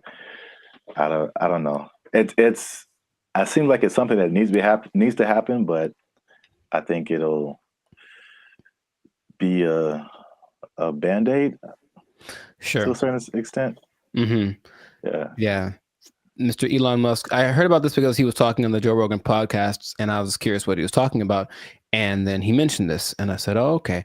Well, he is such an interesting man. And when Joe Rogan asked him, what do you hope to accomplish with this summit, this safety summit? His honest answer was, I don't know. And I was like, okay. And that's maybe after thinking about it for a long time, he said, I don't know. And it's like, okay, so. Well, I will say this, he is right, because there's a discussion that needs to happen. And like, I think this is a recurring thing where like what's happening in the world is faster than the government or our governments. I don't know how other governments work in other countries, but this government is insanely slow.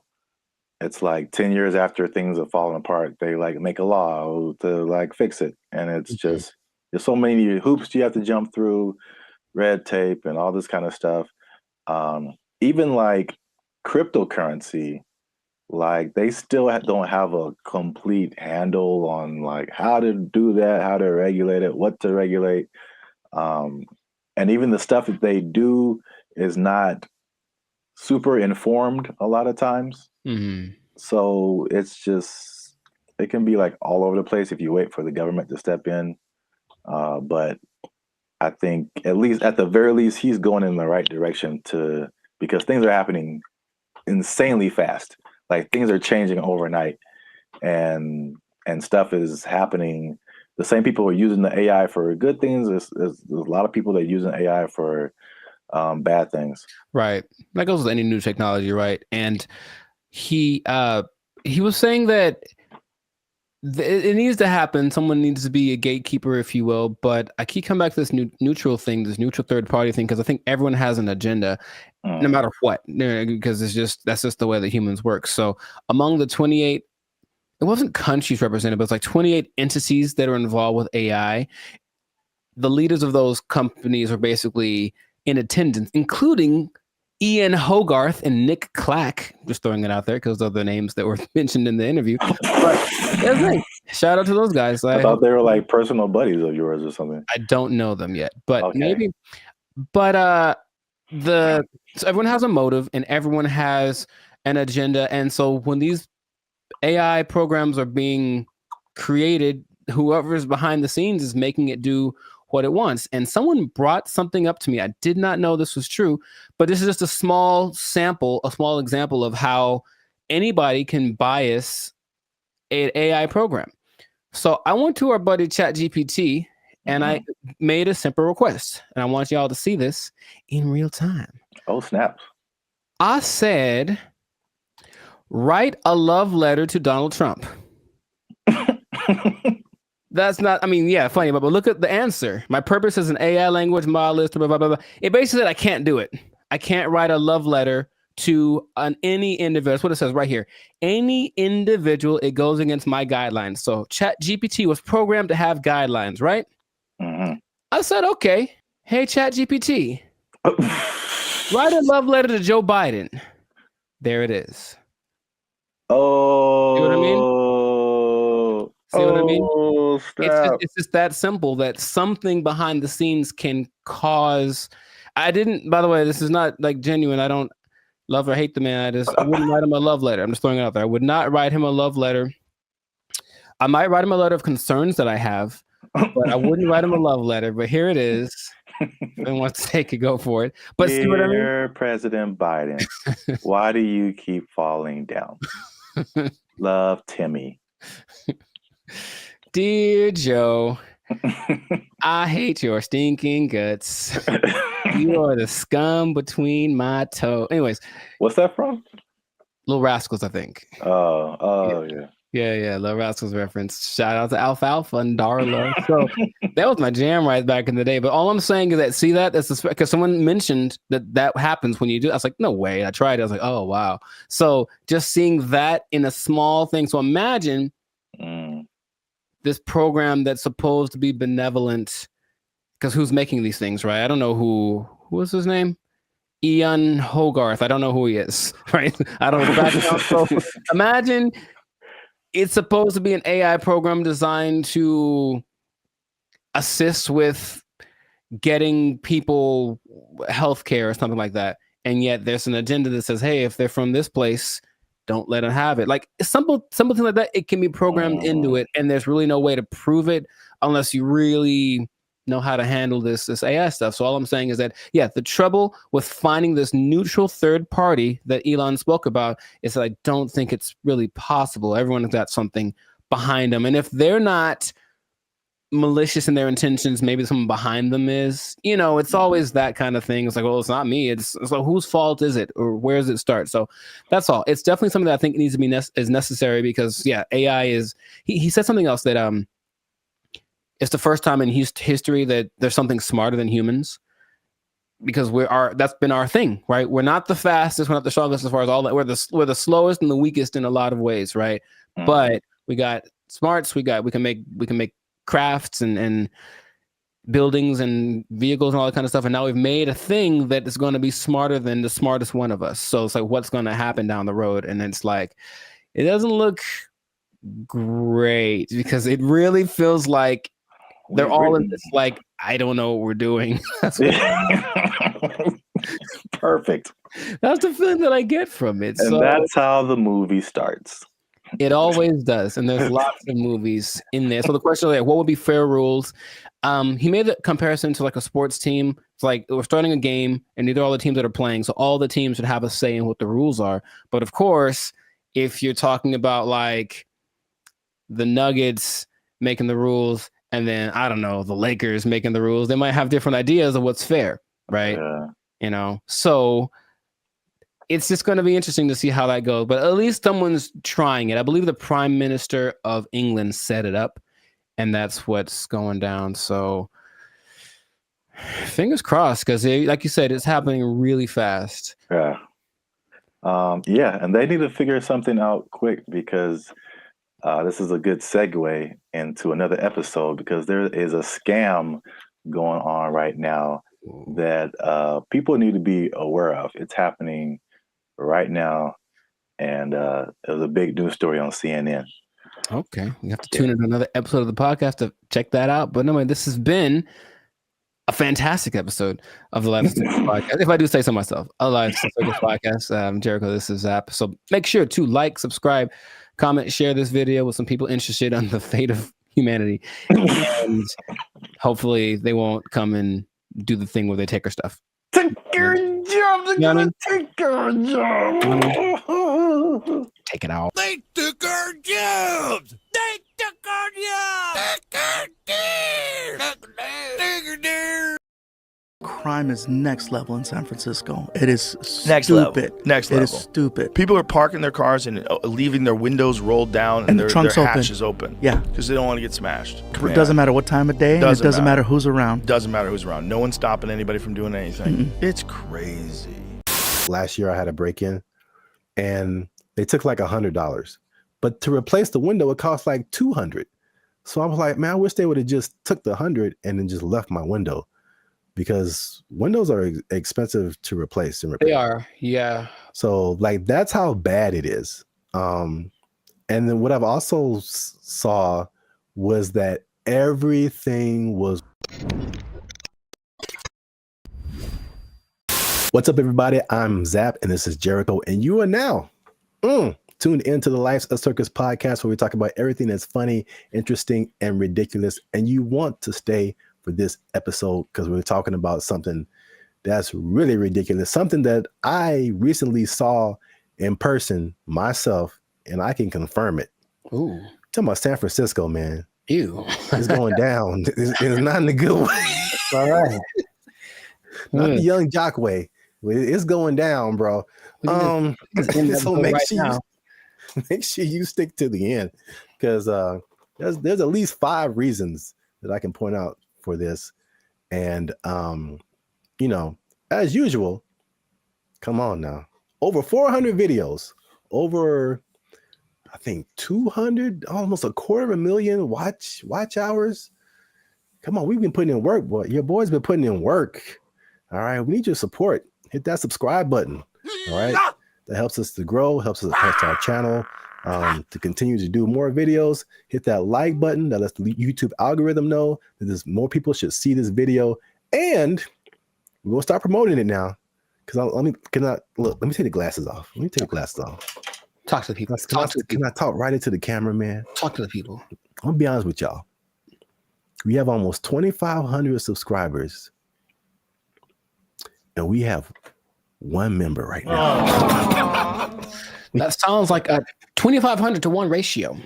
And God bless her heart. I'm gonna send her something really soon. But she's been a member. She has been our lone faithful member for a whole year now. Here's her 1-year anniversary. I'm not gonna say her name, but you know her. Her screen name is Reigning Goddess. Thank you. But shout out to her. Thanks, Queen. Well, we need, like, I'm gonna put the goal out there. 10 members, man. 10 members. Easy to do. All you have to do is after you subscribe, you'll see a join button at the bottom of the videos. All right, hit that join button. Memberships as low as $3.99. $3.99, man. That's not even a tank of gas. You can help your boys out with the tank of gas. All right. It's not even a tank of gas. That's I said I wasn't gonna go Marvin Sapp, man. I might have the ushers lock the doors, man. If y'all ain't supporting your boys. I said close them doors. Ushers, close the doors. Close the doors. So yeah, San Francisco. I could just say don't go there and then end the video, but we could talk about something. Yeah. I was recently there a couple of weeks ago, and it's bad, man. Okay, let's rewind the tape. We've hinted at something that we've never really fully talked about on this channel, and that was our trip to San Francisco. Sure. It was like, what, a couple of years ago? It's like a repressed memory by now. I don't like to bring it up. And I will publicly take the L on that one. That was a good part my fault, because this is what happened. We were looking for hotels. I'm like, man, this hotel is really cheap. I'm like, we're gonna save a lot of money. And then we got there and we found out why. It was, yes, go on. Dude, is by far the worst hotel I've ever been in.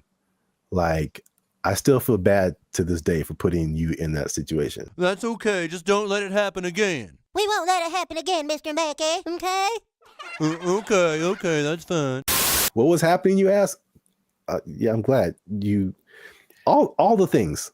Yes. All the bad things were happening all at once, and it was a lot to take in.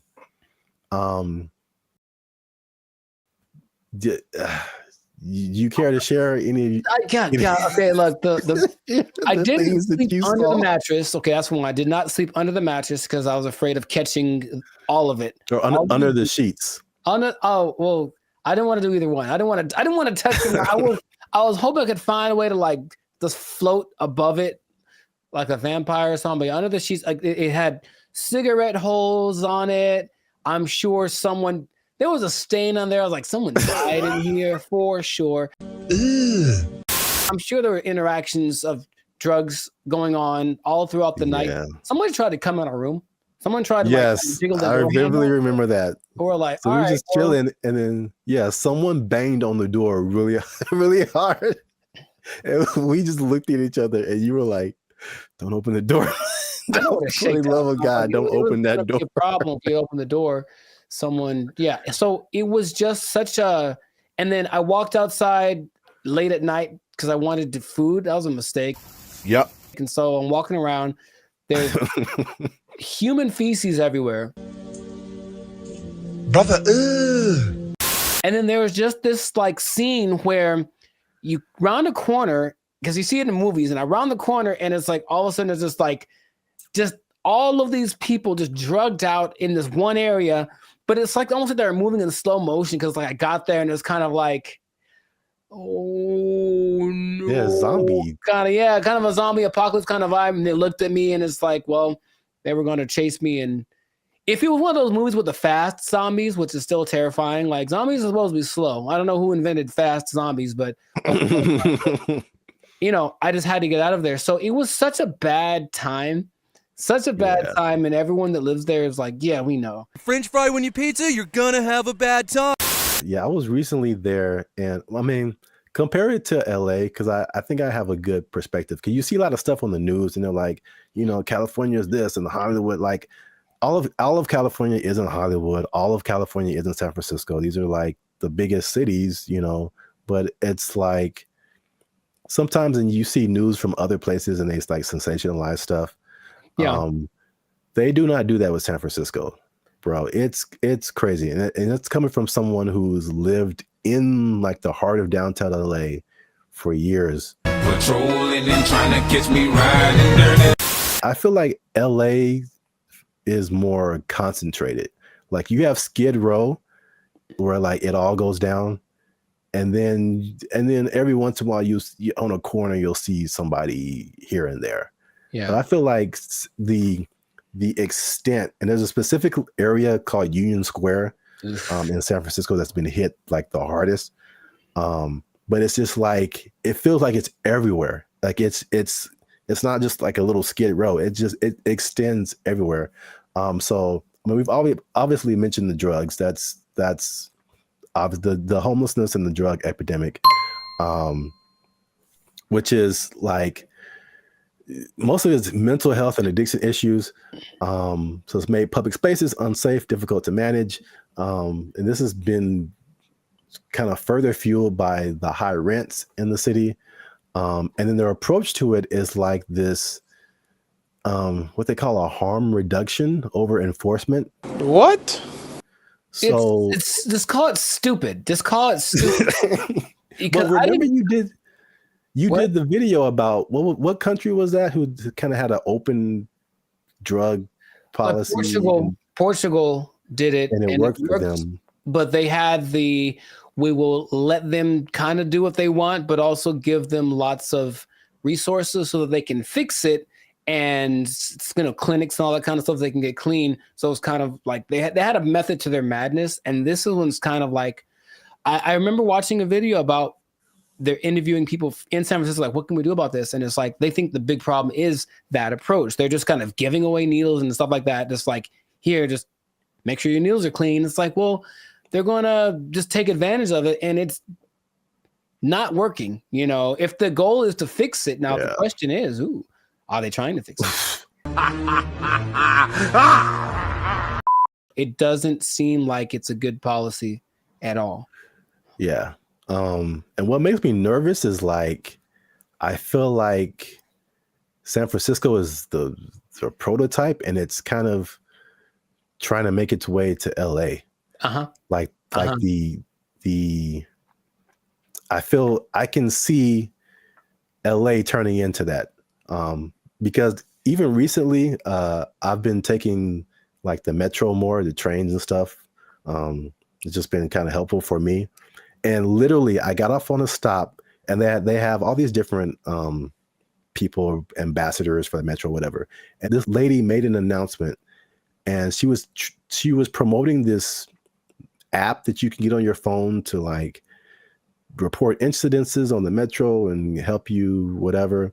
And she literally said, like, oh yeah, we've been having a lot of drug overdoses on the train, so we don't want anybody to die. So make sure you get this app. I'm just trying to get to work, and I'm just like, what? What? A little too chill for me. A little too common.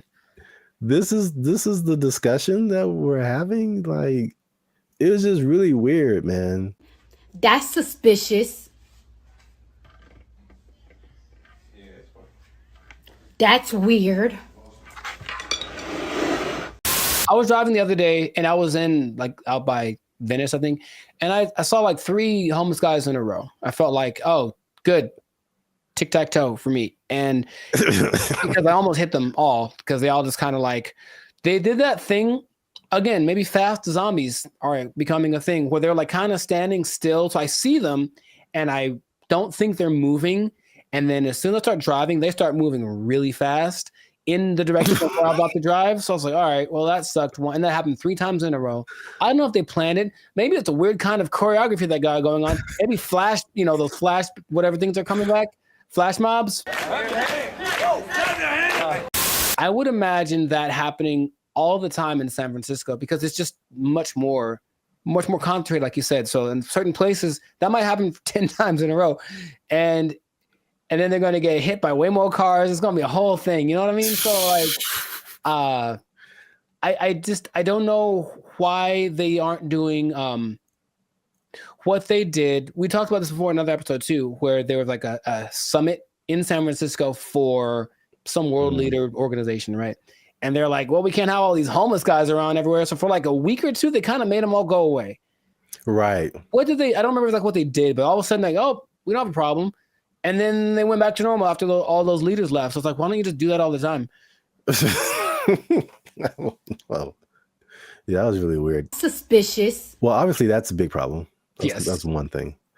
Number 2, again, and I said it was kind of connected, is the cost of living. So San Francisco has some of the highest housing costs in the U.S. It's driven by strict zoning laws, limited new development, and high demand from tech workers.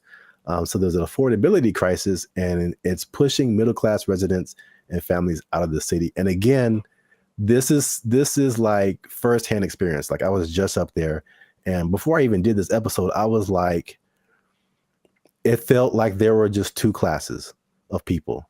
You were either really, really rich, like you worked at a tech company, at Google, or Salesforce or something, and you just like got all the monies, or you were either on the street or about to be on the street. Like that, like there felt like there was no middle class. You either had money or you didn't. Life in San Francisco. Check this out. Here go a Rolls Royce, a $300,000-$400,000 car. And over here you got people shooting up doing drugs on the street. And the people that weren't like homeless or drugged out, it felt like that. People say that San Francisco has a New York vibe. It felt like that. Like everybody was hustling to just like get by.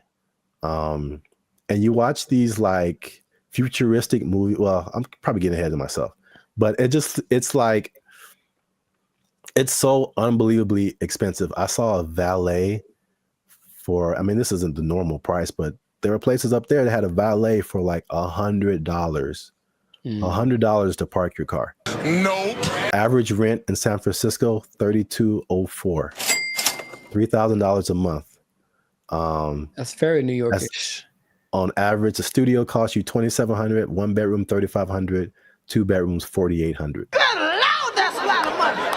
I'm trying to remember what was so great about San Francisco back in the day. What, the Gold Rush? Really, it's the San Francisco treat. Okay, Okay, besides that, it's very delicious. Besides that, Gold Rush, and then Profit. Like, what happened? Like, I'm trying to remember why San Francisco was such an attractive place for Full House. They had Full House. Okay, yeah, we're going way back now.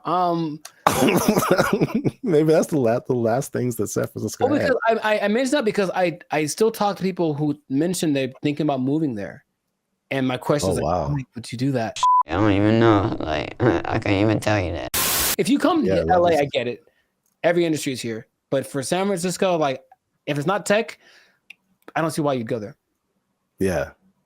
One thing I will say about that was cool when I went there. This is a random topic, but and LA they're almost there. I got off the plane and I could get right onto the train. Like the metro system goes into the airport. So you can just hop off the plane, get on the train, and go right into the city. I thought that was pretty cool. LA, you can almost do that, but it's still, they haven't finished the track yet. Interesting. I guess that's a There's always a thing where you're like, okay, how do I get to the airport? Somebody got to drop me off, or how am I gonna, but yeah, you can do that in San Francisco. So that's one thing. That is one thing. Yeah. I'm still thinking, what would behoove somebody to move to a place that's behoove. Thank you. That's expensive. At some point in the recent few years, the mayor declared San Francisco as a state of emergency because of the problem, right? Like that was the thing that happened. And yeah. But again, what are they doing to fix it? Because I just keep hearing about bad things and it's getting worse. And it's okay, well, do something. Like, it just feels like they're like, yep, that's how it is. So come on down and get some money, I suppose. But wait, there's more. Oh God. So we talk about the homeless and drugs. We talk about the unaffordability. As you do. On top of that, third thing is crime and retail theft. Something again I saw firsthand. Nice. So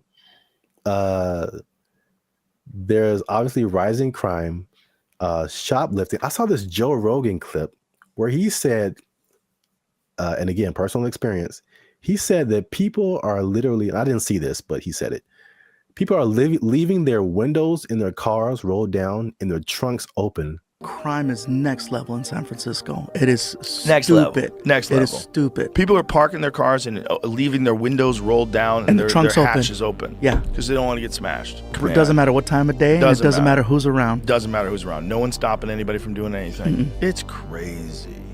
It sounded weird until like last year I had a break-in and they took like $100. But to replace the window, it cost like $200. So I was like, man, I wish they would have just took the $100 and then just left my window, because windows are expensive to replace and repair. They are, yeah. So like that's how bad it is. And then what I've also saw was that everything was on lock. I went to like a CVS, I went to a Target, and it was like everything was under lock and key. Ironically, I went to buy a lock and key. Yeah, they had like these lockers, but I didn't have a lock for it. So I was like, let me go to CVS and get a lock. And I had to get someone to unlock the case so I can get a lock. And there was like a bunch of random, usually like every once in a while you see like high priced electronics, or used to be like power tools or something like super expensive. But it's like everything was locked up and you had to press a button and you had to call somebody to go get the thing that you wanted. And it just like, from a person who doesn't steal, it was just like psychologically, it was just like, this sucks, man. It's like the shopping experience. I couldn't like, because you go into a store, the benefits of going to a physical store, you can pick the item up, you can feel it, you can read the back, and it's like, I can't even see what I'm really getting. And if I don't want it, I got to call the person back and have them put it like, but it's because a few people just keep taking stuff. Like everybody suffers. And it's just like, it was really, if I could use a word to describe my experience there, it was just uncomfortable. I didn't feel unsafe, like I'm a big dude. I could take care of myself, but it just felt like, it could go down anytime, basically. Well, I just didn't want to be there. Like, I don't want to be here. Like, this is not, it's not inviting. I think that's a good word. It just wasn't inviting. Wait. Since 2019, 47% of businesses in that Union Square area have left. Yeah, that makes a lot of sense. I think all of them, all of them leave to turn into like a park, or call it hobo land.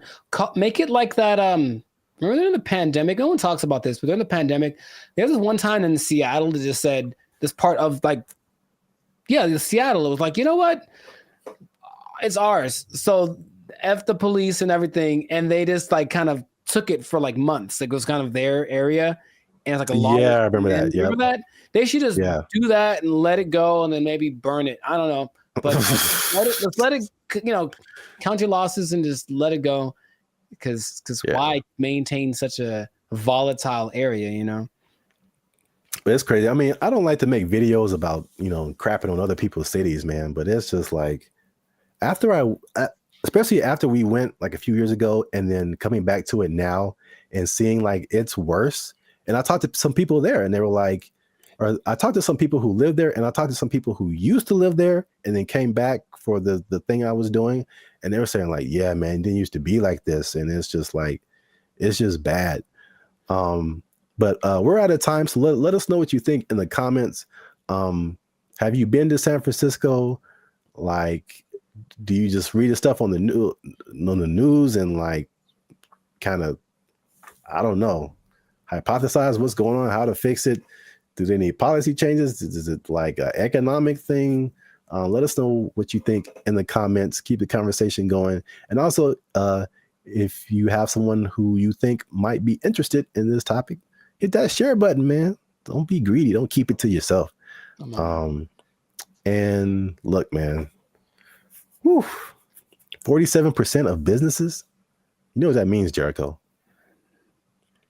That it's not enough? Is that what? 47% of businesses closing down and moving out of San Francisco? That's heavy. That's a big number. Square? That's a big number. You know what that means? I think I do. That means that a lot of people lost their jobs. Nobody working there because they're doing fentanyl in the bathroom. I don't know what's going on.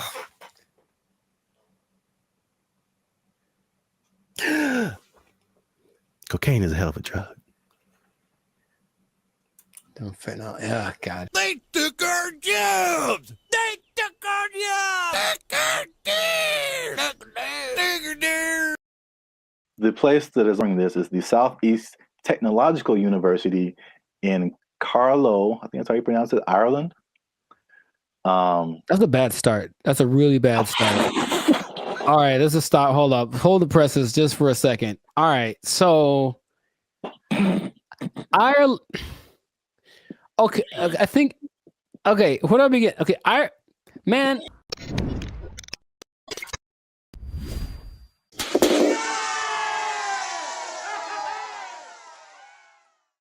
What's up, guys? I'm Zap. This is Jericho. We are BrandBee Future, and now 6-time international award-winning pop hip-hop music duo.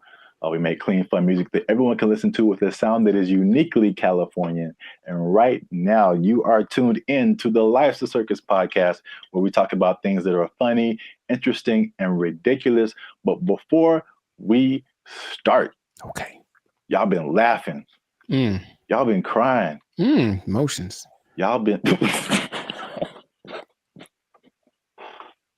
Y'all been laughing and crying at the same time. I don't know how that's possible, but you've been doing it. I synced you. Oh, that sounds... Anyway. Well, it's like Santa Claus. He sees you when you're sleeping. I know YouTube tracks statistics, but I don't know if it went that deep. Like, geez.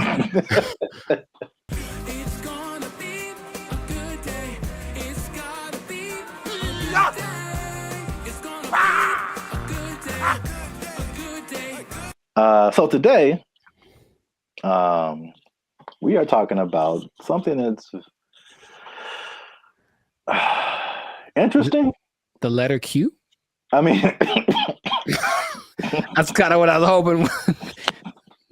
Today's episode is brought to you by the letter Q. Brought to you by, yeah, a little bit deeper than a single letter. Okay. But it does have to do with letters, arts, and sciences.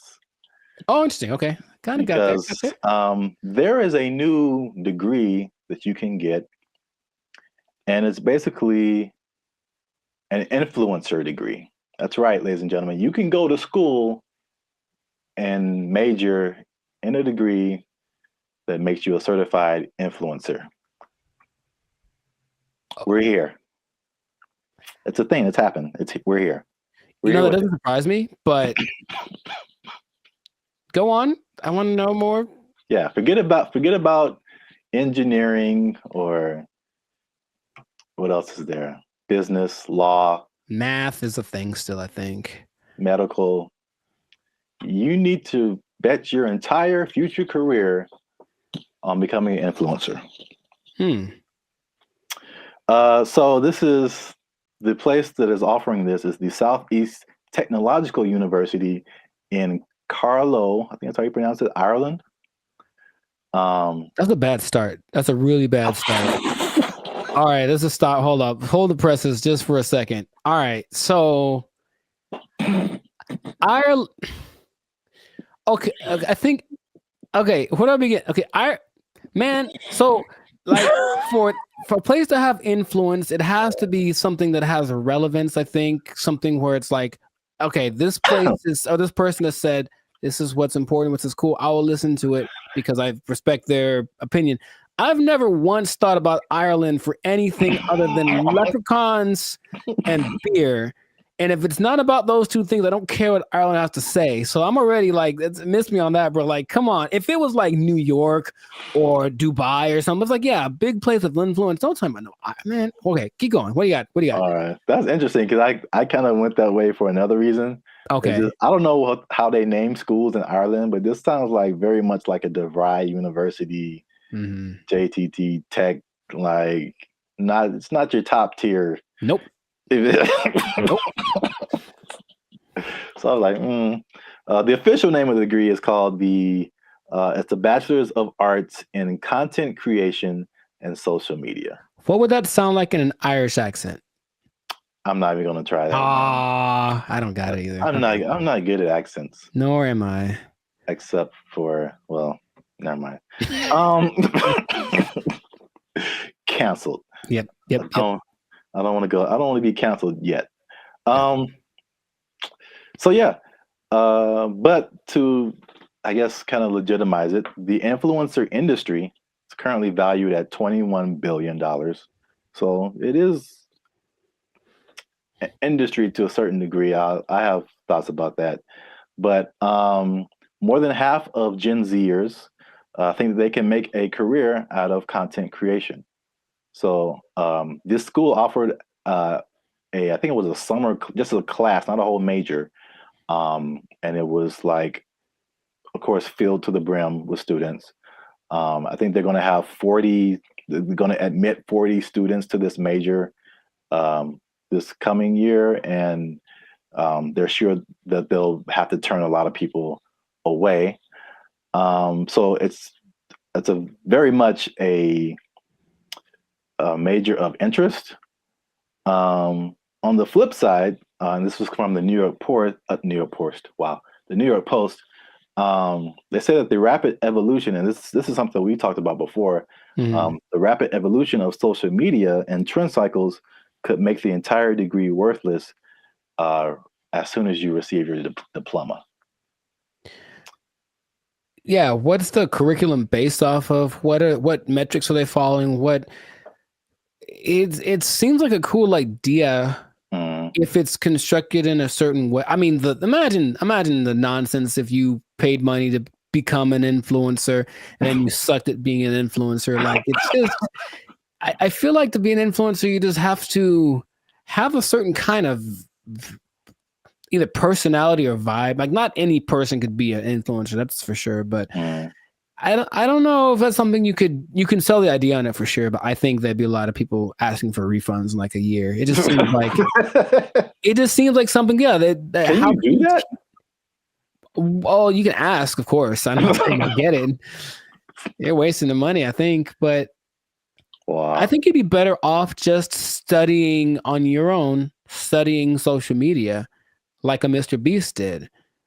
He just studied YouTube, literally, and that's all. And then it worked out phenomenal for him. So, and not only that, all the people that he worked with also didn't get as big as him, but they all have channels with millions of people, millions of followers. So but here's the thing with education, anytime they're like, oh, there's an opportunity to make some money for us and maybe it'll work out and then we can get some more accreditation or who knows. They're just trying to evolve. So I see the point, basically. They're trying to evolve with the modern times. I just feel like that's not something you can teach in that sense. Because like as soon as the lesson's over for that day, things are different. So if they're not constantly keeping track of the market, it's like teaching day trading or something based off of data from last week. It's like, okay, well, that worked last week, but it's different now. It's a whole nother. So it would have to be done really well to work in mass. Like, yeah. Well, I have a bunch of thoughts on this. So, in their defense, they have said that they're aware of like social media is constantly changing, stuff like that. So the curriculum is more about high level concepts, I guess.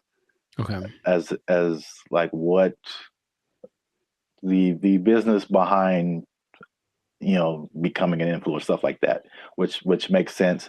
But it's also like if I were a student, I wouldn't study this because I think it's too specific. And influencer is just a subset of sales, marketing, advertising, business. It's just business. And so like I feel like if you went to school for business, you would get a better view of like how the world works instead of just looking specifically at influencers. Right. But this is also like college was like 20 years ago or no, 15 years ago, something like that. So I have a totally different perspective, but as like a student coming in, you're like, oh yeah, I want to do this, blah, blah, blah. But I've mentioned this before. I kind of felt there's a interesting similarity between this and music, because you went to school for music performance. I went to school for music industry.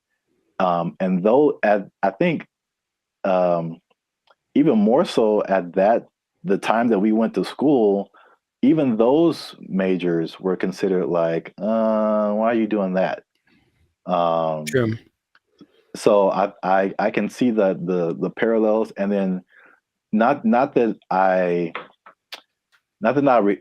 regret doing music industry, but I can see now how I would have benefited probably more from just studying business instead of like a specific type of business where like all the rules are way different than like normal life. Sure. So I think I've said this before, like I've learned more. I've learned how to do more in the music industry by studying general business. I got you. Right. Than by studying music industry. Because it kind of applies to everything once you get the basics down. Right. Right. So.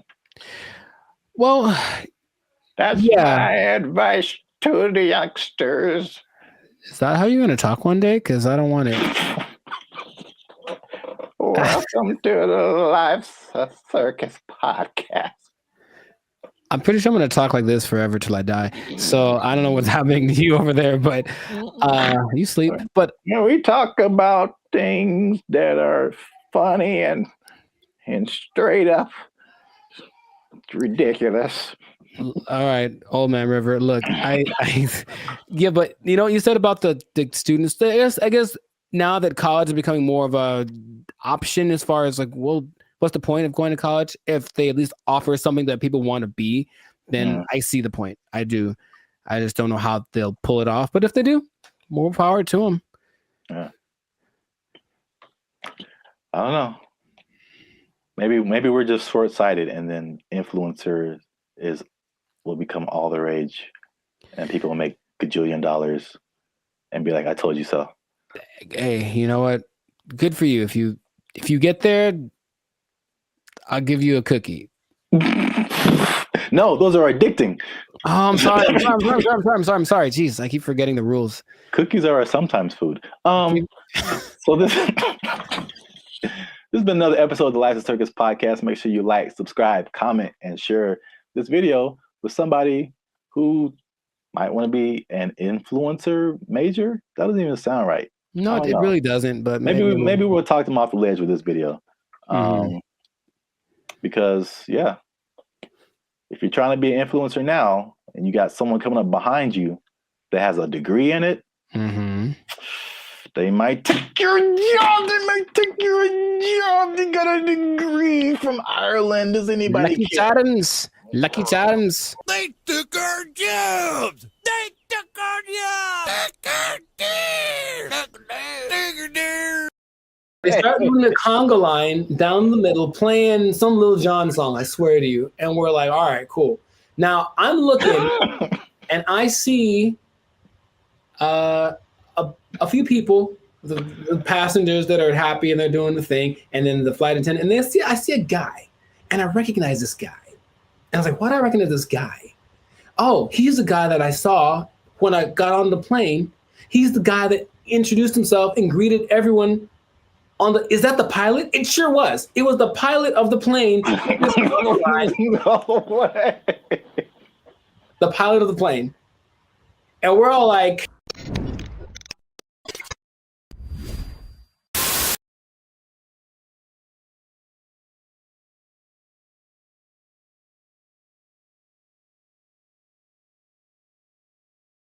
what's up, everybody? I'm Jericho. This is Zap, and we are the now 6-time international award-winning pop-hip-hop duo, Banded Future. Papa Bop?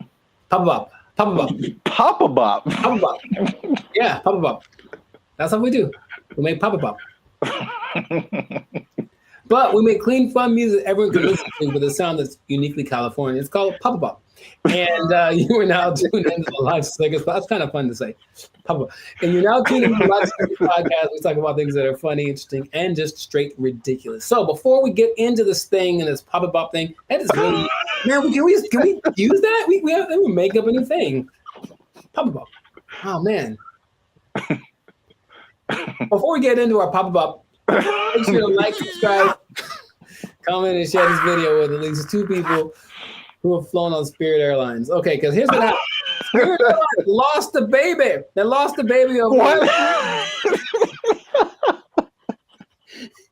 And it's like, let's talk about this. I've mentioned them before, but I haven't gone in on them like this. So apparently, in Fort Myers, Florida, of all places, they lost a kid named Casper. He sit on the plane by himself, already a bad decision. Does it say how old the kid was? He's 6. Okay. I think that's still too young to fly. You shouldn't be under 40 if you fly Spirit Airlines. But he was sent to visit his grandma in Florida, and he was put on the wrong plane. And he ended up 160 miles away. Not too bad, but if you're 6 years old, that's probably pretty terrifying. And the flight attendant's like, the grandma's waiting at the airport, and she's like, hey, where's my grandson? And she's like, oh, there's no kids on here. And that was it.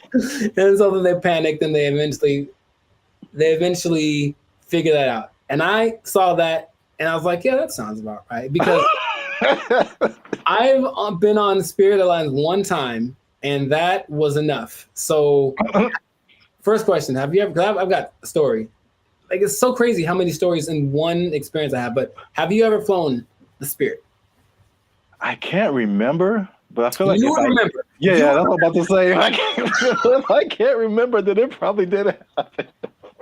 Oh my! I can't believe how accurate all of like the stereotypes are, and they make fun of it on so many things that I was like, this can't be real, right? But I'll tell you my Spirit Airlines experience. For one, it's cheap for a reason. And if you have to be someplace, if you absolutely have to be somewhere, fly Southwest. That's all I'm going to say. So this is what happens, right? I'm going to Nashville, Tennessee, and I get to the airport at LAX. And the first thing when I finally get to the Spirit thing, and I'm greeted by a lady, and she's like, hey, are you going to Savannah, Georgia? And I said, no. And she's like, oh, good. And then that was it. And I was like, wait a minute. So then I kind of hang back for a little bit because I'm on time. So I'm just going to, I want to see what this is. Because she didn't explain anything. The person behind me walks in and they're all kind of rushing. And then she's like, hey, are you going to Savannah, Georgia? And the guy's like, yes. And she's like, the flight's been canceled. And he just loses it on her. So he cusses her out. She cusses him out. And she's right. She's ready with him.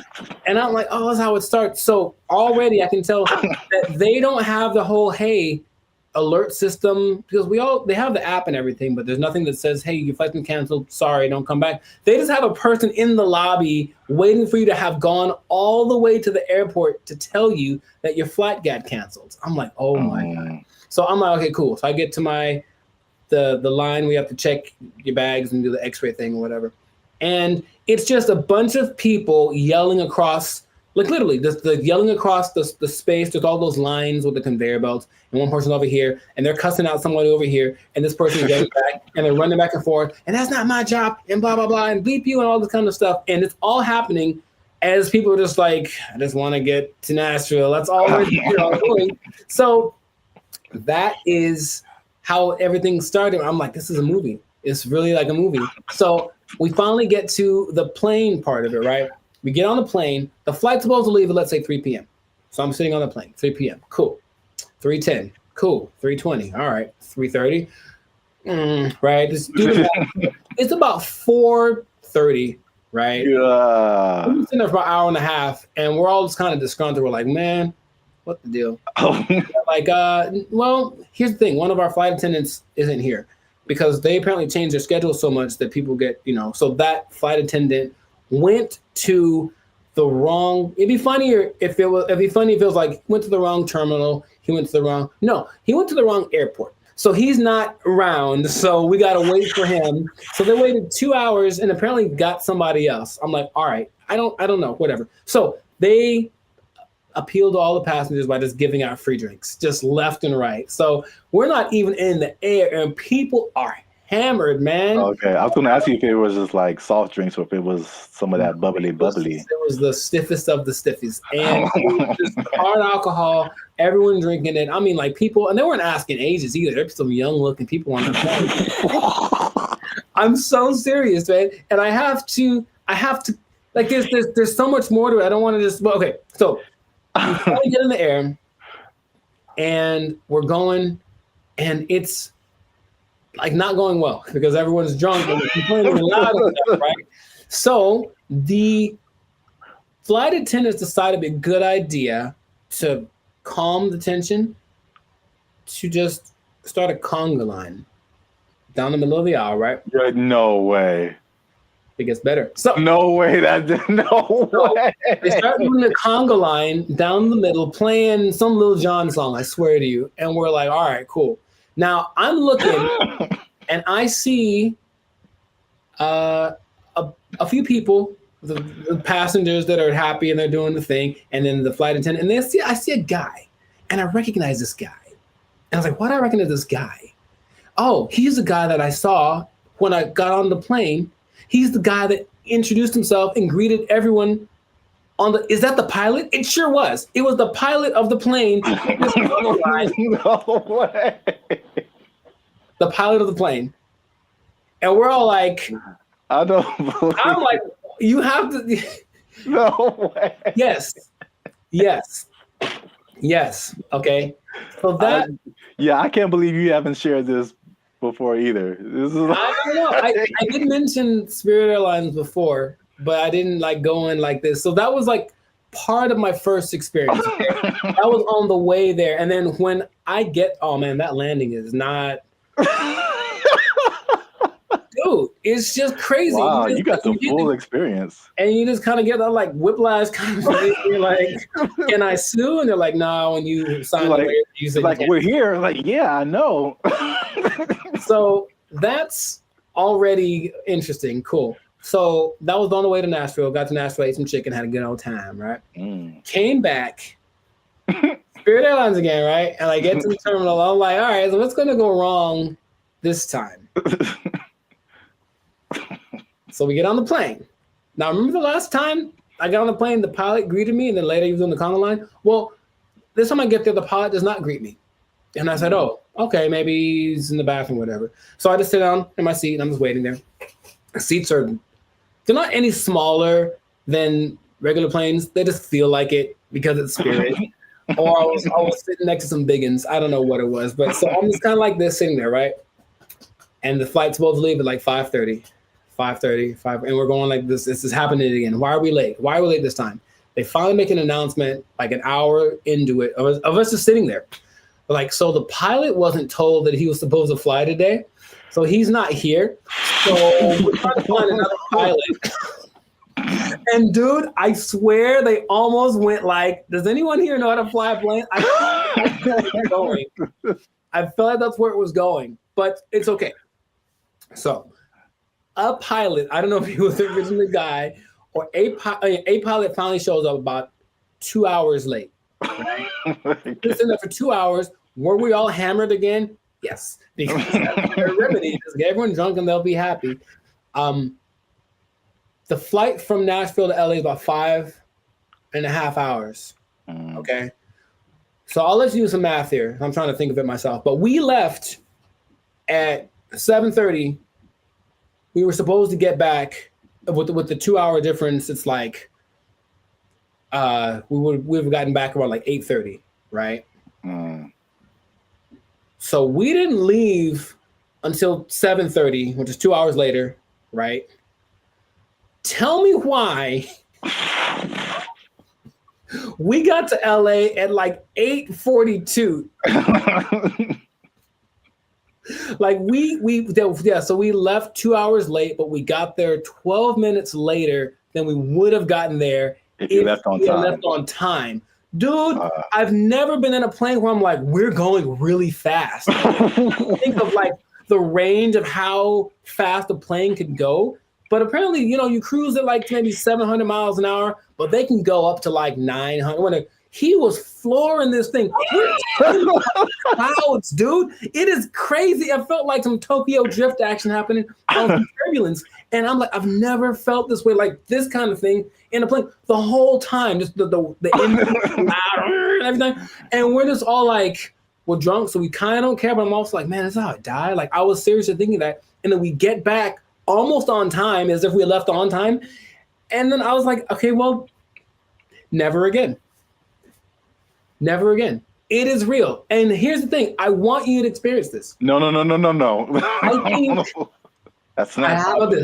Let's do it. Let's do a test. Let's do a bandit feature test, okay? Next time we have someplace to fly, I'll take Southwest, okay? But you take Spirit, and we'll compare experiences. Now, I'll probably get there before you. Or will you, if we floor it? I swear to you, I didn't know that flooring a plane was an option. Oh my God. And like, he's just going like he's having a good old time. A lot of new information that I didn't know about. Come on, do it. Yeah, wow. Spirit Airlines is everything that they say it is. And it is cheap. Don't forget they charge you for everything though. So every little item that you bring is an extra charge. So the ticket is cheap, but then, but the performance. Wow. Yeah, I'm gonna pass on that. I know that was most me talking, but I think everyone should know. No, that was a great story. I can't believe it's been this long. Over 100 episodes since you shared it. Maybe I repressed it. Yeah. Oh, remember that time I almost died? Oh, yeah. It was just so... Because then, I had to tell my people when I got there that were going to pick me up, like, sorry, I'm 3 hours late. Yeah, stuff like that. And I was like, but I flew Spirit. They're like, oh, well, yeah. Wow. All right. Yeah, please do that. If you have an experience with Spirit Airlines, please share it. We should make how about to have that website that's like people at Walmart, where it's just like the worst people. Just being in Walmart. We should have like a compilation of the best or /worst Spirit Airline experiences. Just hope for maybe it'll catch on. because everyone I'm sure has a story. If they've been on Spirit Airlines, they for sure have something like that. Wow. If you work for Spirit Airlines and you want to sponsor us, we'll take it. Sponsored by Spirit Airlines. Wow. All right. Yeah. So great story. That's been another episode of the Live the Circus podcast. Make sure to like, subscribe, comment, and share this thing. Let people know about the glory of Spirit Airlines. Let us know if you think that Spirit Airlines and Waffle House should have a merger, because I feel like they should just get it over with. Just put a Waffle House on a Spirit Airlines and just see what happens. A Waffle House on top of a Walmart on top of a Spirit Airlines. Oh, the trifecta of... Or let us know if you like Papa Bop. Yeah, that too. That's our new thing. That's our new thing. So, if you work for Spirit Airlines, you're pretty sure you're gonna lose your job.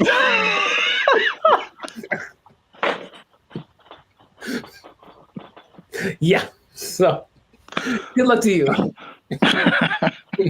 Good luck to you. That's not gonna last forever. They don't have to take. No one's gonna take it. Yeah. Yeah, we didn't have to even say it. I don't have to even say it. Yeah. So, just start putting in applications. God. They took our jobs! They took our jobs! The WNBA. Do you watch that thing? Do you watch it? I do not. Nor do I. All right, so we've had that talk. Now, what's going on, everybody? I'm Jericho. This is Zap, and we are Bandit Future, the 6-time international hip-hop pop duo. Well, we're international worldwide, but we also have awards. We won 6 international awards for our music. There we go. One day. Anyways, we make clean, fun music that everyone can listen to with a sound that's uniquely California. And you are now, good Lord, tuned in to the Lights of Circus podcast. We talk about things that are funny, interesting, and just straight up ridiculous. So before we get started, make sure to like, subscribe, comment, and share this video with at least 2 people. Oh, man. With at least 2 people that like women's basketball. I'm going to talk about it. This episode is for my dad, basically, because he likes it a lot. Now, what I want to say is that stay tuned to the end, because I have an idea, I have a solution I'll say fix it. I'm just going to say fix it. I'm to fix the WNBA that no one has explained in this way yet. I have the unique perspective that you need to hear. So stay tuned to the end. I'll let you know. So this kind of goes for women's basketball in general, because the WNBA season just ended, but women's basketball started. And I'm in the gym yesterday and I'm watching it. I texted you about this, and I'm watching it, and I watch and I watch and I watch. And about 7 minutes go by and no one has made a basket. And I am heated because I'm trying to feel good about myself. I'm in the gym working it out, and I want to see some success happening so I can feel motivated. And there was no success. And I was so mad about it. And it was a blowout and it wasn't very fun. So I want this to be positive. So what I want to say is that women's basketball is a noble sport. Basketball, of course, was created for women by James Naismith. And I've heard a lot of arguments from professional female basketball players about the disparity between the men's game and the women's game and this and that. But there are a couple of things that I think get ignored that would make things a lot better. Or when it comes to the argument in between why people should watch the WNBA, things get overlooked. So I wanted to throw this out there. I'll ask the question first to you. Do you watch the I'm trying to make it one word. No, it doesn't work. The WNBA. Do you watch that thing? Do you watch it? I do not. Nor do I. All right. So we've had that talk. Now, the thing that there's a lot of things that could that's the whole thing. There's a lot of things that could contribute to why the men's game is so much more enjoyable to watch. But what I hear the counter is is that, well, women are a lot more fundamentally sound. So if you watch women's game, you will get a lot more of the basics, a lot more of the pureness of the sport. That's the thing that I hear more than anything. This is why you should watch the WNBA. So I looked at 2 statistics that just told me everything about why that's not correct. So let's just say, what's the number one objective of basketball? Put the ball in the basket, right? Score points, right? So the better you are at that, the better than you're doing.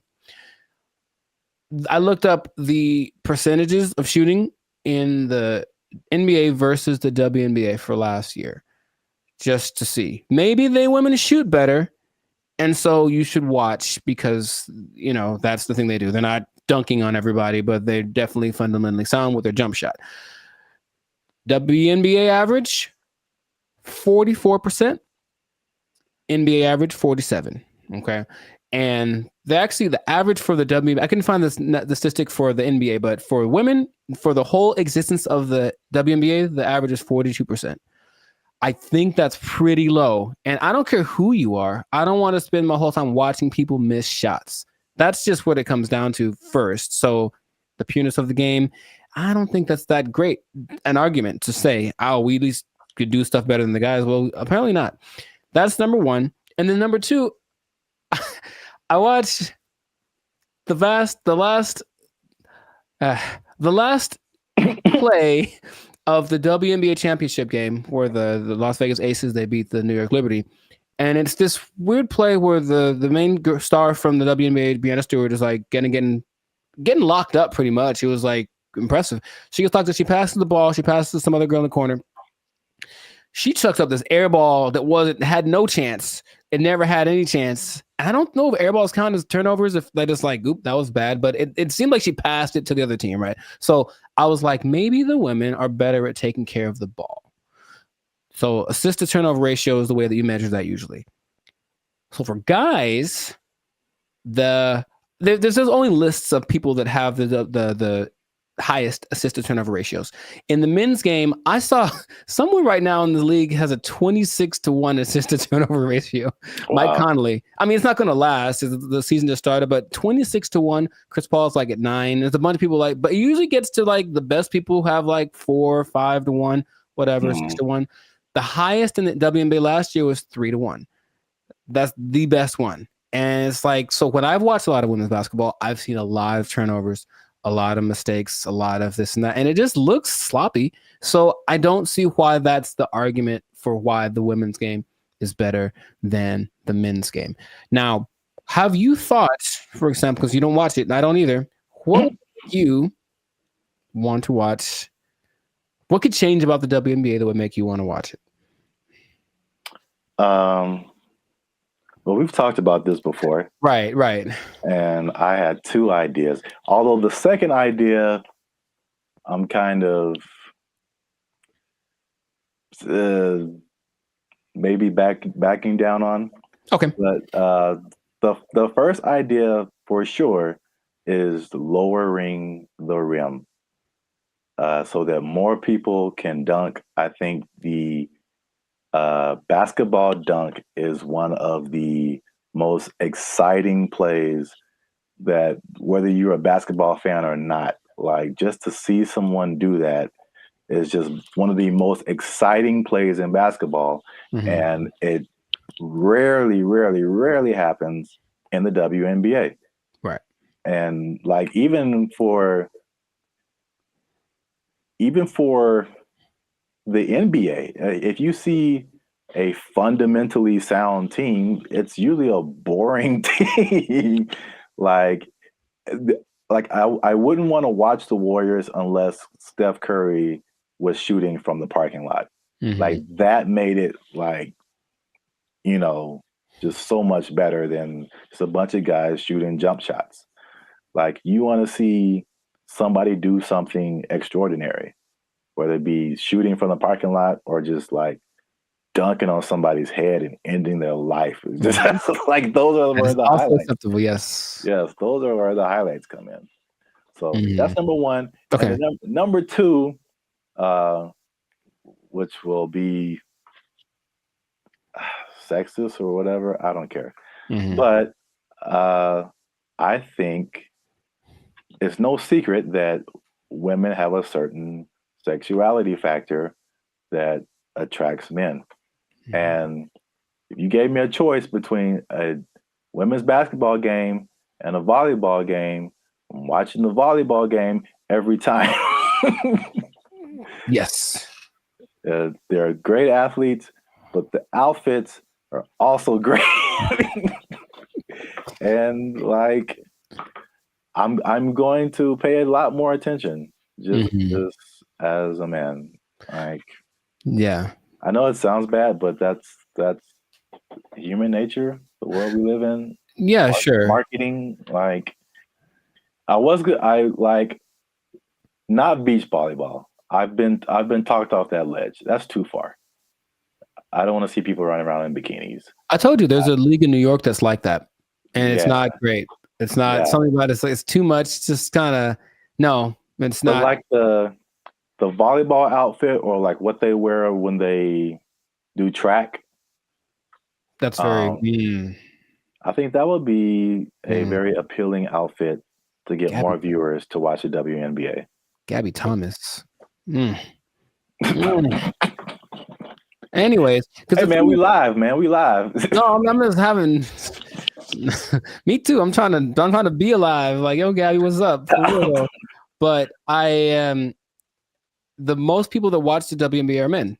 So yes, that would go along. Like, women do not like WNBA at all. If they like the WNBA, it's because they play basketball. Well, that's weird too, because I didn't think that was the case. 70%. I believe it's 70%. Wow, so that's really fan weird. base. The clicks on the WNBA website, all that's men. So they're already supporting it, and then of course the financial support comes from the NBA. I digress, but that's just So the things that you mentioned would help. Sexualizing things. I think women like to look cute too. Some of them. So I don't think it'd be like the most degrading thing. Maybe they have options like with tennis. They could wear something. They have like little options for the outfit. I'm sure it'd have to be uniform for the team or for the sport, but I'm sure there could be an agreement because I wouldn't mind some more. How do I say it? Just accentuate some parts of the female figure. That's what I think would be cool. But that's the thing that I think is least likely to happen. I don't think they're going to want to do that. I do agree with the hoop thing. That's the thing that makes, because here's what I'm thinking. I'm watching this game yesterday, and like it's like watching like little kids. You ever see little kids like shoot a basketball? They put the ball way up here and they chuck it up because they don't have the strength to get it up there. I'm not saying they can't. Like, of course they can, especially Sabrina Ionescu made something crazy in the 3-point contest this year. So they can shoot for sure, but in general, they are shorter and less athletic and less strong than the men. I know the basketball is a little smaller for the women, but the hoop is the same height. So I have a solution that I don't think anyone's explained in this way. Okay. The average height for NBA players is 6'6". The average height for WNBA players is 6 feet, which is pretty tall for women, but in relationship to the same height of the rim is 10 feet. That means that for men, the hoop is 58% taller than them. But for women, the hoop is 71% taller than them. So to split the difference, I said, what would happen if the hoop was also 58% higher for the women? And if that was the case, it seems a little bit on the low side, but if that was the case, the hoop would be 9 feet 2 inches. Yeah. And to me, that makes a lot of sense because the people that are, the girls that are tall, 6'5", 6'6", they be dunking like Shaq, like we want to see. And then some girls with some springs would be getting some Westbrook action happening. And I think that'd be great. Now, would they have to learn how to adjust to shooting it lower? Yes, they would. But I believe there's a women's basketball. I think it's called, oh gosh, I forget the name of it. But there's a women's basketball-esque sport where there's no backboard and no one can dribble. It's a weird in Australia. And the women about this, you can see if they could jump, they're not allowed to jump. But if they're allowed to jump, they'd be able to actually. So weird. It's what is it called? It's got anyways. they could dunk on that hoop if they were allowed to run and jump. If the hoop for the WNBA was that height, the game would be a lot more interesting. I think the percentages would go up because you just see these women. A lot of women's form is kind of like chucking the ball as hard as they can because that's how they have to generate the energy to get the ball high enough. So that's my solution, but that's the rationale behind it. We want to make things equal. So the height of the hoop is the same ratio compared to the height of the players. Yeah. I think that would work. I don't think they're into it. Of course, every play, they have to change it everywhere. Every hoop would have to be, adjusted and whatever. But which would you rather? Make an adjustment to the game a little bit? Well, that's kind of significant, honestly. Lowering it to that's kind of significant. Or continuing to not make any money because to this day, the WNBA has not made a penny. That's just honest. And the statistics say it has not made a single cent. It's actually been in the red every year, and the NBA has to provide the money to bail it out. So that's my idea that it could help promote the game a little bit because basketball is a great sport. But yeah, the excitement factor, like you mentioned, we want to have that a little more. So that'll do it. So 9'2", that's the thing. So listen to me. Just do it. Let's do it. I heard something. On the kind of serious note, I heard something very interesting when it comes to like giving people a fair shot, just kind of leveling the playing field, and that there's a difference between equality and equity.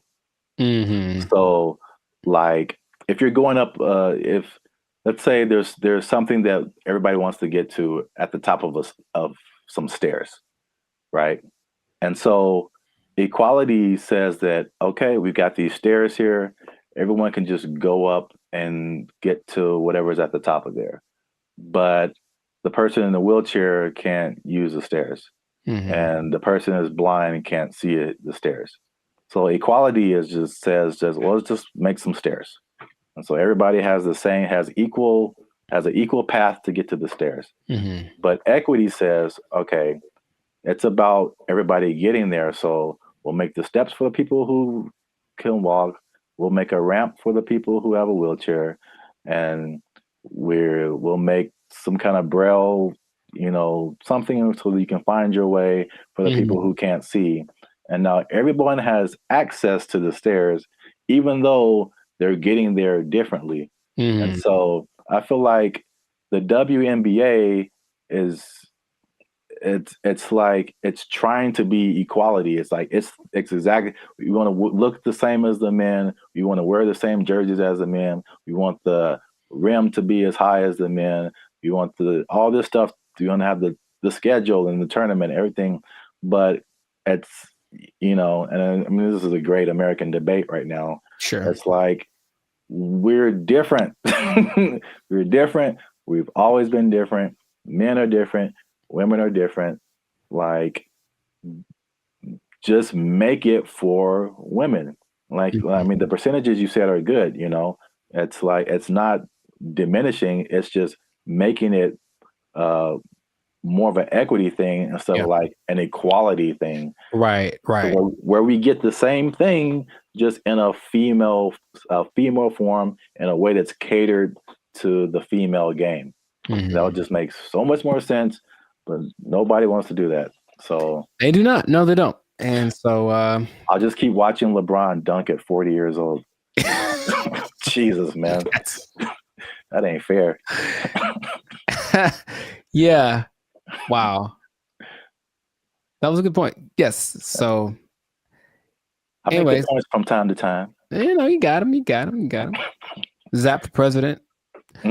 Probably, yeah. So this has been another episode of the Life's a Circus podcast. Make sure to like, subscribe, comment, and share this video with the people that like some basketball.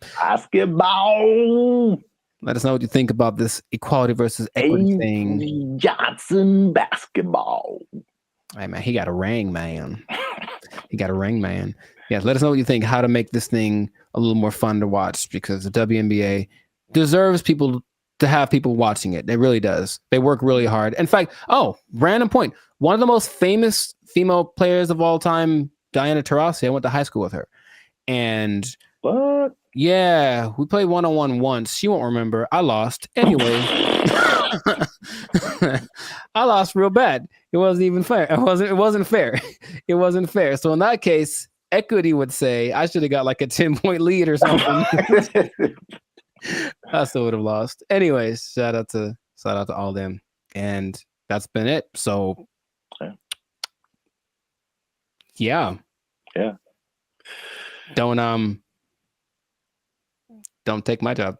No, because I just spit in truth, man. If they might take your job, they're not taking any WNBA jobs because nobody's watching. All right, bye everybody. They took our jobs. They took our jobs. I went to high school with Diana Taurasi, who some say is the greatest female player of all time. One of the greatest, right? And she's a year older than me, so I got to high school. It's a place called Don Lugo High School in Chino. And I was coming in as a freshman, just trying to make the team like summer. And she was already she'd been there for a year, so she already established. Everyone knew who she was. And I'd heard about her. I'm like, oh, you tried out for the basketball team? Yeah.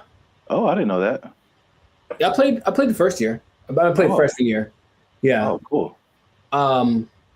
But the whole thing was, I thought that because she was a girl, that there was no way she was as good as me, right? So I just casually mentioned we should play one-on-one to her. Like, I think maybe it's the only time I ever spoke to her, really. And she's like, yeah, sure. And when I tell you that... What's up, guys? I'm Zap, and this is Jericho, and we are the 6-time international award-winning pop hip-hop music duo Band of Future. We make clean, fun music that everyone can listen to with a sound that is uniquely Californian. And right now, you are tuned into the Life's a Circus podcast, where we talk about things that are funny, interesting, and ridiculous. But before we get started, make sure you like, make sure you subscribe, make sure you comment, and make sure you share this video with somebody who may have challenged another person or entity, and they got shut down because they weren't ready for what was about to come to them. All right, so Zap, do you have an example of that? I'm glad you asked. Okay, so talking to the third person already. I see how it. This is a video that I found on social media. It made me laugh. And it's high school. I don't know if it's junior. They look kind of young. Maybe it's junior high, maybe high school. I don't know. But this player challenged his coach. And it didn't go the way he thought it would. This coach was having a good day teaching his players when one was bold enough to challenge him to a one-on-one, and this happened.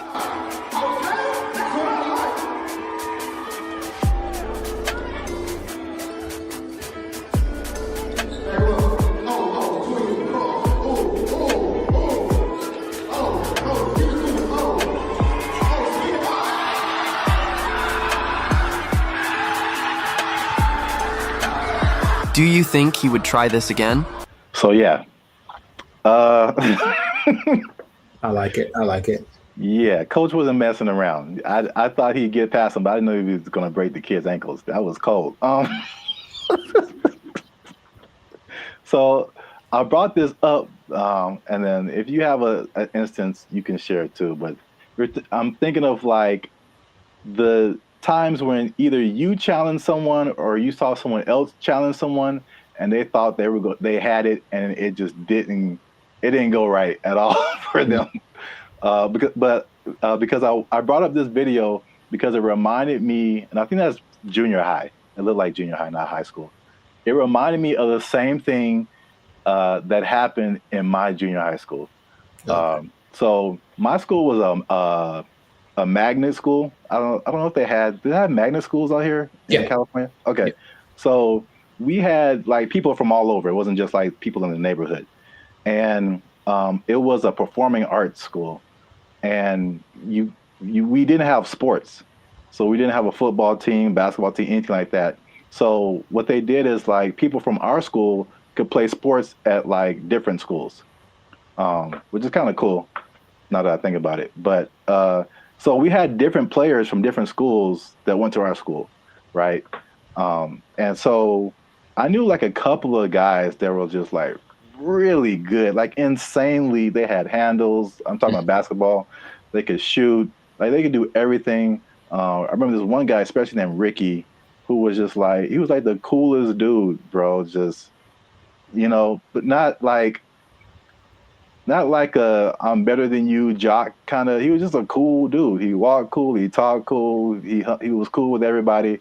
Like, and he's just amazing basketball player.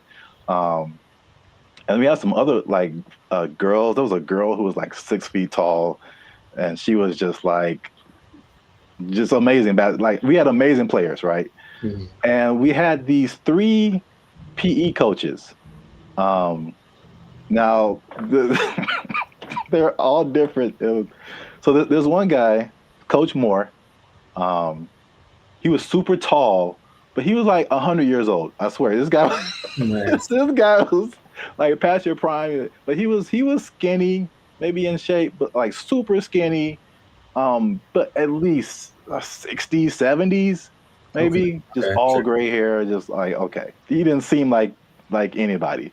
Mm-hmm. And then we had this lady, this white lady who looked like, what's the girl from Iowa? Is that it?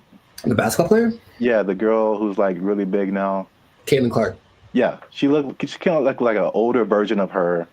And she like just had a baby. Like, so they challenged the students, this is junior high school, to like a basketball game. It was like the 3, and then they probably like roped in 2 more teachers.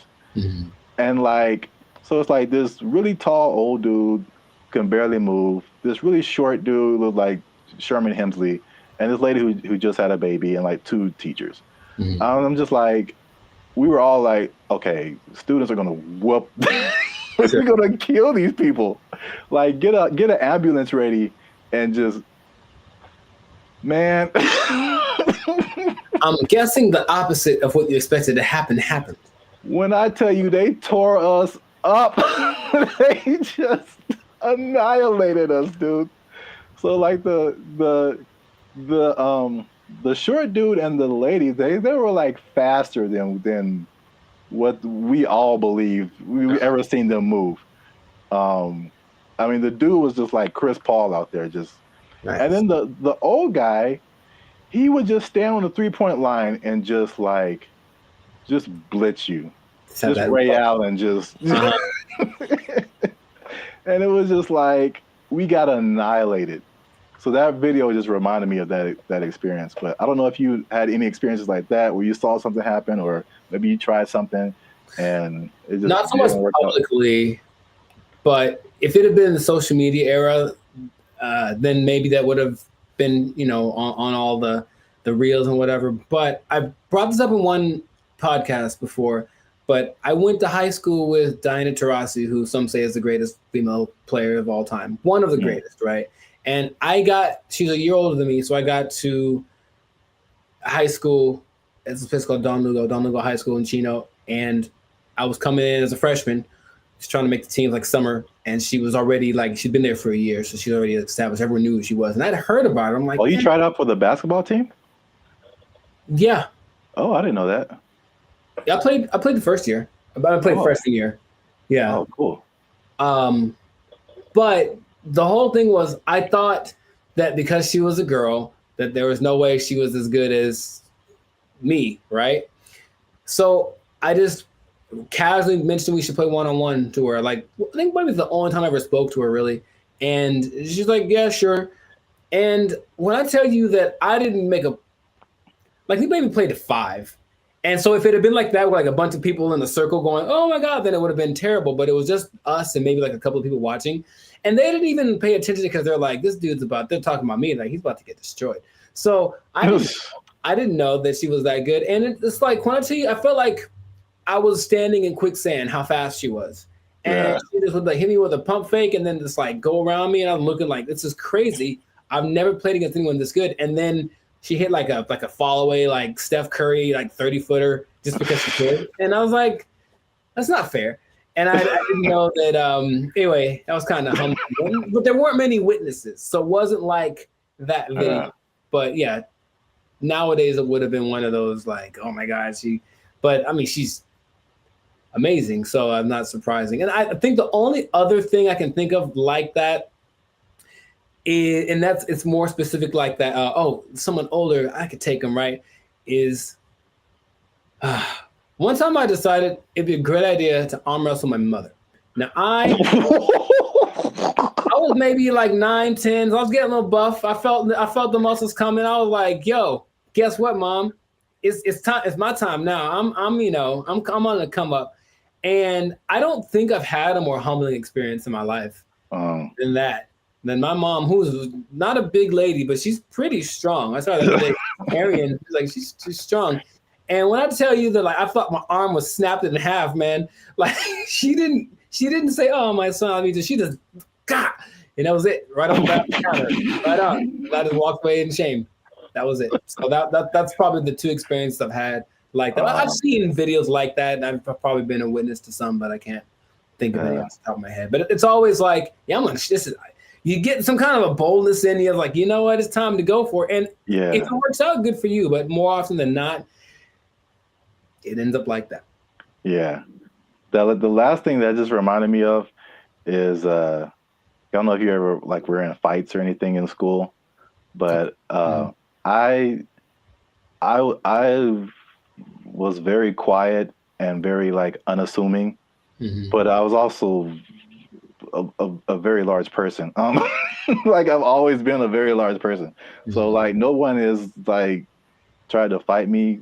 I won't say that. There's been a couple of people who tried and it did not end well for them. So it's like even if I didn't know how to fight, I'm just too big. Yeah. And I remember there's like this one guy who was like messing with me in school or something. I told him to stop. He wouldn't stop. And then he like, we were in class, and then I think there was like maybe 3, 4 rows of desk. So he was like behind me. So I think he like pushed me or something. When I finally decided to push him, like he pushed me and it was just like, okay, bro, when I finally pushed him back. I feel like he got laid out. That's what I feel this like. dude went flying like 4 rows back. It was like everybody was just shocked. It was just like I did like some kind of Naruto like whoosh on this dude because he went flying. And yeah, that was the end of that for sure. But yeah, so I've seen it go both ways. So if you have a story like that, something that happened in your lifetime where you saw somebody try to do something and didn't work out, or you tried to do something and it didn't work out, let us know in the comments. And so we can all have a laugh. Just sharing laughter. Yeah. Yeah. Don't worry, you'll be okay sharing it because it'll just be between us. Yeah. It won't go to your boss or anything. No. Yeah. You'll be okay at work because we want you to keep your job. We do. We want you to keep your job. Yes, we do. Because if you do something like this, try something at your job and it doesn't work out. Challenge the boss. Don't do it. I wouldn't recommend. They might take it. They might take your job. It didn't work out for you. You're fired. Oh. They took our jobs. They took our jobs. Everything works. You know, I've been able to text you or call somebody or search the internet. Like it all works. That's the good. The bad. Okay.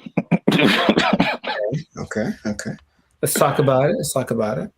Let me just say this. What's up, everybody? I'm Zap, and this is Jericho, and we are the now 6-time international award-winning pop hip-hop music duo band and future. We do clean, fun music that everyone can listen to with a sound that's uniquely Californian. And right now, you are tuned into the Life's a Circus podcast, where we talk about everything that's funny, interesting, and ridiculous. But wait, need you to help us out, support our channel, because YouTube pays our bills. Not really, but future. Look. Yep. I don't know your life. I got a checking and a saving, checking. things are complicated. I need you to subscribe. What I'm trying to say is I need you to subscribe. I got kids to feed, man. Y'all ain't been subscribing. I need you to subscribe, man. I didn't know you had kids. Subscribe, like, share, comment. Because this is actually a very helpful video. Ooh, helpful. Because there's a thing happening and I tried it out. And I'm going to let you know how it goes. So there's a thing called Helium Mobile. It's a phone service that I switched to. And not only was it half as much as my original phone plan, but it also makes me money. If you stay to the end of the video, I'm going to tell you how much money I've made with Helium Mobile in the past 2 months of trying it out. All right, so Helium Mobile, I think I told you about this when I first started doing it. Because so backstory is my phone was not, what was it? I could receive text messages, but I couldn't send text messages. So, and I had T-Mobile at the time, and I was literally on the phone with T-Mobile customer service for like 2 to 3 hours, like trying anything and everything possible. So I don't know if it was the phone. I don't know if it was T-Mobile. I actually like T-Mobile. I have nothing like against them personally, but I was just like, well, this is the perfect opportunity for me to try this thing I've been hearing about, which is Helium Mobile. Now, Helium Mobile is in the cryptocurrency world. So that's something that I've been kind of looking into for the past few years now. And so I'm kind of in that world. I kind of know how it all works. So it might be foreign for people who have only been on like major carriers like T-Mobile or Verizon or something. But Helium Mobile is, the parent company is called Nova Labs. And they started what I think is the first kind of crypto-centered, crypto-based cell phone service. And so they did a trial of this in Miami, and the results were interesting. The service worked, but they were giving the phone service for $5 a month. And the people who liked it thought it was cool, but what they found out was that, like, with it being $5 a month and it being crypto related, people would be like, I don't know. Like it, but like psychologically, that's so interesting because it doesn't cost enough. So like that's kind of weird. Yeah, it didn't cost enough, and I was like, I wish that wasn't the case because I would love to pay $5 for my phone bill. So they bumped it up to $20, which is comparable with like the I would say second tier phone services. You know, not the major ones, but like the Mint Mobiles and the Cricket Wireless, like that kind of stuff. They have services for like $20 a month, $25 a month. So once they finished the Miami test, they went to like I think it's everywhere now, or at least nationwide in the US. So just off of that beginning, I think I mentioned it to you. You may have been skeptical. What do you think about transferring from your existing phone service to this new like crypto phone service that pretty much just started this year? I think two things happen to do. One is the idea of just leaving something that you're used to. I honestly think a lot of people fall in that category. Like, what I'm paying doesn't suck. It's not bad. So I don't want to change. Like, that's all. So it's like, I already found my thing that works, so I don't need a new thing, even if it's better.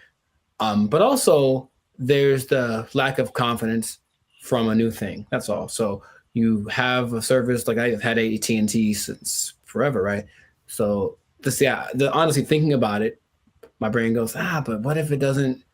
You know, you've been going to this place the whole time and it works just fine. Why go try something else? What if that doesn't work? So I think there is that doubt there. And honestly, the third thing, just associating with crypto, which is the new thing, it's like, what does that mean? How does that work? There's a lot of questions that surge as opposed to having hey, I have a phone service, AT&T, they do phones, boom, got it. Yeah. I mean, that's the crypto part, especially because it's crypto it's gotten better, but it's still very much the wild, wild west. Right. Like there's all kind of stuff going on. And if you aren't like, if you're messing with stuff outside of like the big name Bitcoin and Ethereum, but even then the stuff goes down. But like all this other, I mean, the thing is like Bitcoin dominates the news, but there are like thousands and thousands and thousands of other coins. And there's so much going on outside of Bitcoin. Like it's insane the amount of stuff that's going on, the amount of projects and different things that people putting together.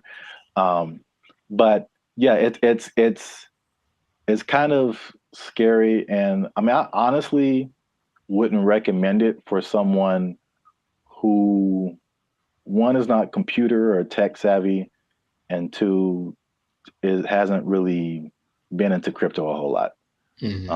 Because I also had another experience.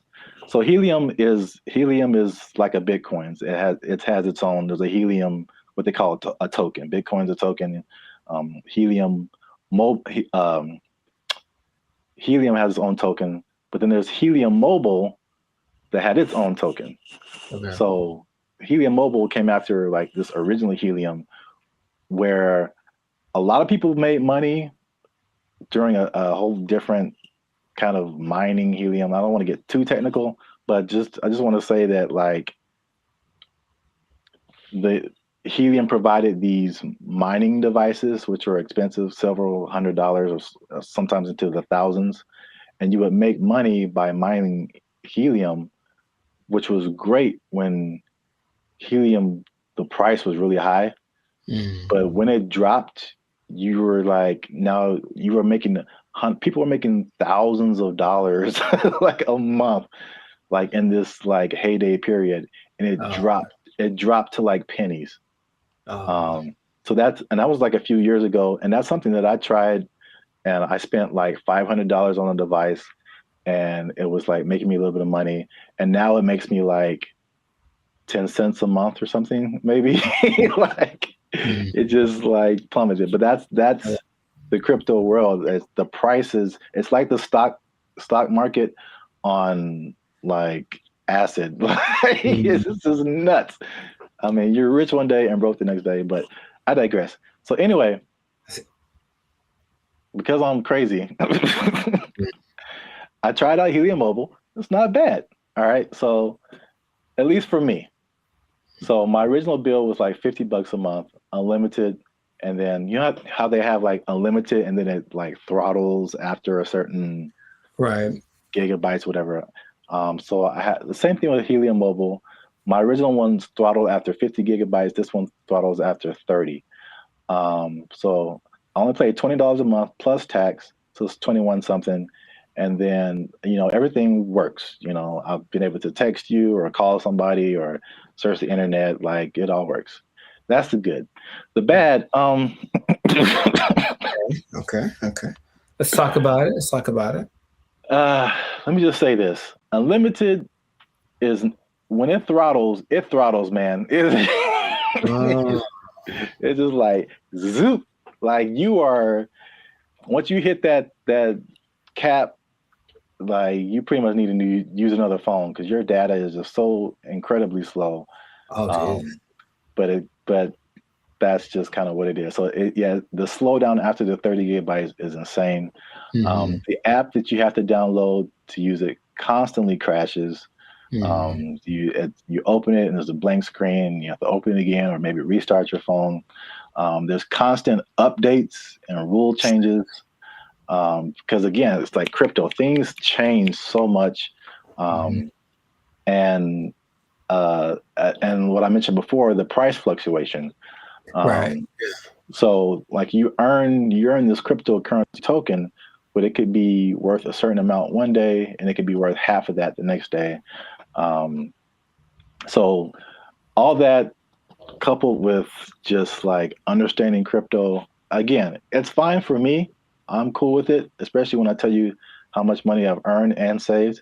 But it's not just like cut and dry, set it and forget it. I don't think it's for most people, at least not right now. Gotcha. So to pay off the teaser. Okay. Y'all want to see how rich I am off this Helium Mobile. Drum roll. And again, just to explain that, you earn Helium tokens. This is another thing that just people might be like, okay. Yeah. You earn Helium tokens by sharing location data, and the Helium uses that location data to understand where they need coverage to expand the network. And they promise, as always, never to sell your data to any third parties. So there's that. I'll let you do with that what you will. Lies and slander. So currently, again, there seems to be a trend in crypto where, like, if you get on something first very early, you seem to make the most money, and then it just kind of like it just kind of settles there. So in terms of Helium tokens, when I first started, I think I was earning like 700-800 Helium tokens a day. Current price of Helium or Helium Mobile tokens. Current price of Helium Mobile is like 0.003 cents. Okay. So basically like a Spotify stream. Gotcha. For every Helium Mobile token, but you're earning hundreds of these a day. So I think like when I first started, I was making like around $2 to $3 every day, which is once you set it up, the only thing you have to do is move around because it's location based. So you can't be in the same spot. But if you move around throughout the day, at the end of the day, you'll get, the certain amount of tokens. So I'm pretty active. So I was making a couple of $2 to $3 a day. That has since dropped. It's currently like $1.50 to $2 a day. But again, like a couple of dollars a day for not really doing anything. Sure. That's kind of cool. When people when this first started, people were saying they were making like 1,000 to 2,000 tokens a day. So this was like a few months ago. So you can like see the pretty rapid decrease. And it could it go back up? Yep. Could the price go back up? Yep. So who knows? But for 2 months, and I actually put this on 2 different phones. Okay. So in 2 months, and this is after paying my phone bill, my $20 phone bill each month, which you can also pay with a Helium Mobile token. I was gonna ask. Okay. Yeah. So you can take. So basically, there's no money coming out of my bank account now, which is great. You earn the token, you take a little bit of it and pay for your phone service, and you keep the rest of the tokens. You can sell them, you can keep them, hope that they go higher, whatever you want to do. But I've made about $100 per phone for 2 months. So no phone bill, basically, coming out of my bank account, and I made about $200. So the trade-off, for me, I don't mind it right now. Sure, right. Again, who knows? Time will tell. But if you want to try Helium Mobile, there's a referral link in the description. I think if you use that referral code, you get like $5 or it might be $10, something like that. You'll see it. I don't know what I'm talking about. I see. But yeah, you'll earn it towards your Helium Mobile plan. You can try that if you want to. But again, like if you're not a crypto person, I wouldn't it's not so cut and dry. I'll say it like that. So try that at your own risk. Now, after hearing my story, you think that you would want to try Helium Mobile?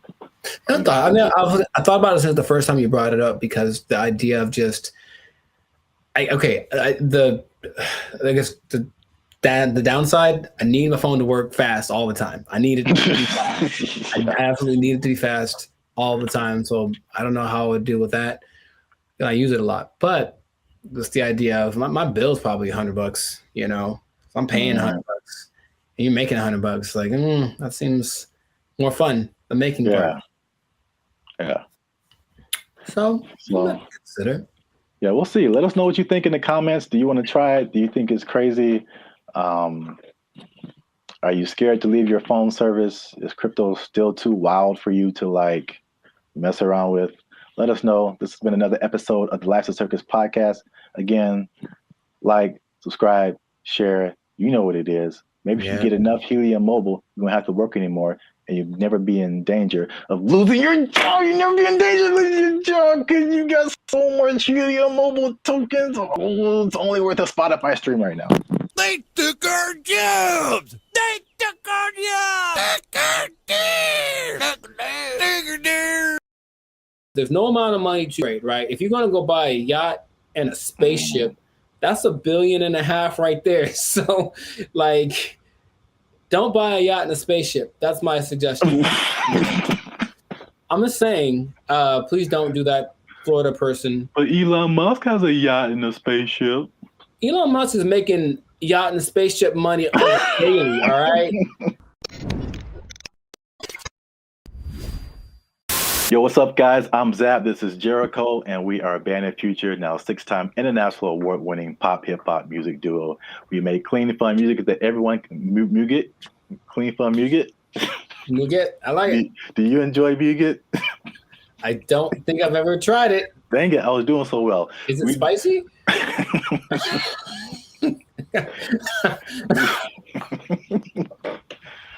I don't know, but I think you should know if it's spicy. Because yeah. I'll put a link. I'll put the link to the video. Oh no, you talking about? Yeah. Here you go. Up there, guys. Go watch it. We do clean, fun music or Muget, depending on what country you're from. That everyone can listen to. The sound is uniquely Californian, and you are now tuned into the Life's a Circus podcast, where we talk about things that are funny, interesting, and ridiculous. And look, I raise my voice because I'm gonna make a statement. Say it.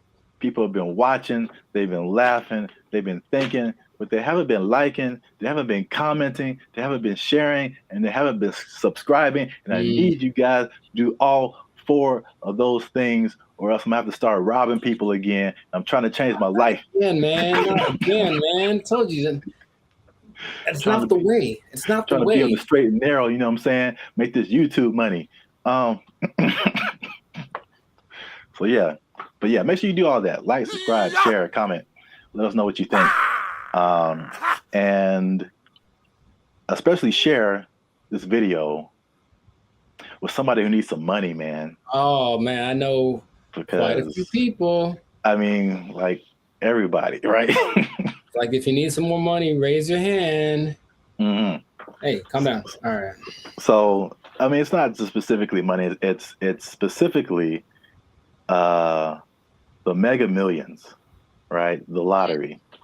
Or there's always the different state lotteries too, but you always see these news stories of people win like these ridiculous amounts of money, and then you see the statistics later where it's like they won $1 jillion, and like a year or two later, it's all gone. It is broke, yeah. And you can't I can't even imagine like how you do that with that much money. So I guess my question to you is like, why do you think that? Well, I got a few questions. First, let's start with that. Why do you think that happens? Like, why do people? Oh, for me, that's a simple answer. It's that if you don't understand the work that it takes to make money in the first place, you don't know how to keep it. That's all. So if you just got lucky and it's like, oh, I got money now, then you're not going to you haven't developed any habits to maintain that. And everyone basically has an idea that, okay, maybe saving money is a good idea. I should do that more. I should. It's not on their list of must do, it's I should do. And then the second that it happened, perfect example, dude. Episode of the Boondocks where Grandpa leaves for his do it big vacation and he gives he give me some money. And it's like, all right, this is supposed to last. It's like, also they came into some money. Cool. This is going to help us get food, get clothes, whatever, last the whole week. Nah, Riley goes and blows it all in an hour. Ask yourself, be honest.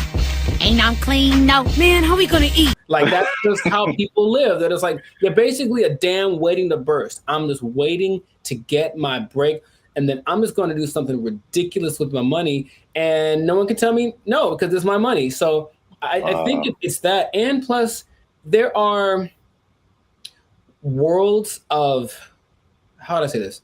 Finance. Like there's things you can buy that you don't know you can buy because it's not an option for you, right? As soon as you get to that level of, I was in Malibu the other day, hey, Malibu, and I saw this thing for property, some kind of a beachfront property, and that's starting at $70 million. Oh man! And they wouldn't put that there if they didn't know that there are people that can drive by on a whim and be like, "Hey, honey, do you think we should give me property? How much is it? Starting like 70 million." Bet, and then they just go do it. Like there are people that have that, right? But they also probably have the knowledge of how real estate works, all this kind of stuff, so they know how to invest in it and make it work for them. But if someone comes into, what was it, $1.58 billion? Yeah, that's why I mentioned it, because it's like a big number. Just somebody won a bunch of money. Right. So if that person is dumb and, and they're from Florida, so I'm not going to tell you that they are, but you know what I mean? You prefer the term financially illiterate. Got it. So let's say this person, so there's nice properties in Florida, comes into their money, gets the lump sum, because of course they're going to get the lump sum, right? So they're going to get the lump sum, maybe 800 million, something like that after taxes. And then they're just driving by, and then they just see a sign that says, hey, property starting at 70 million. They look at their account like, yo, I got that. Let me get one for my cousin. And then a year later, they don't know how to upkeep property. They don't understand that buying things means you have more expenses, and it all just, so yeah. That's why I think it happens.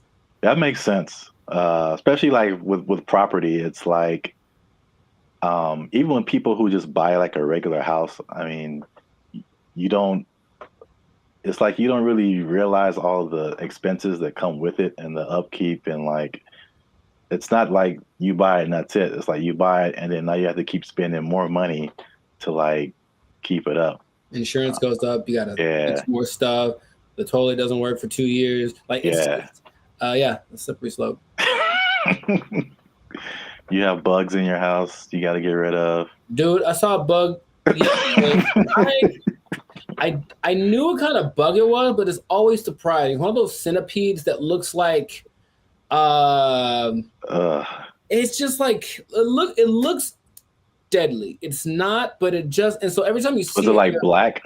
It's like black with like these legs that are kind of like at an angle. It just looks like I feel like I know. I've seen what you're talking about. So I see it, and my logical side goes like, oh, it's just one of those things. And then my like primal side is just like, we need to move. Like that's what I'm they have invaded, you know what I mean? So yeah, but it's just like you have to always and there's always things that need to be fixed and whatever. And then the property value around you goes up. Someone writes you a letter like, yo, you got to fix your roof, man, because you're hurting us. Stuff like that happens. I'm not saying it happened to me. I'm just saying that's the whole letter is just like, dear sir, fix your roof. You're hurting us. Sincerely, the neighborhood. Sincerely, all of us. You're bringing us down, bro. You need to step it up or get out. I was like, yeah, that's how it works. But not even that. I had a cousin who won maybe $300,000 on a game show in the in the 80s, right? So 300,000, that's pretty good. Dude, shout out to Steven. He was broke within 6 months, I think. Wow.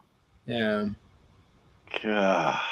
Because I know you, and I know how you think what you would do. Oh yeah. Winning the amount of money. Most people don't think that way. It's just not. Remember Shaq talked about he spent his whole first contract and was like broke. I don't know. It was a very short amount of time, but like he bought a house and then he had to buy his parents a house and he bought a truck and he buy a whatever truck, and then he goes to his agent like, I need to get this thing, and they're like, dude, you were like $500,000 in the red. What did you do? You just got the contract. So you just have to know about these things, that there's no amount of money too great, right? If you're going to go buy a yacht and a spaceship, that's $1.5 billion right there. So like, don't buy a yacht and a spaceship. That's my suggestion. I'm just saying, please don't do that, Florida person. But Elon Musk has a yacht and a spaceship. Elon Musk is making yacht and spaceship money daily, all right? Every day he's making that. Is that the level? Like 6 figures, millionaire, yacht and spaceship. Yacht and spaceship, man. Yacht and spaceship club only. And you have to buy them two things at the same time. You can't buy one or the other. You know, it's like a package deal. You got to get them to match. Step 1, Tesla.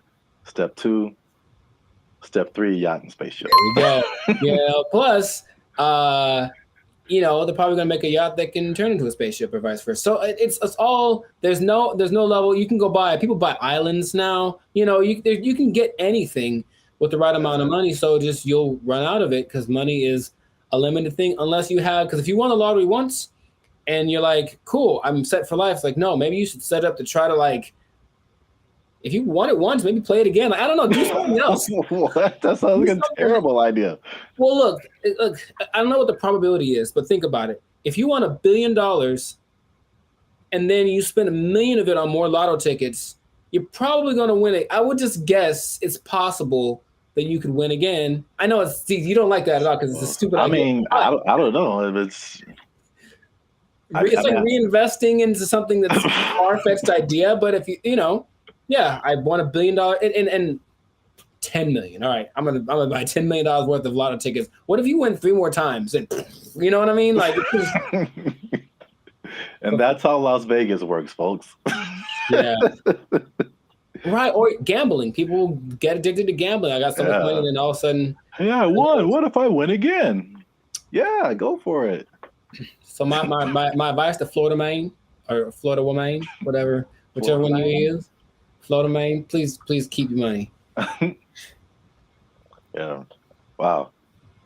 That's yeah, the other thing you kind of made me think of is not just the stuff that you buy, but like your family, because then you become like the most popular person in your family. Everyone's going to hit you up. I'm broke and people hit me up. So if I got money, yeah, if I got money, bro, it's going to be like, right. It's like there's no end to it. Ooh, phone's going to be ringing off the hook, man. No. And you can't be anonymous in most states if you win. You have to tell people, I'm rich now, so leave me alone. You got to move to a different place. It can be a good thing for sure, but I don't think anybody. Then if you are all of a sudden a public figure, all you do is get criticized because people know what you're buying. That lady who won maybe $20 million in New York a few years ago, she spent most of it getting her husband out of jail. Oh. Or that. No. Getting him out of jail. She spent like $7-8 million on his bail. Right? Whoa. I know. I was like, my first question was, dude, what did he do? Like, wow. Like, he obviously did it. If $8 million, dude. So, yeah, but so everyone knew that she spent it. And they're like, you shouldn't waste your money. So yeah, she went through $20 million swift. You know? Wow. That's crazy. Back to bologna sandwiches. Well, we're out of time, and that's been another episode of the Life's a Circus podcast. Make sure you like, subscribe, share, and leave a comment. What would you do if you won the Mega Millions or some kind of lottery? You think you would keep the money? What would you spend it on? Let us know. And check us out next time. And be cool and stay in school. Hey. Fun. Squash it. Squash it!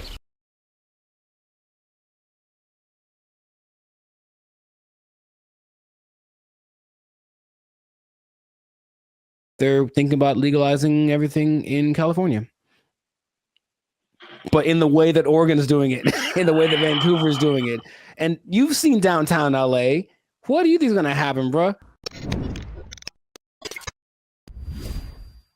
What's going on, everybody? I'm Jericho, and this is Zap, and we are the now 6-time international award-winning pop hip-hop duo Banded Future. We make clean, fun music that everyone can listen to with a sound that's uniquely Californian. And right now, in this moment in time, you would tune in to the Life of Circus podcast, where we talk about things that are funny, interesting, and just straight up ridiculous. So before we get started, make sure to like, subscribe, comment, and share this video.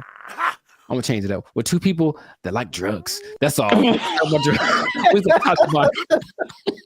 gonna talk about drugs, okay? Now drugs are bad, okay?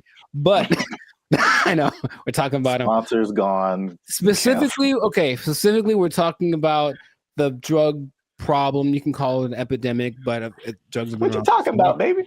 But it seems to be getting worse. So the specific thing is the way that governments are approaching the drug issue in their country, and there seem to be two very drastic sides, and they both have interesting results. So before we get into it, Sir Zap, San Francisco, have you had any experience or just thoughts about just the?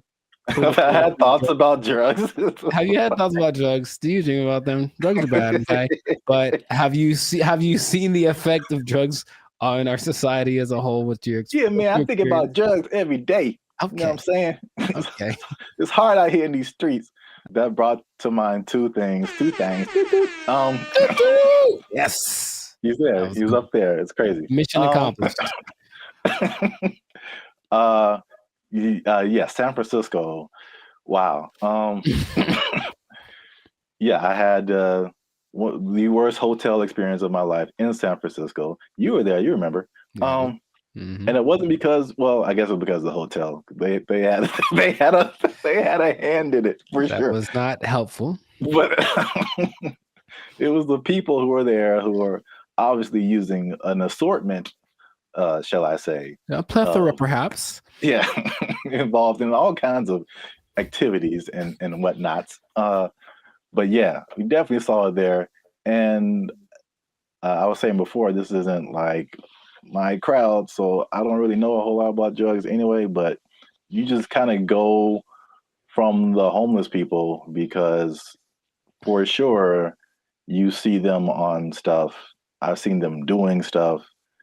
And so that's how I kind of like get the drug vibe. But going like just off of the hard drugs, one thing I noticed, I don't know if you noticed this either, the legalization of marijuana in California, and probably in other places too, but in California, I definitely noticed the explosion of just like, we can do this everywhere.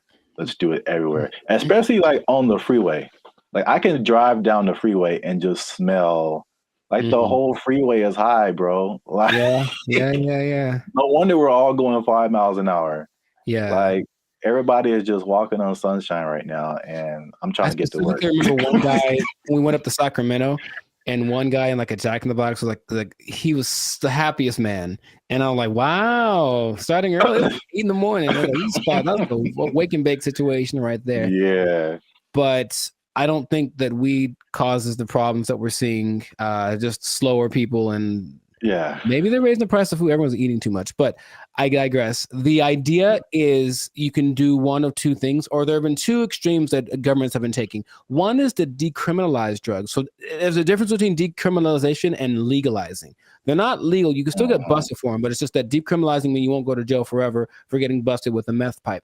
On the other hand, you could really go at the drug sellers and the drug users and make everything illegal and see what happens. So the, I guess, benchmark for everybody's decision is Portugal, because in the 90s they had, I think they were kind of closed off to the world for a long time. I'm not quite sure why, but for like 40 years no one could really get in there. So in the 90s it opened up, and in came all the influx of everybody's influence, and with it came drugs, because people like drugs.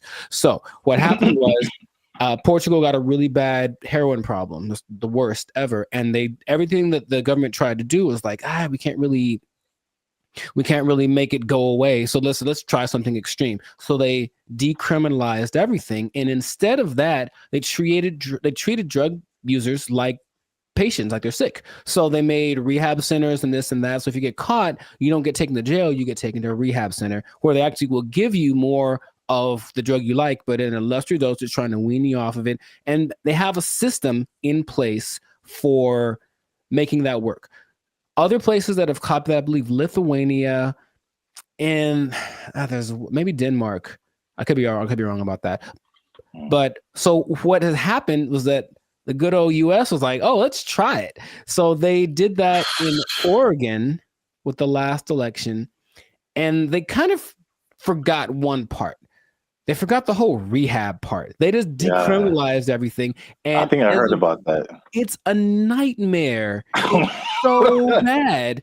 It's just people just violently robbing each other in broad daylight and just on drugs, on the zombie drug. I'm not sure exactly what strain it is, some kind of a opioid maybe, but it's a zombie drug. People like walk around like zombies. But the visual I wanted to share with everybody was actually from a video I saw from Vancouver. They did the same thing. They just legalized everything without thinking about how to fix these people once they're on the drugs.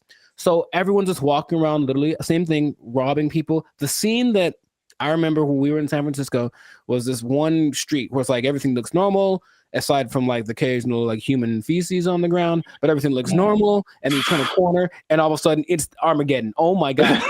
Just literally, just all of a sudden, everybody, and like you just stop there and they all kind of like turn. That's the zombie drug. So there's a video of these two men walking down the street, and they're in a position where I don't think I could keep my balance and walk, but they're so hunched over and they're still somehow staying upright. There's two of them, they're walking, and it looks surreal in Vancouver. That's happening right now. So they tried it, and for some reason they didn't get the memo that they need to add the other part to it. So that's an I think they're thinking, oh, well, like alcohol, like there'll be a couple of people that go overboard with alcohol, but if we let everyone have it, most people have enough restraint or whatever to not use it. I just don't think that hard drugs and alcohol are exactly comparable like that. So you can take the other extreme, and this one is maybe more fun, and that is the president of the Philippines, something Duarte. He said, he got elected in 2016 maybe. He said, kill them all. That's exactly what he said. Kill all the drug dealers and all the drug users. Wow. In 4 years, well, the last updated thing was like in 2020. So in 4 years, he killed like 24,000 people.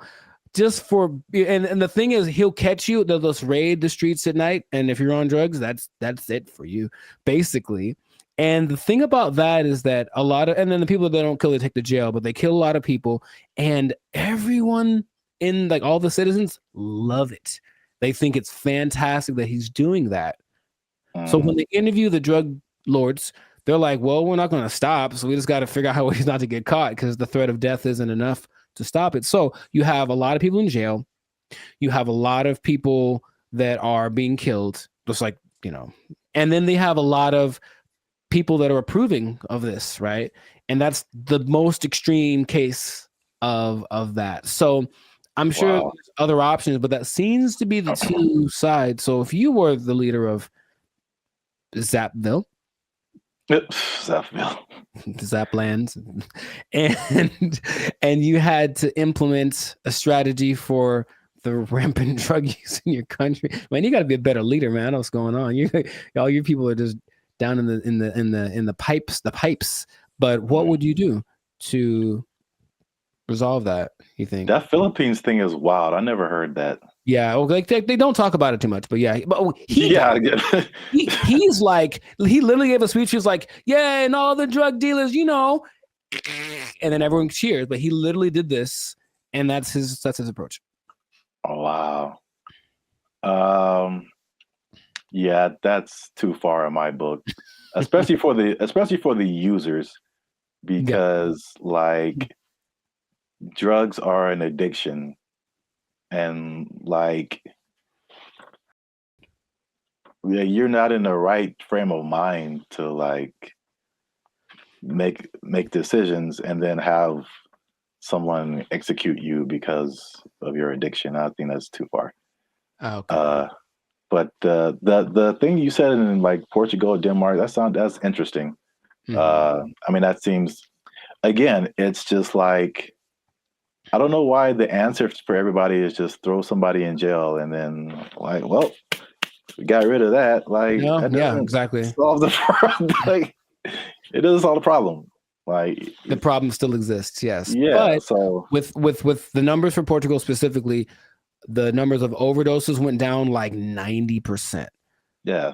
So obviously that's a better solution. For sure.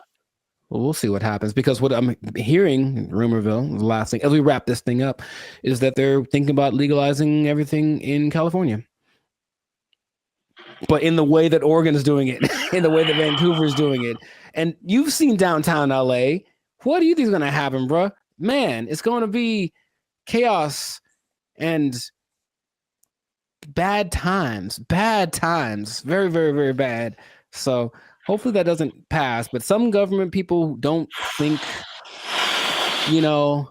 they're just like, oh, my nephew OD'd once, I should probably do so. That's what politicians maybe think. That's their only connection to this kind of thing. So let's just try something new. Let's decriminalize it all and see what happens. And it'll be bad for all of the people that we see walking on the freeway are on drugs. Every single one of them. And that's going to go up tenfold if we decriminalize the drugs. So just let's not do it, Callie. Man.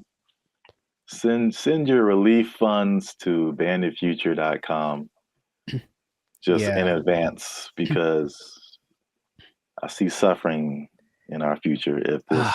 I see. You will know pain. You will know pain. we'll at least know gross. We'll at least know that.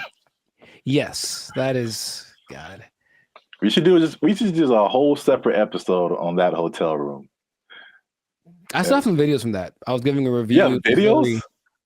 I have a video I took of the hotel room, or walking around. Yeah, maybe I can find it. Yeah, people need to see that. It was oof. It was really bad. So anyways, this has been another episode of the Life's a Circus podcast. So let us know in the comments if you have a solution for how to solve the drug problem where you're from. Do you have a drug problem? Do you need help? Do you need to talk to somebody? Call the Bandit Future hotline. Just kidding. It doesn't exist. But make sure if you do have a problem, make sure to go see somebody about it. It really is serious. Don't you believe it? Okay, so that's been it. And I'll tell you what. If you're on drugs, if you're doing too many drugs, I don't know about you and keeping your employment status, you might start freaking out and not make it. And then, you're going to have to be out of you might be down bad. You might be out of employment, and that's not going to be good. If the boss catches you in the bathroom doing what you like, might end up bad for you. I just don't know how to say it, but I think you won't like the result.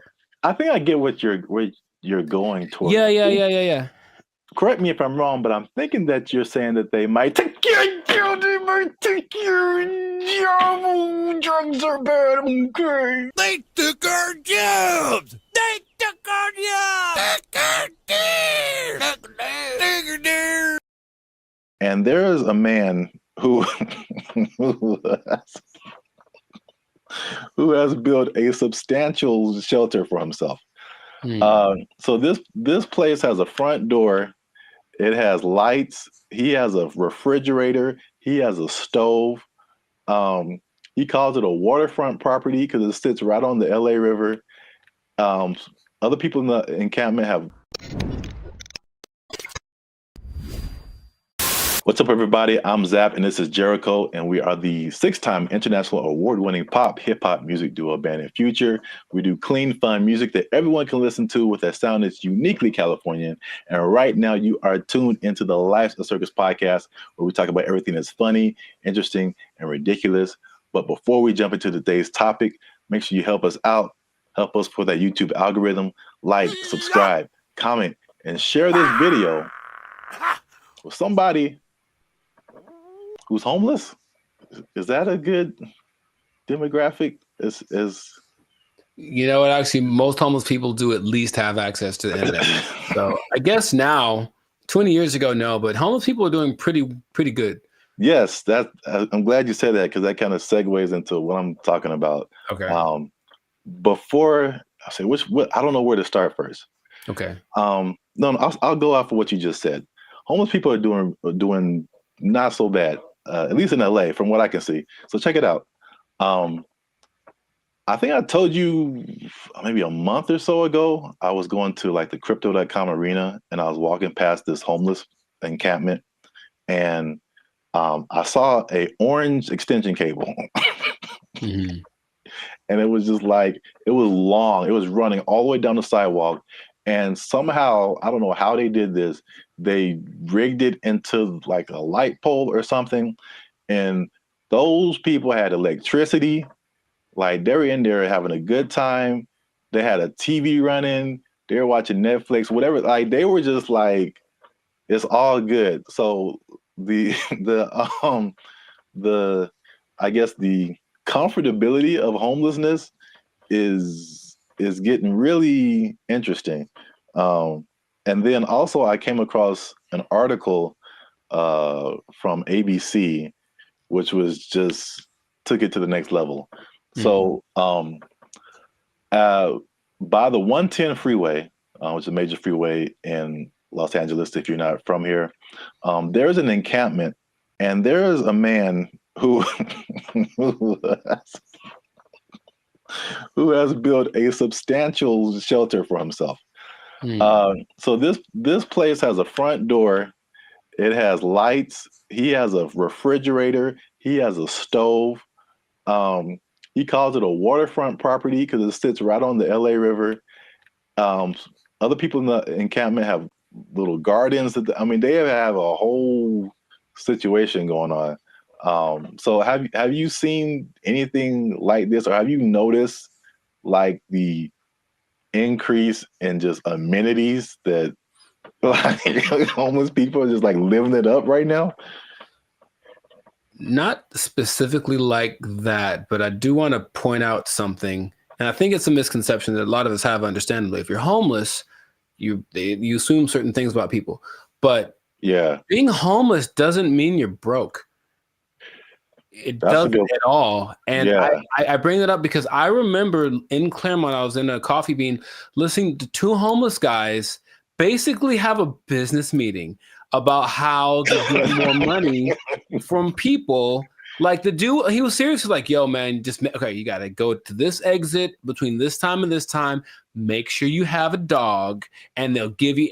So these people have money, and barring the people that are super drugged out or have like a crazy mental illness, not a lot, but there are homeless people that are homeless by choice. So they have money, it's like they just don't want to spend it on a house. So that doesn't surprise me, but I haven't seen specifically that. Yeah, I've literally been at the gas station and dudes walking up to me who are bigger than I am. They eating good, and like fresh Jordans on, like they just can I get $5? I'm like, dude, you look better than I do. Like, can I get $5? Right. Like, what are you talking about? But yeah, it's getting crazy. Not getting crazy. It's already crazy, especially how here in LA, we have just, I think it was only, I forgot the numbers in LA, but it's just thousands and thousands of homeless people. But I did want to address something because we talked about the homeless before in a previous video in San Francisco, where they were like trying to hide the homeless people because all these people, these foreign dignitaries or something, were coming in and trying to hide the whole situation. Somebody, I don't know this person, but somebody got kind of offended at that video, and they tried to go at us in the comments, man. They tried to go at us in the comments. Would you like to hear it? Good. gonna paraphrase. So we were talking about the homeless. This guy came on and was like, "Have you been homeless? Have you ever been down on your luck? What would happen if you lost your job and things were wrong in your life? You lost your house, your apartment." So he's basically saying like, it's not our place to talk about the homeless, which I fired back at him, and I said it is completely our place, because I lived in LA for a long time, but I lived in downtown LA, which is like homeless central, just a few blocks from Skid Row. When people are pulling down their pants and taking a dump on your front door and you step in it, you absolutely have a right to say something about that. Like, you have a right to say something about that. And it's not even the homeless in particular. It's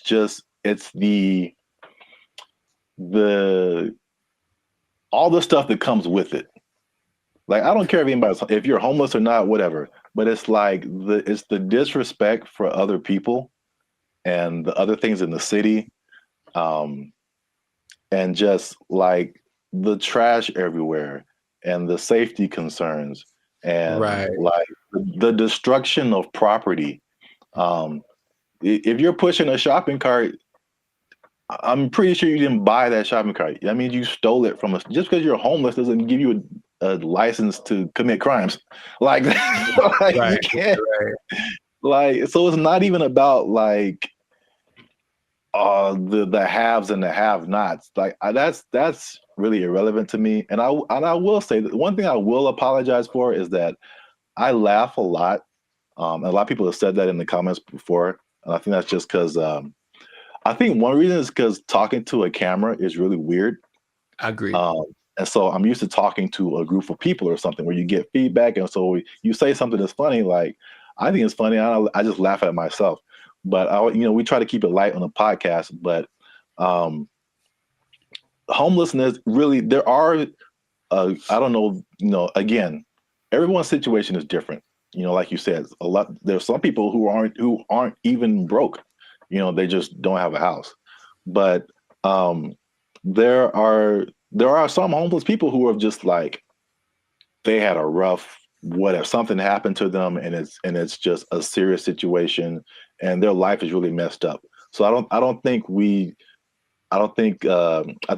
well, at least I should apologize for making that I guess that false interpretation, you know what I'm saying? Like the insensitivity. I think that may have come across to some people like that. So I don't want to make it seem like we're insensitive to the homeless situation. But at the same time, I think that, we shouldn't be silenced because we've never been homeless or we never had a rough time or anything like that. And I have more to say about that, but I want to know what you think about at least that part of it too. I don't apologize for anything. I think that I'm justified in what I say when it comes to things that I've seen over time, right? So generalizing is dangerous, but it works because we have to start somewhere, right? So if homeless people were literally just like everyone else, they just didn't have a home, meaning they weren't dirty, they weren't sometimes violent or leading to criminal activity in order to, because if you don't have money, you have to do things that are above the law to get what you need. If the implication of what homeless is the problem, I think if somehow it was just you don't have a house, there's nothing wrong with that. And yes, people who have unfortunate situations, but in general, when there's, and I heard somebody say this as a joke, but it really does kind of resonate. It's like there's places where homeless people aren't allowed to go. Why? Because they're homeless, and that's not a place that they can't come into the places that we can go because they don't have a home. And it's not because they're homeless. It's because you can tell they're homeless because they look homeless, they smell homeless, they talk homeless, they're weird to you. Like all that stuff is what we're talking about. At least personally, what I talk about when I mention the homeless people. So I don't think there's anything wrong with that. If you do want to go by, I'm sure someone knows someone who just lost it all in a bad, crypto, real estate exchange. The woman took everything, whatever. I know there's people like that, and that's unfortunate. But just in general, homeless people are not contributing to anyone's sense of safety or anything like that. And that's what I'm referring to when I mention homeless people. Yeah, that's I think that's an accurate statement. It's just like, it's not about the condition. It's about the character that comes along with that, and the not only not contributing but being destructive.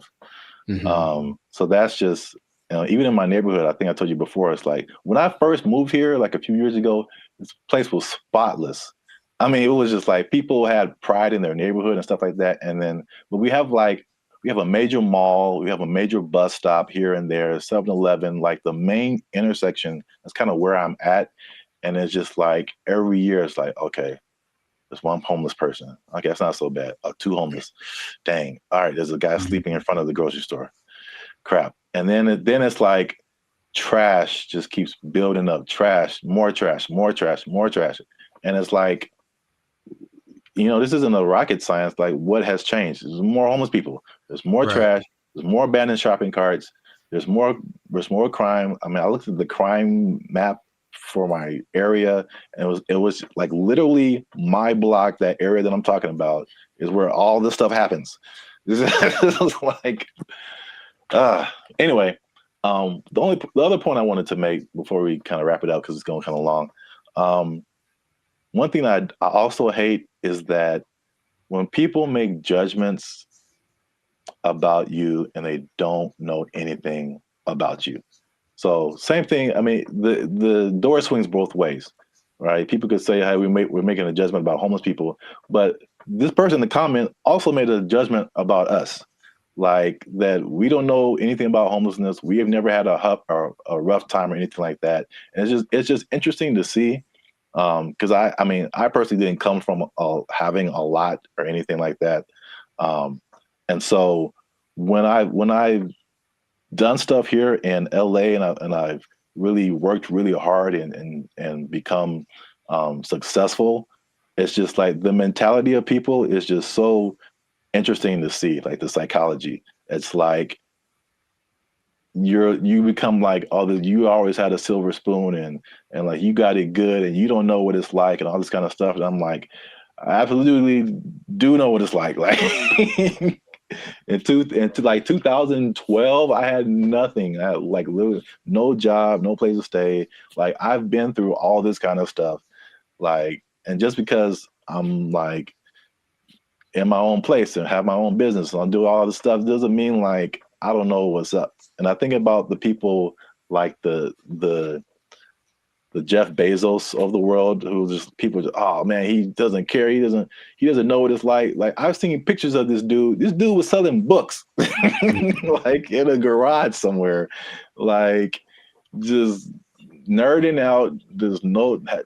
I don't know how, if he had friends or I don't know, but they show these, Google started in a garage, Apple started in somebody's garage, Amazon started in somebody's garage. These dudes didn't just like, no, they worked for it. They really did. Yeah, and they gave the world something that the world needed, so they get rewarded with. Exactly. I mean, if you want to have all that, then you can create something that literally changes the entire world. And then you can have all that too. But like, I don't criticize anybody for like having success or anything like that. Like, I'm pretty sure at some point, even like the what was it? The Kardashians or Paris Hilton, because I used to kind of feel that way too, because that was kind of like their, you knew that they came from money. They had stuff going on. Sure. But like, unless you have worked on a TV show, like you really don't understand how insanely difficult it is, and how much you have to grind. Like just because you have a bunch of money doesn't mean it's going to be a success. Absolutely. Like I kind of tell you that I'm not even a lead. I'm just working, background or stand-in or just co-star or something. And I'm just like, after a couple of days, I'm like, dude, I'm like spent. I'm like, you're just 12 hours a day, boom, grinding. And then they have to come back and learn. They got to go home, learn lines, I think Dave Chappelle had a funny like little. I do a Chappelle show 14 hours a day. I come home, raise my kids for like 10 to 20 minutes, and I get back up and do it again. Like, yeah, dude. Like anybody you see, even if they have money, they are grinding, man. And so that's kind of just I just wanted to make those points because it was just like upsetting that someone would come at us in the comments over that. It was just without any kind of perspective. Do you think the person that made the comment has a job? I feel like they do. I feel like we just hit a nerve. Like they had a job, or they're going through a tough time, or someone in their life is going through a tough time, and it just seemed like we were just talking about, we just like on YouTube, and we're privileged, and we just homeless people are terrible, and it's just so. I say if you give me one fact about a person and then I get to judge whether or not to invite them over to my house. If you tell me right off the jump this person's homeless, then that's going to determine whether I want them to come over. Now, it's possible they're the sweetest person, and I know people for sure that do have homes that I never want them to come over. So there's that. It doesn't mean that they're a bad person. It just means just based on the facts, statistically, this isn't a good start.